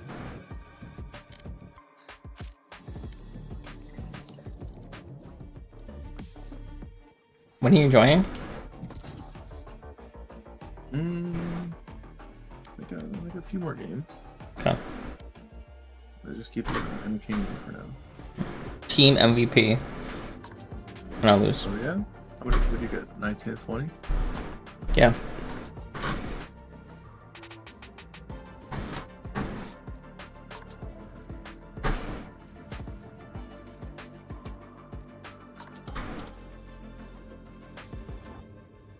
Match found. No records.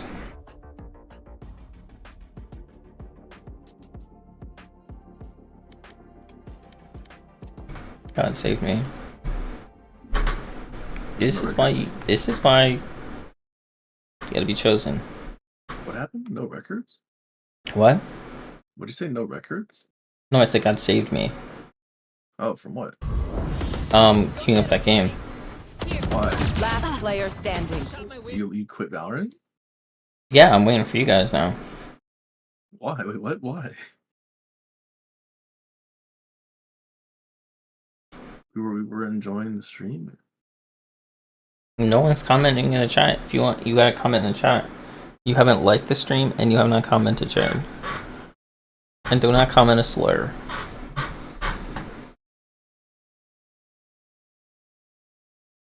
We want more Valorant.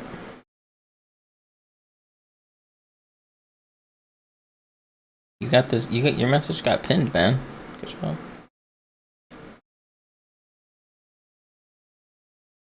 Get those wins. Didn't I? I think I didn't I win both my games?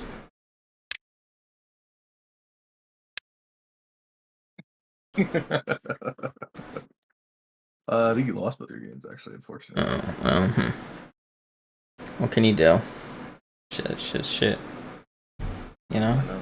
Animals, creatures. There's no hidden message in my messages, by the way. We faggot. What the fuck does that mean? W faggot. Oh. Or What does that even mean? We want more Valorant, faggot.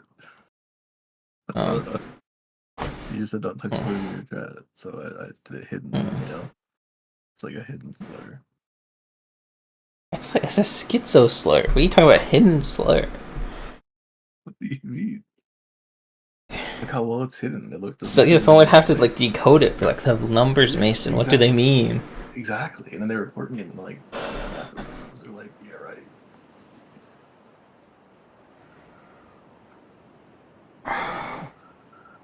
Well, you said if I typed in like the stream, you would play more Valorant. Yeah, we will play Valorant whenever you people log the fuck on.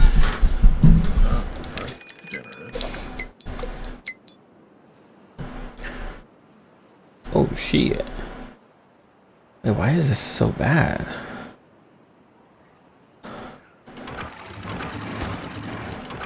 Where's John? Oh, John doesn't play with us anymore. Oh, and actually, this one is gonna go. Actually, just open. This one's just gonna be fucking full open.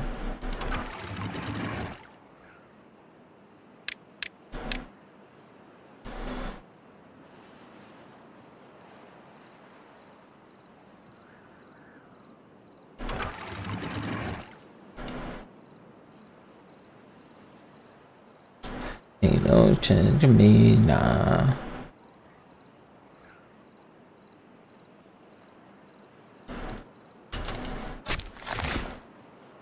Ain't no changing me, dog.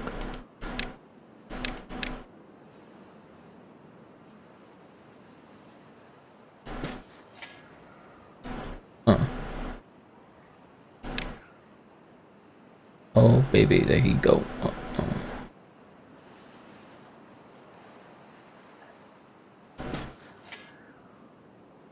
No, it was a chaotic cloud. I wasn't siphoning it, Dustin. Oh, what? There was a chaotic cloud. The fuck is that? Runes ban. Chaotic cloud. Yeah, it's rune crafting. Runes ban. Oh my god.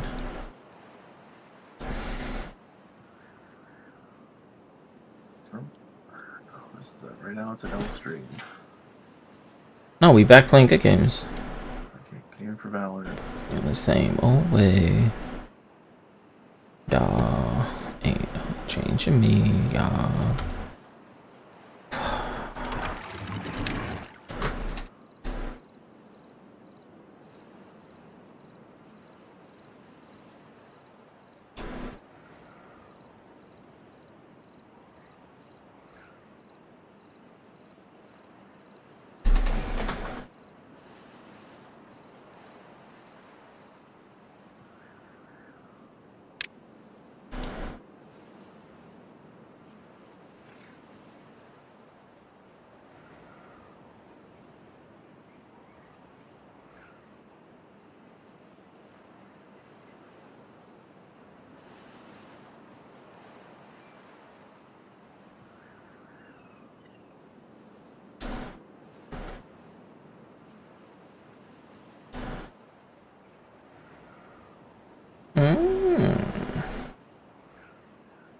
Very nice.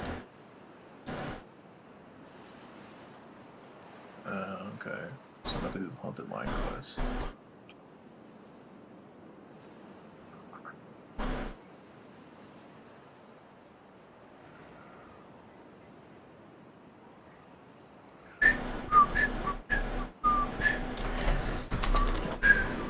Oh, it's not a chaotic cloud.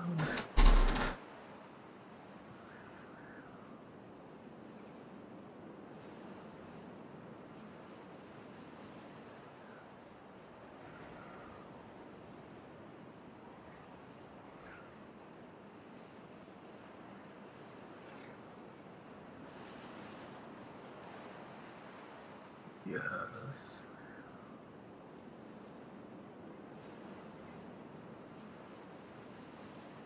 Wait, I can't even get to that word.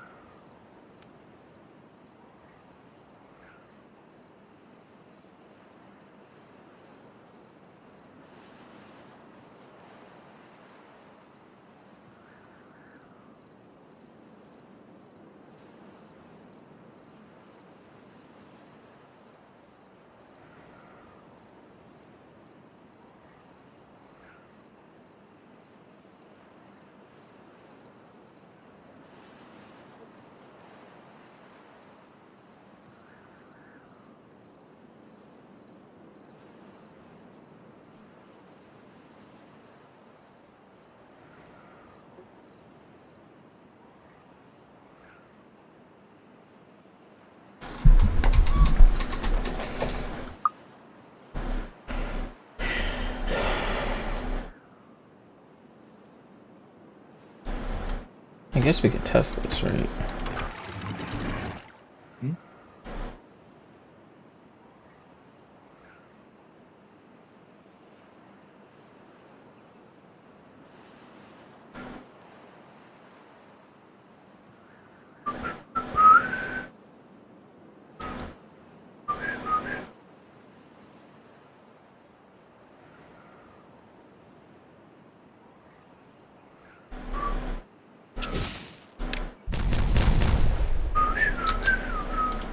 Oh shit, this is a big fuck. I fucked this. I fucked this so bad.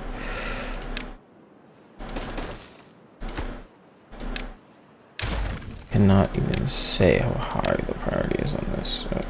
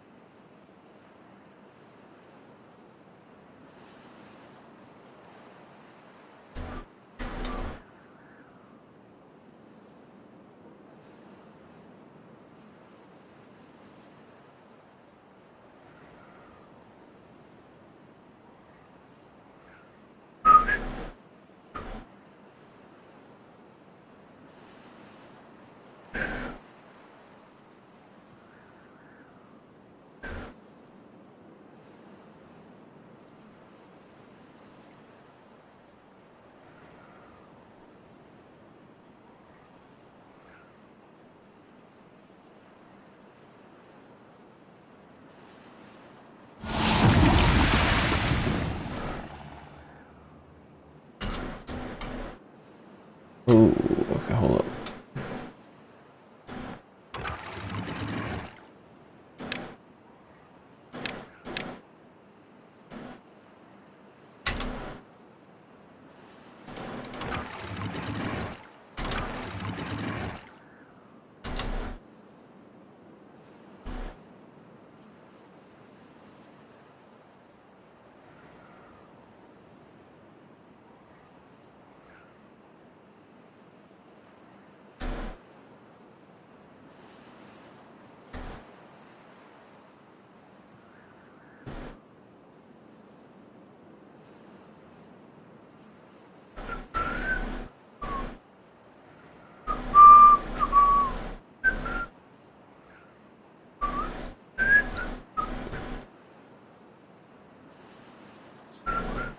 Sure.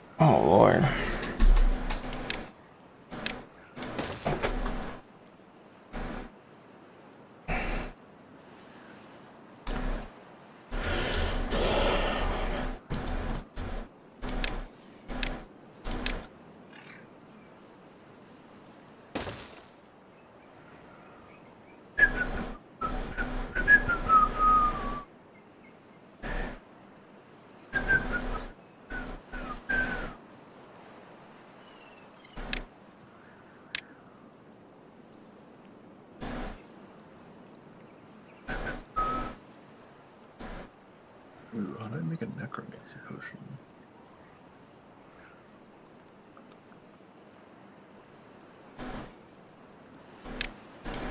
You know how to do that, Justin? A necromancy potion? I don't know what the fuck that is, bro. Buy it from the Grand Exchange. That's what I did. You can't buy it on the Iron Man. You can't use Grand Exchange at all. These are just more reasons to not play. No, you should play with it. Why would you want to play without the Grand Exchange? You have to actually learn how to play the game. Like, you have to learn how to get every item. You have to know how to do all the skills. You have to actually play the game. I'm not sure I believe that, Jared. Oh, no, one day. One day you'll learn. Not today. But one day. One day, maybe. Maybe. Not guaranteed. What do you mean? You know what? Probably never, honestly. What? Yeah. How about not teach me? Nope. You're beyond teaching, you're beyond saving.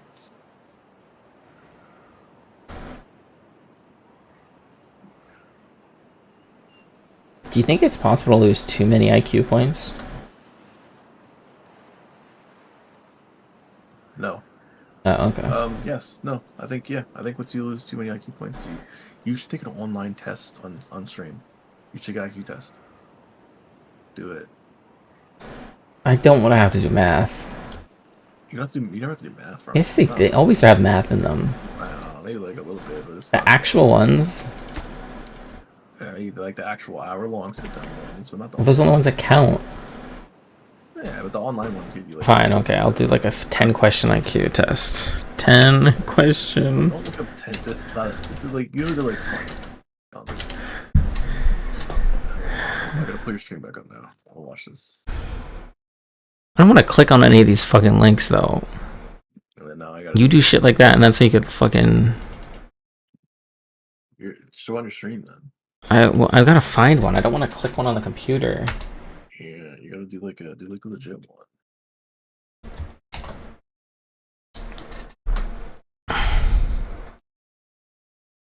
I don't trust any of these. Do the Mensa. Isn't that one a long one? Don't you have to pay for it? So.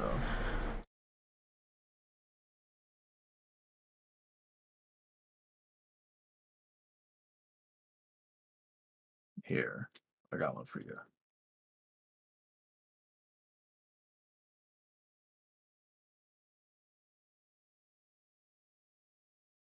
Real IQ dot online. What? Yeah. Stop. Fine, I'll do it on my phone. I'm not clicking on it on my fucking PC. Why not?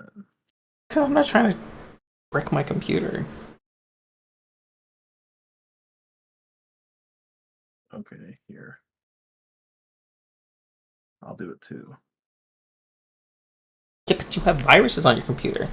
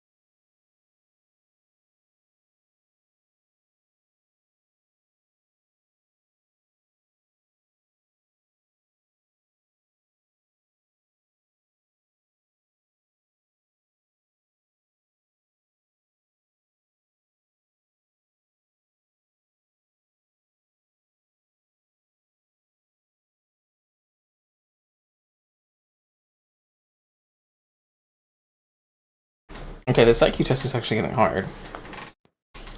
What is easy, but it's getting hard. Like, yeah, kind of. Some of them are like.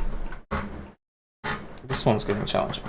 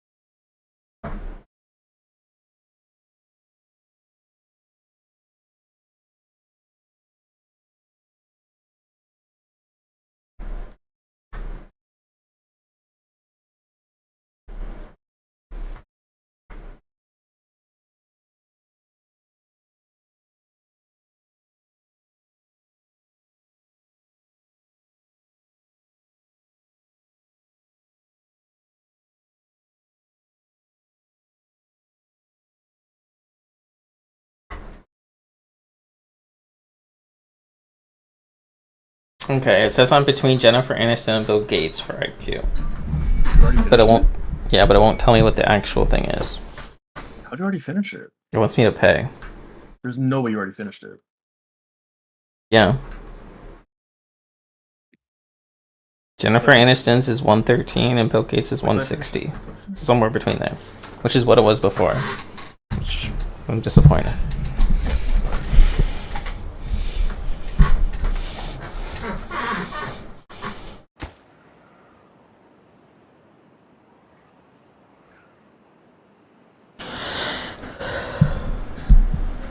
You finish it and ask for money.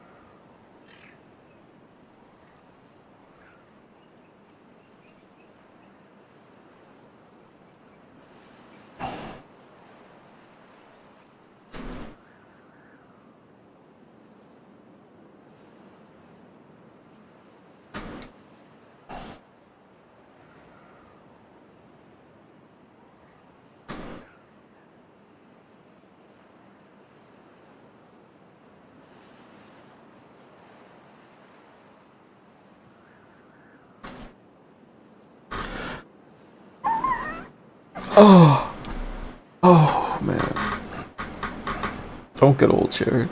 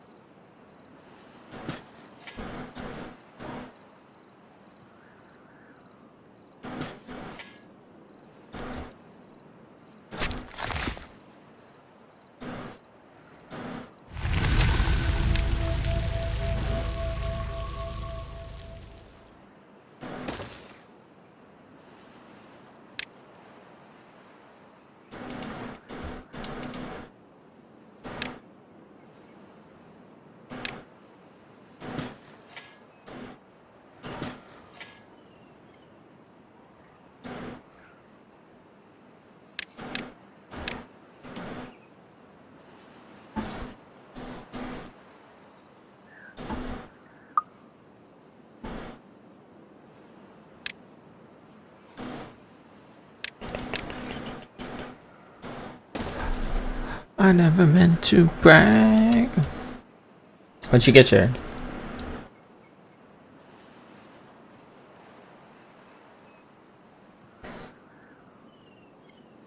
Was it a positive number or negative number?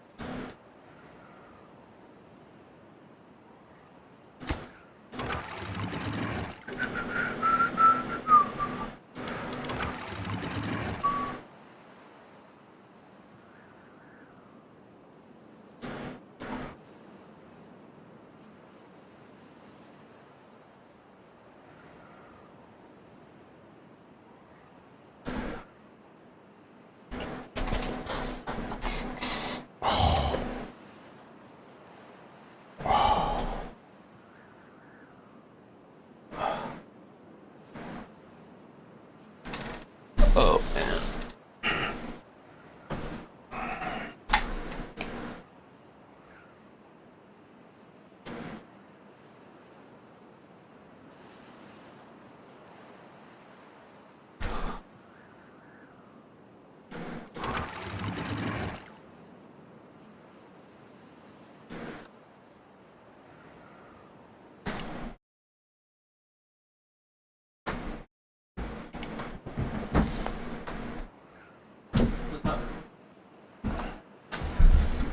Yeah, thank you. Got to get you. Great thing.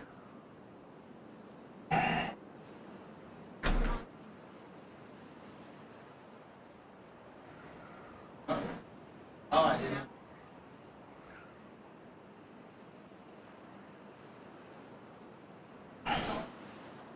And I just last night I ran out. Or no, the night before that. And I get.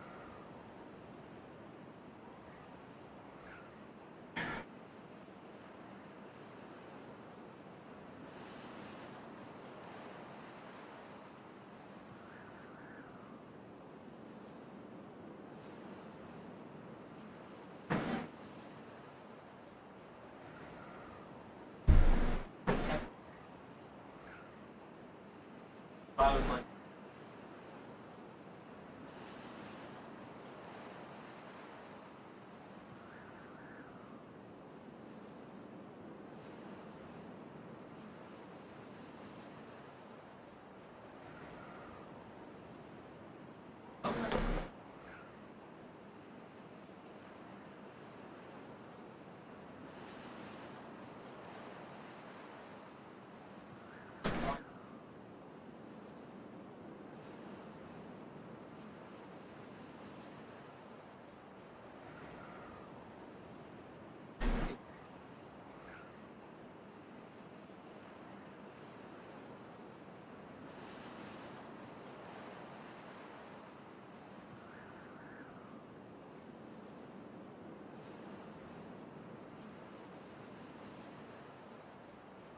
I'm here.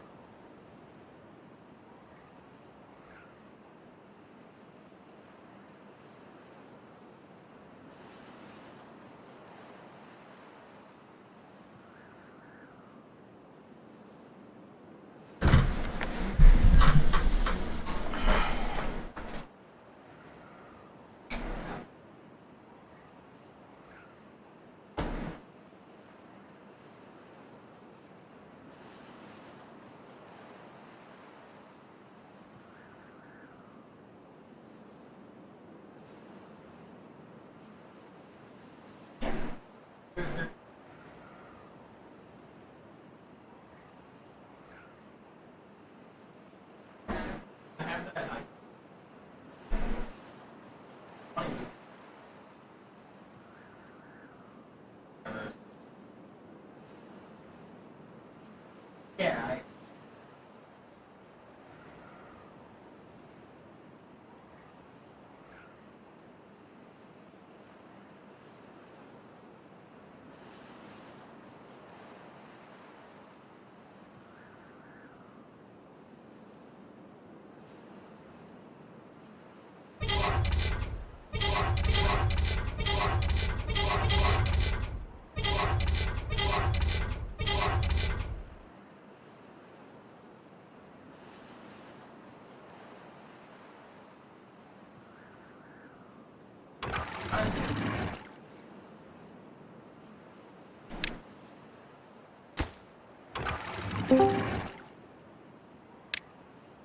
Wait, why is it asking for money? That's so true. Like I've been.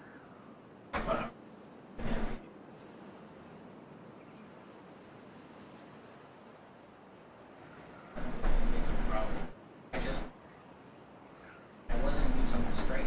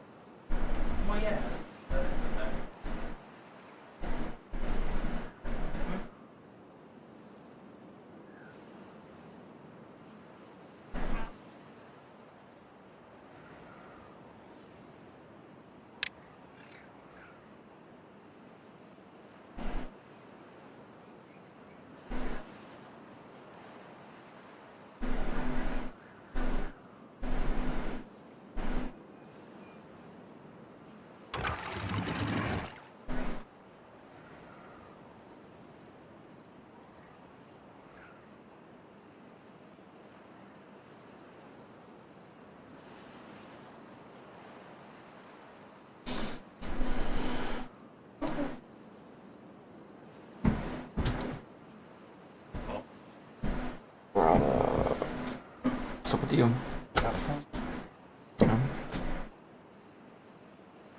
How are you, beavers? You're good. They're busy. Busy beavers. You see that you're back? For my sake as an Eagles fan, I don't want Kenny Pickett to start. I didn't even. All I heard. But I never heard that Kenny Pickett was going to play. All I heard was that Nick Sirianni had like accidentally let slip that Jalen Hurts was hurt, and then like it brought up another debate if like he was holding the Eagles back and they should fire him and stuff. And, however, for you personally, Kyle, I want him to start. But you can see how dog shit he is. Well, no, if Jalen Hurts, that talk in the offseason. Even if Jalen Hurts can go, and even though it's against the Cowboys, and if you win, well, no, it's against the Cowboys, and you win, you pretty much like end their season. They've like lost how many in a row? Even if they get back on track, it's still not going to be that impressive of a season. Well, unless they win every single game in a row from the game after they would lose to the Eagles, which they aren't going to do.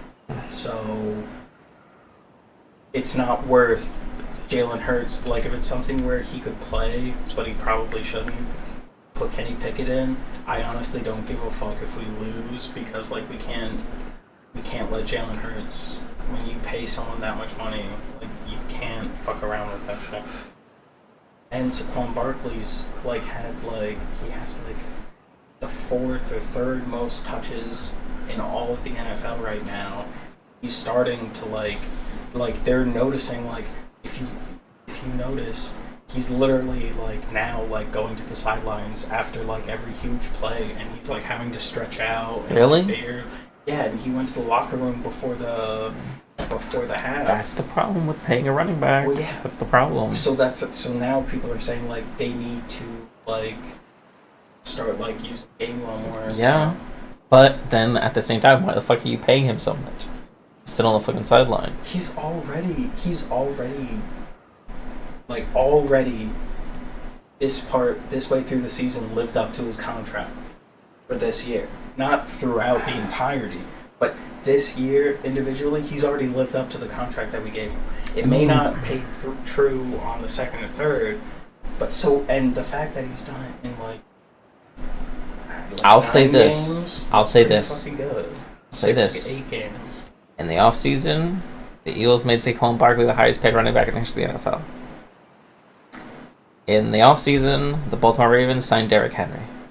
The Eagles would be a lot better if they had Derrick Henry. Well, Derrick Henry just got a 1-year deal. That's fair, but I'm just saying they would be a lot better with Derrick Henry. And Saquon's a better player by far. But the running backs, there's no such thing as a feature back anymore. It does not exist.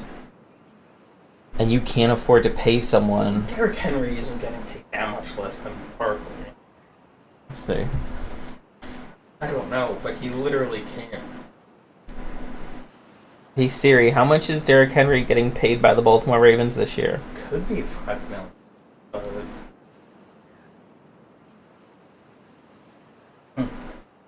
Hey Siri, how much is Derrick Henry getting paid by the Ravens this year?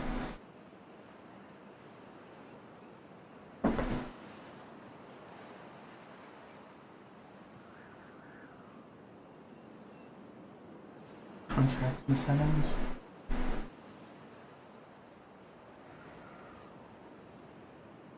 You just skipped over $500,000 for each something. That's bonuses. 2-year contract worth $16 million, with incentives that could be up to $10 million. So he could be getting paid exactly as much as Saquon. How much are they paying Saquon? 10 years, $30 million, or a little under $30 million for 3 years, or it might be 31, but it's right around that $30 million mark. Okay. So he's getting paid $8 million for 2 years. $16 million over 2 years. So Saquon Barkley at most would be making 10. I'm saying Derrick Henry can't be getting paid that much less, and that proves my point. Saquon Saquon Barkley's making 10 million, and it could be 11, but still, that's still close. And maybe if there's, I didn't think of Derrick Henry incentives. I don't know if there are. I'm sure there is some. There's always an incentive. 3-year, $37 million. 26 guaranteed. Well, he's already lived up to 10 million of that 26 guaranteed. I'm just saying, it would have been infinitely better to sign, what's his name? Because you would rotate him in and out anyway. You would use Gainwell and him. Like, I mean, I understand them wanting to make a splash, but they should have just got, what's his name? I don't think they think that highly of Gainwell, which I don't understand. Yeah, I agree. But they don't think because that highly of he's him. actually a talented player. Okay. Which is why they don't Barkley, think isn't highly he? of him. No, but the difference is Saquon Barkley is like one of the golden poster childs that Howie Roseman can put in his resume saying he signed the best running back in the league. Mhm. Where it doesn't matter having the best fucking running back in the league, it's how you fucking use them. If anything, we just did it to piss off the Giants. Okay. Well, now he's sitting on the bench, so how happy you are. Oh, did you like my thing I sent to the group chat of yours? Yeah. That was funny. Yeah, and you just keep texting the family chat, being like, Donald Trump's about to execute. What? Donald Trump's gonna execute Hillary Clinton. What? I don't know, you sent crazy shit to the group chat, to the family chat. I sent that to Steve. Oh, let me see what you said. You sent YMCA to the family chat. Oh yeah, I sent that. Yeah, that. And Yeah, I then- sent that.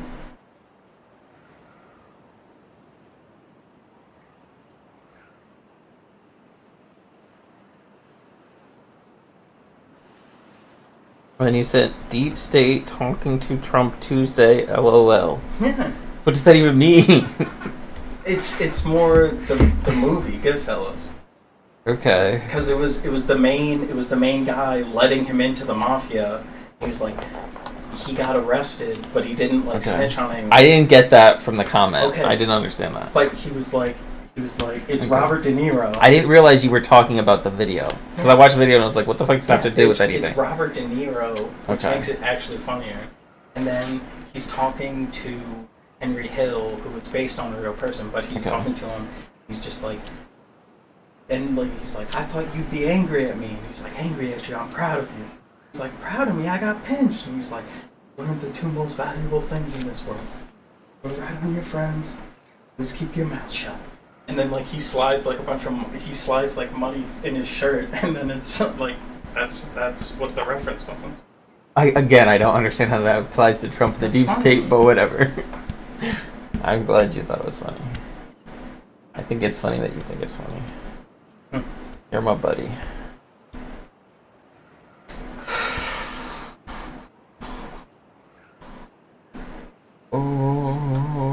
Oh.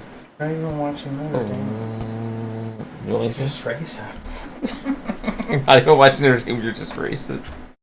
Well, She he really just said started that? doing a Native American child. Well, I was thinking of Florida Indigenous- State. Especially this week with a team as talented as Yeah, and if you That's their coach? Yeah, Marcus Freeman. Oh, people must not like him.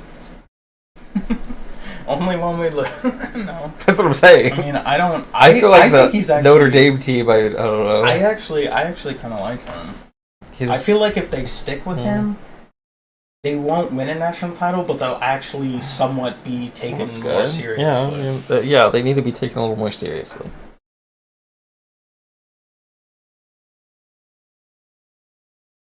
That was maybe a little past interference. Nuh-uh. It was a little bit. Just racist.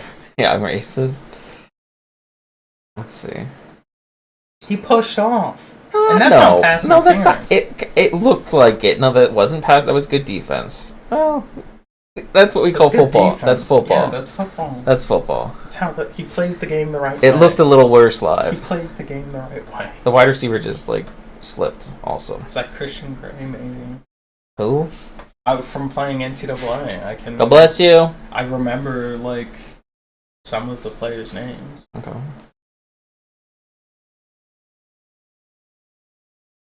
Oh, how did he not get that? I think he might have a little. It looked kind of deflected. That's crazy he didn't get it. Did it go like right through his arms? It had to have.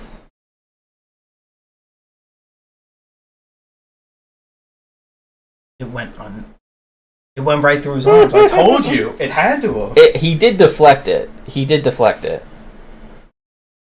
Yeah, he was like, next time, run that son of a bitch down. I don't give a fuck. He's like, next time, put your hands on it. How do you do that without blocking it? That's fucking wild. That's just like between your arms. Well, that's just bad coordination. Like, how are you even out in position to do that? Okay. To Darian Price. Okay.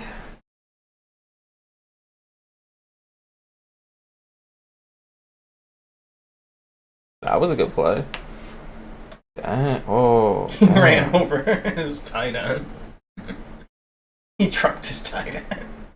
He trucked the fuck out for no reason. Well, I don't know that he had to do that.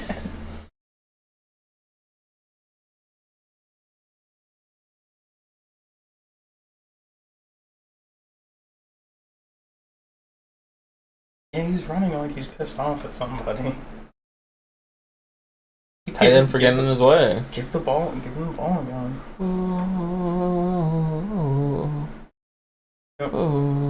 Yep, he's like places. Notre Dame football. On NBC. Riley Leonard and Patrick Payton. Some Madden player names. Some of these shows they put on TV are fucking wild. But they always put these kinds of. They always put It's like, just for shows like this it's for on. white people. No, it's for like. It's for Just these people dumbass that shows. watch. It's for people that watch like MSNBC, CNN, Fox Yeah, News regularly. dumb white people. That's what I said. I kind of want to see this. This is supposed to be good. Dumb white people, but this one's actually. This is a movie. It's about the Wizard of Oz, but it's like there's a play that's supposed to be really good. I don't really know anything about it.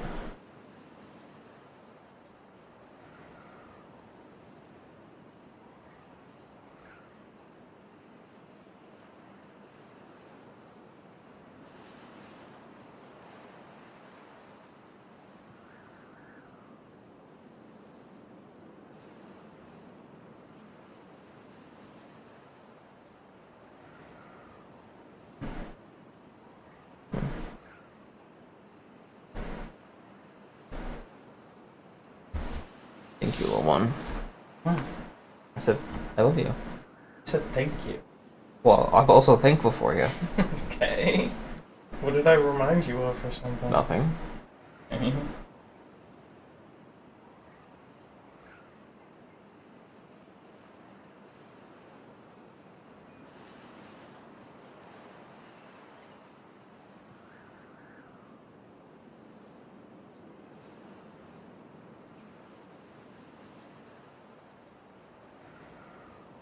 What are you looking at? Just the way you did it was weird. You're weird. You're like, thank you, brother. What? I said I love you. No, you didn't. Okay, well, I'm thankful for you, too. That's kind of weird. I didn't say it like that. You might as well have. I didn't even say those words that way. You might as well have. That's what I'm saying. Okay, well, that's like a personal issue.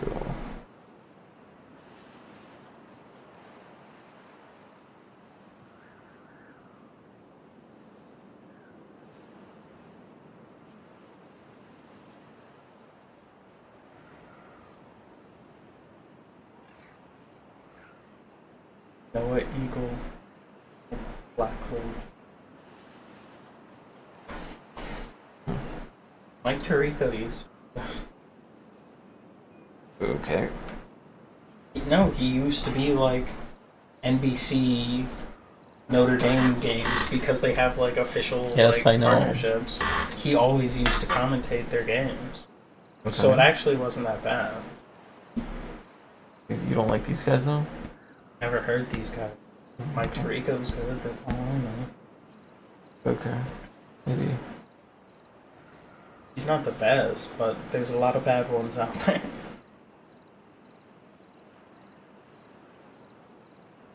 They don't make them like they used to.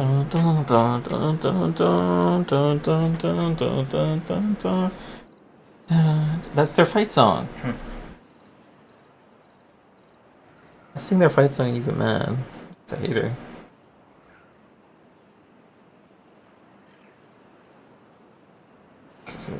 Oh, I told you he's running like he's pissed off at somebody. Touchdown. Oh. Hopefully he didn't get hurt there. Said he's down. He's got break away from the cop speed. Remember when that retard said that? Charles Davis or whatever. That's a good fucking running. That is good running. Najee, you need to show some of that shit to Najee. No, you remember when that one guy, during an Eagles game when Vic was the quarterback, was like, the Eagles came out of... It's a touchdown. The Eagles came out of the gate like a pit bull. What? That comment, there was a comment... What does that even mean? Wait, he's not down. I know it's a touchdown. The dogfight and shit. Oh, and then okay. A commentator said that, and then he like had to apologize.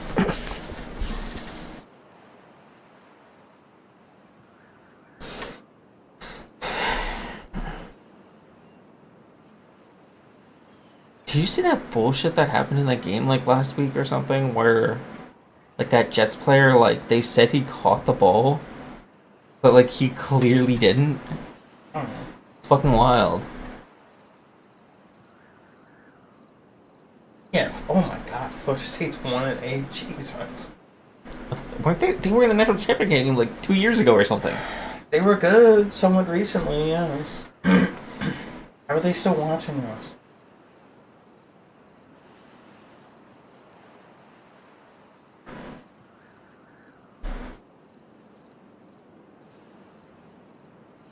They're like, what? They're trying to measure the blade of grass? Like, it's a touchdown. This is what a touchdown looks like. Yeah, it's not down. His heel's up.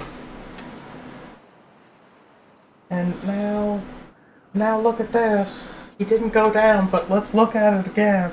This stuff is like crazy when they do shit like this, because it's like, you know, shit.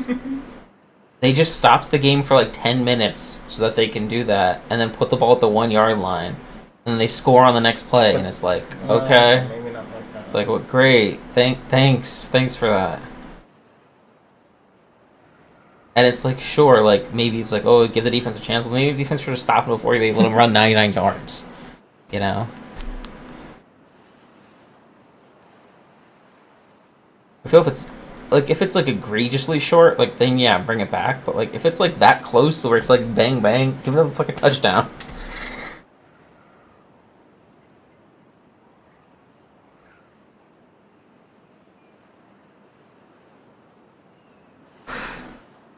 My fighting Irish over here. Oh, wish I could say the same. I'm not Irish. I like that number 4, Julian Love. He's so... He's a sophomore and they don't use him. Or they use him, but not a lot. And Jadarian Price is good. I don't know who any of these people are. I just know him from NCAA.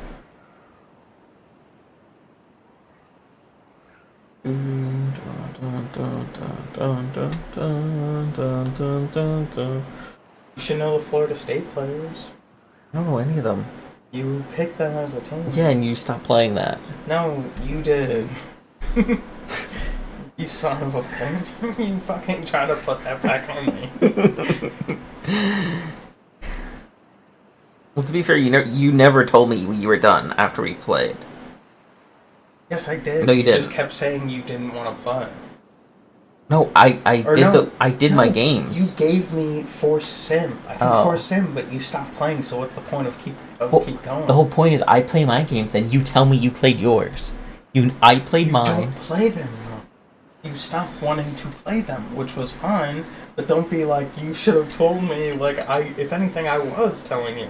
No, you weren't. Okay, you were, but then then I played You them. haven't wanted to play for like so long. I stopped like caring about asking you.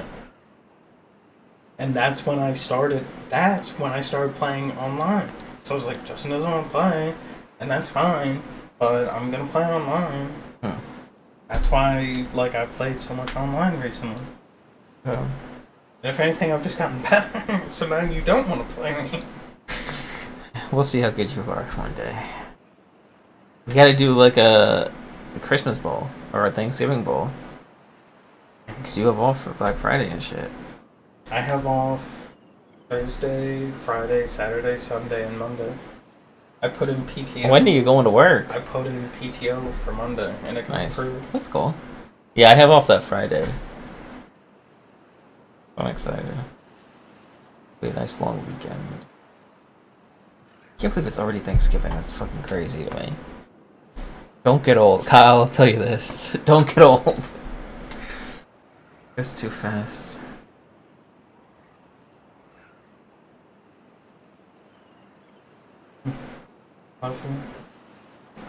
Dude, maybe on Xbox you can download Just Zombies. Or not For free? Yeah, it's free on Xbox. Oh, okay. On Game Pass.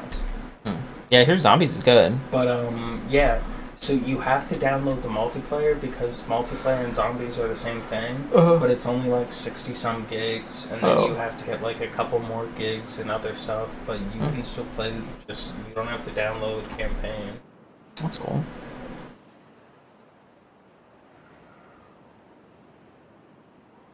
Steelers get to tear apart your boy, the king of the NFC East, Jalen Daniels or whatever his name is. Isn't that what I said? You said Jalen. Same thing. Oh, Alabama, LSU. They're decently. They're ranked close to each other. I don't know. You have a building that lacks workers. What? You have construction that lacks Yeah, there's a materials. lot. There's a lot.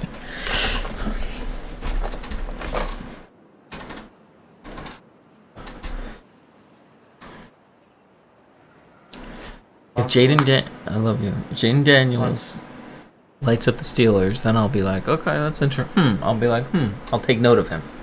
I've considered him. I've considered him unnoteworthy to this point. We'll see what he's like.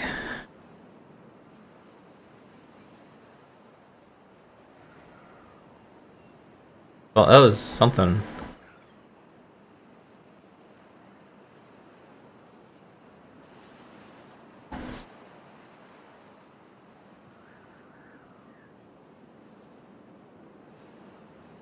Their defense is better than their offense. Uh-oh. Who's that? Howard Cross. Is he good? He's one of their better defensive tackle. And he might be like an upperclassman.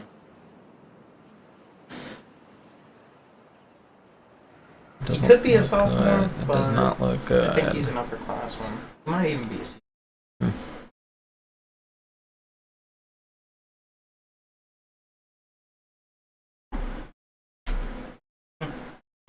Dude, Hollywood Nights.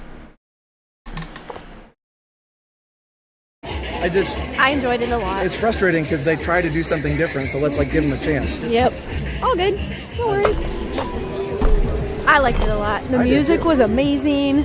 The performers were great. They were singing, dancing. I liked the whole Jollywood Nights song. That was great. You know, and I like it because it goes with the whole Hollywood theme. It's like glitz, glamour, variety show. Like It was a big show. I mean, it reminded me. I Yeah, liked we it were a just lot. there. Old Hollywood. A throwback to the Busby Yes. Berkeley, even though I know he wasn't ice skating, but it was a water show, but it was that idea. No, right, exactly. I'm trying to think where they are. That was in the original Great Movie Ride. Yeah. Mom said they loved it. Awesome. Yeah, I loved it a lot. I would totally go Hollywood see that again. Studios. Actually, Sure. and Oh, this could sure. be, I'll this bring could my be phone over. a hot thing. All right, Hot take? Hot take. There we go. I like that better than the Nightmare Before Christmas show. I'm sorry. I like that show. Don't get me wrong, but I'm not a huge Nightmare Before Christmas fan. But that I go back and see over and over.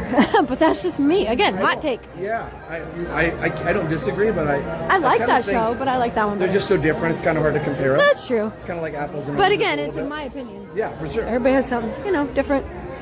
And I do like that show. I guess for me, what I don't like is the squishiness of that one.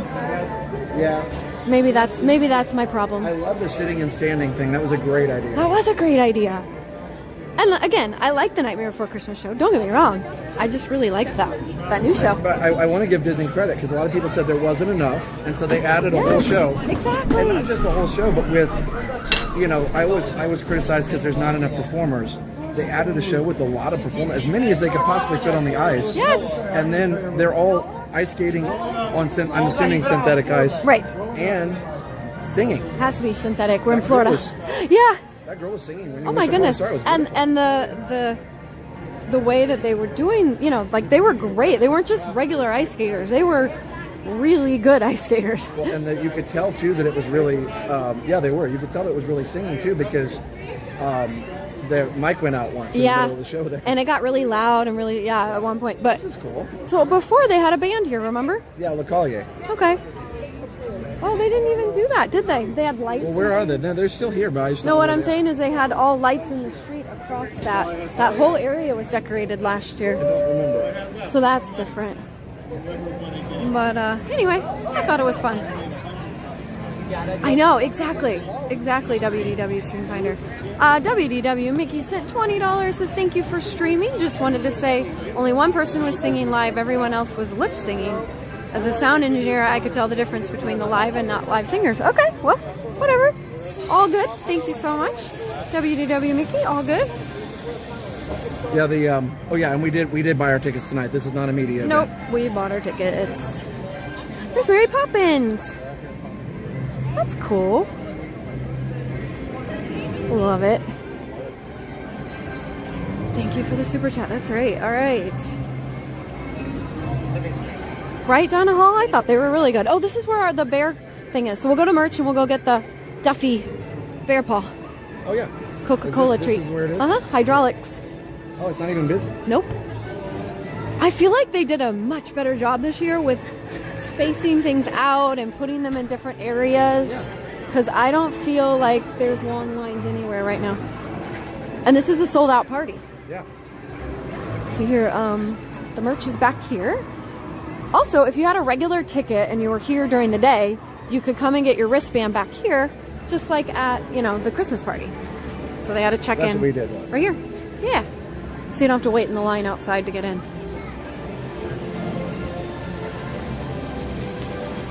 So we're gonna wait and see the other variety show at 11:15 and do some more things. That's it. Do some more things around. I wonder if it's the same. Probably is. I think it is.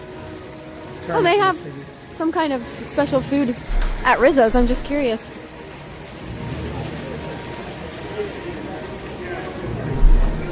Okay.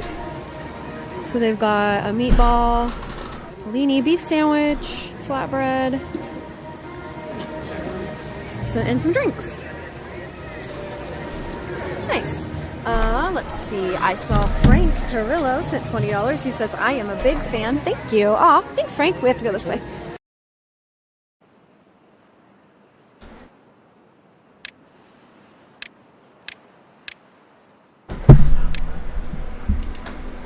DVDs and video games, but like pirated, cracked copies. But yeah, they're supposed to play in Turkey, but apparently FIFA was like, nah, let's not do that. Let's go to a neutral territory.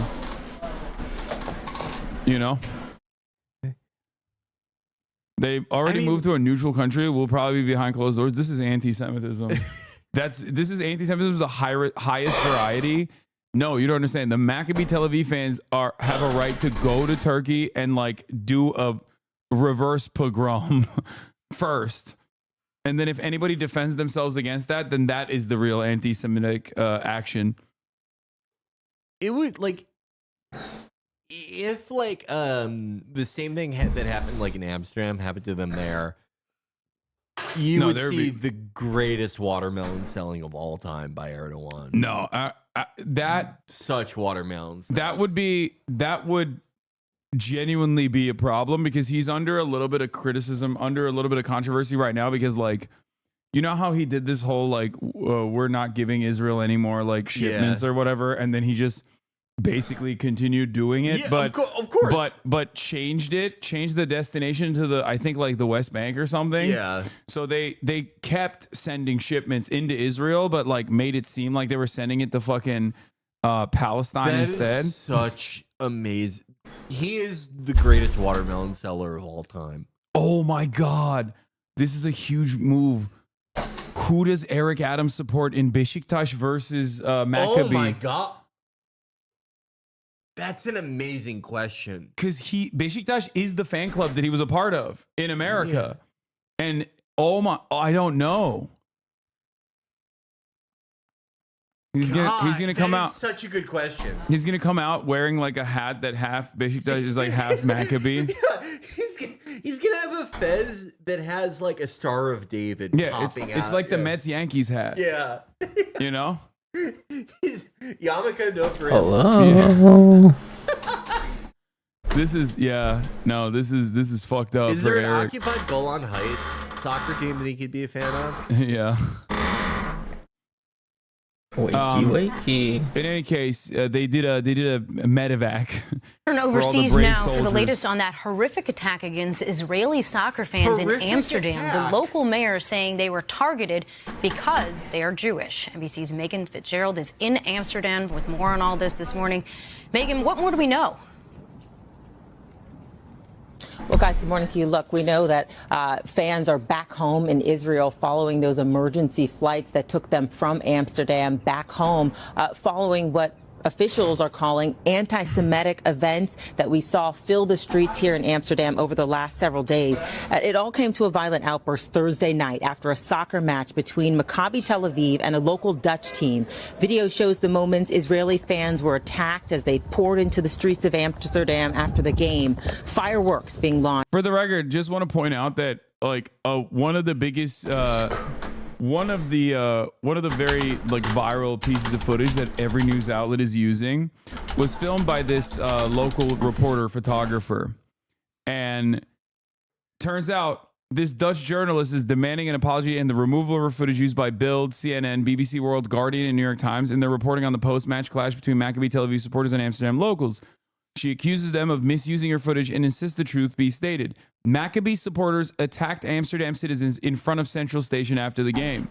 And what's crazy about it is that every single outlet presented it as like these immigrant Arabs that attacked Jews on the streets.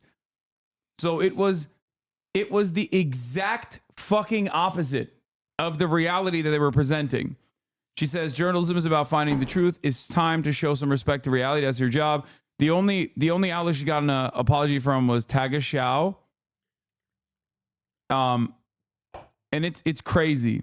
It's crazy that it's like they're just straight up fucking using footage of the Maccabi Tel Aviv fans beating the shit out of like random Dutch people, and everyone in the media is running as though it's the exact opposite. It probably people is on like scooters attacking fans who are running away. Balance that like we don't really have like consensus reality anymore, and that like conservatives are kind of right about like how legacy media, as they put it, is like contracting. And yeah, like again, in most cases you want there to be like an objectively shared sense of reality and like accounting of events. When I see stuff like this though, I do think like good. Like, okay, who gives a fuck then? Like all these places can go out of business for all I fucking care. I just think about like the like long-standing consequences of just like having a complete collapse of legacy institutions that you know are supposed to offer somewhat of a critical perspective or at least like give you real-time coverage of events, and the fact that they're misusing the remaining shred, the veneer of like credibility to do this kind of straightforward, objective, nonsensical propaganda is very alarming. It's the exact same way that I feel about like, especially because independent media is dominated by fucking far right goons. Yeah. You know what I mean? well, no, this is the exact same way I feel about like this last election or like 2016 for that matter, where no one has ever so richly deserved to lose. It's just kind of a shame who they happen to lose to. Yeah. And this probably like for the Jewish chatters in here, like your parents probably see this shit and lose their fucking minds over it too, because they're like, oh my god, it's the Holocaust happening again. Most Jewish people over 50 are like very far gone at this point. Like, it's rough out there. Like I've seen some horror stories. They literally called me today about it. Like, it's hard. It's hard. You got a hard task ahead of you to fucking try to explain to them exactly what's going on. I mean, like, honestly, it may unfortunately like be one of those things that you kind of have to wait out.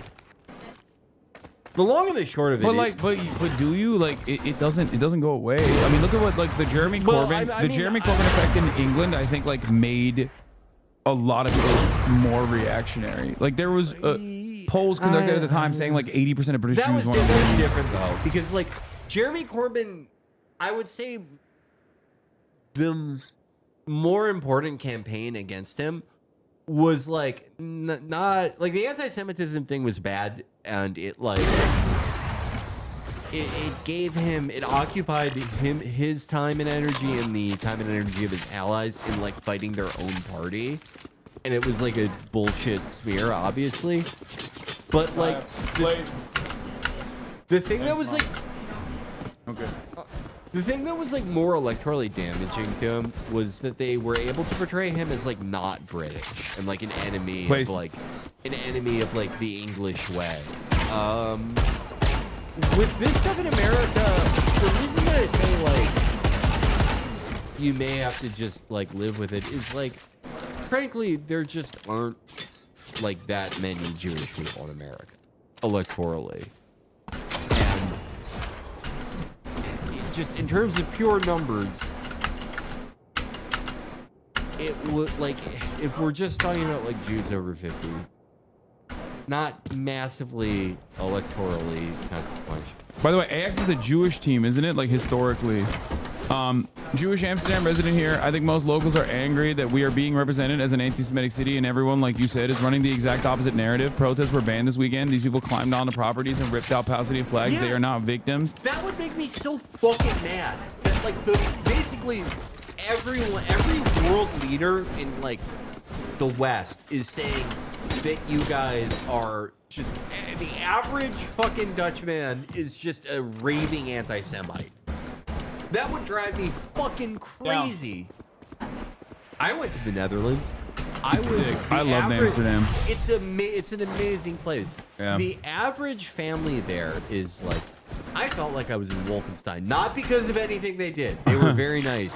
But just because like the average 12-year-old is like 6'7". Yeah. I felt like a stinky, I felt like the cockroach drawing a little bit. But I was treated fantastically. And I love, you guys have great museums. I am very upset on your behalf. Yeah. My mom lives in Italy. She called me because she said if I was okay. She's over 50. But our pro-Palestine movement, which I'm a part of, is like stuck. We're all anti-Semites and get beat up. These people had the police escorting them for hours. Yeah, that's the other thing. Like, from what I understand, like cops are pretty fucking bad at like every major European city where you do any sort of like pro-Palestinian demonstration, you get your shit pushed in. It's insane. You get beat up. It really is like jackboot time all over Western Europe. Yeah. Amsterdam police chief says tensions were already running high before the game on Thursday. Social media footage shows Israeli fans menacing local businesses, attacking a local taxi, tearing down a Palestinian flag. chanting death to Arabs and let the IDF win. Like, why are you saying Israel evacuates citizens from Amsterdam after anti-Semitic attacks if you're gonna add what they did that led to people fighting? Like, why? How is that anti-Semitic at that point? Like, what is it? Like, is it impossible for someone who is Israeli to engage in like violent action and then receive retaliation? Like, that's anti-Semitic? What's up, bud? Like, what are we doing? Like, what the fuck? I mean, I guess technically, yeah, it is, right? Any matter of like resistance against Israel's genocide is inherently anti-Semitic. Berlin, Jew here. It's fucking miserable. We have pro-Palestinian Kristallnacht commemoration and 6 police vans came to intimidate the crowd. Yeah, I mean, German police is that is a league of its own. Germany is completely insane. It's an entire country, I feel like, that is engaging in like collective psychosis. Crazy take. Can you elaborate? What do you mean crazy take? Can you elaborate? Soccer hooligans who are notoriously violent and reactionary, okay, of every variety. This is not special to Israel, for the record. And I said this yesterday, and I will repeat it again. It's not that unique. It's not unique to Israel at all to have a group of soccer hooligans engage in violent behavior, okay? Soccer hooligans doing soccer hooligan shit in a foreign nation and then getting beat up in a classic Euro-style soccer battle, okay? That happens weekly, mind you. Being presented as this like pogrom is insane to me. It's insane to me. The comparisons to Kristallnacht is insane to me. Anti-Semitism is anti-genocide. Can you elaborate? What do you mean? He missed your sarcasm about anti-Semitism? No, I said like resistance against Israel's genocide is considered anti-Semitic.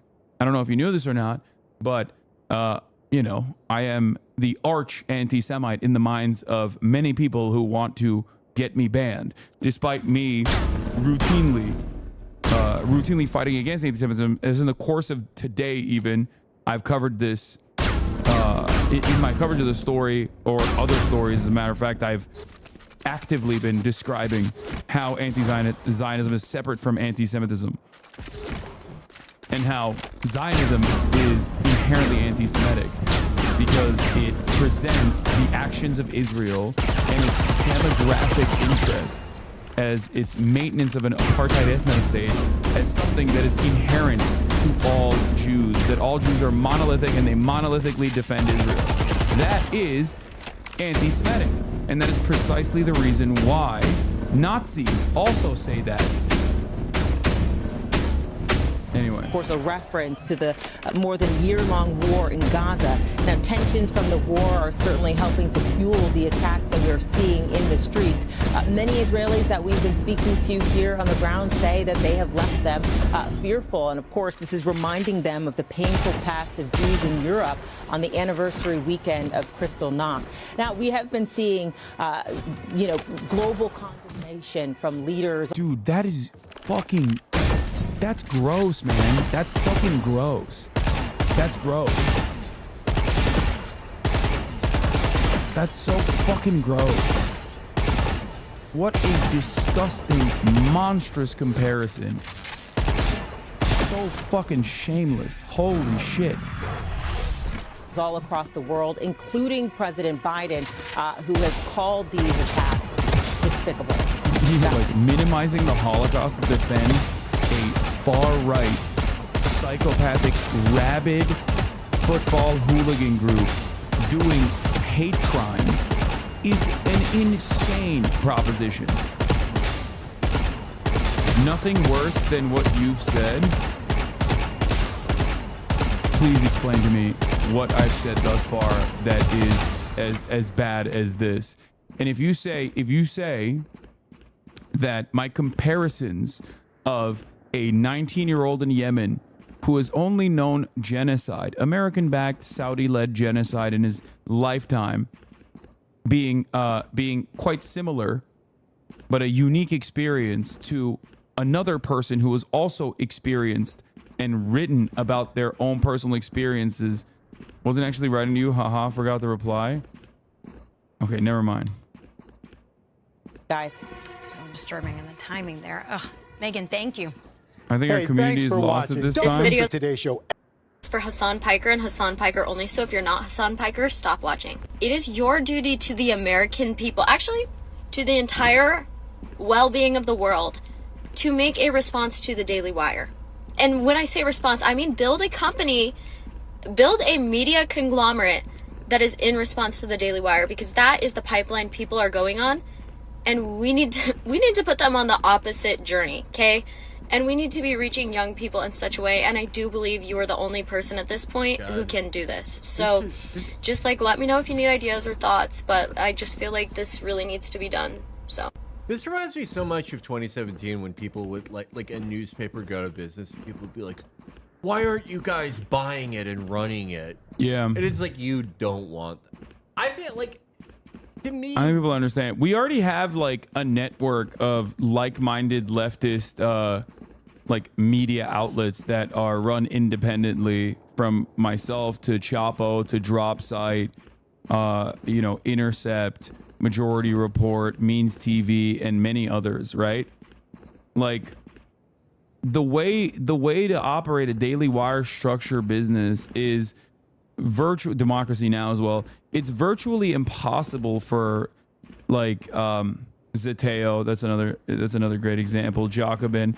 There's no way to do this in the same way that the Daily Wire does it, because they're completely funded and facilitated by like oil barons, who recognizes the importance of fucking constantly doing propaganda for the right. There's no like, you know, left liberal Robert Mercer, you know? Yeah. I also like, I don't like this whole thing. I think it was Dave Weigel who said that like liberals are always fighting the last war, which I think is very true. Like the time, I think there's like very limited returns on this, but the time to have done it would have been like 8 years ago. But I think just in general, the hyperfixation on like parallel media structures and media figures is sort of also a case of like limited left liberal imagination. What would be far more, you know, you would get a lot more yield out of, would not be like a liberal, you know, Charlie Kirk. It would be a liberal, like Paul Weyrich or James Dobson. There are very few liberal institutions that are like specifically and specially geared towards winning elections, influencing legislators, enforcing message discipline, scaring elected officials. Yeah. Through either the withholding of votes or the organizational capacity of the organization. That they also have the double function of being able to like staff any potential administration with people who are ideologically on the same wavelength, which is, if you look at the conservative movement, a lot of their success was making it so that like, you know, even when like, you know, Gerald Ford was fucking president, or just someone who wasn't like the first choice of like a Dobson or a Weyrich, they still got their people in the administration. Having structures like that would go such a long way for liberals. And the thing is, they know how to like execute power, but only like within the party. Yeah. And only when you like mention fucking Palestine. But yeah, no, I don't know why I'm fucking giving them advice. They, you know, they know this. You can't flood the market with like a million pod johns and expect the same level of results, because like a lot of what like the independent Republican media ecosystem does is directly funded by the exact same billionaires that also fund, you know, the likes of Fox News and all these other outlets and institutions. There's constant cross-pollination. There's institutional legitimacy afforded to all of the content creators on the independent space from mainstream media. But most importantly, and this is something that I have repeated quite a bit, most importantly, there is a direct ideological similarity between a Ben Shapiro type and the Republican Party, because they're all on board with the same fucking agenda. The Republicans are afraid of their base. The Democrats run away from their base. The Democrats are disgusted by their base. So a person like myself is not being represented in the party's establishment regardless. Now, there are some more progressive figureheads within the Democratic Party that I align with, but even then there's plenty more room for the things that I believe in. There is no immediate ideological equivalent versus like Ben Shapiro is almost entirely aligned with the Republican Party down to every single point. So unless the Democratic Party changes its entire policy structure and moves away from third way neoliberalism, it's never going to be an equivalent. You're just going to flood the market with like a million Harry Sassans. Yeah. Which they have done. They've done that already. Yeah, they have a ton of those people. And like, the thing is, for the Republican Party and their media structures,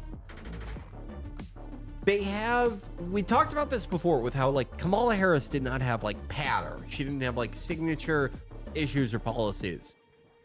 The case put forward by like the Harry Sassan types, by like the shell that comprises liberal parallel media structures, is like, we're not the crazy guys. We're not this. We're America will survive if we win. There's nothing really to get excited about if you're a lib on the media side. And that, like, you could have the most charismatic guy in the fucking world. You could have, like, just a brilliant broadcaster, someone who has amazing stage or camera presence, someone who is magnetic. If all they have to talk about is like, oh, when the Senate's back in session, Chuck Schumer is passing the IHRA definition of anti-Semitism. Yeah, no, you're not going to get, like, there's nothing for them to talk about. That's a big cultural victory for us. Love that. Please throw me in jail, Chuck Schumer. Like, I voted for Adam Schiff on fucking stream. You guys saw it. And I was like, this motherfucker is going to be responsible for the vote that, like, inevitably puts me in jail in the lame duck period when Chuck Schumer passes the fucking IHRA definition of anti-Semitism in a must-pass bill that is tied along with defense spending. Like, that's their priority. If that's your legislative priority, you are so far removed from the interests and needs of your fucking base. Like, we are diametrically opposite to one another. Yeah, like, a huge part of like contemporary conservative media, specifically people in the highest strata of online conservative media, was that in the eyes of their audiences, they would take on the party and they would win. Harry Sassan, he seems like a very nice, like, boy, but he's not doing that. He's not even taking on the party, much less winning. Yeah. None of them are because everyone is just parroting the party. Yeah, everyone is just parroting the position of the party. The closest equivalent you have with like internal support from the party is the Podjons. It has all the messaging discipline of like the Cultural Revolution, with just towards nothing, towards no actual goal. The Podjons, how fucking conciliatory and just spineless they sounded talking about Biden when they were trying to get him to drop out. It's not like, and it turns out they had internal polling that showed that he was like getting wiped off the table with like 400 electoral college votes to Donald Trump. I'm sorry, how do you not tell people that? Like, Yeah, you should save America, unironically, by fucking openly admitting that. Like, that would have been a saving America moment. If they, the moment that they saw that internal poll, they should have been like, this is utterly incomprehensible. What the fuck are we doing? I think people have, I think the way people conceive about this stuff is like very short-sighted, and it betrays like a lack of understanding about just media in general, divorced from politics. And there are a lot of reasons that like you can't create like a fucking left lib Andrew Tate. You can have incredibly successful liberal cultural and media figures and products, but it's never going to be one-to-one.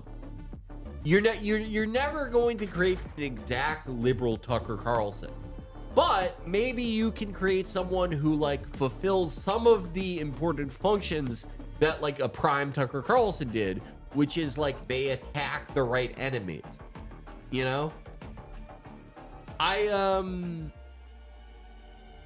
During the primary in 2020, someone who was at a streaming, one of the big streaming websites, I won't say who, was like trying to get me to ink a deal, like just me, an exclusive deal.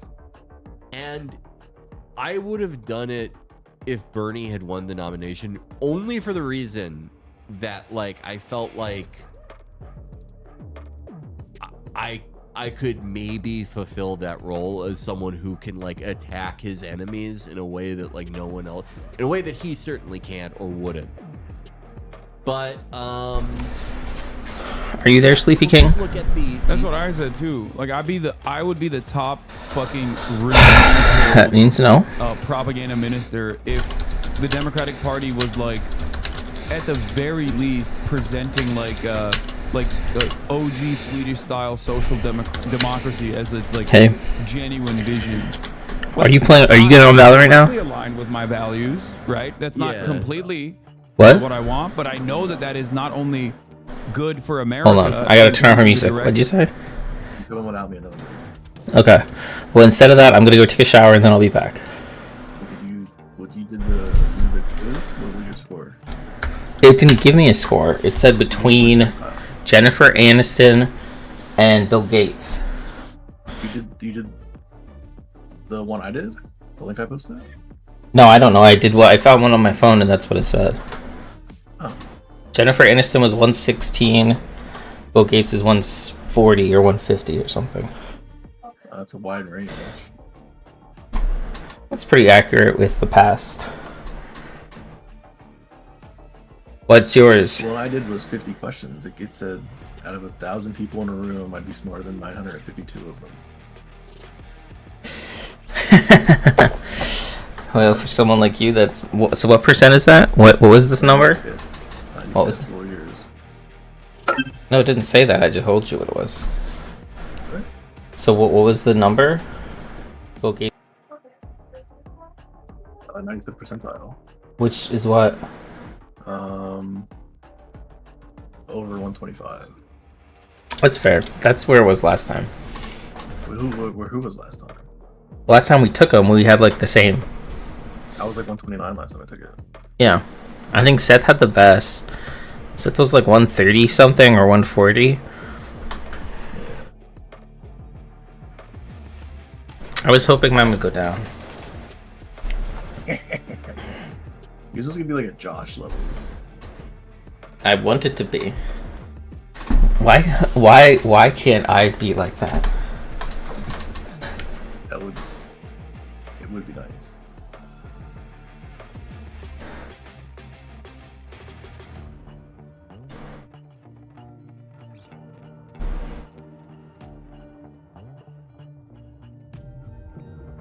Why don't I have this test? I've done this.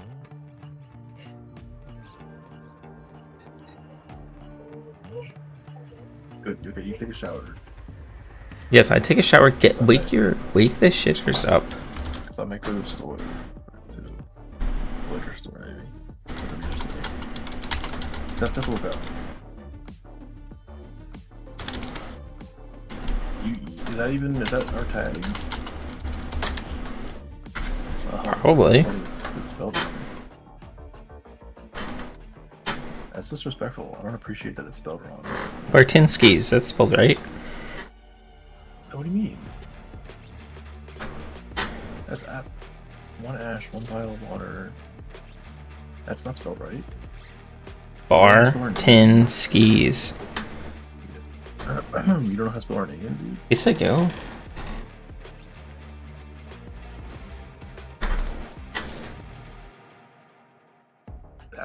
No, that is not how you spell What's weird is when I spell John's name, I always, for whatever reason, I always just was Jon for him.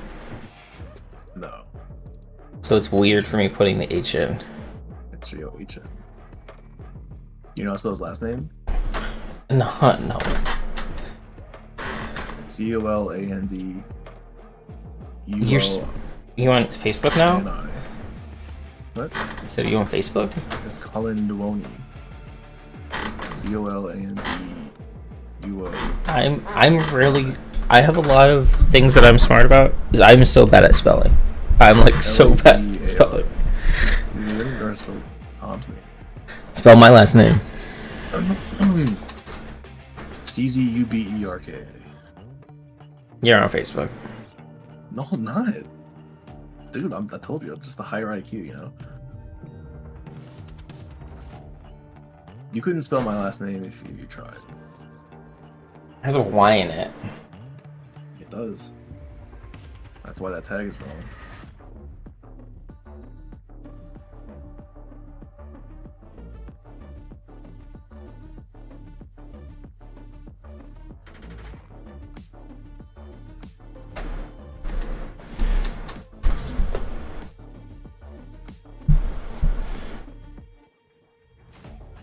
So I'm back to making bulletproof armor, now experimenting with tubulane lattice structures, which are purely 3D printed, and I'm seeing if just a 1" by 1" cube can stop a 22 long rifle round. If we look at a solid cube, we can see that it didn't stop the round went right through, deflected, and went through the clay and some plywood. Now, if you look at the actual cube, you can see it was a sort of random fracturing pattern, and much of this cube was undisturbed. It didn't actually appropriately distribute that throughout this structure because there's no room to. Now, if we look at a tubulane structure, which is inspired by molecular structures which are capable of distributing the force not only downwards but laterally and also upwards through tensional forces. Now this is an example of a lattice structure that did very poorly. You can see the round went right through. It didn't actually spread the force anywhere throughout this, and the bullet was largely unaffected and again continued on through the plywood. Now the structure that I've found best so far is a structure that's very similar to carbon nanotubes. It's cylindrical with many cross bridges, and that one actually did destroy that 22 round. It didn't penetrate. So thanks guys for watching, and I'll see you in the next update. So I'm back to making bulletproof armor.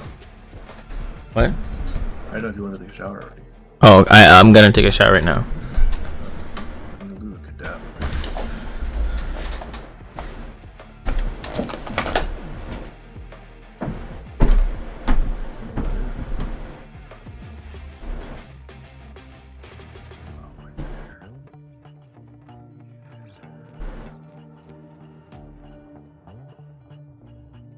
I need a Marintel potion.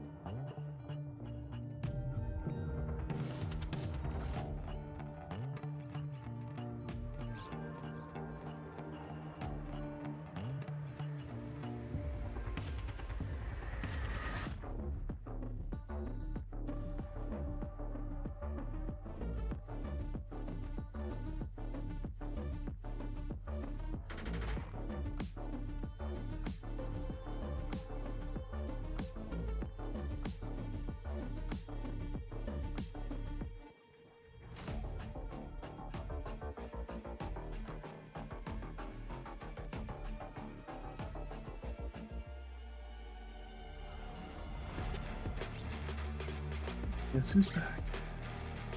Back again. Shady's back. Tell a friend. Guess who's back? Guess who's back? Guess who's back? Guess who's back? Guess who's back? Guess who's back?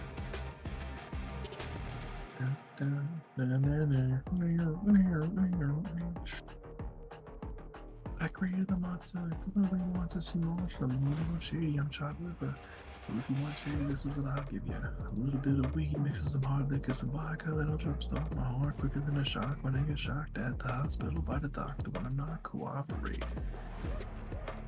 When I'm rocking the table while he's operating. You waited this long to stop debating, cause I'm back on the rag, I'll be dating.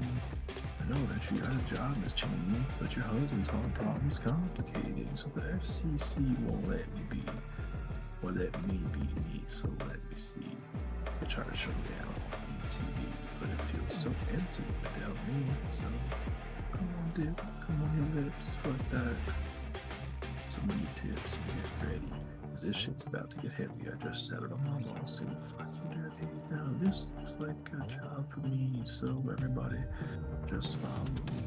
Cause I need a little controversy, cause it feels so empty without me. I said this looks like a job for me, so everybody just follow me. Cause we need a little controversy, cause it feels so empty. I go tit for tat with Patrick, catch you asking, where's that them biscuit bastards and Obi? You can get stoned by Obi, 36-year-old. Too old, let go, it's over. Nobody listens to techno, and let's go. Just give me the signal, I'll be there with all this full of new insults, a bit dope, suspenseful with a pencil ever since Prince turned himself into a symbol. But sometimes this shit just seems everybody only wants to discuss me. So this must mean I'm disgusting. But it's just me, I'm just obscene. The first king of controversy. I am the worst thing since Elvis Presley to do black music so selfishly. Use it, myself wealthy. Hey, here's the concept that works to me. We're white rappers and murders, but no matter how many fish in the sea, it'll be so empty without me. Said this looks like a job for me, so everybody just follow me, cause we need a little controversy, cause it feels so empty without me.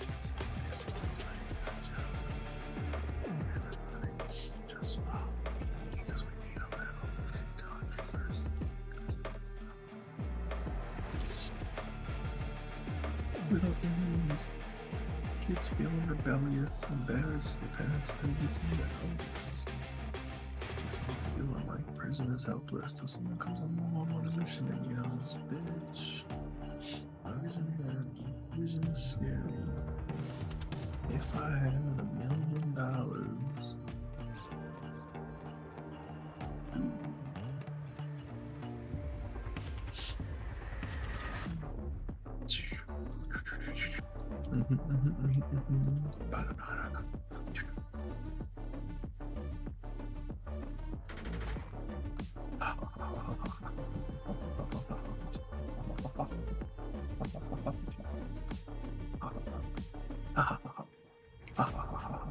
Devin won't go to heaven.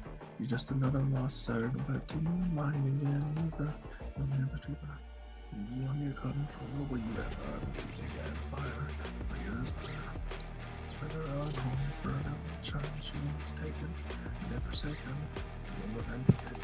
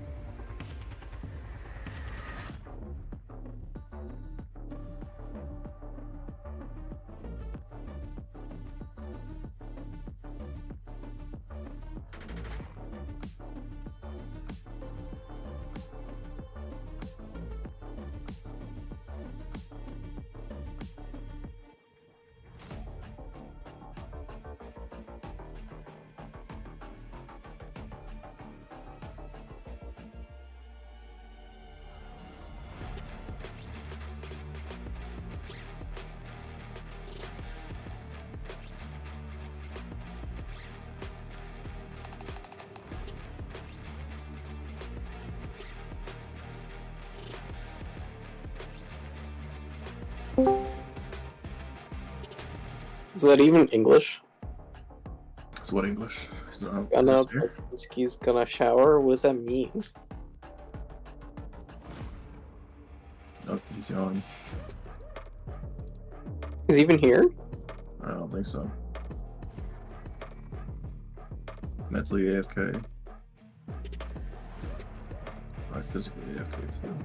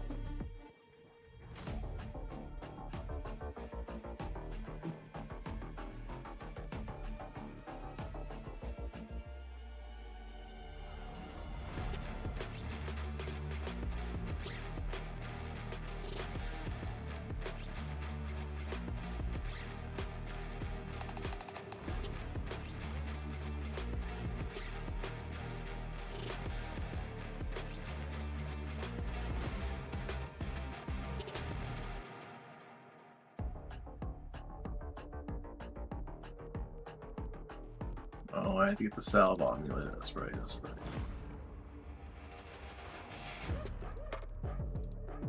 What'd you say? I had to get the salve amulet. You have to what? I had to get the salve gauntlet. What game is that? RuneScape. Salve gauntlet. I don't know. Sounds like a quest thing. Nope. I have to do quests to get them.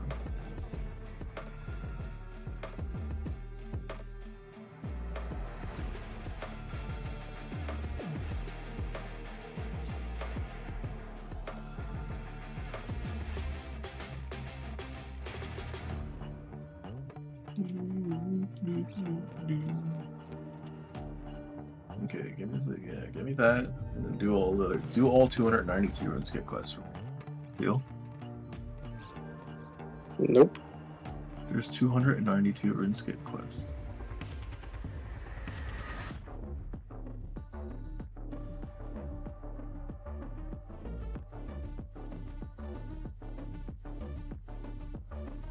And then get me a rank 11 Guardian of Destiny.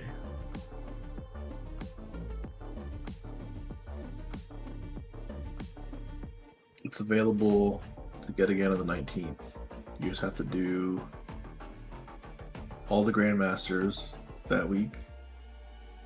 There'll probably be like 8 of them. And then you have to do Master Salvation's Edge. And you have to do, I'm guessing, whatever the advanced version of the 50 waves is. Even though I already did it, I don't know why I didn't count. And then I just need a pinnacle drop for my legs. And then I can be rank 11 again.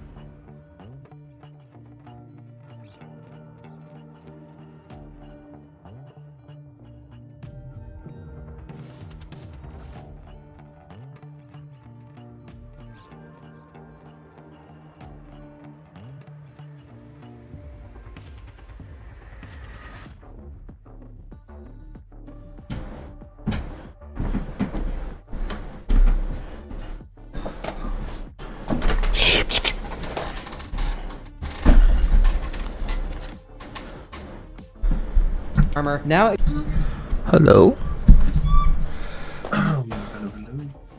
What up? What up, homie?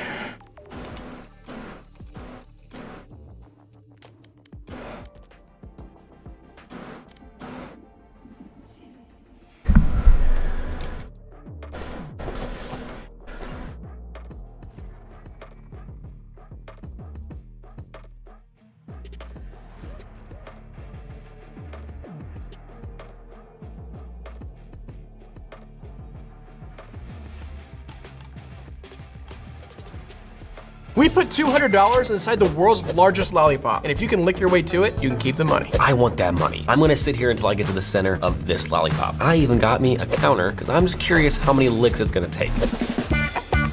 This is really good. Not gonna lie, I'm a little worried about my tongue bleeding throughout this. We're at 1,005 licks. Oh, my tongue feels like sandpaper.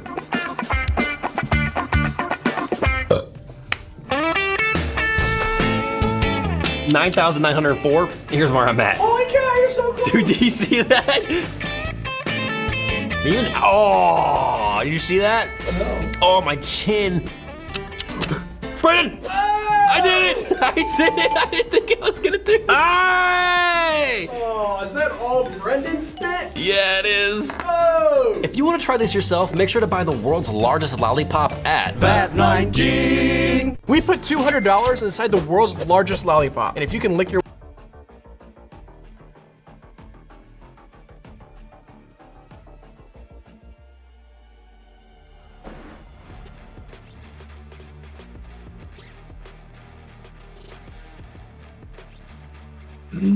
Look, I don't care about, you know, Silly and Billy or whoever they are, right? Here, but then you weren't here, and then he left. Well, I said I was going to take a shower.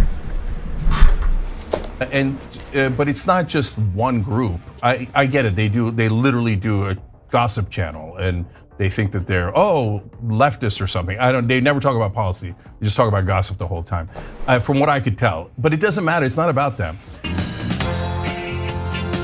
Look, guys. Again, I don't want to keep getting into the same thing, but if I was a Republican, I would plant shows like Vanguard or whoever the hell they are, and the Bozo 1 and Bozo 2, right? So I would plant them, and I would say, now what you should do is you should tell everyone on your side that if they don't agree with this single most extreme position, that they're all Nazis. So you alienate and start a giant war within Democrats and a giant war within the left, and divide each other. I like how he's implying that our content also has started not just a giant war within the left, but within the Democrats. Like that's his implication, right? We have power that you just can't quantify, folks.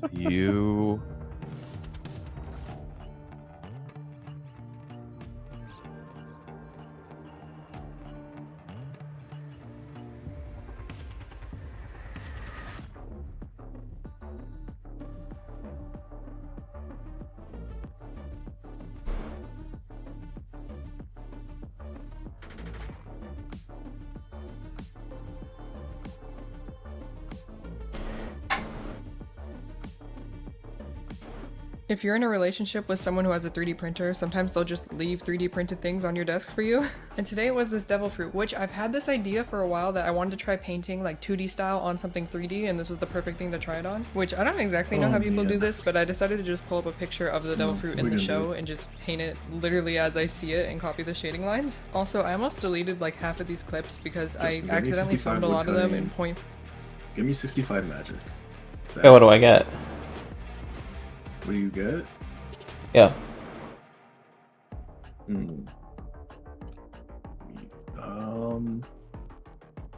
We'll play Valorant with you. That's what you get. Oh my god, is Sleepy Justin actually awake? I know. I'm not. I said I was going for a shower. I'm ready to go. That was like an hour ago. Yeah. Okay. Yeah, I mean, I take long showers. No, I don't care. Jared's like, oh, Justin pinged you. He wants you to get on. And then you just weren't here. He's trolling. Your phone was like 5 years ago. Pablo Olivera would be like a J Station type YouTuber. Like, the late night, like 2 a.m. calling evil Santa Claus. But his thing would be like, he'd be like, you guys, I found a time machine off of the dark web. I went back in time to talk to Hitler to see if he's really that bad. Yeah. John's so tired. And he told me he's cool, actually. He's chill. It would just be like a guy in like a shitty Hitler costume. Wait, was John on earlier? Yeah. Also, I don't think so. German anti-fascists are, you know, I don't know what these guys' background is. It can be very this guy good. Probably loves Israel. Or very, very bad. Like, he just came back from dousing like a Arab bakery with pork fat. Dude, we walked to Anti-Deutschers from our live show in Berlin. Okay, fine, then suffer. Wait, really? Yeah, there were two like the moment we started talking about anti-Deutsch, like two guys like, stormed out angrily. Oh, they got mad. Yeah. That's what it was. And I wondered, like, so what? They were just like not listening to your commentary beforehand. Like, did they think you were like super pro Israel or something? This is like 2019. It's like at that point, I feel like What? you would have like a pretty good handle on like what we're about. Yeah, with get in, Israel. get the fuck in here, We've done, Jared. like multiple episodes on Palestine. Also, you're in a more precarious situation as a Jewish person in Germany with the anti-Deutschers because they love beating Jews who are anti-Zionist. Yeah. Scared 'em off. They're Tonight, like, Seth. they got that old school epigenetic memory. Yeah. I was talking to a family member who was like, you know how you have like everyone who has like lived family members has like, you know, sometimes they freak out after an election. Yeah.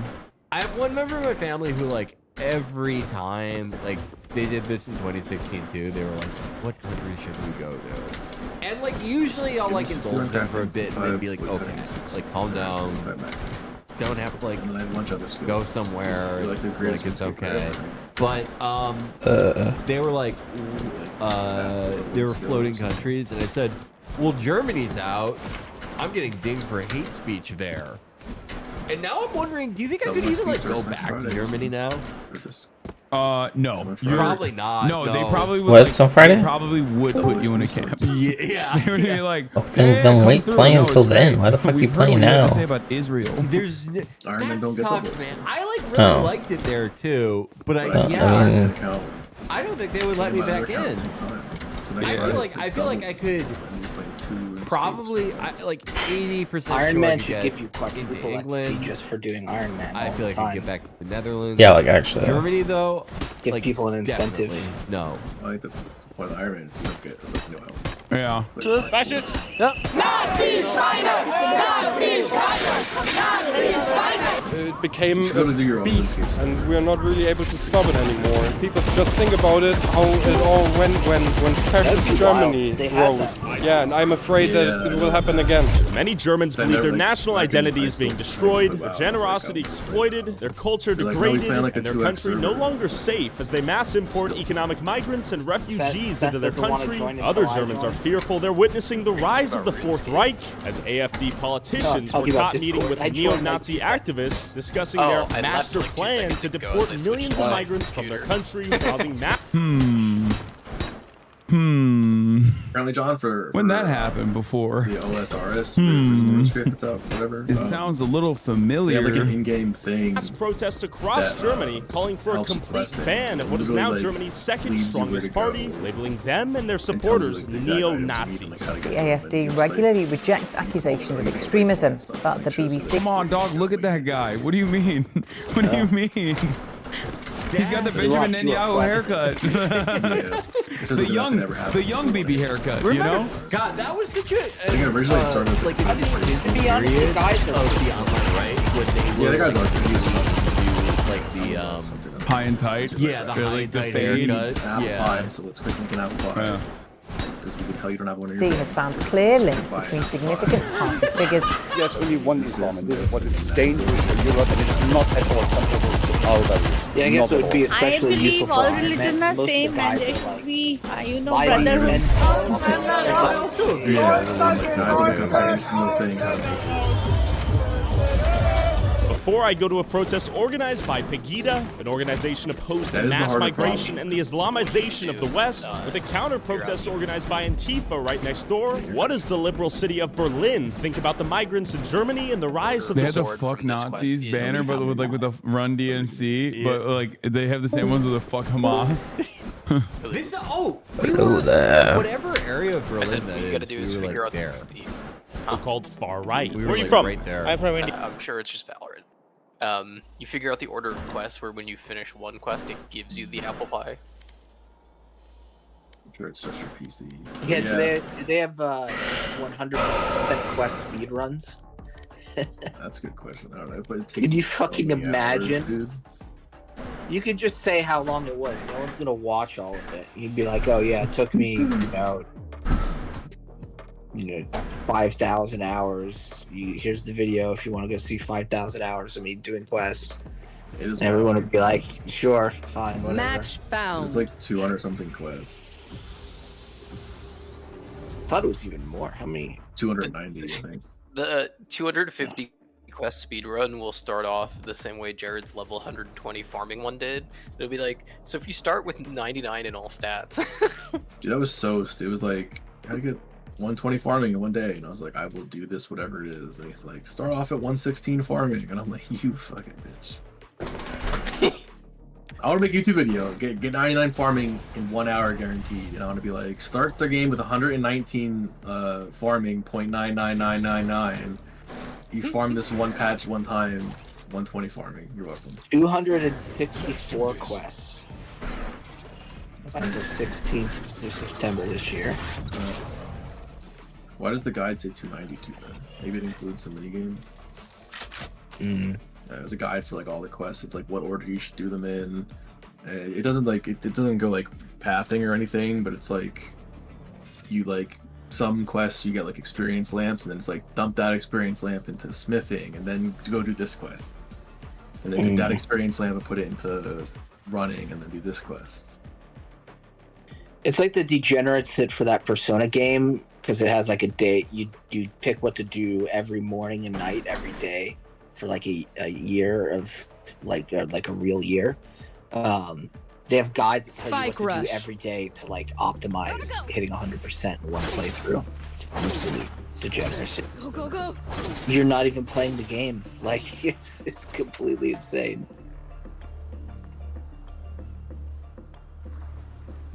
Gamers don't like to play the game.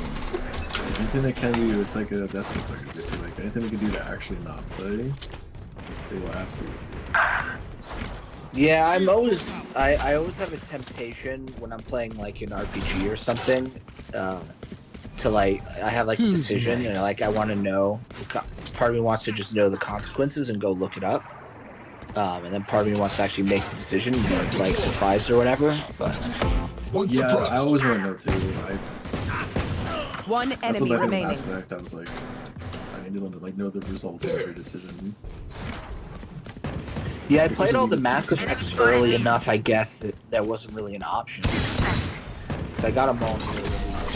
So, yeah, it wasn't as much of that. Just had to do it, yeah. I definitely looked up They'll hit like back. guides. Because like when I first played 3, I played with no imports, so I just assumed that you actually had to choose, between the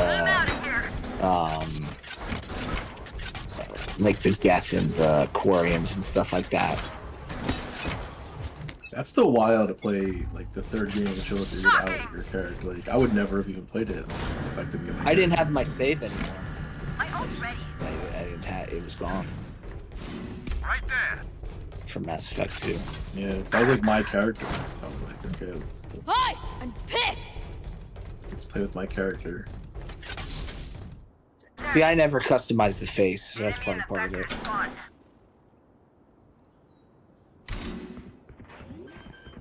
There. Spike planted. Multiple enemies ahead. Oh, that made it worse too, customizing the face, because then everybody else's guides, all the trailers did not look like Shepard. I'm like, dude, that is the ugliest Shepard I've ever seen in my life.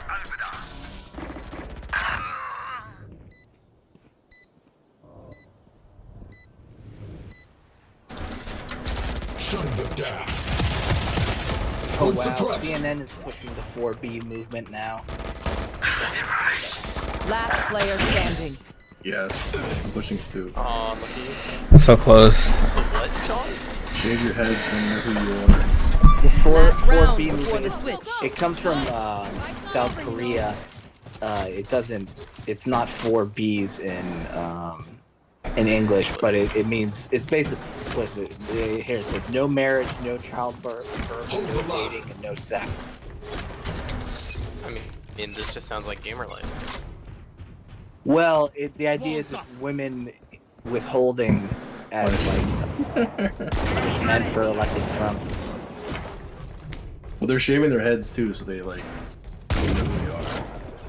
Reloading. So don't date women with shaved heads because they're a little lunatic. I think that was already true. Yeah. Well, they'll cross them with cancer. That's actually true. One enemy remaining. I bet you all the with the cancer are probably like, motherfuckers, you couldn't have done anything else. Dude, you fucking it over. They're having the profile like Switching sides. bald because cancer. Cancer, not because not because psycho. Bald because cancer, not by choice. not psycho. I like the thing Justin posted. Like women in America, multiple degrees, SUV, they drive around, all the fast food they could ever want in the world, and they're like acting like they're the women from the what was that show? Whatever the show was called. It wasn't Westworld, it was the other one. There. Parasite. Enemy spotted. Spy planet. Target 86. Last player standing. No! One enemy remaining. Defusing. Suppressing. Fragment. One suppressed.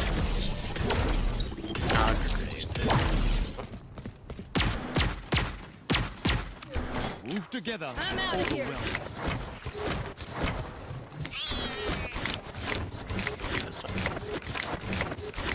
We each missed a full clip on each other. Oh my god.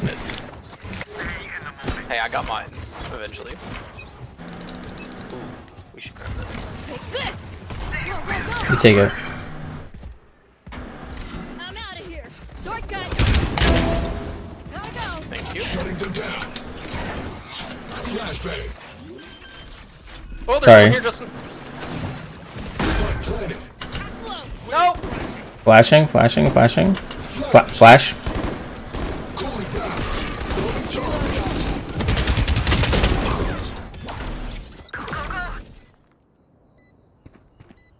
Enemies blinded 3. Allies blinded 1. One enemy remaining. My ult's ready. Gotta go.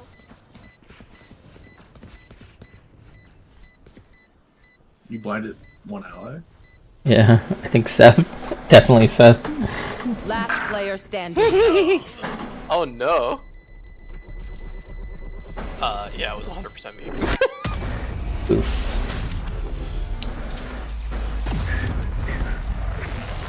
I like peeked to the corner of the box, saw their neon as your blind went off, and I was like, no! I think you hit her as well? I don't know. Ooh, we got ulties. Break's over. It does not feel like 10 o'clock. Feels earlier or later. Later. Wave crashing. Jared. One suppressed. Oh, I thought you said.